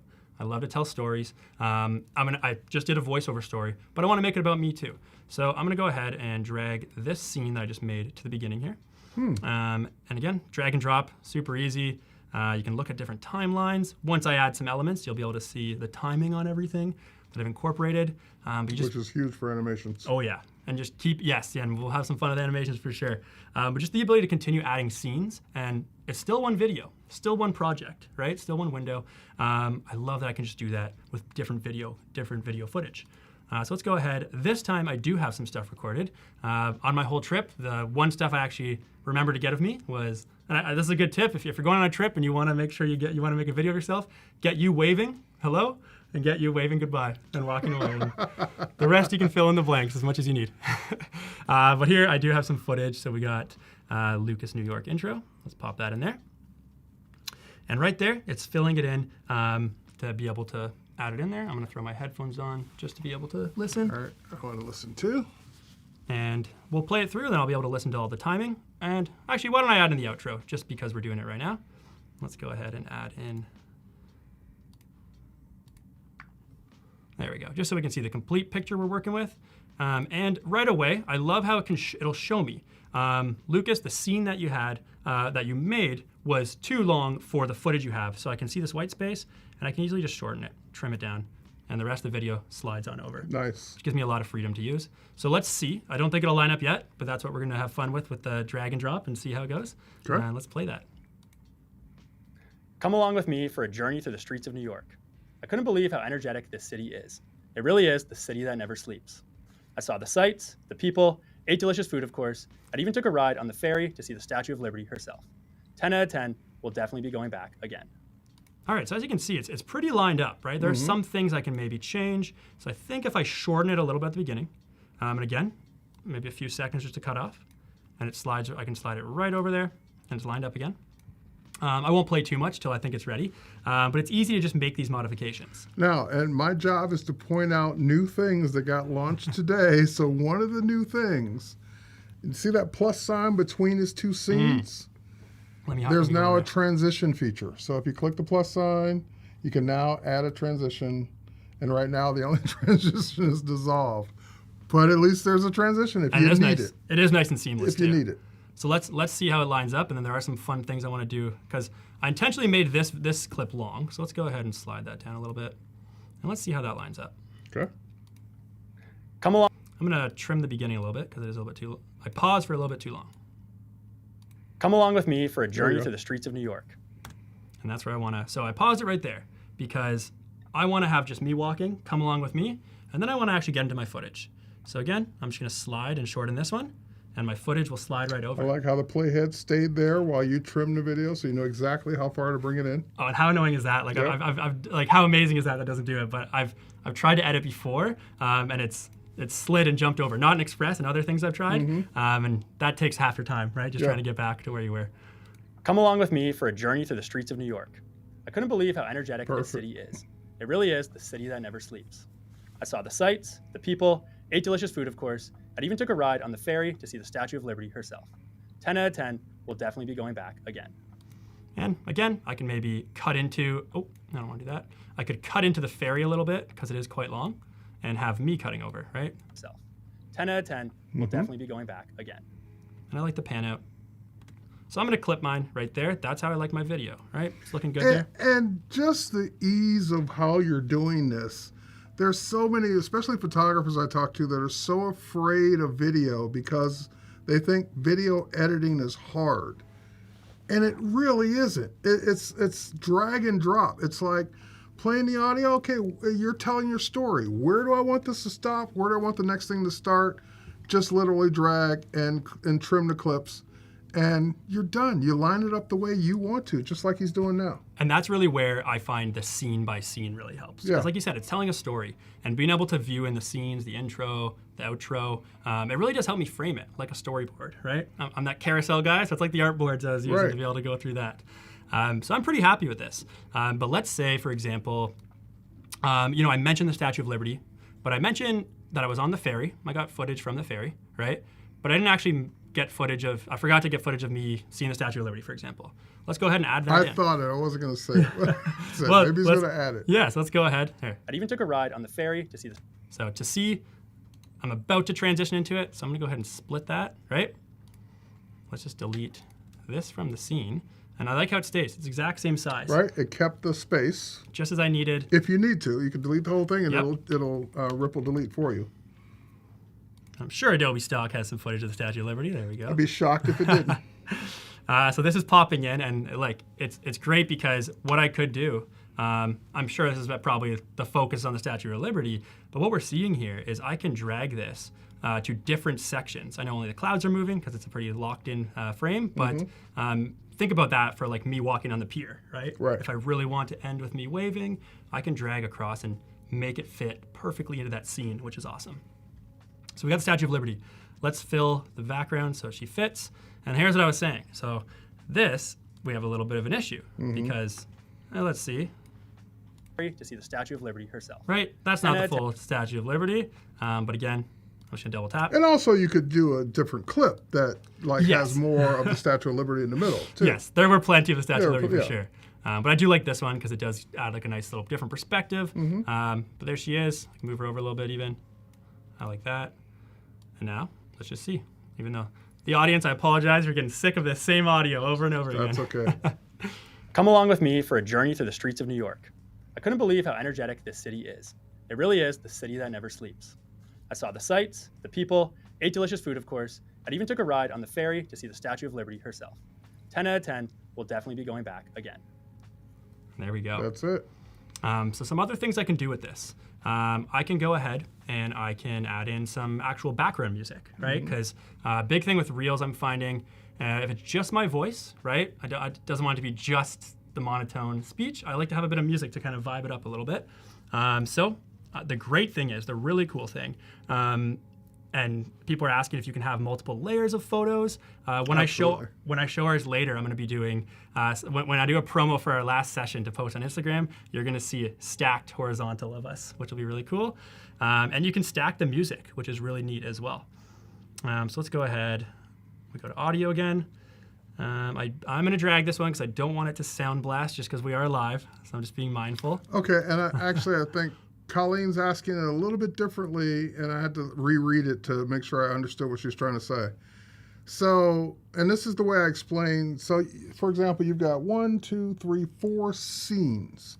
Those individual clips between with the plus signs in between. Each scene, think of it as a container. So the scene right now just has a video in it, but it could have a video with another video with another video. So like you could have 3 horizontal videos down the frame all playing simultaneously. It could be a text, it could be pictures, it could be whatever. So each scene can contain multiple things that you want. Animations, text, videos, photos, whatever you want. So say I want to do like a cool video and video effect, right? Right, Like here picture we go. in picture, yep. Come along with me for a journey through the streets of New York. I like that, and I could do that throughout the whole thing. Just, again, I like to just copy and paste, right, within the layer. And the cool thing is, here's where this drag and drop, this layer timing shows up. I'm going to click on, this is the video, right? It's not the background, it's the layer up top. And there it is right there. I can make it come in a bit later without affecting the whole scene, right? And that's what I really like. And you can actually do some really cool, people love those fun social media graphics, right? The way the editing really flies along. Come along with me for a journey through the streets of New York. There, right? I can do that pretty easily and have multiple layers, which is a lot of fun. Absolutely. And yes, she says perfect. That's what she was wondering. So yeah, you can be as simple as just video, video, video, or as complex as you want with multiple things stacked into each scene and animating in and out, and you have complete control over it. And I think Colleen just showed me my new favorite way to edit videos because I actually really like that effect of the small. Right, and you added music. I heard it the last time. I did, yes. So the music, and the really cool thing is, so there's my voiceover, right? Right. And it's happening at the same time. There's my happy family loop that I like to have to go along with it. The great thing is, because this is a voiceover, I don't want the music to overpower it, right? The background music. Clicking on that, just like how we have layers upon layers of video, we have layers upon layers of our audio, and I can really tone down. Again, I don't know if the audience can hear it perfectly just because we are live, but I can really tone it down as quiet as I want so it doesn't dominate my voiceover. And my favorite button is the mute button, because you might have a clip like of the taxi as just road noises while you're talking and you don't want to hear that. So you could actually mute the audio from that clip so that we just hear your voiceover or just hear the music. Exactly. So I'm going to play this one more time, and then I'm going to do some other fun stuff with it. And then we'll take the audio off just so we can kind of go ahead without the headphones. But I do have some other fun stuff I want to do with it. Come so along with me it. for a journey through the And streets then- of New York. I couldn't believe how energetic this city is. So we can see what we're It dealing really with is now. the city that never sleeps. But what I'm going to add Sights, in next, people, I guess. delicious food, ride on the ferry I'll wait to till the it Statue plays. of Liberty herself.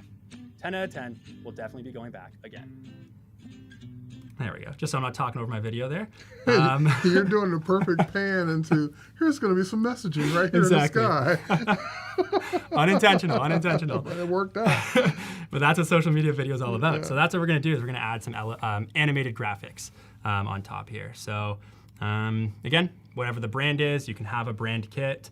I did. I mentioned earlier that my favorite thing to do with the new Express, just to really try out all these features, is every day I make up a fictional brand. And I say, what would 3 content pillars be for that fictional brand? Maybe they are very video focused. So what would a reel look like the one I just showed? What would a story be to interact with their audience? And what would just like a single 1080 by 1080 graphic for social media, the main feed, look like, right? And I like to just push myself to create. You can even see if you look in my recent files. I got a smoothie shack company, interior design, got my school teacher lessons that I do. And it really encourages me to look at all the features and to make these brand kits. So if I go to brands and libraries, it's set to our podcast from when we did our morning session. And you can see I have quite a few. So do I. So I bet. Yeah. So we're not Sunny's Smoothie Shack today. We are Wanderlust Travels. That's what we're looking at. So again, I have the brand kit loaded in here. I could load in some graphics. That's something I do have to do because you're going to see I'm going to use some graphics, and that would have made it a lot easier. And you can create some templates. So when I'm all done, I won't go through with this because this is what I'm showing, but let's say I wanted to just replicate this scene by scene by scene video structure. I can go ahead and I'll show how I did that again. So just in your stuff, right? I'm at the bottom. You can create brand templates that you can basically just create from scratch anytime you want to replicate that content. So if I were to create that, scenic walking video, right? Come along with me video. Reel. I can add notes. This is a great template for daily travel vlogs.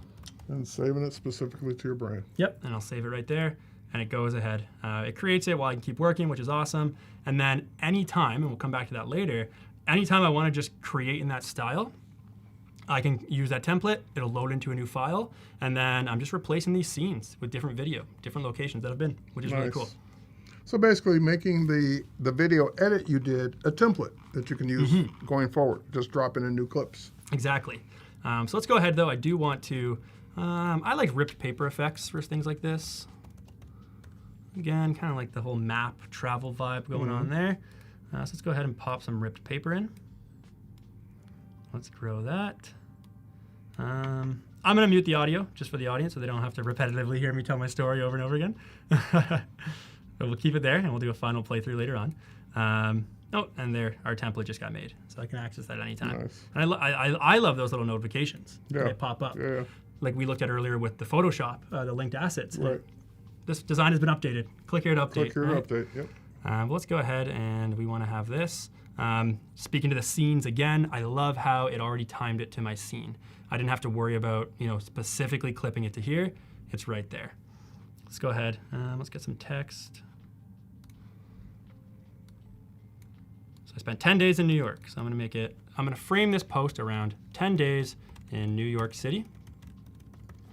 The idea of how I'd add a little bit more value to my audience is they're going to watch this. They're going to, get to know me, get to know my travels, maybe see what was interesting. And then if I were a travel vlogger, I'm going to put as my call to action, we'll add that in later, read the caption for my full itinerary. Something that they can just follow up and tune in with to learn from. Earlier we were talking about favorite features. Another one of my favorite features for those of you who are either color or font challenged. Notice after you type the text, it popped in recommended choices for how you might want that text to look. Right. So that way you don't have to think about, well, what font would look good? You just visually look at them and say, which one do you like? Click on it, and then you can riff off of that because you can say, show me the similar ones to this. I love that one too. And like with such an extensive font library, like you said, sometimes it's nice to just have the recommendation for you, right? Right. And you know what you want, choose your font. But if you don't, this is helping you. And to show how intuitive it is actually is very similar to like the ones I chose for my brand, right? Yeah, and it's also showing you it's not just showing you quick brown fox, it's showing you the actual words you typed. So you can see how they would look in that font. 10 days in New York City, there we go. One thing I've really been liking, again, it's our new feature. We're showing all the new features we like today. I know I mentioned this earlier, I like the dynamic text. So it really just makes it nice for labels, makes the sizing all on. Yeah, so this is one, to be honest, even if I didn't want to use like the ripped paper, I can add shadows, I can add shapes, some really cool ones, like tons of background options. And these are, you can alter the size, right? You can go ahead, so that's gonna frame around the text. You can click on them to actually really just alter them. And there are some great ways I can change the fill color, right? I can go ahead and make it way bigger. I can kind of blend a little bit, which is really cool. So I've been liking those options as well. I am gonna remove it because not for this one, I won't be using it. So again, we'll try it out a different day, but let's go ahead and take that one off. But let's go ahead and animate these by grouping them together. So my idea is I want this to kind of slide across the screen. Many people, I don't know about you, but I personally don't watch a whole lot of social media video with my sound on these days unless I have my headphones. If my AirPods are in, I'll use it, but I like to this is a very voiceover heavy video. I like to have this visual hook of just telling the audience the subject. So even if they're not watching it right away, they don't have their headphones in or they're not listening with sound. It's funny, one of our evangelists, I think it was Kelsey, said that basically she's big on TikTok, and she was basically saying that if you don't hook them in the first 3 seconds, not minute, 3 seconds, they're gone. They're scrolling past you. These are fast times we live in, eh? And I see it as a teacher. Attention spans are dropping, right? Are gone. Mine too. But what I just did is, so again, it's even, I like this too. So I'm having it tumble, right? Let me go ahead and show that. Pop that in there. Nice. And I applied the tumble just so we can show people how I did that. I grouped the two. You can have them separate, but I like to group them so the animation applies to both of them. And then what I did from there, you click on animation and apply, and apply the one that you would like. So I've been liking tumble. I think I heard Paul say earlier he's a fan of tumble as well. There was one, like I think we used Bungee earlier. But there was one that used to be there. I don't know if it's still there. Oh, it could be a looping one. Could be a loop. Could be. Wiggle's nice. Bob. That's what it was. Bob, yes. Bob. Go with the flow. Go with the flow, right? Bob was the fun one. And I love these. The looping ones are actually my favorite. Yeah. I think that was the first feature I said that was my favorite when you asked me earlier, was the loop. Yeah. So these are my intro, outro ones. Let's go ahead. I like the tumble. And the really cool thing is it shows me where it's going to be and where it's coming in from. That's nice. I could change the direction if I really wanted to. I do want it coming in from the left. I can change the rotation angle. I can slow down or speed up how long it's tumbling in, taking its time, slow bounce, slow gravity, and... all within the first 3 seconds. Yeah, exactly. Yeah. So whatever I can have, pop that in there. I could also, if I wanted to, I probably won't go through this, but just show what I could do. I could pop that logo in there that I created, right? Go ahead. So Colleen's wanting to jump ahead and ask a question about exporting. And basically she's asking, are the export options optimized for TikTok and Instagram and so forth and so on? That's one of our biggest struggles with Instagram right now, is optimization for artists on Instagram. So 2 things. It's not so much the export. Yes, the export will optimize it for the video you created. But more importantly, it's what you did up front by saying, this is going to be an Instagram Reel, this is going to be an Instagram Story, this is going to be a whatever. when you designed your starting page or template, because that's automatically optimizing it for the right size and everything. So when you do the export, it's just taking into account what you built for that size. And with the resize feature, even on a video when he's done, he can hit resize for Instagram, TikTok, YouTube, horizontal, vertical, and it will make all the different pages of this edited video for all those different sizes. And a big thing we've been talking about today too is like, social media has a lot of overlaps, right? They all have to. Oh, yeah. But every platform and every content has its own nuances, right? So like you said, there will definitely be some slight things I need to alter to make it optimized for TikTok, to make it optimized for a story, and that's where the resize really does shine. Just to show people too, if we were to download, I can go up to 4K, which is awesome, right? So I can have a lot of options to really just make sure I'm downloading it as optimized as I need for the platform requirements that they allow. Right. Let's pop that in there. 10 days in New York City, and then I could put like an airplane bobbing across the screen, some fun stuff. I'm gonna save that for my stories in a second because I'm gonna move on to that and show how I would preview this in a story. But let's go to the outro because I think the beginning and end, right? Like you said, the beginning, super crucial to hook them in those first 3 seconds. Yep. It's nice and fitting that it's 2.9 seconds, that intro. Right on the money. But the outro is when you want to actually put in your call to action, right? So someone came along for this journey, they liked your content, they watched it once, maybe they watched it twice ideally, it's a short form video. Now get them to take action. Maybe you want them to follow you, right? Maybe you want them to share the video.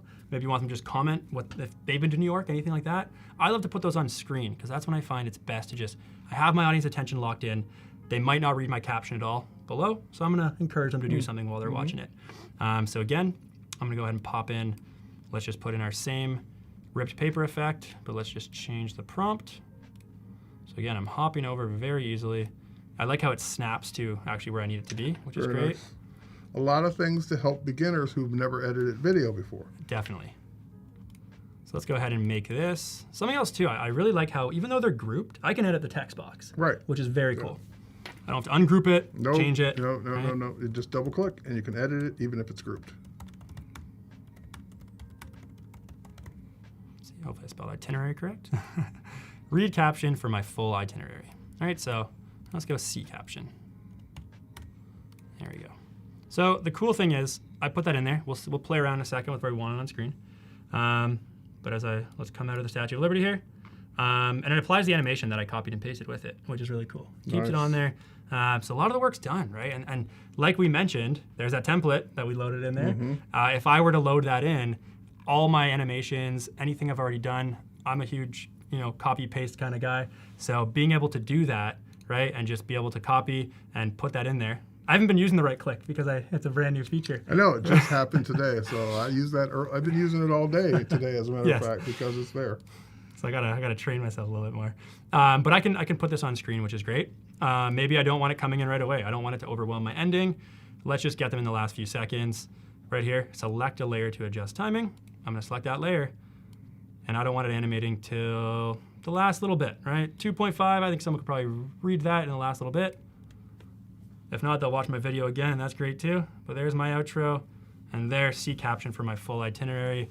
Let's finish. I would move it up to the sky. Okay, nice. Yeah. And then have it come in as it pans to the sky. So as you pan over, right. No. No, a little bit more. A little bit more, right there. Okay, so a little bit later. So let's look at, and again, I love how I can, see, what did we say around right there. There. Yep, So let's trim it down. That's when I would have it pop in, because it looks like you're purposely panning up for where there will be a message. For something to be, yes. And I could put like a logo or something there. But let's see. Perfect. Yeah, I like that. That's great. And let's say, for example, I was worried that my audience can't read that fast enough, right? The cool thing is, going ahead with my animations that I have. There we go. Let me make sure I haven't selected. There we go. I could make it faster, right? So let's make it a little bit quicker just so my audience is actually going to see it. And that should be the duration on the tumble, not on how long it's on, which is cool. So there, it's on way faster, and they can really see it, which is cool.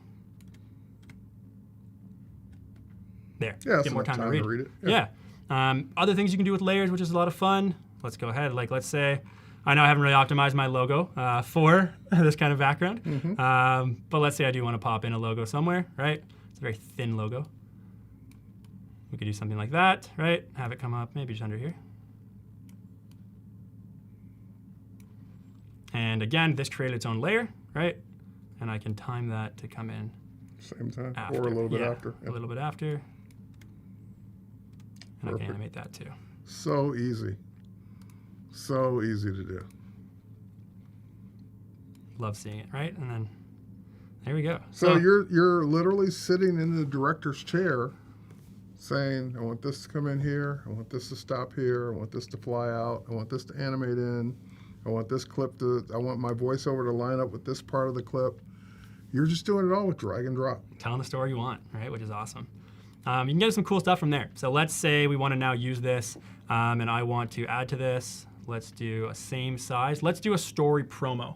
I like to, when I have a new post I'm excited about, maybe my audience has seen me sharing clips or sneak peeks from my New York trip on my story, but they want to see the full video or the full vlog. I could do a story to kind of promo it and say it's on the way, it's coming soon. Nice. So that could be done super easy to do. Let's go ahead. Added a page. Yep, added a page. I had options. I could do a custom size, right? I could do same size. If I was working, with another reel and I wanted to maybe change it around and try something new without drastically changing it and having to go back, right? I could resize, right? Go ahead, go from there. For what I just said, I could duplicate and have the same one. But if I were also working with a reel that I wanted to turn into, like you said, a square, right? For the main feed on Instagram, a TikTok video, YouTube video, I can go ahead and change those, right? And I can duplicate and resize so I don't lose this, or I could just outright resize. That's the best part, the duplicate and resize. And again, we're really liking the different project windows we can look at here today. But let's make a story. So I'm gonna go ahead. Let's go to templates. And it senses that I'm on Instagram Reels, which is really cool. Nice. And a lot of the Instagram Reel ones work for stories as well, I find. So I'm gonna type in travel. And you know what? Los Angeles is not New York City, but I like the look of this one. But you can see I like how you didn't limit yourself based on the content in the template. It's more about the design. And that's been a big topic of ours today too, I think, right? Stop thinking that you can't use it because it says Los Angeles. You're not going to Greece, that's Change okay. it to New York, right? You like it, use it. And that's the one, by the way, that one was animating 3 pictures. So that's what you kind of asked about, like 3 pictures coming in on the same video. Yep, pop it in there. Stacked together. But I like this one. Let's go ahead, add as a page, could add as a new project. But no, it says Los Angeles. You can't use it. And I'm gonna, again, because these are scenes, I don't have to alter the whole video. I can just take this out, right? Maybe I don't wanna have that kind of scene. I want it to be quicker and to the point, but I like the animations.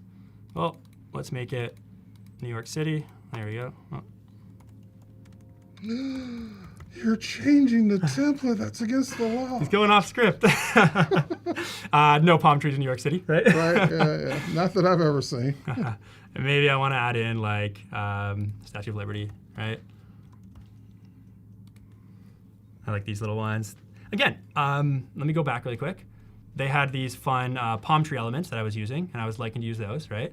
Pop those up, that I was using. But I can just put the Statue of Liberty in, right? And go ahead from there. Oh, there it is, sorry. My timing was off. So there it is, I popped it back in. So I'm gonna go with that similar graphic because I liked how the template had that cartoony graphic to go with it. But let's do the Statue of Liberty. Pop her in there. What? You've changed it. It's no longer a palm tree. It's East Coast now? And here's where we like to wiggle. Let's wiggle a little bit, right? You can do an intensity to that wiggle if you want. How you can do the speed, which is a lot of fun. But also going back with the kind of how we can have video. Let me go back because I do want to take this scene. I'm going to show people. I'm not going to show them the footage, but I'm going to show it's me. This is a Lucas post, right? Here's the one I'm not using anymore. And there's my story. So I'm going to delete this. But I liked how they had it a little bit, it wasn't perfectly blended to the background, right? So I liked how they had it there. Or I could use the layer tools, or I could use my layer tools here, because I'm still using my menu. But I liked how they had that, right? Let me take out some elements here. There we go. Oh no, I wanted that. Let's pop our video back a bit. There we go. So we got it popping up. There we go. Travel to New York City. Look at that. Just that easily. Just Right, taking and- that template and swapping out the stuff you need to make it New York centric. Something very cool too. When I used it in this clip, it was 2.9 seconds long, but the video is longer, right? The video is there's more to it, so it allowed me to do that, which was really neat. It put it in as 2.9 because I copied and pasted it, but I still have that full access to that video, which is really cool. So non-destructive editing. You're not, when you trim a video, you're not destroying the parts trimmed. It's still there. You can always untrim. So let's go ahead and see that. Travel to New York City. Let's go ahead and, those can almost pass as New York City, but let's go ahead and pop in my outro footage now. Because again, I'm not giving away the full footage, I'm just giving away a little sneak peek. All right, there's one thing bugging me. See if we can change it. Go back to where it says New York. Nope. All the way to the left. Your ripped paper. Oh, is my rip paper on there? No. On the other one that had the ripped paper. Oh, you want to use the same rip paper? No. Go back to it. It's one Okay. thing bugging me about it. Go back to the ripped paper all the way at the beginning there. Put New York on one line. Oh, fair, okay. New York. It's just been bugging me. Canadian here, everybody. I tried to let it go, but I just couldn't let it go. There we go. I All like right, that. thank I like you, that. I thank like you, that. thank you. The cool thing with dynamic text too, I know I'm liking the dynamic text. I'll show it off a little bit more. But the really cool thing is, like, if I tell it I want it to, even that to worked, manipulate and but modify, it'll do it for me, which is really neat. But having New York, that was like, so there we go. I had a little twitch going on, a little bug there. Oh, this has probably been playing music, so I actually apologize. It's been blasting music in people's ears. Oops. Yeah, no one complained in Yeah, the chat. that's okay. So let's go ahead and we want to make that similar. We're not downtown LA, but I'm going to go ahead and DTLA. New post coming soon. So I do want to advertise it, let them know what's coming on the way.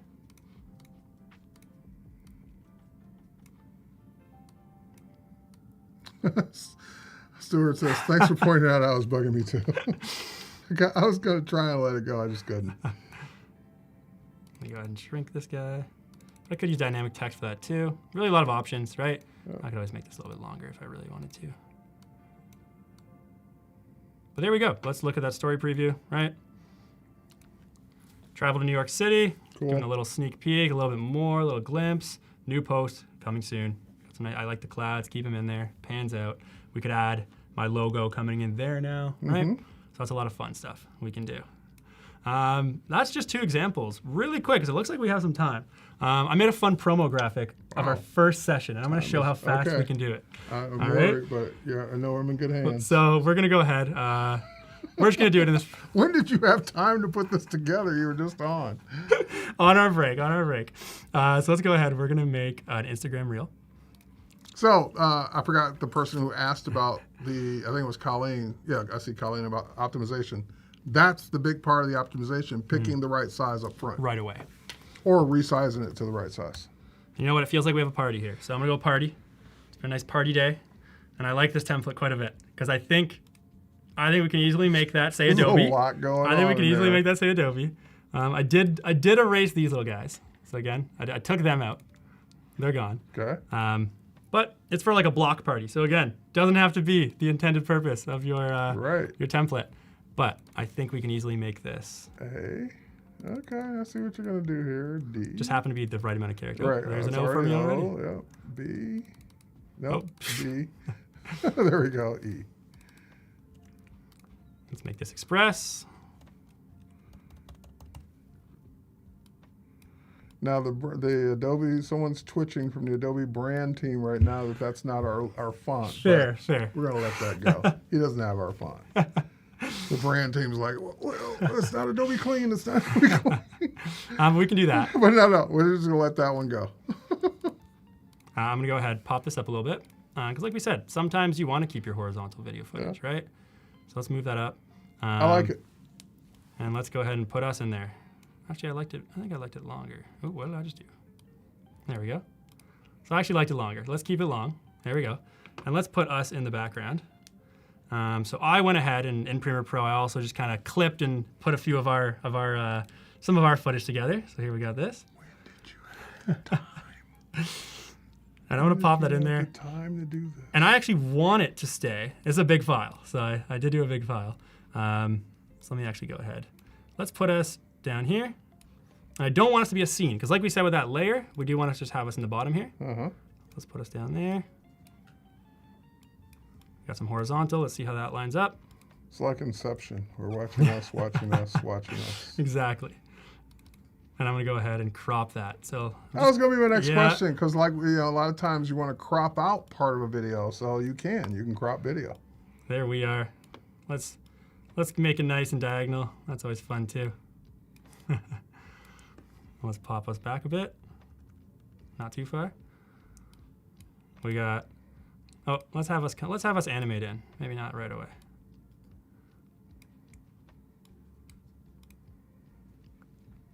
Okay, we came in a little too early. I want us after Express. And I could click on Express and see its timing, so it's right around there. And we're right around there too. Let's animate us in. So this is what's really cool. And I'm really glad we had that question from the chat about how you can apply these videos as layers. Yeah. Right? Because it is a lot of fun as well. So let's have us, let's pop in. There we go. We got Adobe Express. There we are.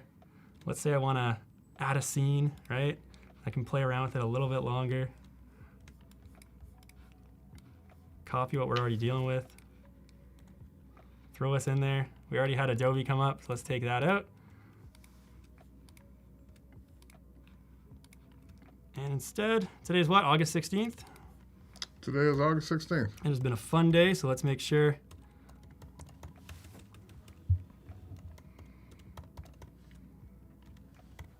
Let's dynamic text that.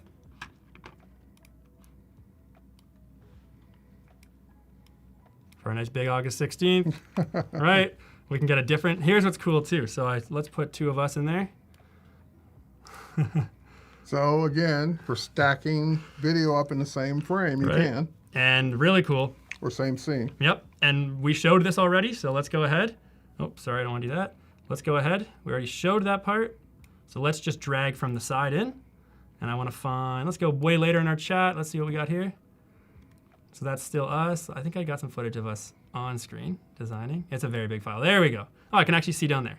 So now I got some footage of us designing, right? Some things we did just for a change of pace. Let's go ahead and drag this one way over too. And this is what's super cool, right? Like I'm able to just, it's staying in frame, it's locked in, the layer's not changing. But just like you're doing, like in Premiere Pro, this would be like slip and slide. And the fact that you're just doing that without having to know any specific tools to do this in Express is just really cool. So here we go. Adobe Express, there we pop in, play us out a little bit, and then, oh, I had that too early. Let me put those in way earlier. There we go.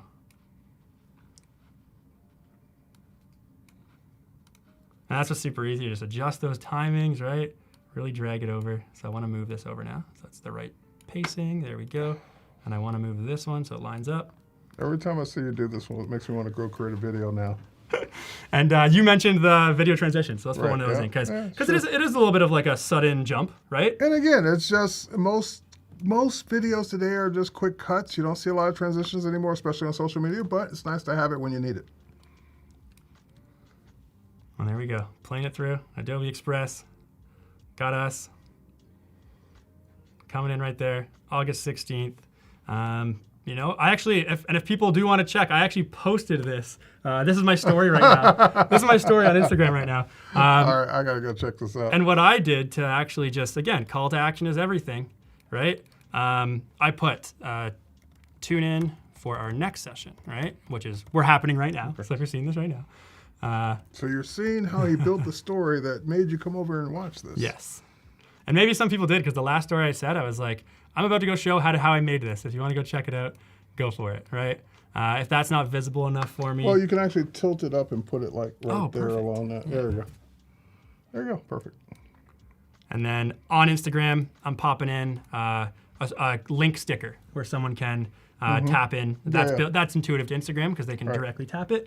But that's where. I wish that were on more platforms. Oh, that would be amazing. But there it is right there. So someone can automatically just see what we're doing, Let's make sure. Because I copied and pasted my August 16th text, they come in at the same time, which is really cool, right? Tune in for the next session. So, a question from Cody Bear's asking, or she's a moderator asking a question from YouTube is, how big are the animated files in Express? I don't know that we can see the size. Like if anything, so I downloaded this and airdropped it to myself, and it took a millisecond. Yeah. Like, it was no time at all. I know, but the end result is what you export. But like, if the question is how big is it in Express, I don't know that we even can see that, because they're all internal to Express. What is cool is I can have multiple animations all in the same scene happening, right? Yep. Yeah, and like if we just even look at these Adobe letters, again, not on brand, sorry, but they're popping in, they're separate animations, which is really cool, right? Yeah, that's nice. And remember, for anybody, how I got this. And it's nice that you didn't have to create that from scratch. You just went and found a template, right? And then change the letters. I can make it all. I can make it all red, right? Yeah. Like, I could do a lot too. And how I found that, if you just go to templates generally, you can see all the different topics. Popular is really great too, I find, to see what's trending. But I did this for video, Instagram Reel, and it specifically searched. I typed in party. There's party again, and specifically searched it. Right there. So you too can have this block party template right now and change the letters to whatever you want it to say. My goal after showing this is for this block party template to now show up on the popular templates after all the different things that we've shown here. I got a quick thing while we're on the subject of video that's a new feature I want to point out because I think it's huge. I made an Instagram reel about this during our break. So we can pop over to me. It's just 2 seconds. So I have this video, and I just grabbed this stock video from the free area that he just showed you where to get content from. So when I play this video back, you see this, kind of woman with fashion and bags walking along a sidewalk with a background. But I want this on my template without the background. Now, we've shown many times how you can take a photo, click remove background, removes the background for you. You can now do this with video. So I've already processed it, so it happened instantly, but now this is walking without the background. This blows me away because I don't know of any easy way to do this, even in our Pro Tools, to remove the background from a video. But for social media content, this is huge. All right, back to you. Yeah, well, and the cool thing is I could have even just used that for the post that we did. I think we used it in the same window, right? Oh no, we made a new project. The post that we made, I'm thinking I could have had a GIF of me walking, like a video of me walking, like a little clip, right? Like you were walking on that boardwalk. Yeah, you could remove the background of that boardwalk. I could have that easily, and it's just me walking. It would be right here. It would just be you walking if you hit remove background. Now, but it takes a while to process. So this is the other thing I was telling people. That's why this one was already cooked that I showed. When you say remove background from a photo, well, that's just one frame. It has to remove the background, done. But when it's a video, they're 30 frames per second. It has to remove the background out of all 30 frames. And it's done it. There it is. If I want to get this guy out of here, there we go. But it's really cool that it even picked up on that person in the background, right? It does show. Like, it knows what is a person. Yep. What should probably be the subject and what should be in it. But there we go. And yours didn't take that long at all. No, not at all. There we go. So I could always crop it too. That just freaks me out. If I really didn't want that guy in it, I'm cropping him out, right? Yeah. Which is really neat. And then there we go.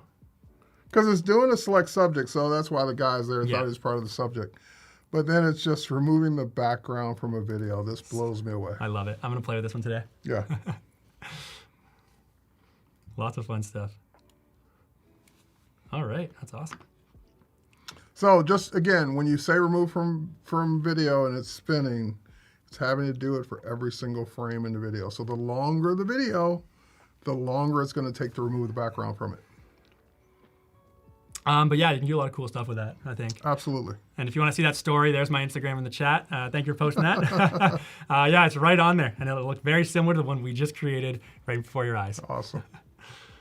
All right, folks. Wow, we're already out of time. That was it. I'm like, okay, what's next? Yeah, I know. Let's pull out some new projects, yeah. That is it. We're out of time already, and that hour flew by, and I got one more hour in me. So stay tuned. 5 more minutes from now, we're going to come back, and we're going to do some more. But thanks, Lucas. You've been inspiring. You make me. I always like video, but you make me want to go play with video now even more in Express. Awesome. Thanks, Terry. Thanks, So Adobe thanks. Live. All right. Thanks, guys. Catch you on the next one. Go follow him. Follow me.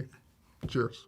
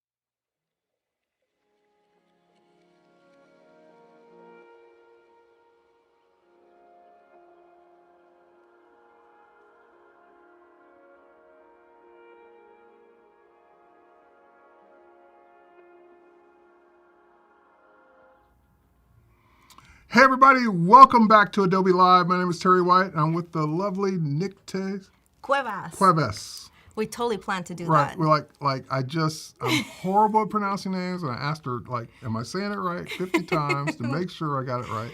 I practice Nicte Cuevas. Yes.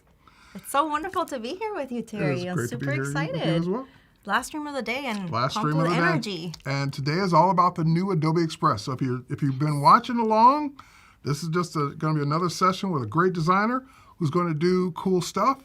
And if you are watching for the first time, go back and watch some of the other ones too, because we did a lot of cool things all day today with the new Express. So express.adobe.com came out today with a whole new rebuild, lots of new features.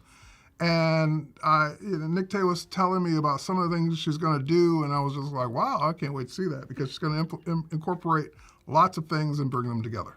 Yes. So without further ado, ready?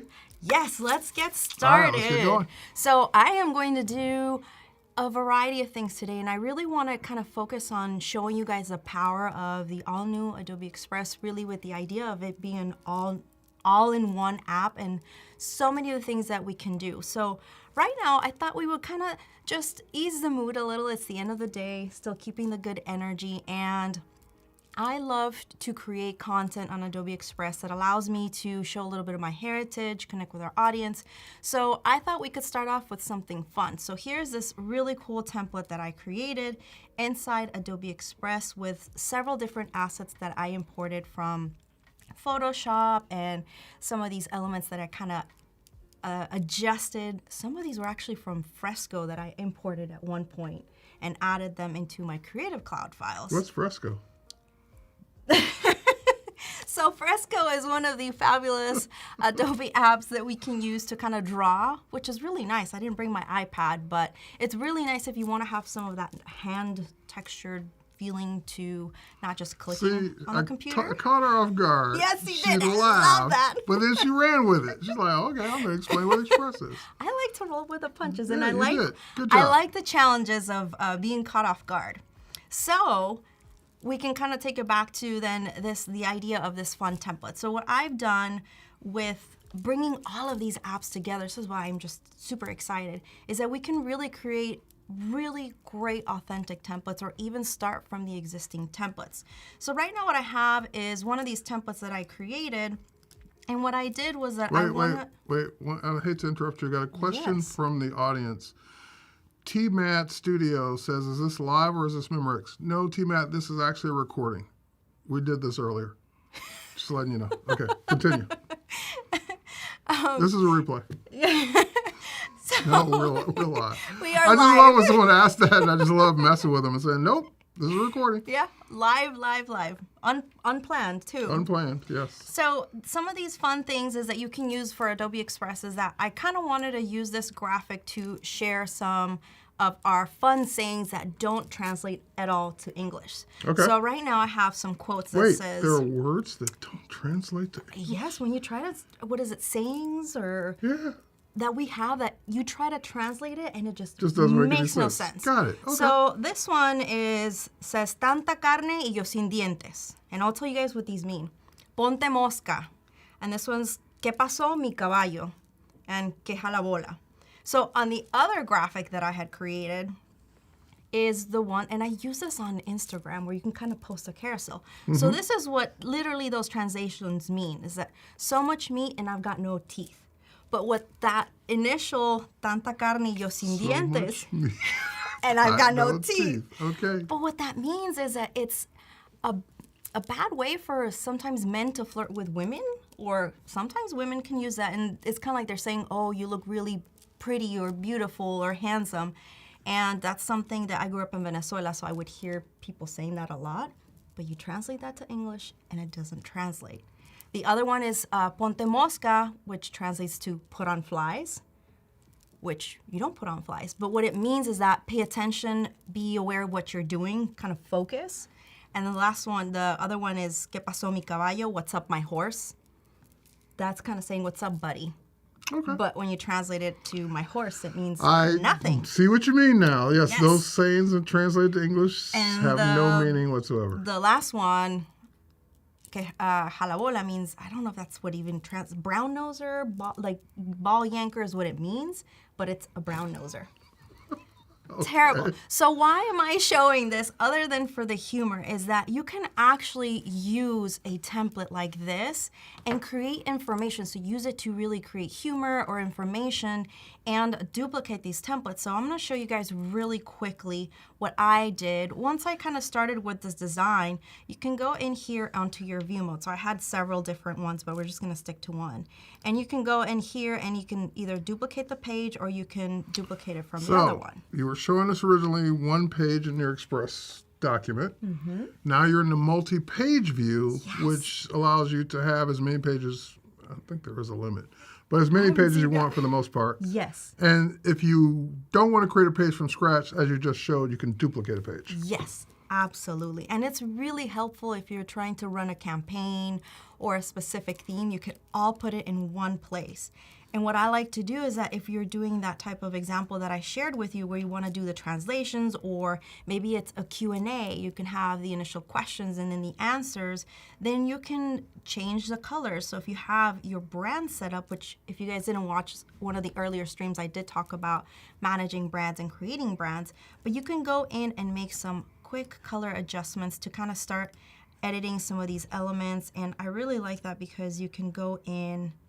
And I love the way that the new panel is organized too versus how it was before. It kind of lets us really focus our intent and our design capabilities with this. So right now I'm just kind of going in and selecting some of these other elements, making sure that I am using colors that are gonna work for what I While have you're here. picking a color, I've got a question for you in the chat. Absolutely. Viviana, hopefully I said your name correctly. Viviana says, these are funny. Can we use your templates? If you guys want this template, yes, just message me and I will get the template for you so that you can use it. I will share that. I love that. Thank you, Viviana. Yes. And I know she is, and I know she knows these sayings too. Okay. So yeah. this is an inside thing. But The rest of us are because just she like knows, left out. she knows these sayings. So Got she's it. Colombian, so Okay. so she knows some of these sayings too, and it's very. It's common, especially the Ponte Mosca. It's very common, and we actually talk a lot about that. So this is what I love about when you have a template, and I know I kind of started off the cuff with a template without showing you guys how to get to that point, but we will go to that. This is what I like about when you start with something, even if you just use some of the templates inside Adobe Express and rebuild from that, you can really use this to personalize it. And you don't have to necessarily recreate the wheel or change everything around. And so what I want to do in here is I'm going to go change the color because legibility and accessibility are important. Can we talk about one of these fun add-ons? Absolutely. So wait, gotta back up because a lot of people are new to Express. What do you mean by add-on? I love that question. Okay. So I personally love add-ons. And to find add-ons, you're going to go to the very far left on the bottom. You see that nice little icon that says add-ons. And I know you guys have been adding new add-ons every so often. They just magically appear. Sounds fair. Yes. But these are a whole different type of add-ons that you can kind of scroll through. You can connect Dropbox. You can do some of these I haven't even explored. Space Fill, Vision Board, these are all really great. So these are essentially what they mean, an add-on feature that you can add inside Adobe Express. So here are some of the ones that I really like. Media Grab, it can grab assets from your own website. So I can click on that and you can give it a website. So I can say my own website. How do I know how to spell, I promise. And it's going to grab images from that site that you're using. So if you use this, make sure that you're not infringing any copyrights, but it's really helpful if you're trying to pull something from your own website. You can start pulling some of these, and these are my images. You see some of these elements that I can click and it'll start to add. It'll give you that nice prompt to remind you that you make sure, but see, since I had that as a transparent file, I'm pulling this from my site. And what was the name of that one again? This is Media Grab. So I think it's when you click on the add-ons, you'll see Discover, and then you'll click and it'll add it. The I'm other adding one, it right now. it's really, really, really good. Okay, so the other one that I wanted to really bring to attention, because I just mentioned accessibility, color blindness checker, my favorite one. I think that should be on all Adobe apps. This is just me thinking, because what I love about this is that when you are designing anything inside Adobe Express, you can preview what it would look like it'll kind of simulate different color blindness. So you can kind of see here as I'm sliding this image from left to right, you can see what this person with I cannot say that in English, but there's different blindness simulators that you can select from, and you'll be able to see how your designs would be perceived for that person. So this is a really powerful way for you to check your contrast and accessibility with your designs, instead of having to go and manually input the numbers or manually input the content, especially if you're working with textures like I am. This is super powerful and super helpful. So I highly recommend you guys check that out. You can kind of see here some of it might get a little harder to read with that pink and the black type, but these are things to consider and really leverage as you are designing inside Adobe Express. So I can go in and modify some of these elements. What is really nice about Adobe Express is that it's super intuitive. So I can click on any element and it'll show up some recommendations as far as fonts or typography, and I can also just double click to add my own text.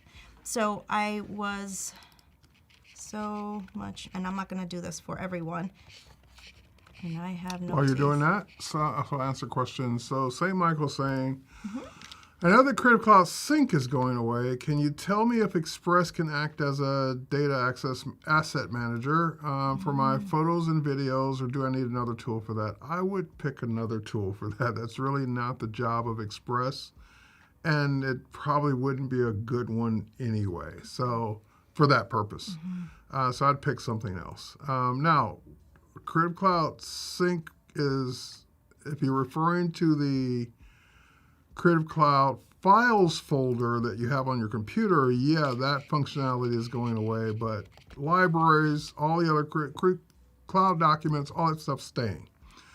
So it's just the file folders, to my understanding, part of the feature that's going away. And I would probably say that it's probably going away because there are very few people that were actually using it for a lot of different reasons. But that's just my speculation.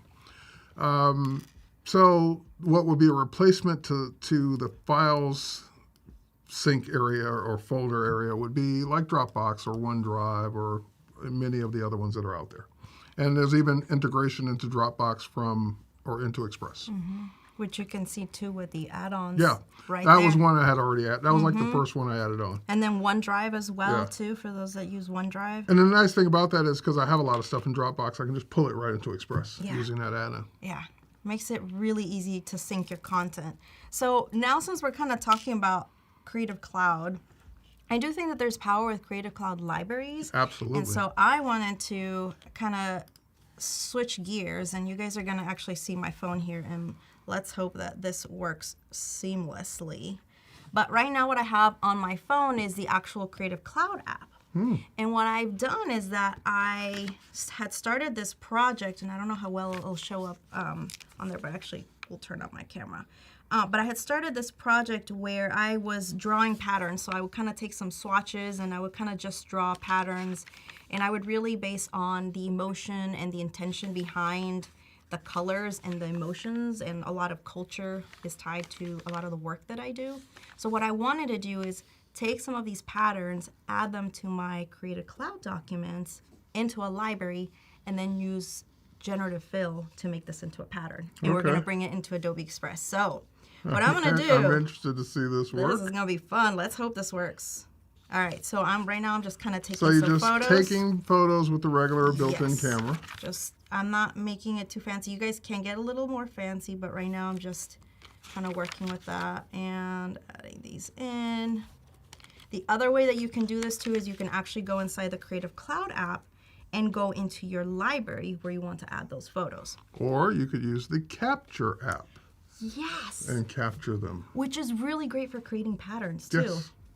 There's so many possibilities. Right. So Capture is a free app on the App Store or Google Play Store, and it can kind of do what she's doing in terms of the workflow. Yes. But I'm so glad you mentioned that. So right now I'm under libraries, and I'm going to go onto this library that I created from an earlier stream. It's called Campaña Zapote, and it's for this made-up brand that I created. And I'm just going to go to the plus icon on the bottom, and here's where you can take a photo. So I can actually go in and take the photo from the app. I'll try to not get too many shadows, and just use photo, and it's going to add that photo. But I can also upload the photos. So this is really helpful because I know from the question earlier too, how you can manage some of your photos and images. If you're going to use them for certain elements that need to be in Adobe Express, you could put them into a library, but I would say be very intentional because I have a lot of libraries with a lot of stuff, and if you're not organized, things can get really confusing.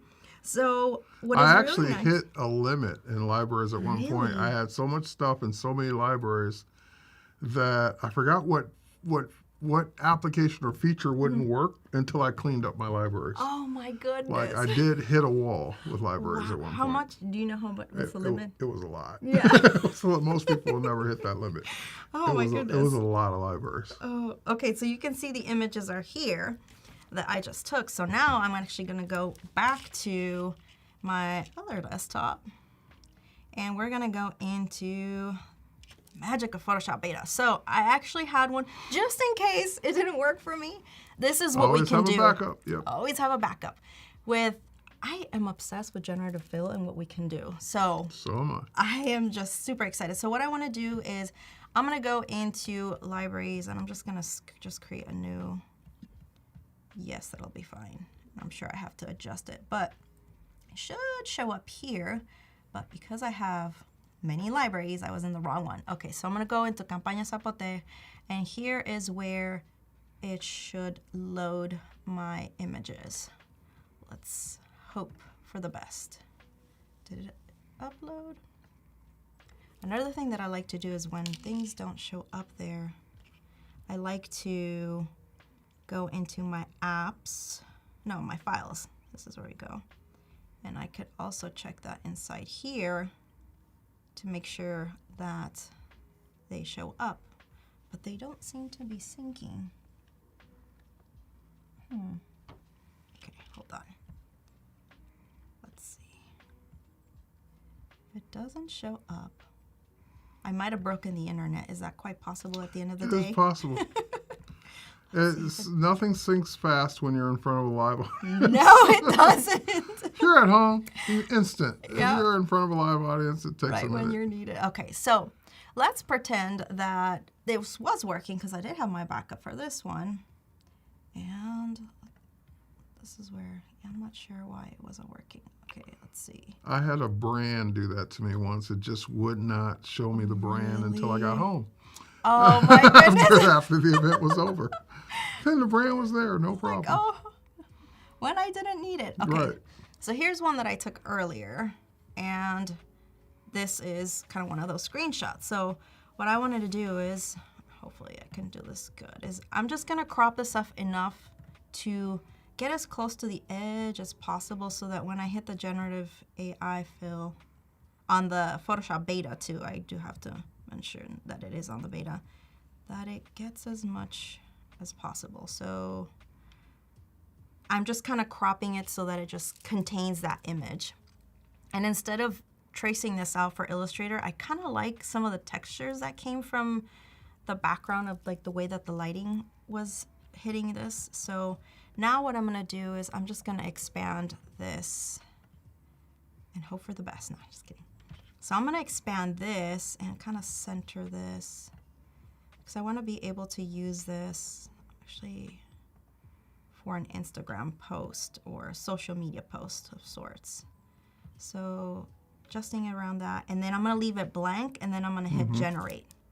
And then it's gonna work its magic, and hopefully it works really well. That's and this is using, for those of you who are new, not only, that looks nice, the Photoshop beta, but also the new feature in the beta, which is Generative Expand on the crop tool. So she outcropped, and at the very top there was a choice, Generative Expand, And if you don't type in a prompt, it just expands your existing document. This is, I kind of like it. But it wasn't quite the intent that I had. So this kind of with generative fill, I think you have to kind of play with it quite a bit. Well, sometimes I have to generate 3 or 4 times before I get exactly Before what it does, yeah.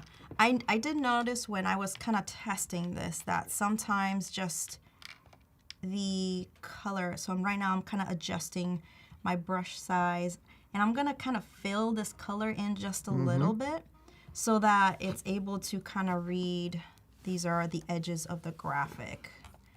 Brushing the brush tool, and you can also, I don't know if this does make a difference, Terry, I don't know if you've noticed this, but if you adjust like the lighting on it, if it's like really dark, does it make the generation or when you do the Generative Expand or the AI, does it affect how the image comes out? Yeah, it can, because if it's dark around the edges, it thinks you want to continue that darkness into the expanded area.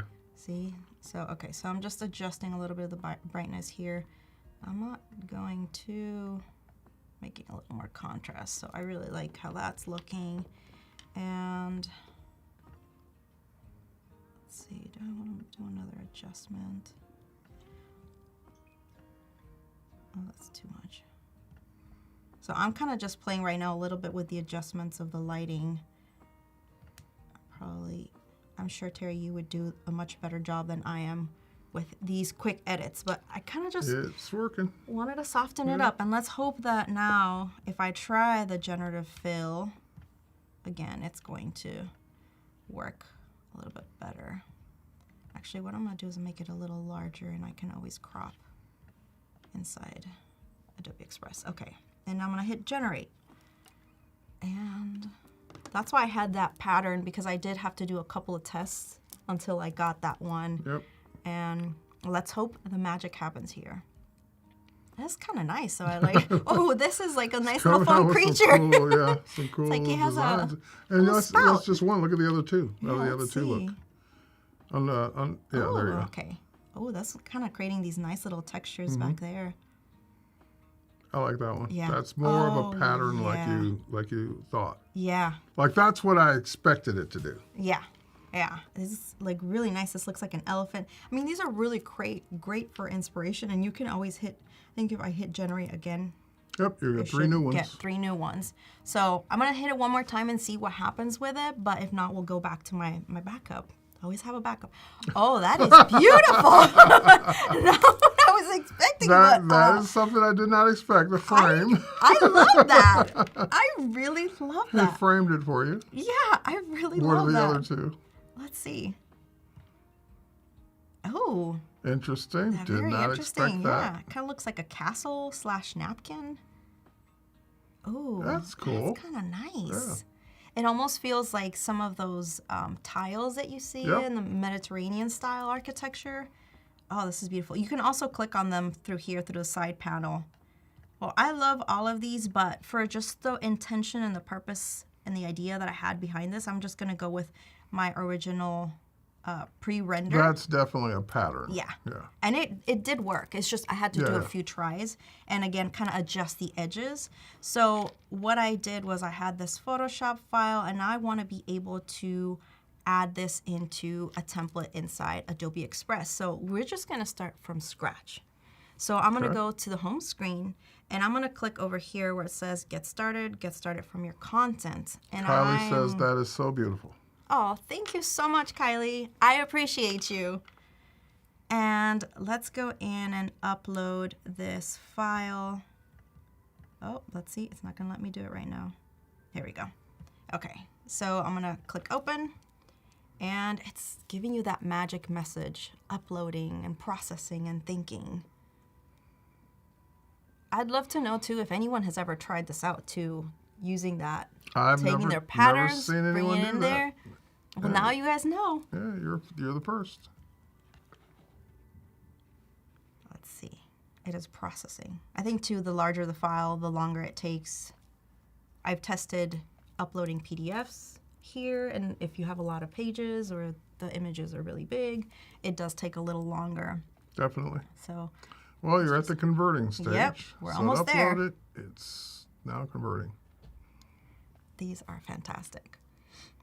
I love how the graphics interchange throughout. And Donna says, I just got here and I'm so inspired already. Well, that's so wonderful to hear, Donna. Thank you.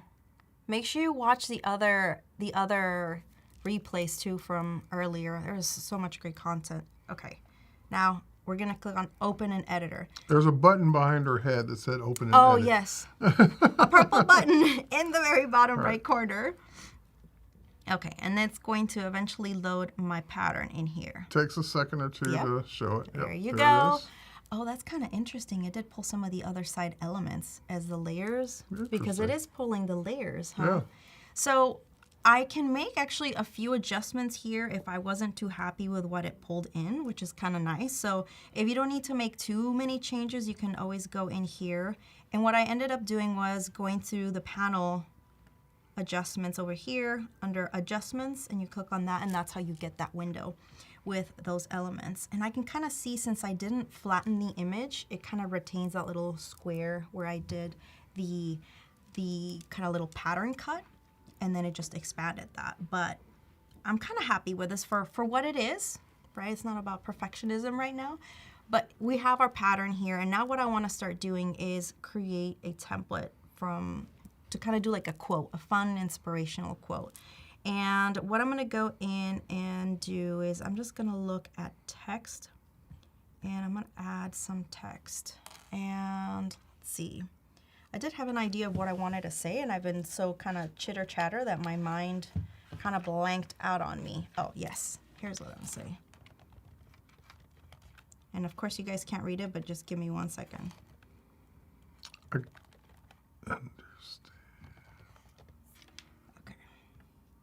So what I want to do is I just added the text here, and I'm going to add because you cannot read this whatsoever, I'm going to add some elements, and I'm going to go into the shapes panel. And there's all these really great shapes that you can select from. I'm going to go with, let's actually go with this square.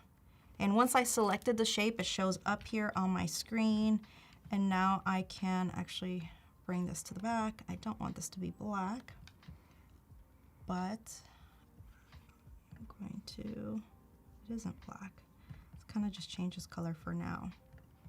This is the beauty of working in the moment and seeing all of these elements. I'm going to go into my tab with all the amazing fonts that we get to use. I'm going to use the brand font, which is Quellion. I love that typeface. But right now, I noticed that. And that font is from your brand, just to be clear. Yes, from my own brand, which you can now upload your licensed fonts. You have to make sure that you have the license to upload them and to use them. And so this is inside my brand within the font. So I do want to make sure I resize this for, let's see, where is that? Well, I'm just going to use Instagram Square Point size. And it'll resize it for me, and that's where I can kind of go in and resize some of these elements. Oh, that's interesting. I do see how it separated that generative fill. Interesting. Yeah, because I think it's bringing in the layers. You could group those together if need be. Actually, it didn't import it as a linked No, I mean, file. you could select them and group them now. Yeah, no, I had them. I think I had them. Nope. All right, let's group them for now. And now I'm just gonna make this a little larger. That would make sense. Okay. And I can start going in to make this a little larger. Make this white because that's not working for me. But these are just like really great ideas that you can start kind of testing with the patterns. I do think that when I look at this, it's a little dark for my taste. I want it to be a little more vibrant. But this is how you can kind of start using. And unidos and juntos means together and united, we can thrive. I like to add a little bit of my Spanish into this. And I'm gonna go into. So King Smog's asking, I use Adobe Express every day, great app. I'm assuming this is available with the premium subscription. When you say this, what do you mean? Oh, that's a great question. I don't know what you mean by this. Which this are you referring to? Essentially, all I've used is part of it. Well, it could be the brand. Oh, that could be, yes. Yeah. So just clarify what you mean by this.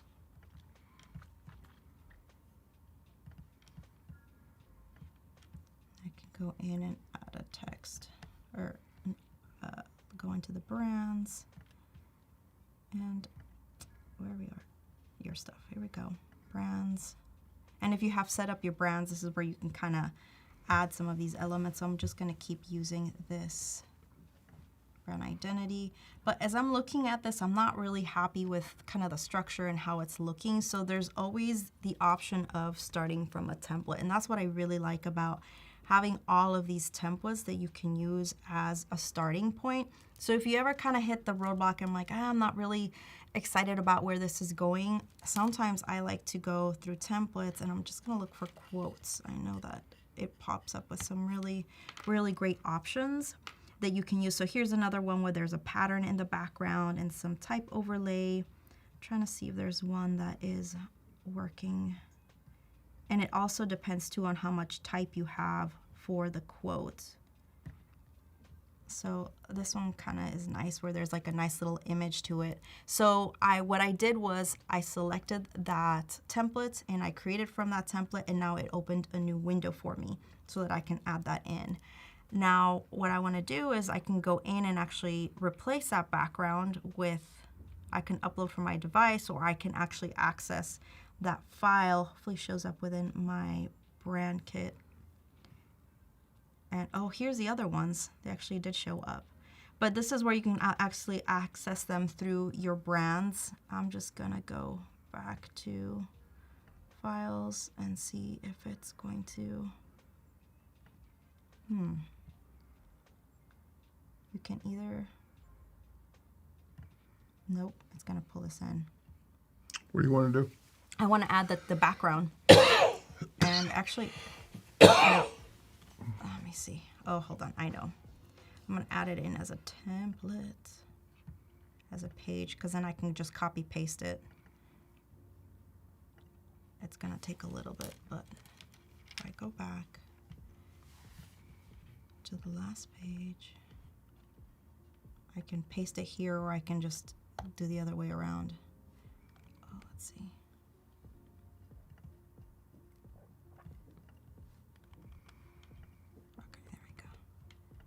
Now I'm going to just resize it because that's not, I'm just gonna hit Instagram post, resize. Did you know too, if you select several, you can actually resize for several different in one go? I know, so we talked about it all day, my favorite feature. So exciting. Oops, what did I just do? Okay. I'm gonna bring this to the back, I'm gonna delete this. So this is kind of the intent that I had with creating some of these patterns, is you can start bringing them in. I still feel it's a little too dark for what I want, but... Well, you can adjust it, right? You can click on it and hit adjust. And go back and adjust. So let's go back in here. Oops. I'm going click happy. I don't know why I'm not using my mouse here. So the only one thing that I did notice is because it pulled them in separately, from my layers, they're not taking in the same edits as I've been adjusting for the little center, right, yep. But the other way is I can just copy whatever I've been adding into these, and also because I think you placed that as a Photoshop file, it should maintain a link. So if you go back to Photoshop and adjust it, so it should also update. Okay. Okay, let's go back and try that out. I'm just gonna flatten this. All right, let's flatten image. And I'm still gonna make a little couple adjustments, just make it a little brighter. Okay, let's see how this looks. Hoping it works. Let's see, will it work on this one? Because I think this one's the one that I added Copied and pasted, yeah.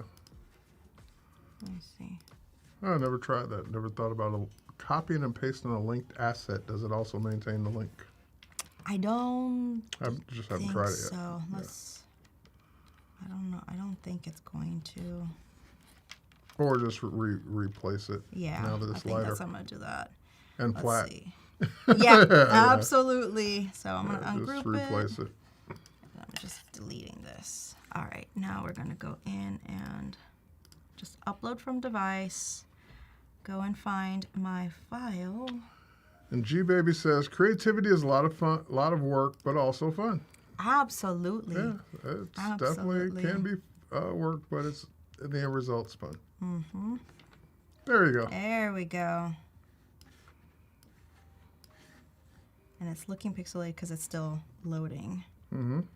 But once it's in there, you can kind of start to see how this is starting to Now, really if you kind of come set together. that as the page background, Yes. then you'll be able to resize, and it will maintain that across the multiple sizes.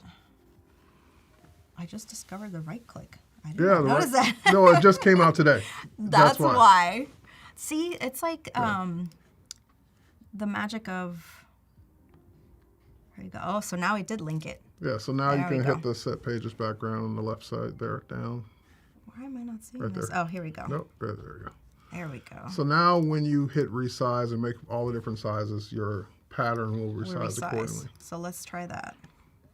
Let's do an Instagram story, resize. See? Nice. Yeah. Nice. Nice. This is awesome. And okay, perfect. So this is kind of like one of the things that I really loved about what you can do. You can kind of get really creative with some of these elements, and you can personalize it. You know, I think that it's really nice when you start to share a little bit of your quotes and inspirations for creativity and the process in design. I think that that is always really helpful to include that in there. So you can go in and personalize these. You can change your image, add your face. No, that's part of the template. You have to use her photo from now on. You cannot change it to your own photo. So this is what I look like from now on. From now and now on, my name is that's James. your new headshot. Yep, that's it. That's it. But this is, you know, this is really great because you can actually, when you're hitting that creative block, I think that this is really a great way to really build in some inspiration and energize us and inspire us to create. So let's do this. Nose. Oop, if I can spell. And then I can go in and make this larger. I have noticed that sometimes if you do want to make adjustments to the type, you do have to have it selected.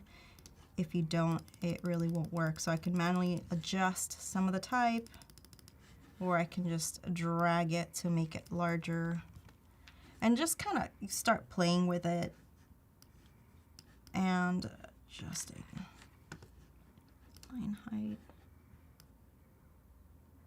I do like that we have more capabilities with the letter spacing and line spacing, so it's almost like I don't want to ever make so much tracking so close on the type, but it's really nice to be able to have that, because if you do have a font or a typeface that is really too far apart, you can kind of adjust that, which is really nice. So I'm going to adjust, or not adjust, you're adjusting. I'm going to answer a couple of questions I see in the chat. Perfect. So, okay, this is the interface, looks like on the laptop, desktop. Only seeing the app on the phone. Is there any way I can change the phone interface to match what you're seeing here? And the answer is no. So what we're seeing today, for those of you who are watching this and watching this later, this is the new Express that just literally launched today, Wednesday, August 16th. So completely new interface, new features along the way, video support, all kinds of cool things. Resizing, custom templates, brand kits, just a ton of new features. The mobile app that's in the App Store right now is based on the old version, and that app hasn't been updated, but it's in the works. Can't give you a date yet, but it will be updated as well to tie in to this new web version, so that it will look more like the web version you're looking at today. Donna's asking, can you summarize the process? Yes. Ooh, great question. So what I essentially did was I had some patterns that I drew on one of my sketchbooks, and then I went onto the Adobe Creative Cloud app on my phone, And I did two things. Or I took a picture just from my native camera on the phone, or you can also take a picture within the Creative Cloud app. And I added that image to a library that I had already created so that when I came to the desktop, everything was synced. So after that was in the library, I opened that inside Photoshop Express beta, and I looked for that particular image under the library. I pulled it in as a new document or new artboard, and then I used the Generative Expand to expand the pattern. I did make sure I cropped it as close as possible so that when you hit Generative Expand, it just expands everything and creates some really nice variations. So we saw a lot of different variations that was created from that specific pattern. Then I saved that pattern, kept it as a Photoshop file, and we did a couple of things. We started from uploading a PSD file into Adobe Express. And the other option that we did is that I wasn't too happy with the template that I was creating from scratch. So I said, let's scratch that. We're gonna go into starting from one of the existing templates with a title and some images here that I can start working with. And then I went ahead and added the asset directly on here. And now what is really nice is that it's linked to this file. So if I do wanna make any other changes, I can click on open in Photoshop and it's gonna open the image already. So let's say if I was going to make any adjustments, any additional adjustments here, I don't know if I'm gonna maybe adjust a little bit of the color here. Let's see if I kind of want it to be a little noticeable without being scary. So let's just say, let's just kind of go this bold, scary colors. But if I hit save, what's really nice about this is that once I go back on here, and it might not show up immediately, but I'll see a little prompt that says, here we go, your linked asset, it needs to get updated, so I'm gonna click on update, and then it's gonna show the update, which looks horrendous, but this is kind of really nice about being able to work with your synced files that way so that you're not having to re-upload and change everything. And if you're using this across several artboards or several different projects, it'll automatically update for you. So this is something that I really liked being able to do, and it's kind of fun experimenting on the go. But before I go, I kind of want to go and showcase something really fun that you can do. I know Lucas was talking a lot about animations and some of the things that we can do. I love working with Illustrator a lot, so I've actually pulled, this is one of these animations that I did from inside Illustrator, and it's kind of building out on this idea of the Campaña Zapote, and this is just an Illustrator graphic that I did, and I created all these fun animations on this graphic, just making it pop in, and then it kind of has that blob animation, so it's kind of floating in the air. So it's a really great way to create content that's more engaging and really using this. So I could use something like this for quotes or elements so that it just doesn't feel so static, which for me I think is really great because I used to actually go into Adobe Rush to do some of these updates and then come back and upload, and now it's all in one place, which is really, really great. So I am super, super excited about all the things that you can do, and you can kind of see here in the timeline all of these elements that you can start updating and changing and adjusting. And of course you can go back onto your add-ons, check the color blindness checker. I love that you can do this for like anything, videos, animations, absolutely everything. So once I go back in here, I'll have to kind of go in and click on it, but it's just really, really, really great. I really love that. So there is just so much to explore, and I think that is. And speaking of new things, so yes. Between your scenes, you see the plus sign? Yes. The plus sign not only lets you add a new scene, but now you can add transitions. I love that. And currently there's one. Let's add this fun transition. Let's do that. That's it. That works. Yeah. So okay. More to come, hopefully, but right now it's dissolve. But this is just so exciting because for me, it's like I don't have to go and keep switching from app to app. You don't have to go back into a video editing app to add that. So it's all inside here, especially if you create reels or content that just needs to be kind of quick.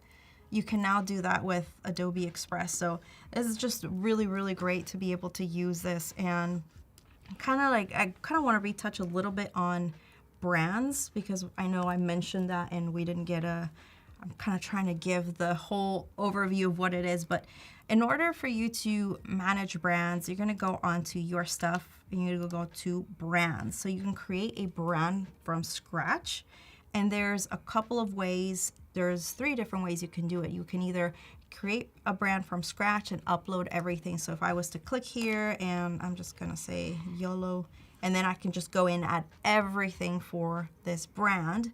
But there's other ways where you can look through your libraries and find a brand. I did this earlier for one of my own brands. So you can click on that, and then you can select use as brand, and what it's going to do is it's going to convert everything to the brand. That's another way to do that.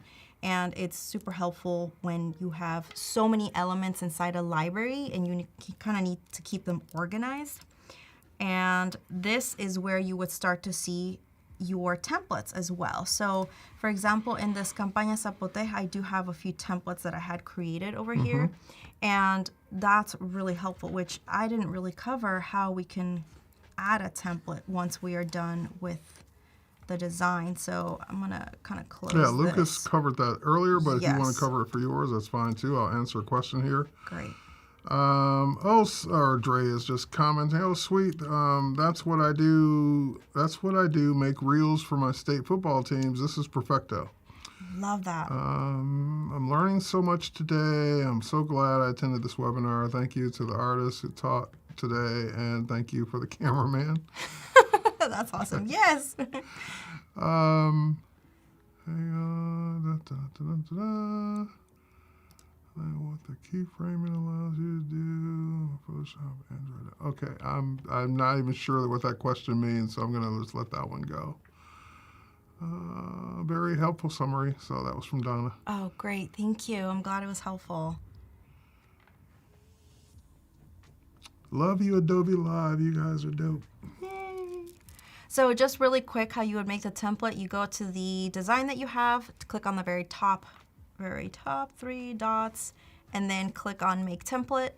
And that's where you start to name it. And what I really recommend is that you get very intentional when you add a note. This is really great if you're collaborating with others. So you want to add some text, the intention, what you want to use a graphic for, if it's for a specific campaign.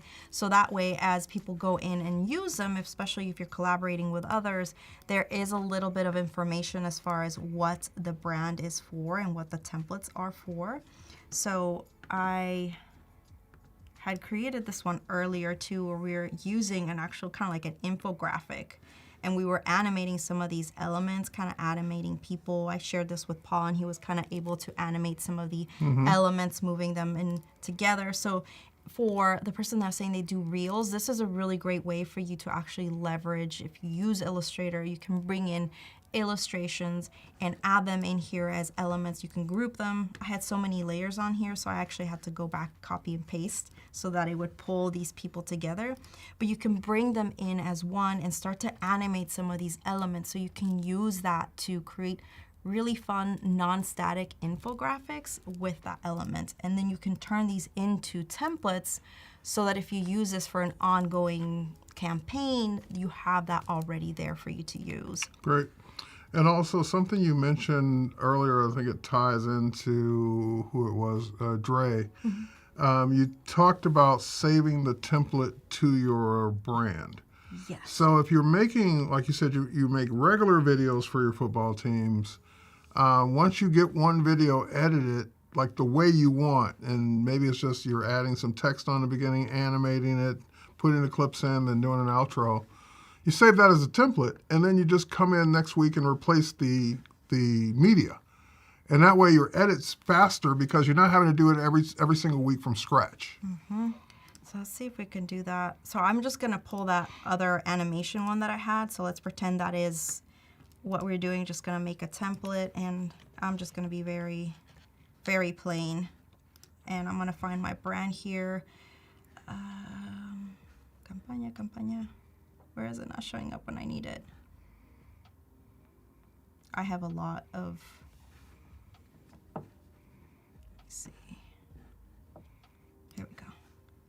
So once it's done with that, you can go into your brands and go back in here. And I do have a couple of ones. Let's hope that works. It's still creating the template in the background. So there is a little small prompt that you get here on the bottom that's telling you that it's being created. So once it's done, that'll tell you the template is ready to go, and it should show up here under your templates. Yeah, it takes a second or two. And so I'm gonna click. I'm just gonna refresh. We noticed that earlier that it took a while for his to show up as well. Yeah. Lucas's earlier. And then start new file. And then you're gonna be able, what I do like about the capability of templates is that if you are sharing this with someone else, or even if you're managing these assets and you wanna retain a certain structure with those, anything that is created from those templates won't change the original template. Now what I've done, and this is just maybe me as having a fail-safe, is I've actually created a folder inside Adobe Express that says template backups. Okay. So I'll create those as an additional, backup in case something happens to the original template. I've never had that happen, but I like doing that as a backup. And then I can go in and add some of these. And then you can kind of go in and modify things, but it's going to make it so much easier if you just need to change some of these elements and keep it easy. Once that's a template, it's just changing the content each time you need to use it, but the edit's already done. Yeah, absolutely. So it's super, super powerful, and there's just so many things that you can do. For example, that looks like a dragon. I'm not sure what that is. It's a phoenix. Phoenix. Oh, phoenix. Yeah. Okay. So just out of curiosity, just for fun. Yeah. If you now click replace. Let's see. Can we do a replace? It's linked. I think it's a linked asset. It's linked. We would need one that's not linked. Let's see. Actually, I can click on. Let's see. I go back to my timeline. I do have an image here, so I can replace. Yeah. And is that image doing anything in the? No, in the it video? just kind of shows up. Actually, I think it is a linked asset too. All these linked assets. Yeah. You're doing it the right way. But what if we? Yeah, you were saying it would. Well, yeah. Like for example, you had done an animation. You had the phoenix bouncing around, but that was an image you placed. You do a replace that image. It's going to bounce around because it's got the effect applied to it. It just doesn't apply to linked, the linked assets. Because the links are different from a standpoint of replacing. Yeah, I almost wish you could unlink it. Now, can you go back? Can you open it? Here, do this. Open or click on it and open it in the original program. I think it's just. I just uploaded it as an image. So, because it's an image asset, and I think I just did a background. Gotcha. Okay. Remove.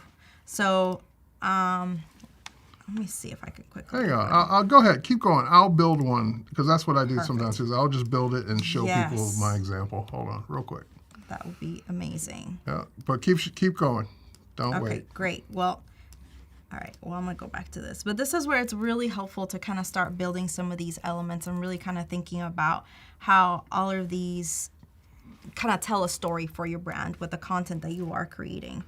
And one of the things that I really do love too is with the idea of Illustrator and how when you have a linked asset, I can go back into Illustrator and let's say I want to change the colors. Because I do have some of my libraries in there, I can actually access that, or I can just go in and manually change some of these colors in here. And this is contrast I'm not too fond of, but let's just make these quick.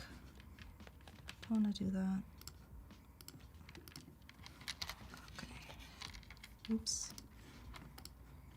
Let's just remove these for now. Okay.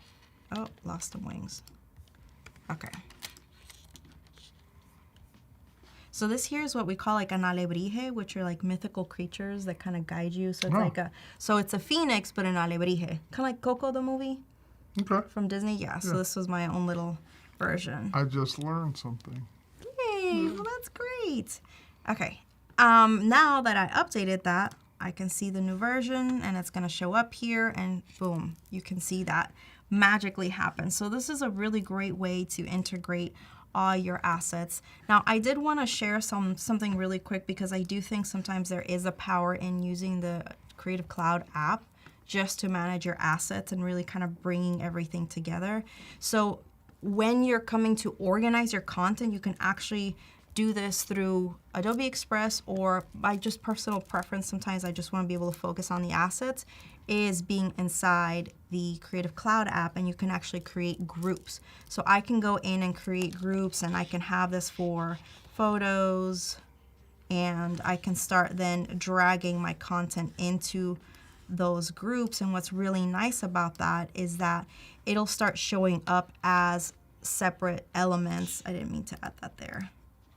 Okay, well, let's just add a new group here, icons, which will be really great. So when you're looking at the assets inside Adobe Express, you can actually see them inside those folders, which is really, really helpful. So for someone who's not too familiar with the content that you're creating or the brands, this is going to really kind of help guide them and allows you to kind of almost hand this off to others. So now that I added some of these folders inside, I'm going to go back into Adobe Express. I'm going to go back to the main brand and just look at the brands. Now it should show up here, and it's not pulling my groups. But essentially if the, oh yes, the photos, new group, here we go. So you can start seeing how you can see the folders in there. So if you have a ton of different assets inside this brand kit, you can have a lot more organization by putting that. So if you do patterns, so kind of like what we did earlier, we can pull in a pattern, really modify things, or if you end up tracing it in Illustrator, it's a really, really, really helpful tool to use. Very cool. And unfortunately, we are out of time. Okay. So can you, we got like 3 minutes. You want to do a quick recap? Yes. Just like some maybe points you want to get across? I absolutely want to encourage you guys, since we did talk about creativity and the power of creation. I think Adobe Express is super powerful to make our minds just work so much better in sync.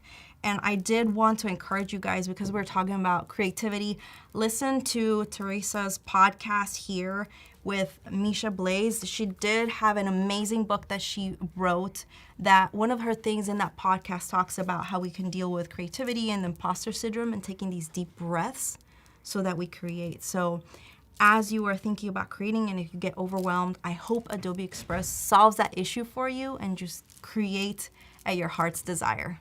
And also, I just want to say that we've enjoyed having you all day. Go check out the new Express at express.adobe.com. And if you missed anything from today, as soon as we wrap this up and everything processes, you'll be able to rewatch the whole day. So pick and choose whichever sections you want to come back and watch, and we'll catch you on the next one. Yes. It's been fun. Bye, everybody. Ciao. Have a great day. Bye.